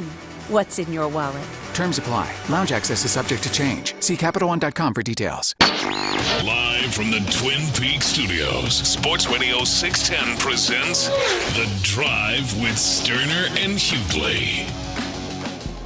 In for Ron Hughley, Sean Bajani with you alongside Clint Stoerner, Tyler Milner producing. 713-572-4610. Get you involved in the show via the text line. You want to hit us up on Twitch and YouTube. That'd be cool as well. Place you can check us out, watch us, see our beautiful faces. Clint rocking the full beard, looking very grizzled. When you said, you could use a good dip, I was about to throw you my can here, but you were talking Dude, about. I was about to say, you like wintergreen? Yeah, no, chips and dip. Wintergreen, man. straight, I don't know. What do you got? I don't put that worm dirt in my mouth, brother. I don't put that worm dirt in my mouth. Worm dirt. There was a day back in my my baseball days when I grabbed a can, and it was Copenhagen though. I grabbed a can and I was gonna pop. I was gonna pop that thing, Yeah, man. And you popped it all over the place, didn't you? That can opened up. And it opened up right as I was swinging back towards my face. Got in your eye. All in my both eyes, and as I did it, I inhaled. It was in my nose. It was awful, man. You know what? It was awful. It's never good when you pop it all over the place and some gets in somebody's eye, Yeah, and then from that point on, you probably said, you know what, the hell with this stuff. I don't want that. I ain't going to touch this. Well, I actually had no intentions of ever putting that in my mouth at that point, because one time when I was younger, I was about 12. We were out and we were going to play basketball in a church parking lot down the street from the house, and my cousin was a big dipper. Mm-hmm. I said, man, let me get me a pull, give me a pinch. Took a chew while you were playing ball, huh? Well, it was a dip, not a chew, but it was on the way to play basketball, and the drive was long, or the walk was long enough for my head to be spinning when I got to the basketball court, and I immediately blew my enchiladas. My El Toro enchiladas all over the parking lot, and I never even considered putting that crap in my mouth again. I was about 12, max 12. Maybe Good job by you. I don't think I was 17 till I threw a whole bunch of worm dirt in my eye like you did. I wish at that point I would have said, what the hell with this? But no, I was like, it tastes good. Whew, I like it. I asked you a question. Can you breathe easier now that Bobby Slowick is not going to be the head coach of the Atlanta Falcons? Yes, absolutely. Hell yes. But can you breathe easier now just knowing that, or are you still worried about the Commanders, maybe even Seahawks? I'm still worried about both the Commanders and the Seahawks, but I mean, at the end of the day, we're down to two, right? We're down to two jobs that need to be filled so that we can rest easy that our offensive staff is going to be back. I mean, there is no doubt about it. When you look at the success that C.J. Stroud had this year, the offense had this year, you look at the development, the step that C.J. Stroud made, and one thing that stands out to me big time, and I can't remember who in the hell I was listening to. It was a podcast, and I can't remember who it was. In relation to? But C.J. Stroud. Okay. They were basically just saying, hey, this is not the C.J. Stroud that we saw at Ohio State. And they were, which I wholeheartedly agree. Yeah. That the point was a very positive one, as it like just the style of play, physically from a mechanic standpoint to the way he was playing the game, processing at a high level, taking what the defense gave. Like their overall point was, this dude is taking a major step literally 2 or 3 games into his NFL season, and he to the point where he's playing better at the NFL level than he was at the college level, and versus NFL opponents, obviously, and that is not CJ and CJ alone. That is a very complicated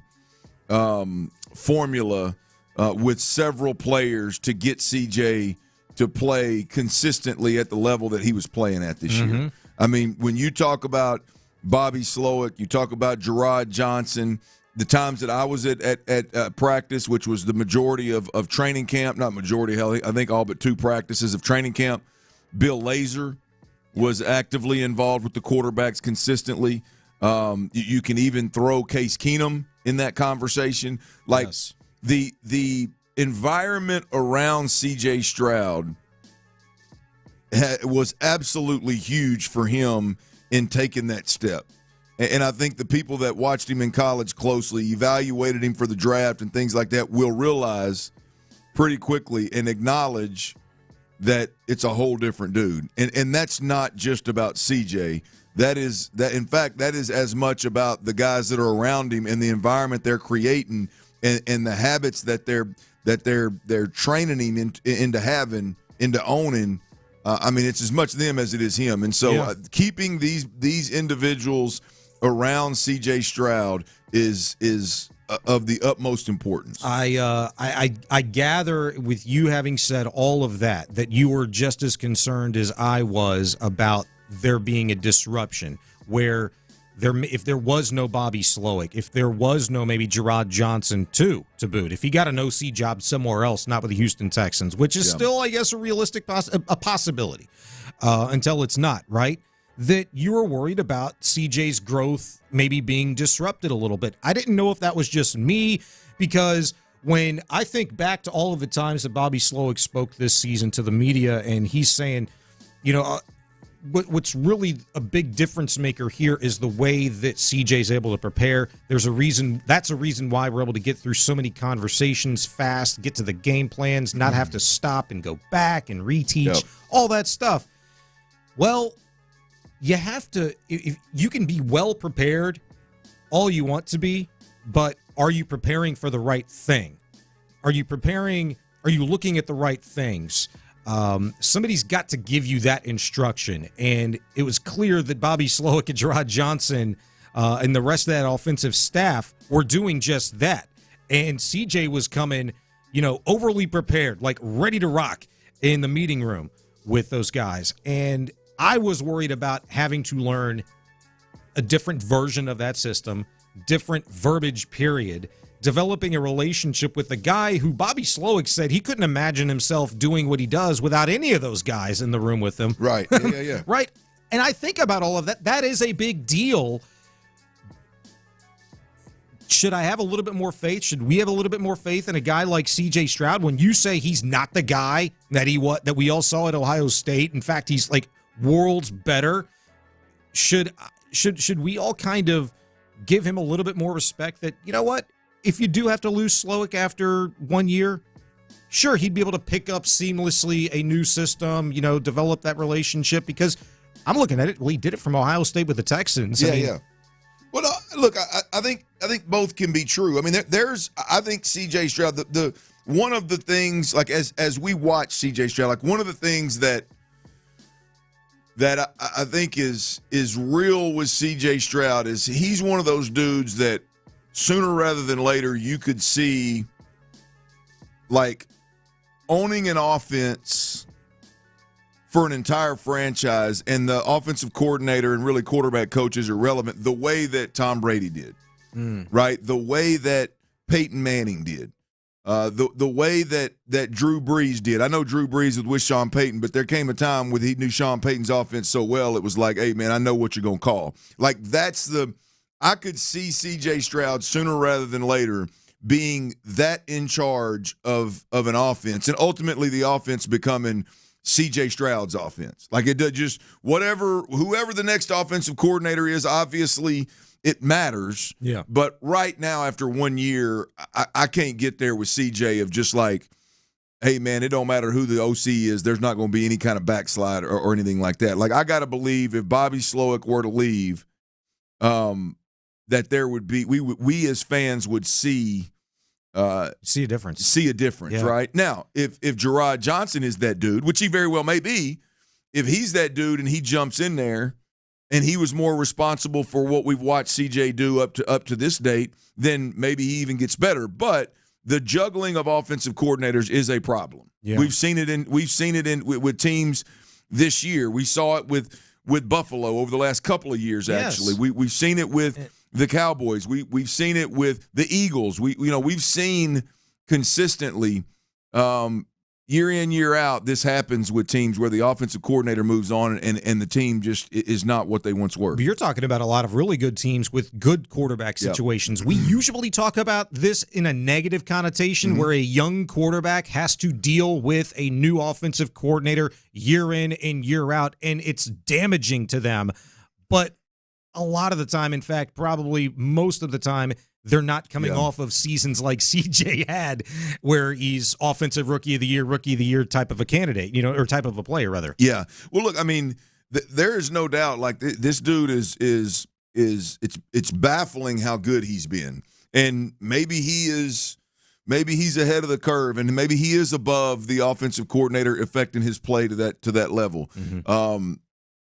Because he's blown my mind since he's been in the league, but I'm not ready to go there yet. I think what we watched with this Texans offense and with C.J. Stroud's development, maturity, and progression, I think it has an absolute ton to do with those guys around him. He's Clint Stoerner, Sean Bijani in for Ron Hughley, Tyler Milner producing. Coming up next, the General John McClain joins the show. He'll discuss a little Texans off-season with us, as well as a championship weekend and more. That's next with the General at Sports Radio 610.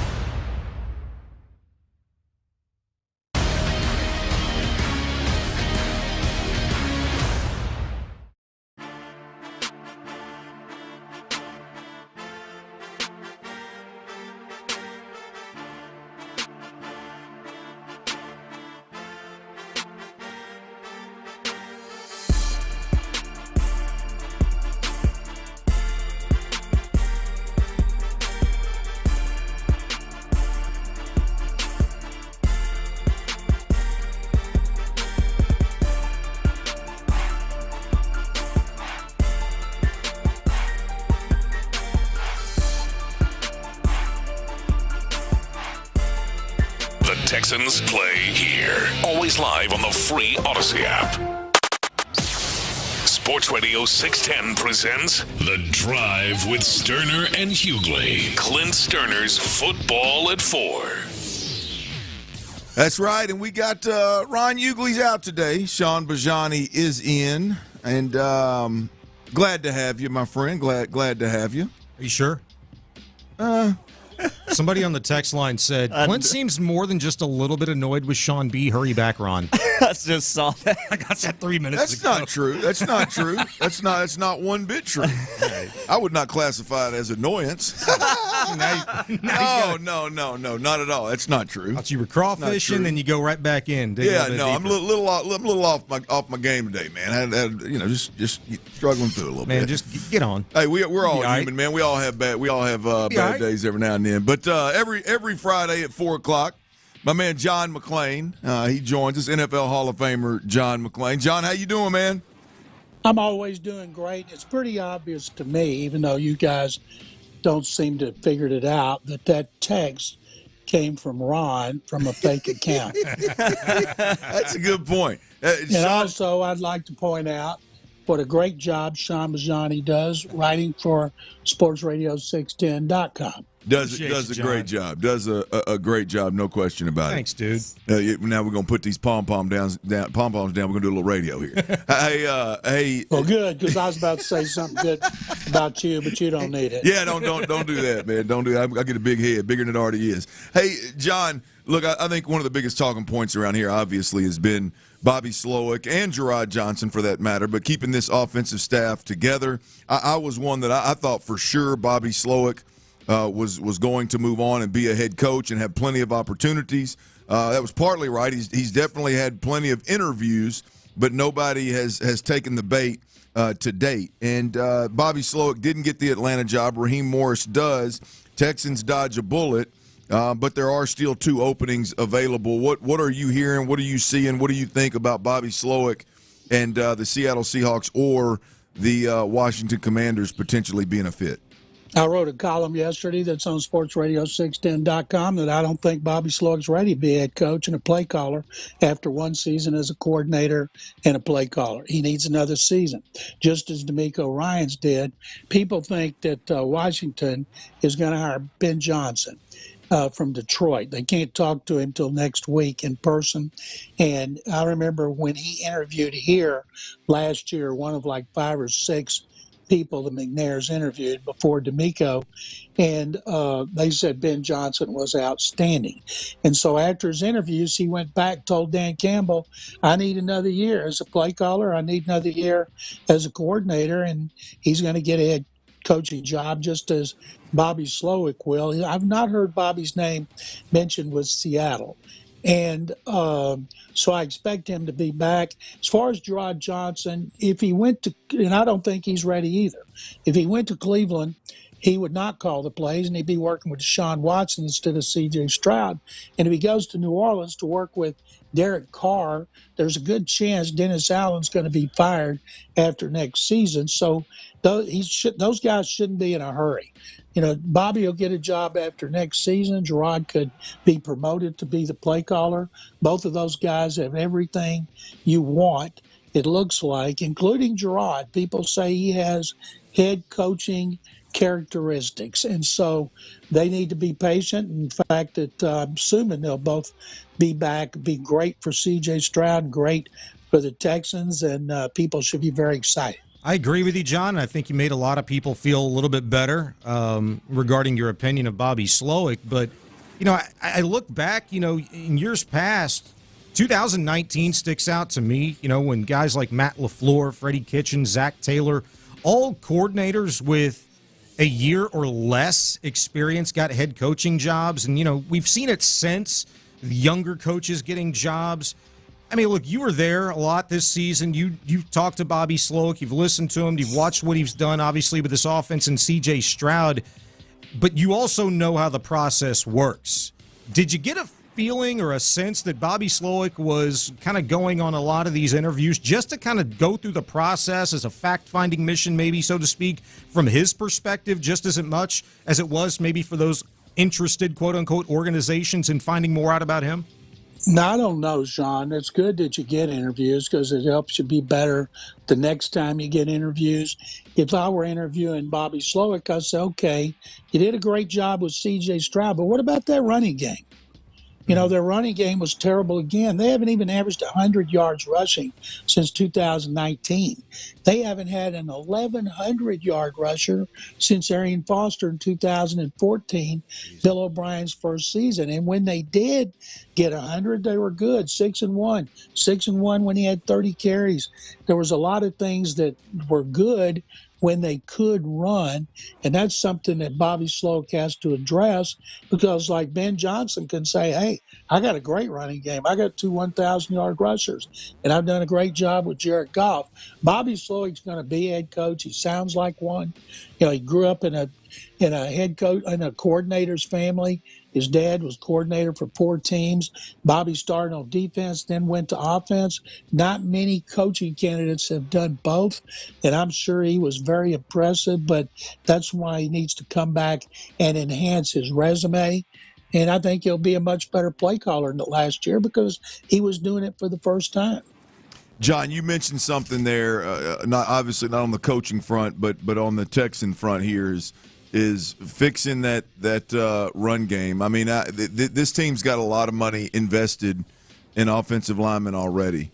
What are your feelings about what you saw this year? How fixable is it? What's the answer? Okay, I got a column on SportsRadio610.com about having to improve the running game first and foremost. You want to beat those teams on that tough schedule next year, you got to run the ball better.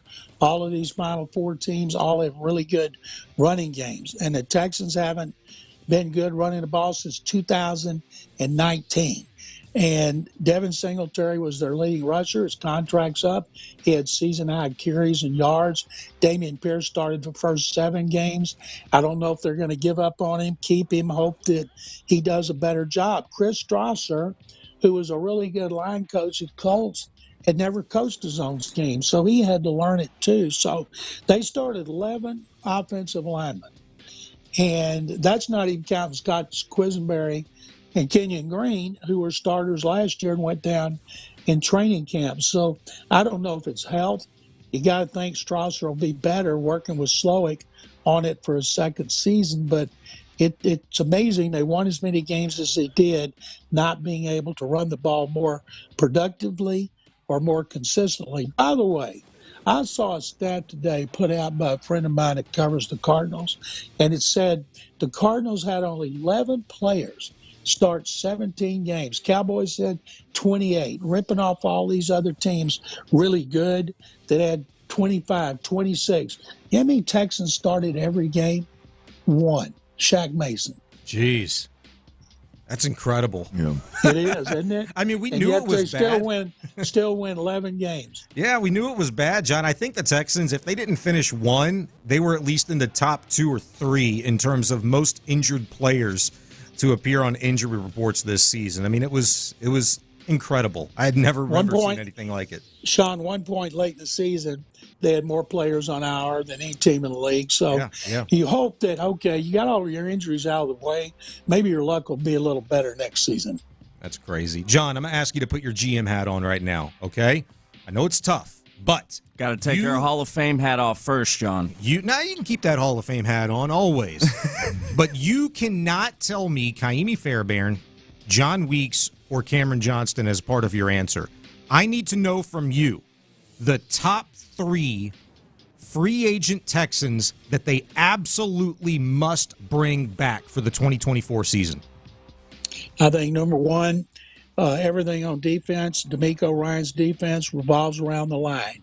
He has talked about that. That's why I think the first-round pick is going to be a defensive lineman.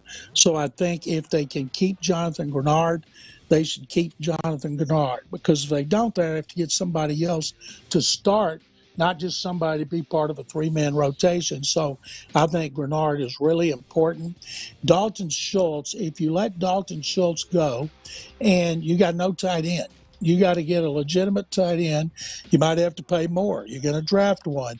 So they had one tight end who was a good weapon. Now, Brevin Jordan had his moments, but he was not a consistently productive tight end. And then let me think a minute. I was thinking about Blake Cashman or Devin Singletary. Cashman had his best season. He and Christian Harris turned out to be really good together. So running back fits his scheme, or linebacker, I'm going to say Blake Cashman. Hey, you're the Hall of Famer. I was going to let you can go top 4 if you want to. I don't think Devin Singletary's 26 years old. He's been in the league for 5 years. And another amazing stat, he didn't fumble one time. He didn't even fumble. Not that he didn't lose one. This team lost 2 fumbles. That is amazing. They lost 6 overall. Then that's one of the reasons. We all talked to how few interceptions Stroud threw, and they had the fewest turnovers in the league, 14. Only 2 teams were better plus-minus differential than their plus 10 is because they didn't fumble the football. And it was Beck and Schultz that lost 1 fumble each. And the fact that Singletary, who's really about 5'5" or 6'6", that he touched the ball as much as he did as a runner and receiver, and nobody got the ball out, that just blows me away. John, you talked about obviously the guys they need to re-sign.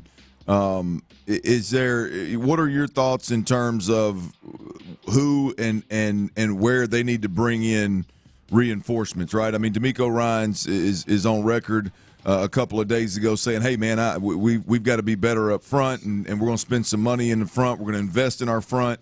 What does that mean to you, and where else do you think the Texans need to bring in reinforcements if they're going to be able to compete with the teams that are playing this weekend? Another guy I think who's very realistic to bring back is Sheldon Rankins because of his age. I was told D'Amico just had to have him because he thought he was ideal for the way D'Amico and Matt Ryan wanted to run their front. And Rankins was really good against the run. He had 6 sacks. I don't think he's going to get a lot of money, so I think they'll be able to bring him back. One place they have to start with the running game. You know, if you think Dameon Pierce cannot make that adjustment to the zone scheme, then trade him for a mid-round pick. You got to be able to get 2 backs, whether you re-sign Singletary or not. Not sure about the line. Some of those guys were drafted and signed before the zone scheme. And you got to have safety. You had safeties. Think about that. Jimmy Ward, Murray, Stewart, IR, and 3 of the top 4 safeties were signed off the street. Jalen Petrie was up and down, problems in coverage. You got to improve the safety position because Jimmy Ward, he gets hurt every year because of his physical style of play, and I think he'll be 32, but that's another position that needs to be addressed. And, of course, Steven Nelson's contract's up. I don't know if they'll bring him back. He's 30, I think 31, but you can never have enough corners, as you guys know. But I think that defensively, they're going to fortify that line even more and then work backward because that's the way the 49ers do it, and that's what D'Amico knows. John, what do you like? Do you think there's going to be like game? Because to me, this team more than anything is there's got to be game changers, man. You know what I mean? Like, and I know that we've talked a lot about Saquon Barkley, and I've heard Derrick Henry tossed around, and Swift is coming out of Philly as a free agent. Now, and that's just the running back position. But then you flip over, and Matabike in Baltimore's a free agent, and Chris Jones up in Kansas City is going to be a free agent. Like this team, I think schematically on both sides of the football, they've been really, really good. I think guys are overachieving, playing above their ceiling.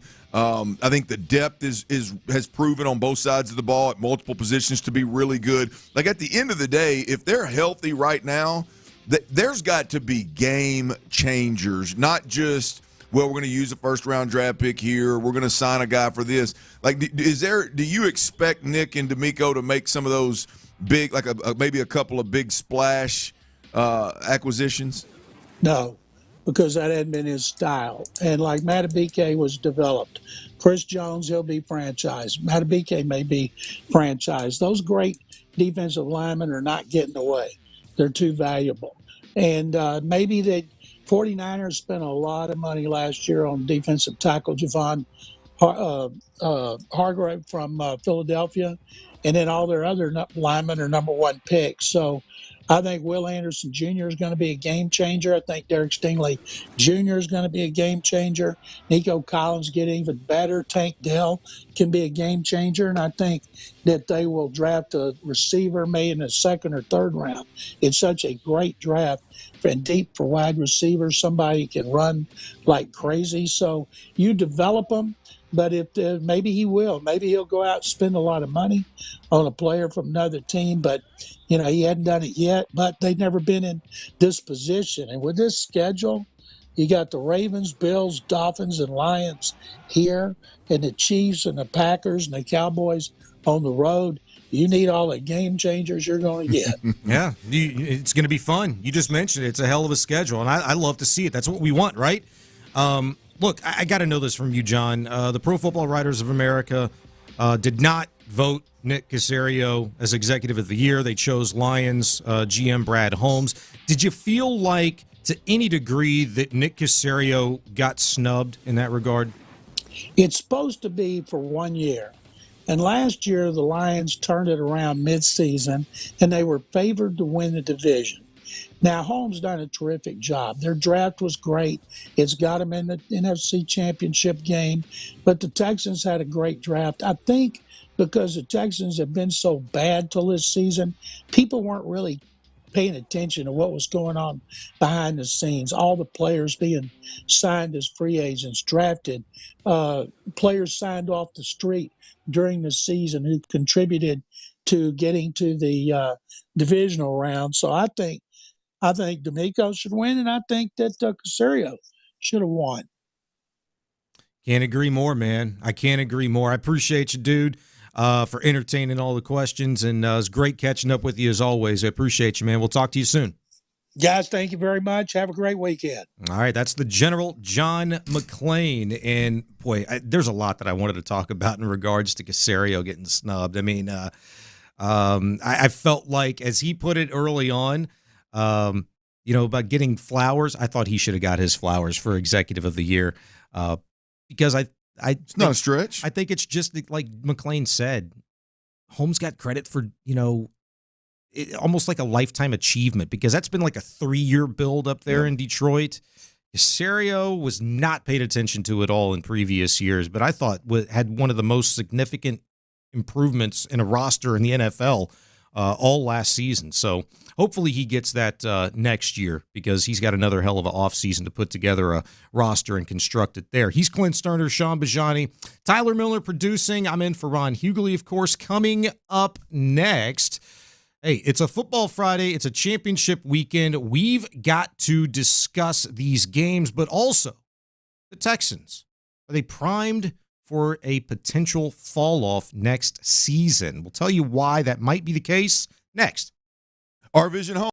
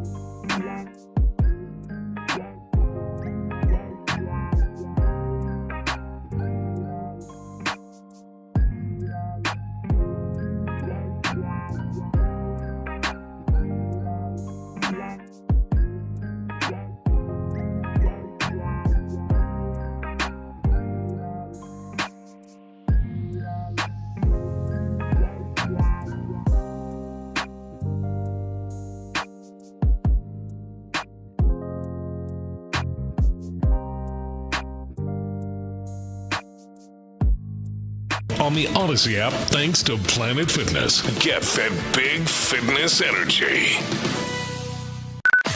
Sports Radio 610 presents The Drive with Stoerner and Hughley.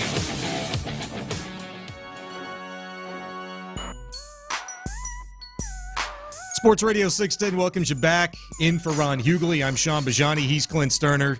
T-Mill producing, doing a great job. If you want to be a part of the show, hit us up, 713-572-4610. Tell me how annoying I'm being.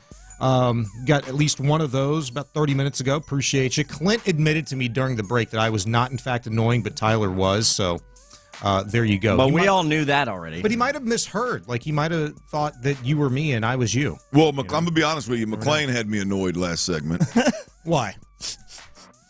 When I asked him, like this is what I'm afraid of, man. I shouldn't let McClain do this to me. Booger butt. I mean, this team is not. I mean, look, they were good. They had a hell of a season. They overachieved. The schedule was soft. I mean, look, but I'm not minimizing what they did. There's a lot of good things, man. Signing a bunch of signing more middle of the road guys and expecting other guys to become superstars. Like, that's risky, man. That is risky, and I hope like hell that's not what D'Amico's talking about. When I hear D'Amico Ryan say, man, we got to invest in our defensive front, yeah, man, you got to go get guys that are better than what you got. I mean, like, there's no – and I understand, like, Will Anderson is coming. I get that. But, like, Will Anderson, like letting Jonathan Grenard go and not going and getting, like, a dominant edge rusher to put with Will Anderson and just hoping that Will keeps coming. And maybe he does. But, like, to me, that's – man, that is not what I hear when I hear D'Amico Ryan say that, man. I'm thinking, yeah, man, the top 5 interior defensive linemen that are out there, they are in play for the Houston Texans. Yeah. If Jonathan Grenard is not the guy for one reason or another, whether it's injury history or it's he wants too much – or maybe he doesn't play the run as well as Will Anderson does. They want a bigger-bodied, longer-bodied run stopper at that defensive end position. Okay, that's fine. But this can't be more of run it back. We're going to run him back by committee. Let's get Devin Singletary and let's decide. No, I know what you said, Okay. but yes, run it back. Like. Sign a couple of guys that are more middle of the road guys. Let's do the running back by committee thing with a couple of guys that have been through Miami's system or that's been through the 49ers system that are whatever this belief is that Dameon Pierce can't do something that everybody like whatever that is.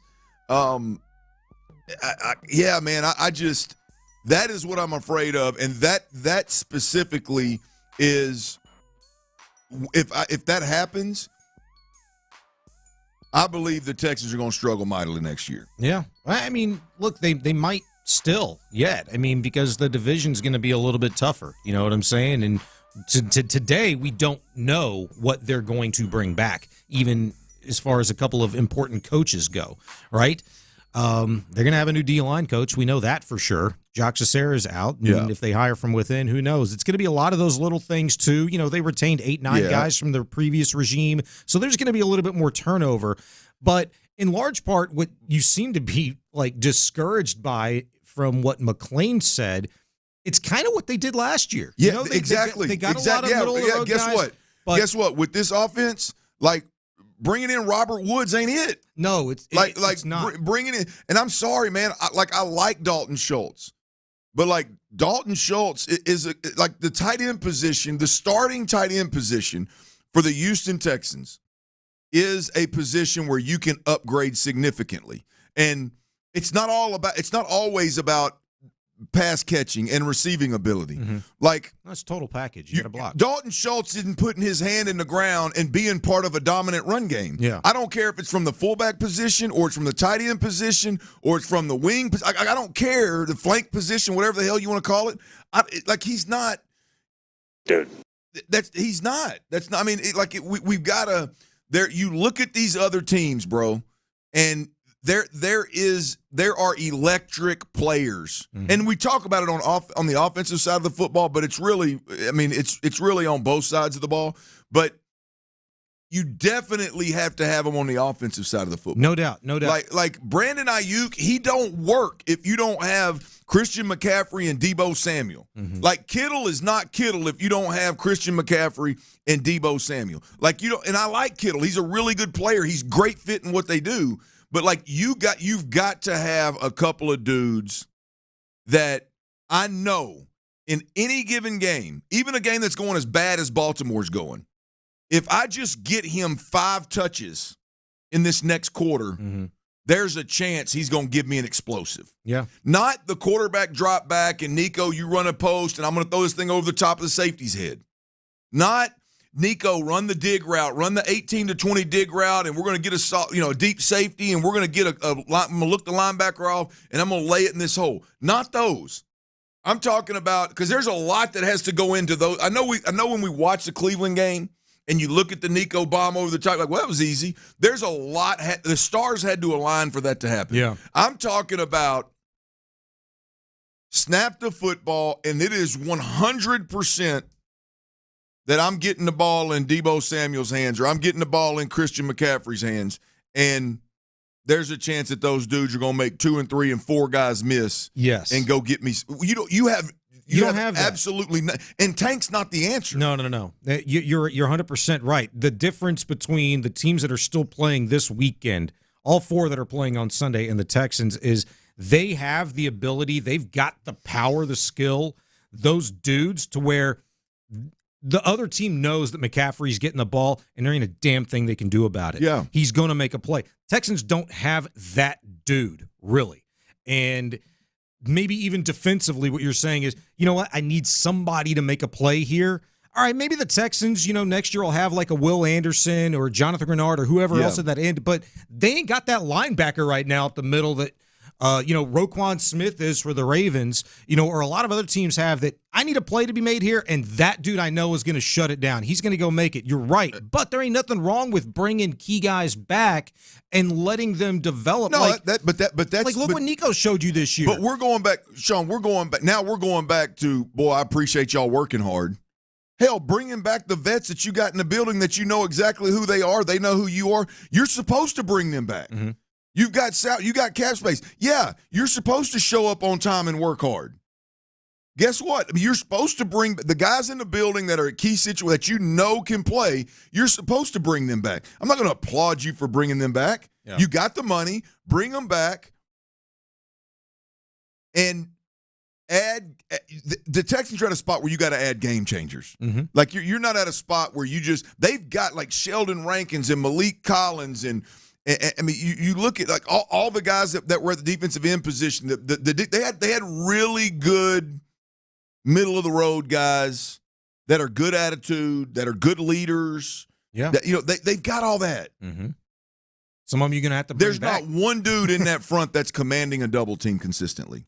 No, miss me with the Will Anderson, Jadeveon Clowney stuff that everybody wants to talk about. That's not what I'm talking about. We've seen it around here before. We've seen J.J. Watt. Watch Chris Jones this weekend in a game where Baltimore is thought to be a significantly better football team. Watch Chris Jones this week. There's going to be time. Now, I'm not going to say he's going to dominate the whole game. There's going to be times in that ball game where you're just like, good gosh, did you see Chris Jones on that play? And the odds are it's going to be because he likes to play when he wants to play kind of deal. Odds are it's going to be in the fourth quarter. It's going to be late in the second quarter in the first half when Detroit, Baltimore's trying to run a hurry up offense or a 2-minute offense. Like it's going to be critical moments in a game. And for 4 quarters, Baltimore's going to have to account for Chris Jones. Yeah. Like we don't like. I don't know, man. I'm scared to death that it's going to be the New England way of doing things, of just bringing in. And I only use New England. I don't bring New England into the deal to say this whole Patriots of the South. Because when I say that, most people that watch football understand what I'm saying. Like it's more about just not spending a bunch of money on one guy, not putting a bunch of responsibility on one guy that's an absolute game changer, and more or less on the whole unit, the unit as a whole. That's going to be frustrating for me. I'm so glad you just said that because I've got the perfect response. And I think in your heat of passion right now, as fired up as John McClain got you, I think you forgot about one significant piece to tamp that New England kind of philosophy down a little bit. So I'll tell you who I think that is next. Also, we're going to get to the Astros, who turned an otherwise uneventful offseason themselves into Josh Hader this past week. His message to the fans and more. We'll get to that next at Sports Radio 610. All right, what's good, Houston? Clint Stoerner here, and I got to come down off that. John had me heated up, man, but I got to.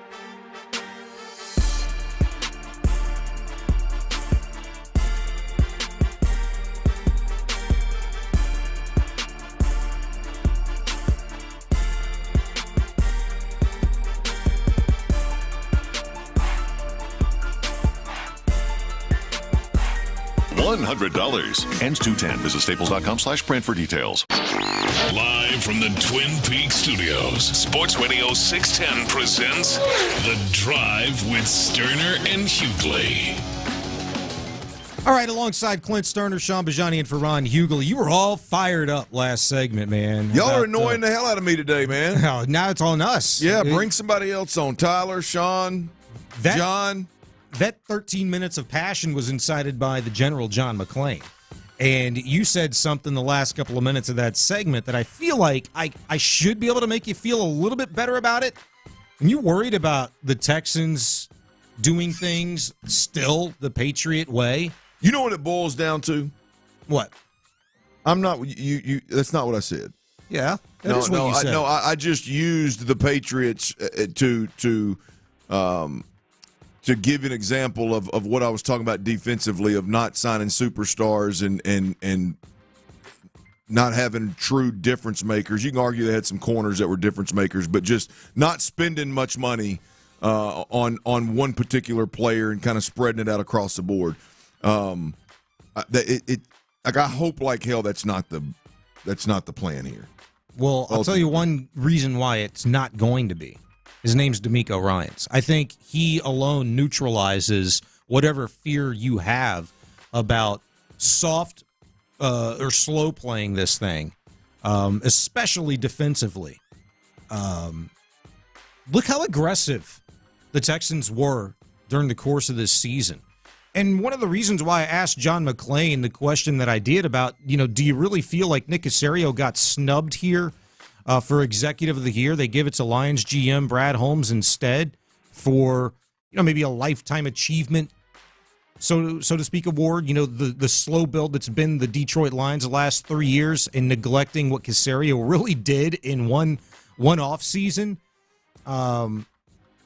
Is DeMeco Ryans, when they needed an interior lineman, they went out and got it, Khalil Davis. When they needed an edge rusher, they went out and got it, Derek Barnett. When they needed a safety, they went out and got it, Kareem Jackson, Adrian Amos, DeAndre Houston Carson. Whatever they needed on the defensive side of the ball, they went out and got. And maybe Caserio typically would get the credit for that type of stuff, the talent evaluation, to be able to pull the trigger, to go out and get a guy that your coach needs, whatever. But how much credit should we be giving DeMeco Ryans for saying, hey, this is what I need, this is what we're going to have to be successful, go out and get this guy. I need this guy. You said it yourself. Or maybe it was John McClain a segment or two ago talking about Sheldon Rankins. That's a guy that he wanted. I absolutely have to have that guy. They went out and made that happen. And so if you're DeMeco Ryans going into this offseason, you're saying, damn, Nick, if you're not going to go out and pay Jonathan Grenard what he wants, then I'm going to need a freaking stud alongside Will Anderson, and it can't come in the form of fashion of Derek Barnett running his ass back here. That was great when we needed it, but we're going to have to go get young, explosive, talented, game-changer dude. I need that, and I need somebody in the middle. And when DeMeco Ryans says front, like we're going to invest a lot of resources into the front. To me, that says more about not just the dudes putting their hand in the dirt, but he's talking about the front seven. Like he's telling me I need a freaking every down thumper of a linebacker, a mean mofo in the middle. Like Cash was cool, but that's my special teams ace. That's my ace in the hole when I need a dude to step up, because now we know we can do that. And he's going to be paid commensurate for that type of production. You know what I'm saying? So I think DeMeco's going to tamp any fear that anybody has about Nick Caserio slow playing this thing, not wanting to overspend for XYZ position, because I feel like we've seen at least a pretty good sample size already in this first year under DeMeco. Yeah, I mean, we haven't seen what I'm talking about. Well, I mean, you ain't wrong. I mean, I thought Nick made tremendous moves. Bringing back Des King was one. They did a tremendous job of filling voids that were created with injuries. No question about it. We're talking about a whole different animal here, Sean. We're talking about opening the checkbook and going and signing guys, not finding reasons not to sign them because they don't fit in or they don't this or they that. I'm talking about game changers. Like you're not – my biggest fear – I'll put it to you like this. My biggest fear for the Houston Texans is that they overvalue what 2023 was. Mm-hmm. Yeah, it was a great year. It was a great year. CJ did great. Will did great. Stingley took a step. Nico took a step. All these things are true. Christian Harris is the one I'm more excited about than any of them in terms of what his future looks like on the defensive side of the football. All true. All very true. Not minimizing it. But there's several buts. Yeah, that's hard as hell, though. You think about it. What your biggest fear is the Texans doing, it's hard as hell not to do sometimes, right? Think about all of you listen to what D'Amico said, though, and based on his words, no, like it would be very, like we were talking about this with Nico yesterday. Like Larry called in, and like I said, I'm not sold that you don't need to do one better than Nico at the receiver position. Mm-hmm. And we can get into that conversation later if you want. But my point is that's an example on the offensive side of the football, just like the run defense and loading up and investing in the front is on the defensive side of the football. This was one of the best run defenses in football this year, statistically. Mm-hmm. Yeah. Right? It would be very easy for D'Amico to say, "Oh, we're good. Look at the box score, man. We were good. I know we got gashed in this game or that game a couple times. We'll get better. We'll sign a guy. We'll get better." No, you don't just because the box score, the stat line looks good. What are you really in the same ballpark, and are you really going to be able to compete with the powers that be in the NFL? And D'Amico looks on the defense and says they did good. We had a 12.5 sack guy. We had a rookie come up and get rookie of the year. We had an interior defensive lineman have 6.5 sacks. We were great against the run. We had linebackers step up and play big. What's the problem? Mm-hmm. No, because you're trying to compete with them big boys. Sure. Same thing on the offensive side of the football. Next year. Look at your schedule next year. He's absolutely looking at that and then saying, okay, can my group from this year do this next season against what we've got to go up against? I think you have to weigh that. But what I meant when I said you're talking about your biggest fear in, the Texans over-evaluating the talent that they had on this year's squad and maybe overvaluing that, whatever. I think that's a legitimate fear. I think it's harder to not do than what you think it is.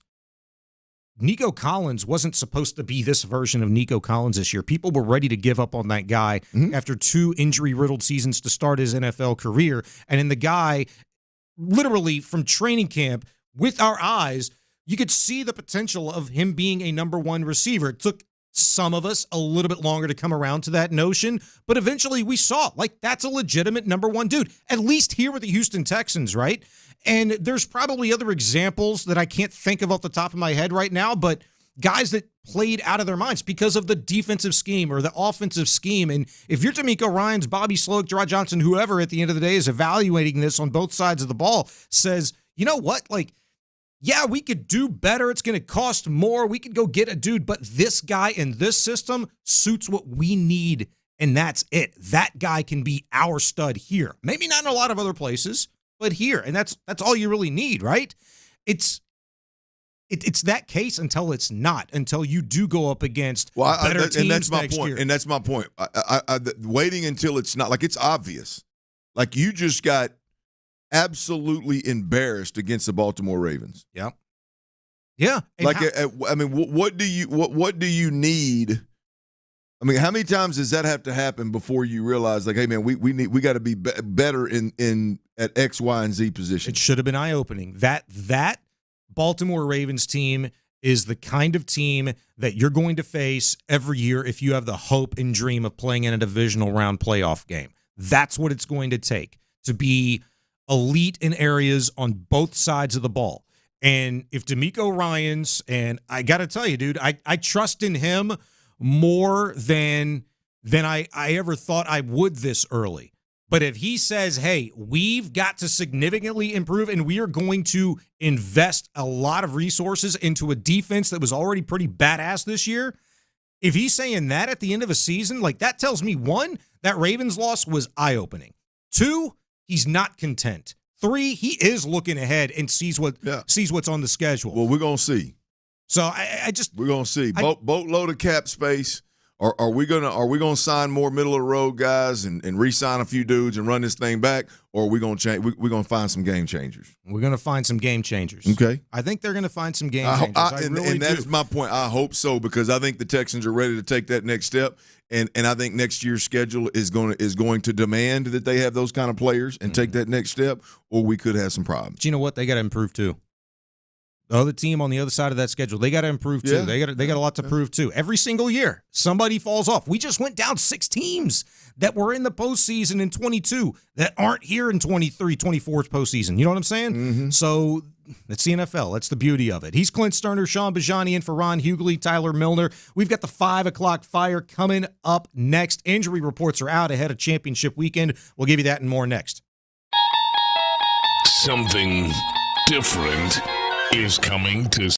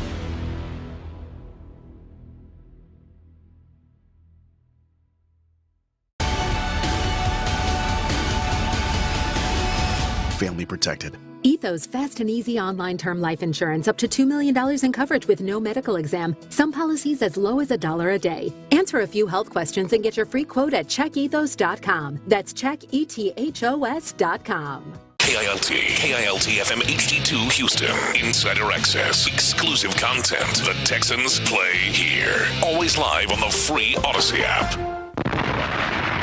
Sports Radio 610 presents The Drive with Stoerner and Hughley. It's the 5 o'clock fire. Brought to you by Regions Bank. All right, 5 o'clock fire time. Sean Bajani in for Ron Hughley. Clint Stoerner, what is all the animosity about? My gosh, between you and Tyler today. It's actually, believe it or not, when we do that, it's love. Okay. No, it's not. I mean, double rods? Really? I mean, there was a lot of heat. This guy behind the glass is annoying enough, man. But there's some space between the two of us, and just enough. On a regular day, it's enough, and then I get your ass in here, and you're within an arm length distance, and I got to deal with you during the breaks. If that glass wasn't there, I'd be on your ass like a spider monkey. You only got an hour, Clint. Only an hour, big cat. Yeah, baby. That's it. And in the meantime, a couple more sleeps before we get championship weekend kicked off. Chiefs-Ravens, 2 o'clock Sunday. The injury reports are out for the Ravens. Tight end Mark Andrews, a full participant in practice all week. He'll play, at least as expected to. Cornerback Marlon Humphrey, who missed the game last weekend against the Texans, logged his first full practice of the week today. He's still listed as questionable on the injury report, while linebacker Delshon Phillips is doubtful with a shoulder injury. Tylan Wallace, Ravens receiver, and corner Rock Ya-Sin are both questionable. For the Chiefs, per Adam Schefter, the Chiefs have officially ruled out Joe Thuney, Derek Nandi, Sky Moore, who's on IR, Prince Tegawanogo on IR as well. They're all out for Sunday's AFC Championship game. They also are listing Isaiah Pacheco, their running back, Willie Gay, and Kadarius Toney, the receiver, as questionable going into Sunday's game for Ravens and Chiefs. Yeah, the big news here, obviously, Mark Andrews, safety net, safety valve, comfort blanket, however you want to couch it for Lamar Jackson. Feels like icing on the cake at this point. Yeah, well, yeah, but I mean, look, I like Isaiah Likely, and he did Moss Stingley last week, but Mark Andrews on a whole other level. Yeah, I mean, they're thunder and lightning, if you will, but Mark Andrews is one of the best tight ends in the game. Getting him back is big for the Ravens. Marlon Humphrey, him being a full participant at practice today, Friday. He's still questionable, but being a full participant at practice today, I think is big. Those two guys for the Ravens are the news, and then when you get to the Chiefs, the Joe Thuney deal is painful to hear. I mean, that's a big time interior offensive lineman. Whether you look at how the Chiefs have been able to run the football of late, or you talk about pass protecting as it pertains to the interior of Pat Mahomes' offensive line, Joe Thuney is a problem. I mean, him not being there is a big problem. And then the other one here that I think is a little bit surprising is Isaiah Pacheco being listed as questionable. For what I've read, that's a real questionable. That's not just blowing smoke. Apparently, there's a chance that he could not play in this game. So those two, not to mention Willie Gay, if he was back defensively, it would help that defense. They've got a hell of a rotation there at that position. Willie Gay is a special player. So I don't think there's a chance in hell Pacheco misses that game. I mean, I'm just going off what I've read. I know. I've read that it's not. They ain't bull jiving. I know. Did you see his interview earlier this week, though? No, I did not. He seemed like he was in really good spirits. Yeah. Amped up to play this weekend. I look at the Mark Andrews situation on the Ravens. He's not healthy, but you have a chance to go to the freaking Super Bowl. Your ass is going to give it a go. You know what I'm saying? You would think so. Isaiah Pacheco, he's banged up. I get it, but it's a chance to go to the Super Bowl, continue this dynastic run the Chiefs are on. I just don't think there's a chance in hell he misses that game. By the way, to make you feel a little bit better about the Joe Thuney thing, I did not know this. Nick Allegretti, he's their replacement guard, played in 14 games the last 5 seasons. He has just as much postseason experience as anybody else on that offensive line. Granted, a lot of it came as a special teamer, but he did play in the Super Bowl in 2021 when they lost to the Bucs. You said 14 games in 5 seasons. Yep, 14 playoff games over the past 5 seasons. 14 playoff games. Okay, I got you. Yeah.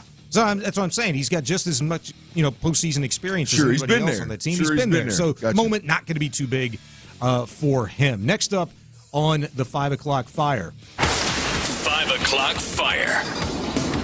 The 5:30 kick, 49ers and Lions. Key injuries to report. Kyle Shanahan, 49er head coach, says star Deebo Samuel is not on the injury report. In fact, he will play on Sunday, according to Shanahan.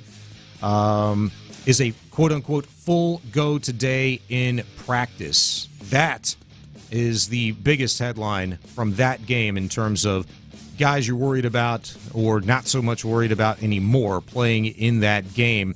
I didn't get a chance to ask you, though. I want to do this right here. Rewind. Chiefs, Ravens. You said you were rooting for the Chiefs. Who's going to the Super Bowl to represent the AFC?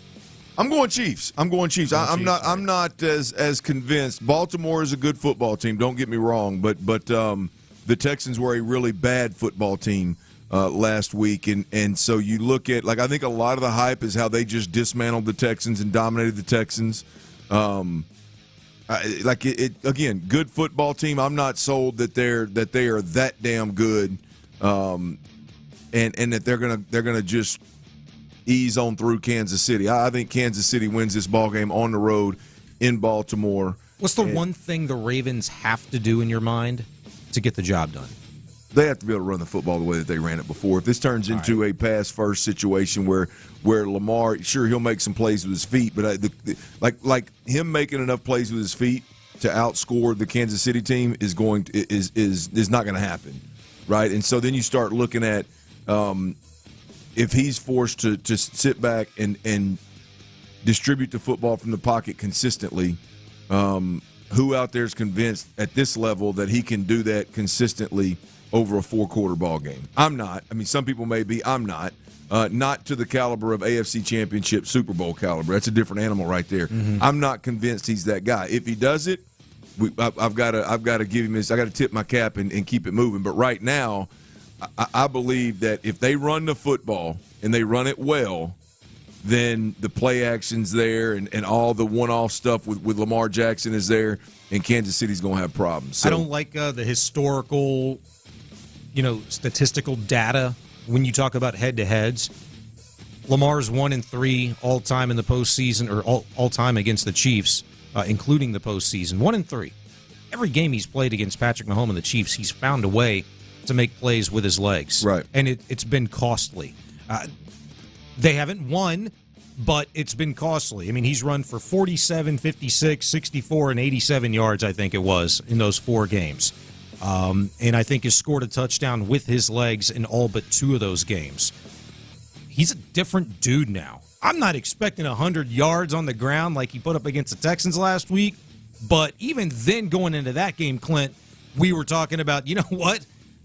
He's going to get his at some point. He's going to bust one for 15. He's going to bust one for 20. Hell, he busted one for damn near 40, I think, against the Texans last weekend. So I just think it's something you can't control, really. It's kind of like damned if you do, damned if you don't. If he don't burn you, then damn, Gus Edwards sure has the Well, I think that's the most, to me, the most misleading thing about last week is really on both sides of the ball. The way that Baltimore bullied Houston.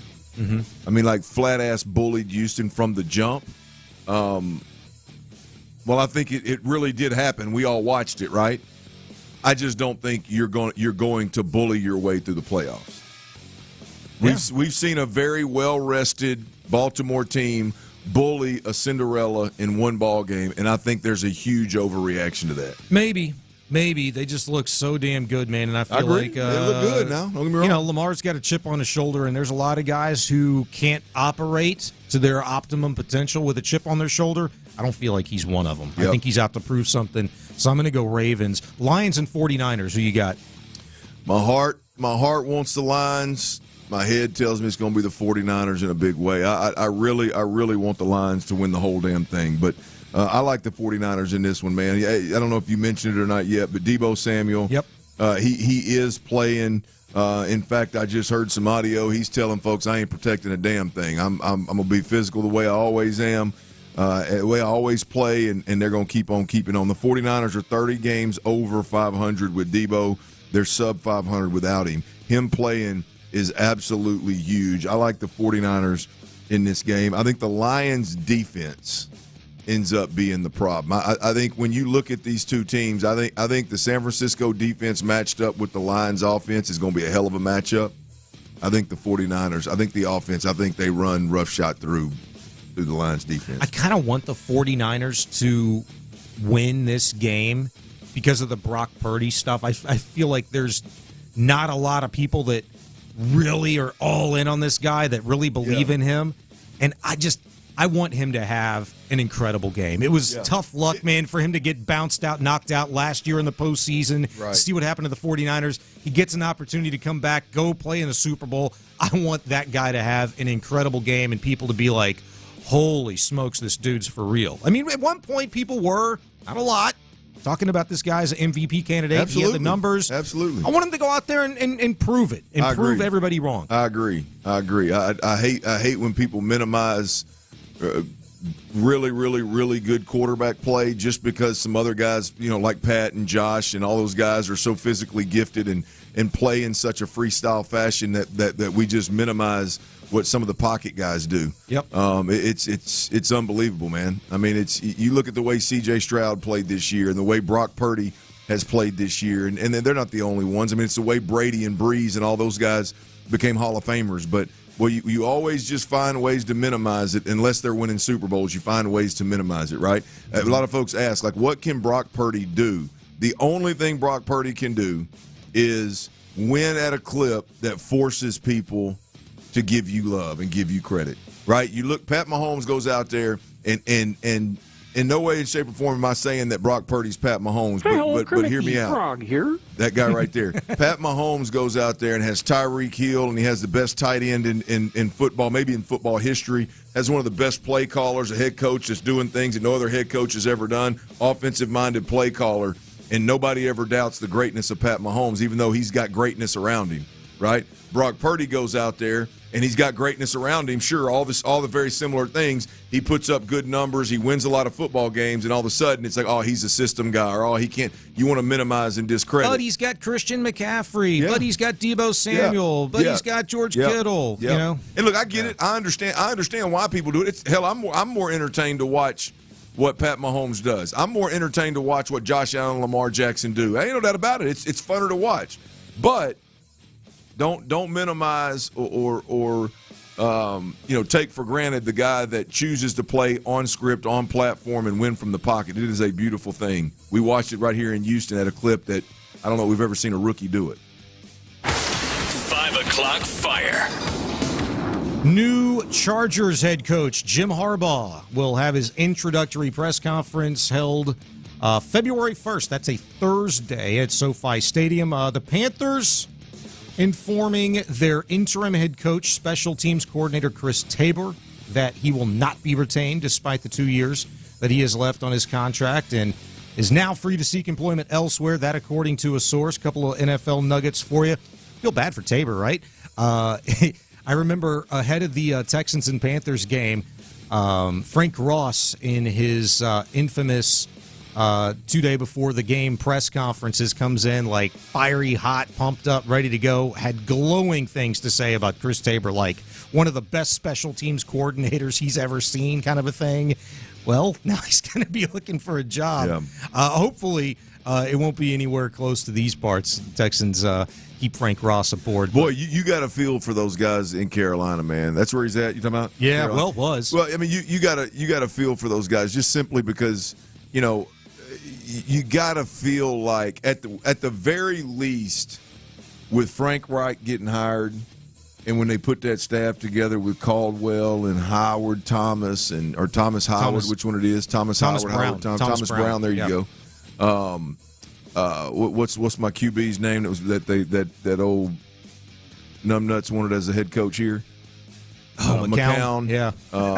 I mean, when you just start looking at that staff, boy, you got to look around and go, I mean, Ejiro Evero was their defensive coordinator, wasn't he? Yeah. I mean, that guy was getting head coach interviews. I mean, it's like they all did. They all got head coaching looks, and they were all on that staff. Right. It was crazy. Yeah. I mean, that's one of them deals. You got to, man. If you're a coach, you got to feel like, hell yeah, man. We got a real chance to literally the wheels coming off. What was it? 6 games into the season that Frank was giving up play calling duty to Thomas Brown? I think so. I mean, the wheels came off. And then taking it back. Yes, then he took it back a couple weeks later. I mean, the wheels came off damn near immediately, man. What a mess. You think about it. I mean, 4 months ago, these dudes felt really good about life. Yeah. Hey, man, we're in a great spot. We're fixing to rock and roll. Bryce Young, first number 1 overall pick. Let's ride. Poor little guy.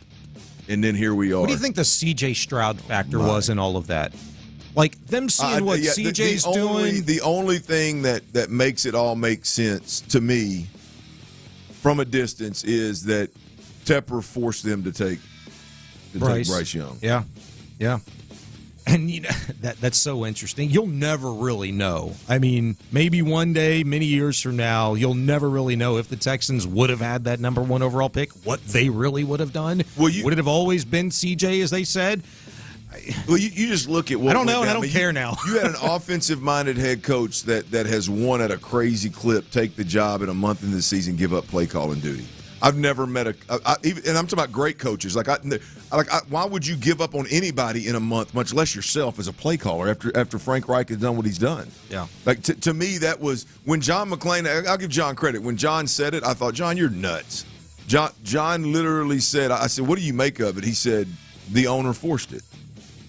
Yeah. And I was like, well, yeah. I mean, I guess that's. The owner wanted this Bryce Young guy. The head coach didn't. Clearly, they've probably had some conversations about it. There was probably a rift there at some point in time. Now it's not working out. The owner really needs this young quarterback to work out. And what does he do? He tells the head coach that he's sideways with, hey, man, to hell with your play call and let Thomas Brown do it. He's a offensive-minded guy out of McVay's system. And to me, that's the only thing that makes sense. It doesn't make sense for Frank Reich to just say, I've been doing this my whole life. It's my job. It's my job and my future. You know, I'm the head guy. But he's going to go out that way? Let me wash my hands of it and let this. Is he going to go out that way? Like, he's done with coaching, right? I mean, that was like a report. I'm talking about when the decision was made. Oh, I know. But, I mean, unless that was him, like, he was like, you know what? Ooh, I don't know, man. That would be – I've never seen it. Because if you had something stripped from you, right, and you had a chance to take it back, and then a couple of weeks later you're fired, you're going to want to go prove yourself again, right? This isn't a guy that has been coaching in the NFL as a head guy for 20 years. If I were Frank Reich, I don't know that I feel I need to prove anything to anybody. I mean, I may want to keep working, but I'm not real sure that I mean, hell, I wonder, how much did he get paid to bounce? I would imagine a pretty hefty sum. Like, I mean, I mean, millions, I'm sure. But I mean, still, that's what you do. And you never really had an opportunity to develop your guy, right? Yeah, no doubt. He got, but I mean, clearly there was a situation, which that's why he got fired. There was a situation that was not conducive to winning football games. Yeah. He's Clint Stoerner. And the old boy's got the checkbook one out, didn't he? He did. That's how it works. He's Clint Stoerner, Sean Bajani in for Ron Hughley, Tyler Milner producing. Coming up next, the Astros got themselves a difference maker this week in Josh Hader. What kind of difference will it be? His message to the fans and more. We'll have it for you next at Sports Radio 610. Where are you watching the games this week?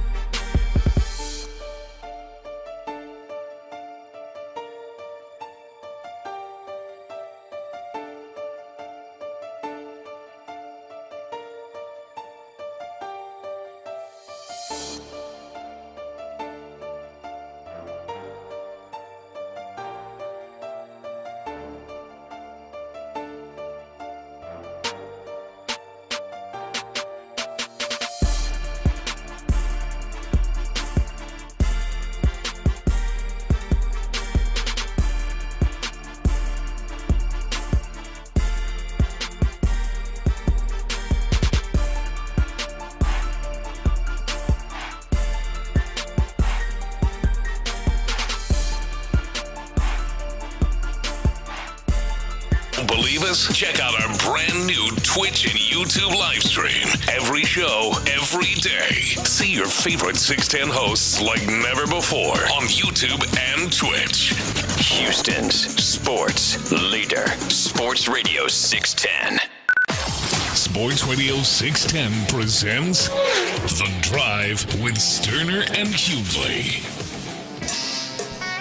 Here we go. In for Ron Hughley, Sean Bajani, Clint Stoerner, Tyler Milner here. A couple of segments left to go in the show. And just inside 3 weeks before spring training begins for your Houston Astros. Pitchers and catchers reporting February 14th, first workout.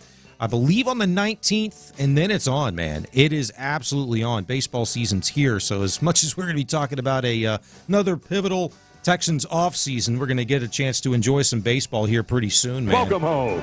Got us kind of fired up this week with Dana Brown, the Astros general manager, making a big, big move, bringing in one of the premier arms in all of Major League Baseball in the bullpen, closer Josh Hader. Obviously has a lot of questions in regards to, hey, did y'all forget about Ryan Presley? No, we just decided to be absolutely elite, shut you down, kick you in the ass, get the hell out of town, kind of a bullpen. And you've got Hader, Presley, and Brian Abreu about to do their thing this season for the Astros. That is the message that I think everybody's been waiting for Dana Brown to send to the fan base. When day one he came in here and said, Clint, I'm an aggressive guy. I'm going to be aggressive. I know talent, and I'm going to make sure that, we've got it and the best. Well, we were waiting and waiting and waiting, and turning an uneventful offseason into one in which you're able to go out and grab Josh Hader is a pretty damn good start, if you ask me. Hell yeah, it's all I needed, to be completely honest with you. I mean, we've talked Astros consistently for the last.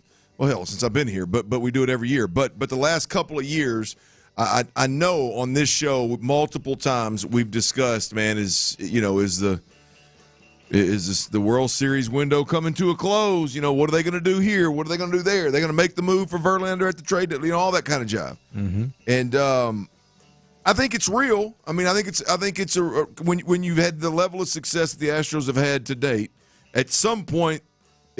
Great things have to come to an end, right? And so I think it's natural to always look and go, okay, well, are they done chasing?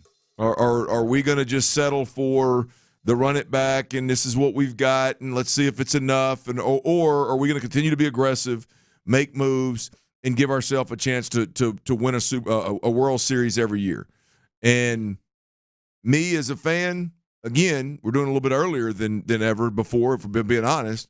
But the minute Josh Hader became an Astro and that was announced, I immediately, every ounce of me that thought, hey, man, this World Series window could possibly be coming to a close, I said, to hell with that. The legend continues to grow. Yes, it does, TK. Was that Blum or TK? That was TK, That was man. TK, right?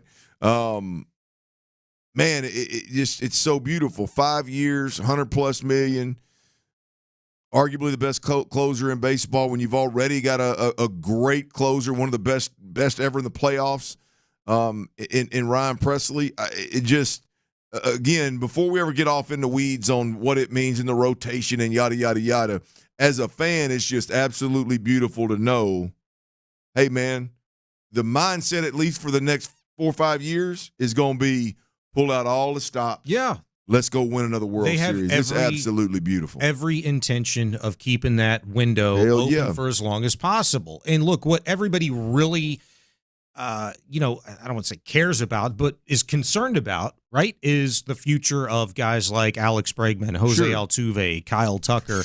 Are you going to sign Fromber for long term? He's still got a couple of more seasons in an Astros uniform guaranteed. There's guys that have been pivotal members of a World Series roster that you're going to have to make a difficult decision on retaining. And how much is it going to cost you? And is it feasible? To me, when you go out and get better, right, at a position that you were already pretty damn good at, and you felt pretty good. I mean, Ryan Presley was nails last postseason. When he came into a ball game, I felt like I was as calm, cool, collected.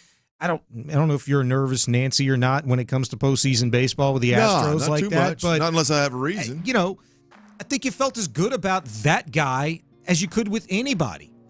And now you go out and you get Josh Hader, and you have got 7, 8, 9 locked up, however way the Astros and Joe Espada see fit to utilize that talent back there. It's great, but the future is we're not paying a guy $95 million over 5 years to come in here and be a closer on a mediocre ball club. Right, that's the key. We're paying a guy $95 for 5 years to come and be a closer on a World Series contending baseball team. Right, absolutely. To lengthen that World Series window, right? I mean, the reality, like I guess where I'm coming from is like you look at the moves that they chose to not make in the past. Like George Springer bounces, you're not better in center field, right? Carlos Correa bounces, you're not better at shortstop. I mean, look at, and I know this was not necessarily. Go on. Well, but I'm talking about first base. Hughley leaves. You're not better at first base. I know you made a move to potentially be better, and hopefully that Abreu will be better this year. Mm-hmm. But right now, you're not better, right? I mean, there's some we can talk about some pitchers in starting rotation that left. You're not better, right? I mean, at some point that's going to bite you in the ass, and at some point that's going to equal, hey man, the moves you've made over the last 3 years have allowed that World Series window to come to an end, to come to a close. And but the Josh Hader moves completely erases all that from my concern or my mind, right? Yeah. You know what I mean? I think it should. I think it should give you the confidence on the direction that this ball club thinks it's can still go. But it bites you in the ass when you make the wrong decision. When you're unable to hit on the talent that you think can develop. You feel a little bit better about losing Correa because you can see the promise and potential in a guy like Jeremy Payne. Yeah. You feel a little bit better about. He ain't better. No, he's not better, but you feel a little bit better about losing George Springer when production increases elsewhere, and you can kind of hang your hat on a guy like Yordan Alvarez eating up a large chunk of that offensive production that George did give you. When Kyle Tucker's swinging an MVP-level bat, when Alex Bregman is swinging an MVP-level bat, when your catcher, Yainer Diaz, is hitting 22, 23 bombs in limited potential, in limited time behind the plate, and as a DH at times, playing all over the place, you feel better about that because you could see the promise that, hey, we might not ever be as good as we were at shortstop, but maybe we're better at catcher. We may not ever be as good in center, but we're better at this position. Right. You know what I'm saying? At some point, your pluses need to keep up with your minuses, damn it. The math ain't gonna math if you just keep minusing. And that's my point is look, I mean, there should be a plus at catcher this year. There should be a plus in the bullpen in a big way this year, right? Hopefully there's a plus at first base with Abreu getting on track. Hopefully the Montero money pays off at some point in time, and that's an actual plus with the add of Hader. Now he's got a little different role. Hopefully there's some pluses that catch up. Maybe Pena does end up being – like I think it was the right move, but the reality of it is with the exception of him being absolutely tremendous when it mattered the most – in the last year in the playoffs, I mean it's not a real convincing sample size with Pena as it pertains to Correa. So at some point the plus has got to be got to cancel out the negatives if you're going to stay relevant. And I like the Hader move. There's a couple of pluses that you can bring in with Hader. Yep. Clint Stoerner, Sean Bajani in for Ron Hughley. Wanted to play what Josh Hader had to say to you, the fans, earlier this week, in case you missed it. Oh, sorry, Tyler, you don't have it? Okay, we can play out on the other side. My bad. Did I throw you a curveball? A Hader curveball? All right, coming up next, it'll be final segment of the show. I'm not going to tell you how to fan, but I want to know how you're fanning this weekend. Who are you rooting for? I'll tell you where I'm standing, and I feel like it's the only place you can be. That's next at Sports Radio 610. All right, if the last couple of years have taught us anything, y'all, that you got to value the things that we can control. You got to control the controllables, man. And that hair loss issue that you stare at every morning in the mirror, yeah, that's no exception. And I got the answer. My friends over at Advanced Hair Restoration, They can reverse years and sometimes even decades of hair loss.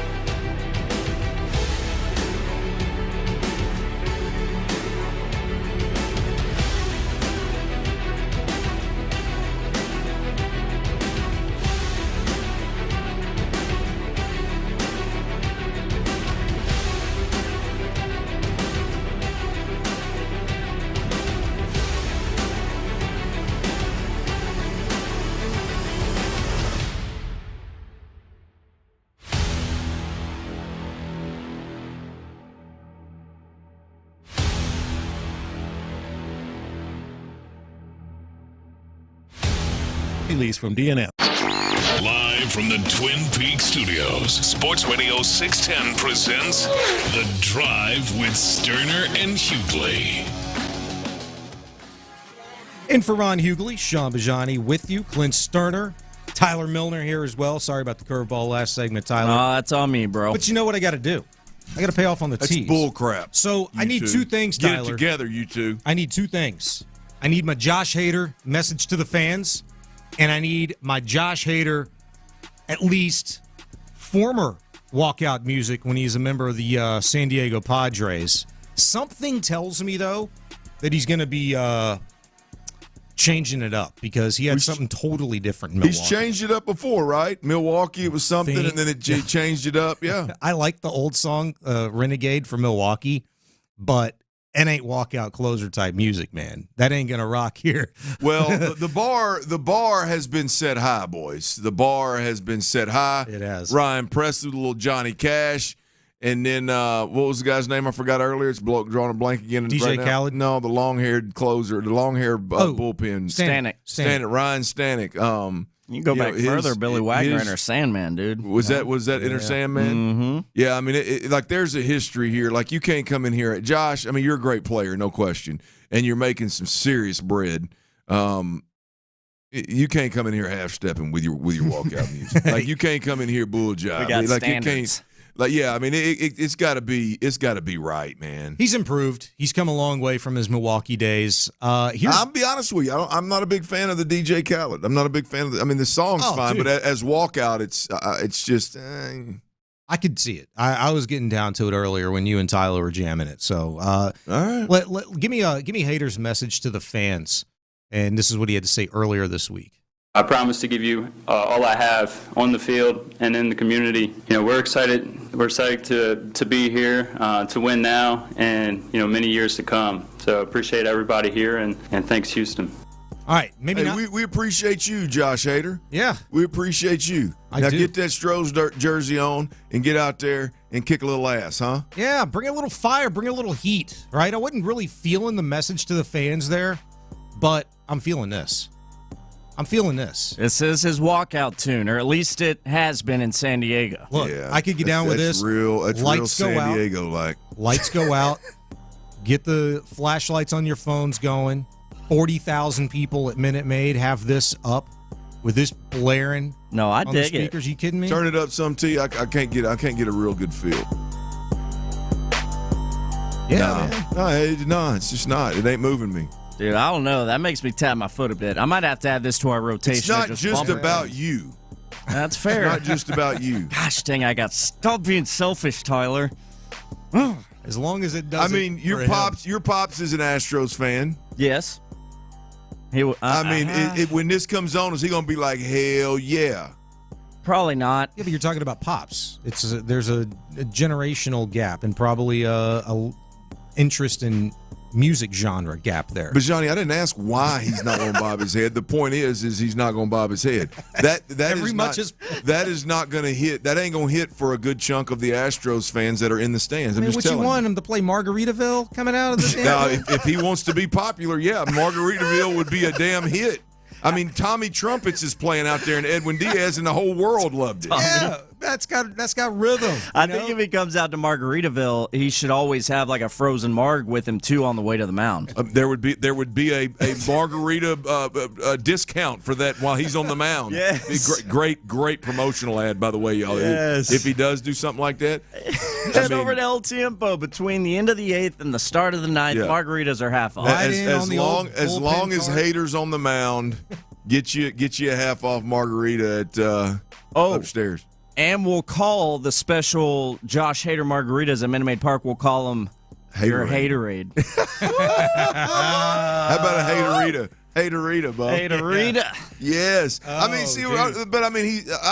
Point is yeah. I mean, it's a nice little beat.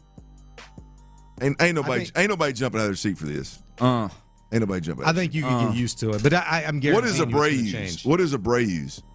Oh man, I can't. I liked it. If I remember, I can't remember what it was though. Somebody on the text line said Triple H the game. That's so overdone though. A lot of people use that. A lot of shows use that. Yeah, players. But you hear that for hype music all the time. Dude, if I was a closer, I think I would 100% come out to Stone Cold Steve Austin's old music. Just that glass shattering. Yeah, but I mean, that's kind of the same thing. Yeah. You know, a lot of people use that. You want to be different. You want it to hit hard. That's why I like the Margaritaville? No. Oh, damn Margaritaville. No. Some good old Robert Earl Keane coming on. I'm just telling you, we have absolutely got to lean in. The Astros have absolutely got to lean into Abreu, Presley, and haters. That like the walkout music has to be like a competition. Like what? I mean, it's got to. Abreu uses. Hit. Abreu uses. I can't say it. It looks like it's Spanish.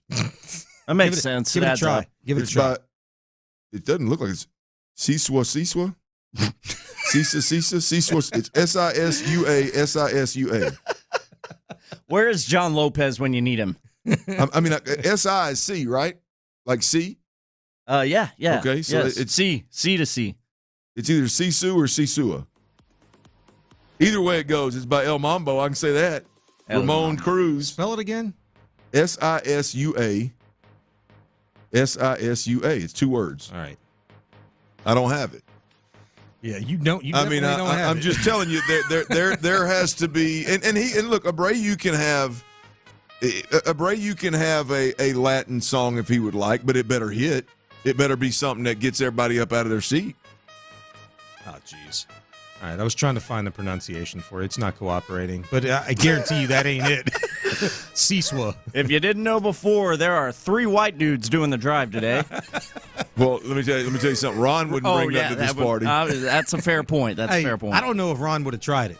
I'm glad you tried it. Oh, he'd try it, but it ended up sounding pretty bad. I appreciate that, man. All right, here's where I want to go. I want to know where you guys are, how you guys are fanning this weekend. Ravens and Chiefs. I mean, that's the game that I think we're all looking at. Look, we're in AFC City. Those are the 2 squads. One of them is going to be representing the AFC in the Super Bowl. Chiefs whooped your ass 5 years ago in embarrassing fashion. The Ravens just did it last week in an embarrassing fashion. When I am a fan of a team and I get beat, my team loses, usually I at least have slight hope for that team that beat my team to win the whole damn thing. There's exceptions to the rule. And one of the exceptions was a few months ago when the Rangers beat the Astros in Game 7 of the ALCS. No way, no how did I subscribe to John McClain's dumbass theory of, well, it's a team from Texas, so I'm going to root for that team from Texas. No, screw that. The Rangers suck. Wait. Include me in that. You're in that category? Absolutely. Because the Rangers are from Texas. They beat your Astros. Now you're going to root for the Rangers. Yes. Well, sorry. Just because they're from Texas. Absolutely. If my They're team, the Rangers. I don't give a damn. The Rangers ain't never done it to me. I don't give a damn. I don't care. If the Astros aren't in it, and I've got no skin in the game anywhere, I want the team in Texas to win. If the Rockets aren't in it, I want the Spurs to win. If the Spurs and the Rockets aren't in it, I'd like for the Mavericks to win. It's just where I'm at. No, that's that Cowboy stuff you ain't letting go of. You ride or die with the Cowboys. There it was. That's it. Glory hole. If the Texans aren't winning, I want the Cowboys to win. I'm fine with that. I'm good with that. Yeah, I mean, I'm fine with that. I'm going to throw up. I'm just telling you, boys, I ain't got the hate in my heart. Everybody has sports hate. I mean, hate's a strong word, but that's you hate the teams that you have bad blood against. You know, you especially hate them when they beat you, except if it's the Cowboys, except if it's the Rangers. You're not rooting for those teams if they beat your team. You're sure I am. No, absolutely. Even more so. It's a double for me. If they beat my team and they're from Texas, absolutely. I hate to tell you. Dude, yeah, I can't get behind that. But I can get behind a team that I don't routinely despise because you don't have to see them all the time, like the Ravens. And I know what the Texans looked like last weekend. I know they were severely overmatched and outplayed. It was bad, really bad in the second half. But I'm an absolute Baltimore Ravens fan this weekend. We're going to disagree again. There's just something about, like, when a team beats you, you want to be able to at least feel validated in the sense, you know what, you lost to the eventual champion. I agree. I typically subscribe to that if my team ever had a chance of winning a title. Like when we're talking Astros. They did have a chance. I mean, they played in the game. No, they had no chance. Ain't nobody in their right mind felt like this was a Super Bowl caliber team. You're talking Super Bowl. We're talking about the opportunity to go. They had their opportunity. You spent a week talking about if I'm built up and my team is one of the best teams in the league and my team has expectations of Super Bowl and we lose, I want the team that beat me to go win the Super Bowl. So I can say I didn't win like I was supposed to. I get that. But I at least lost out to the best. Like the Texans, to me, at this point in time, aren't in that category right now. Yeah, but that's where there was no. And you got beat so bad. It would be fair to say that anybody that was still in the playoffs would have stroked you. Oh my God! Yeah, I don't put them there. I'm going for the Chiefs, man. Fair. I'm going for the Chiefs. I'm in Ron Hughley. I'm in Ron Hughley's fan base this time. I can't get there. I like that one right there. Yeah, me too. Right that there. 2020 game is so fresh. Tyler, where you at? Because you see how I laid this thing out. Yeah, right? I think you and I are kind of on the same wavelength. He's unhealthy too. I can't get behind the Chiefs just because that 2020 game. Oh my God, 24-0. I'll never want to remember 24-0, but it's always going to be there. Yeah, because it hurts. It's painful and it hurts. But no, I'm pulling for the Ravens, man. Told y'all earlier, it's not often I pull for a team that takes my squad out. Sure as hell if they're from the Arlington, Dallas area. F everybody up there. Sorry, I'm just feeling a little spicy here at the end. My uncle lives up there, bro. Well, not him. I mean, just Rangers and Cowboys fans in general. But no, I am pulling for the Ravens because I do think Lamar Jackson has gotten a lot of unfair criticism throughout his career, and that includes myself. I used to hate on Lamar more than anybody whenever he was first drafted. But I want to see the Ravens win. I want to see the Niners win. That's what I want to see in Vegas. It's less about the other stuff that doesn't pertain to us, the city of Houston and the Texans, and having lost to that team. But, yeah, kind of what you just mentioned about people hating on Lamar. I said it earlier, I think it was on air. I love the fact that Lamar's playing with a chip on his shoulder, and I know there's guys that say that they do play with chips on their shoulders, but they don't perform on the big stage when it's that time. I feel like it's Lamar's time, and I feel like he just got turned up this last weekend against the Texans. Yeah, it did. Unfortunately. Unfortunately. The way you finished that, unfortunately, it was against them Houston Texans. But he seems pretty unstoppable right now. Yeah, I think so. Yeah, Ron and Clint in the lonely category of Chiefs 49ers. Book it. Nah. Chiefs and 49ers. I'm going to go Lions and Ravens. I hope you're right. My heart, I hope you're right, but I don't believe the NFL would hate that. I think to a large degree because they want Mahomes and the Chiefs. I think, and Taylor Swift, and they want the 49ers. It's probably the two biggest fan bases, if I were to guess. But we'll see, man. Have a great weekend enjoying. I'll let y'all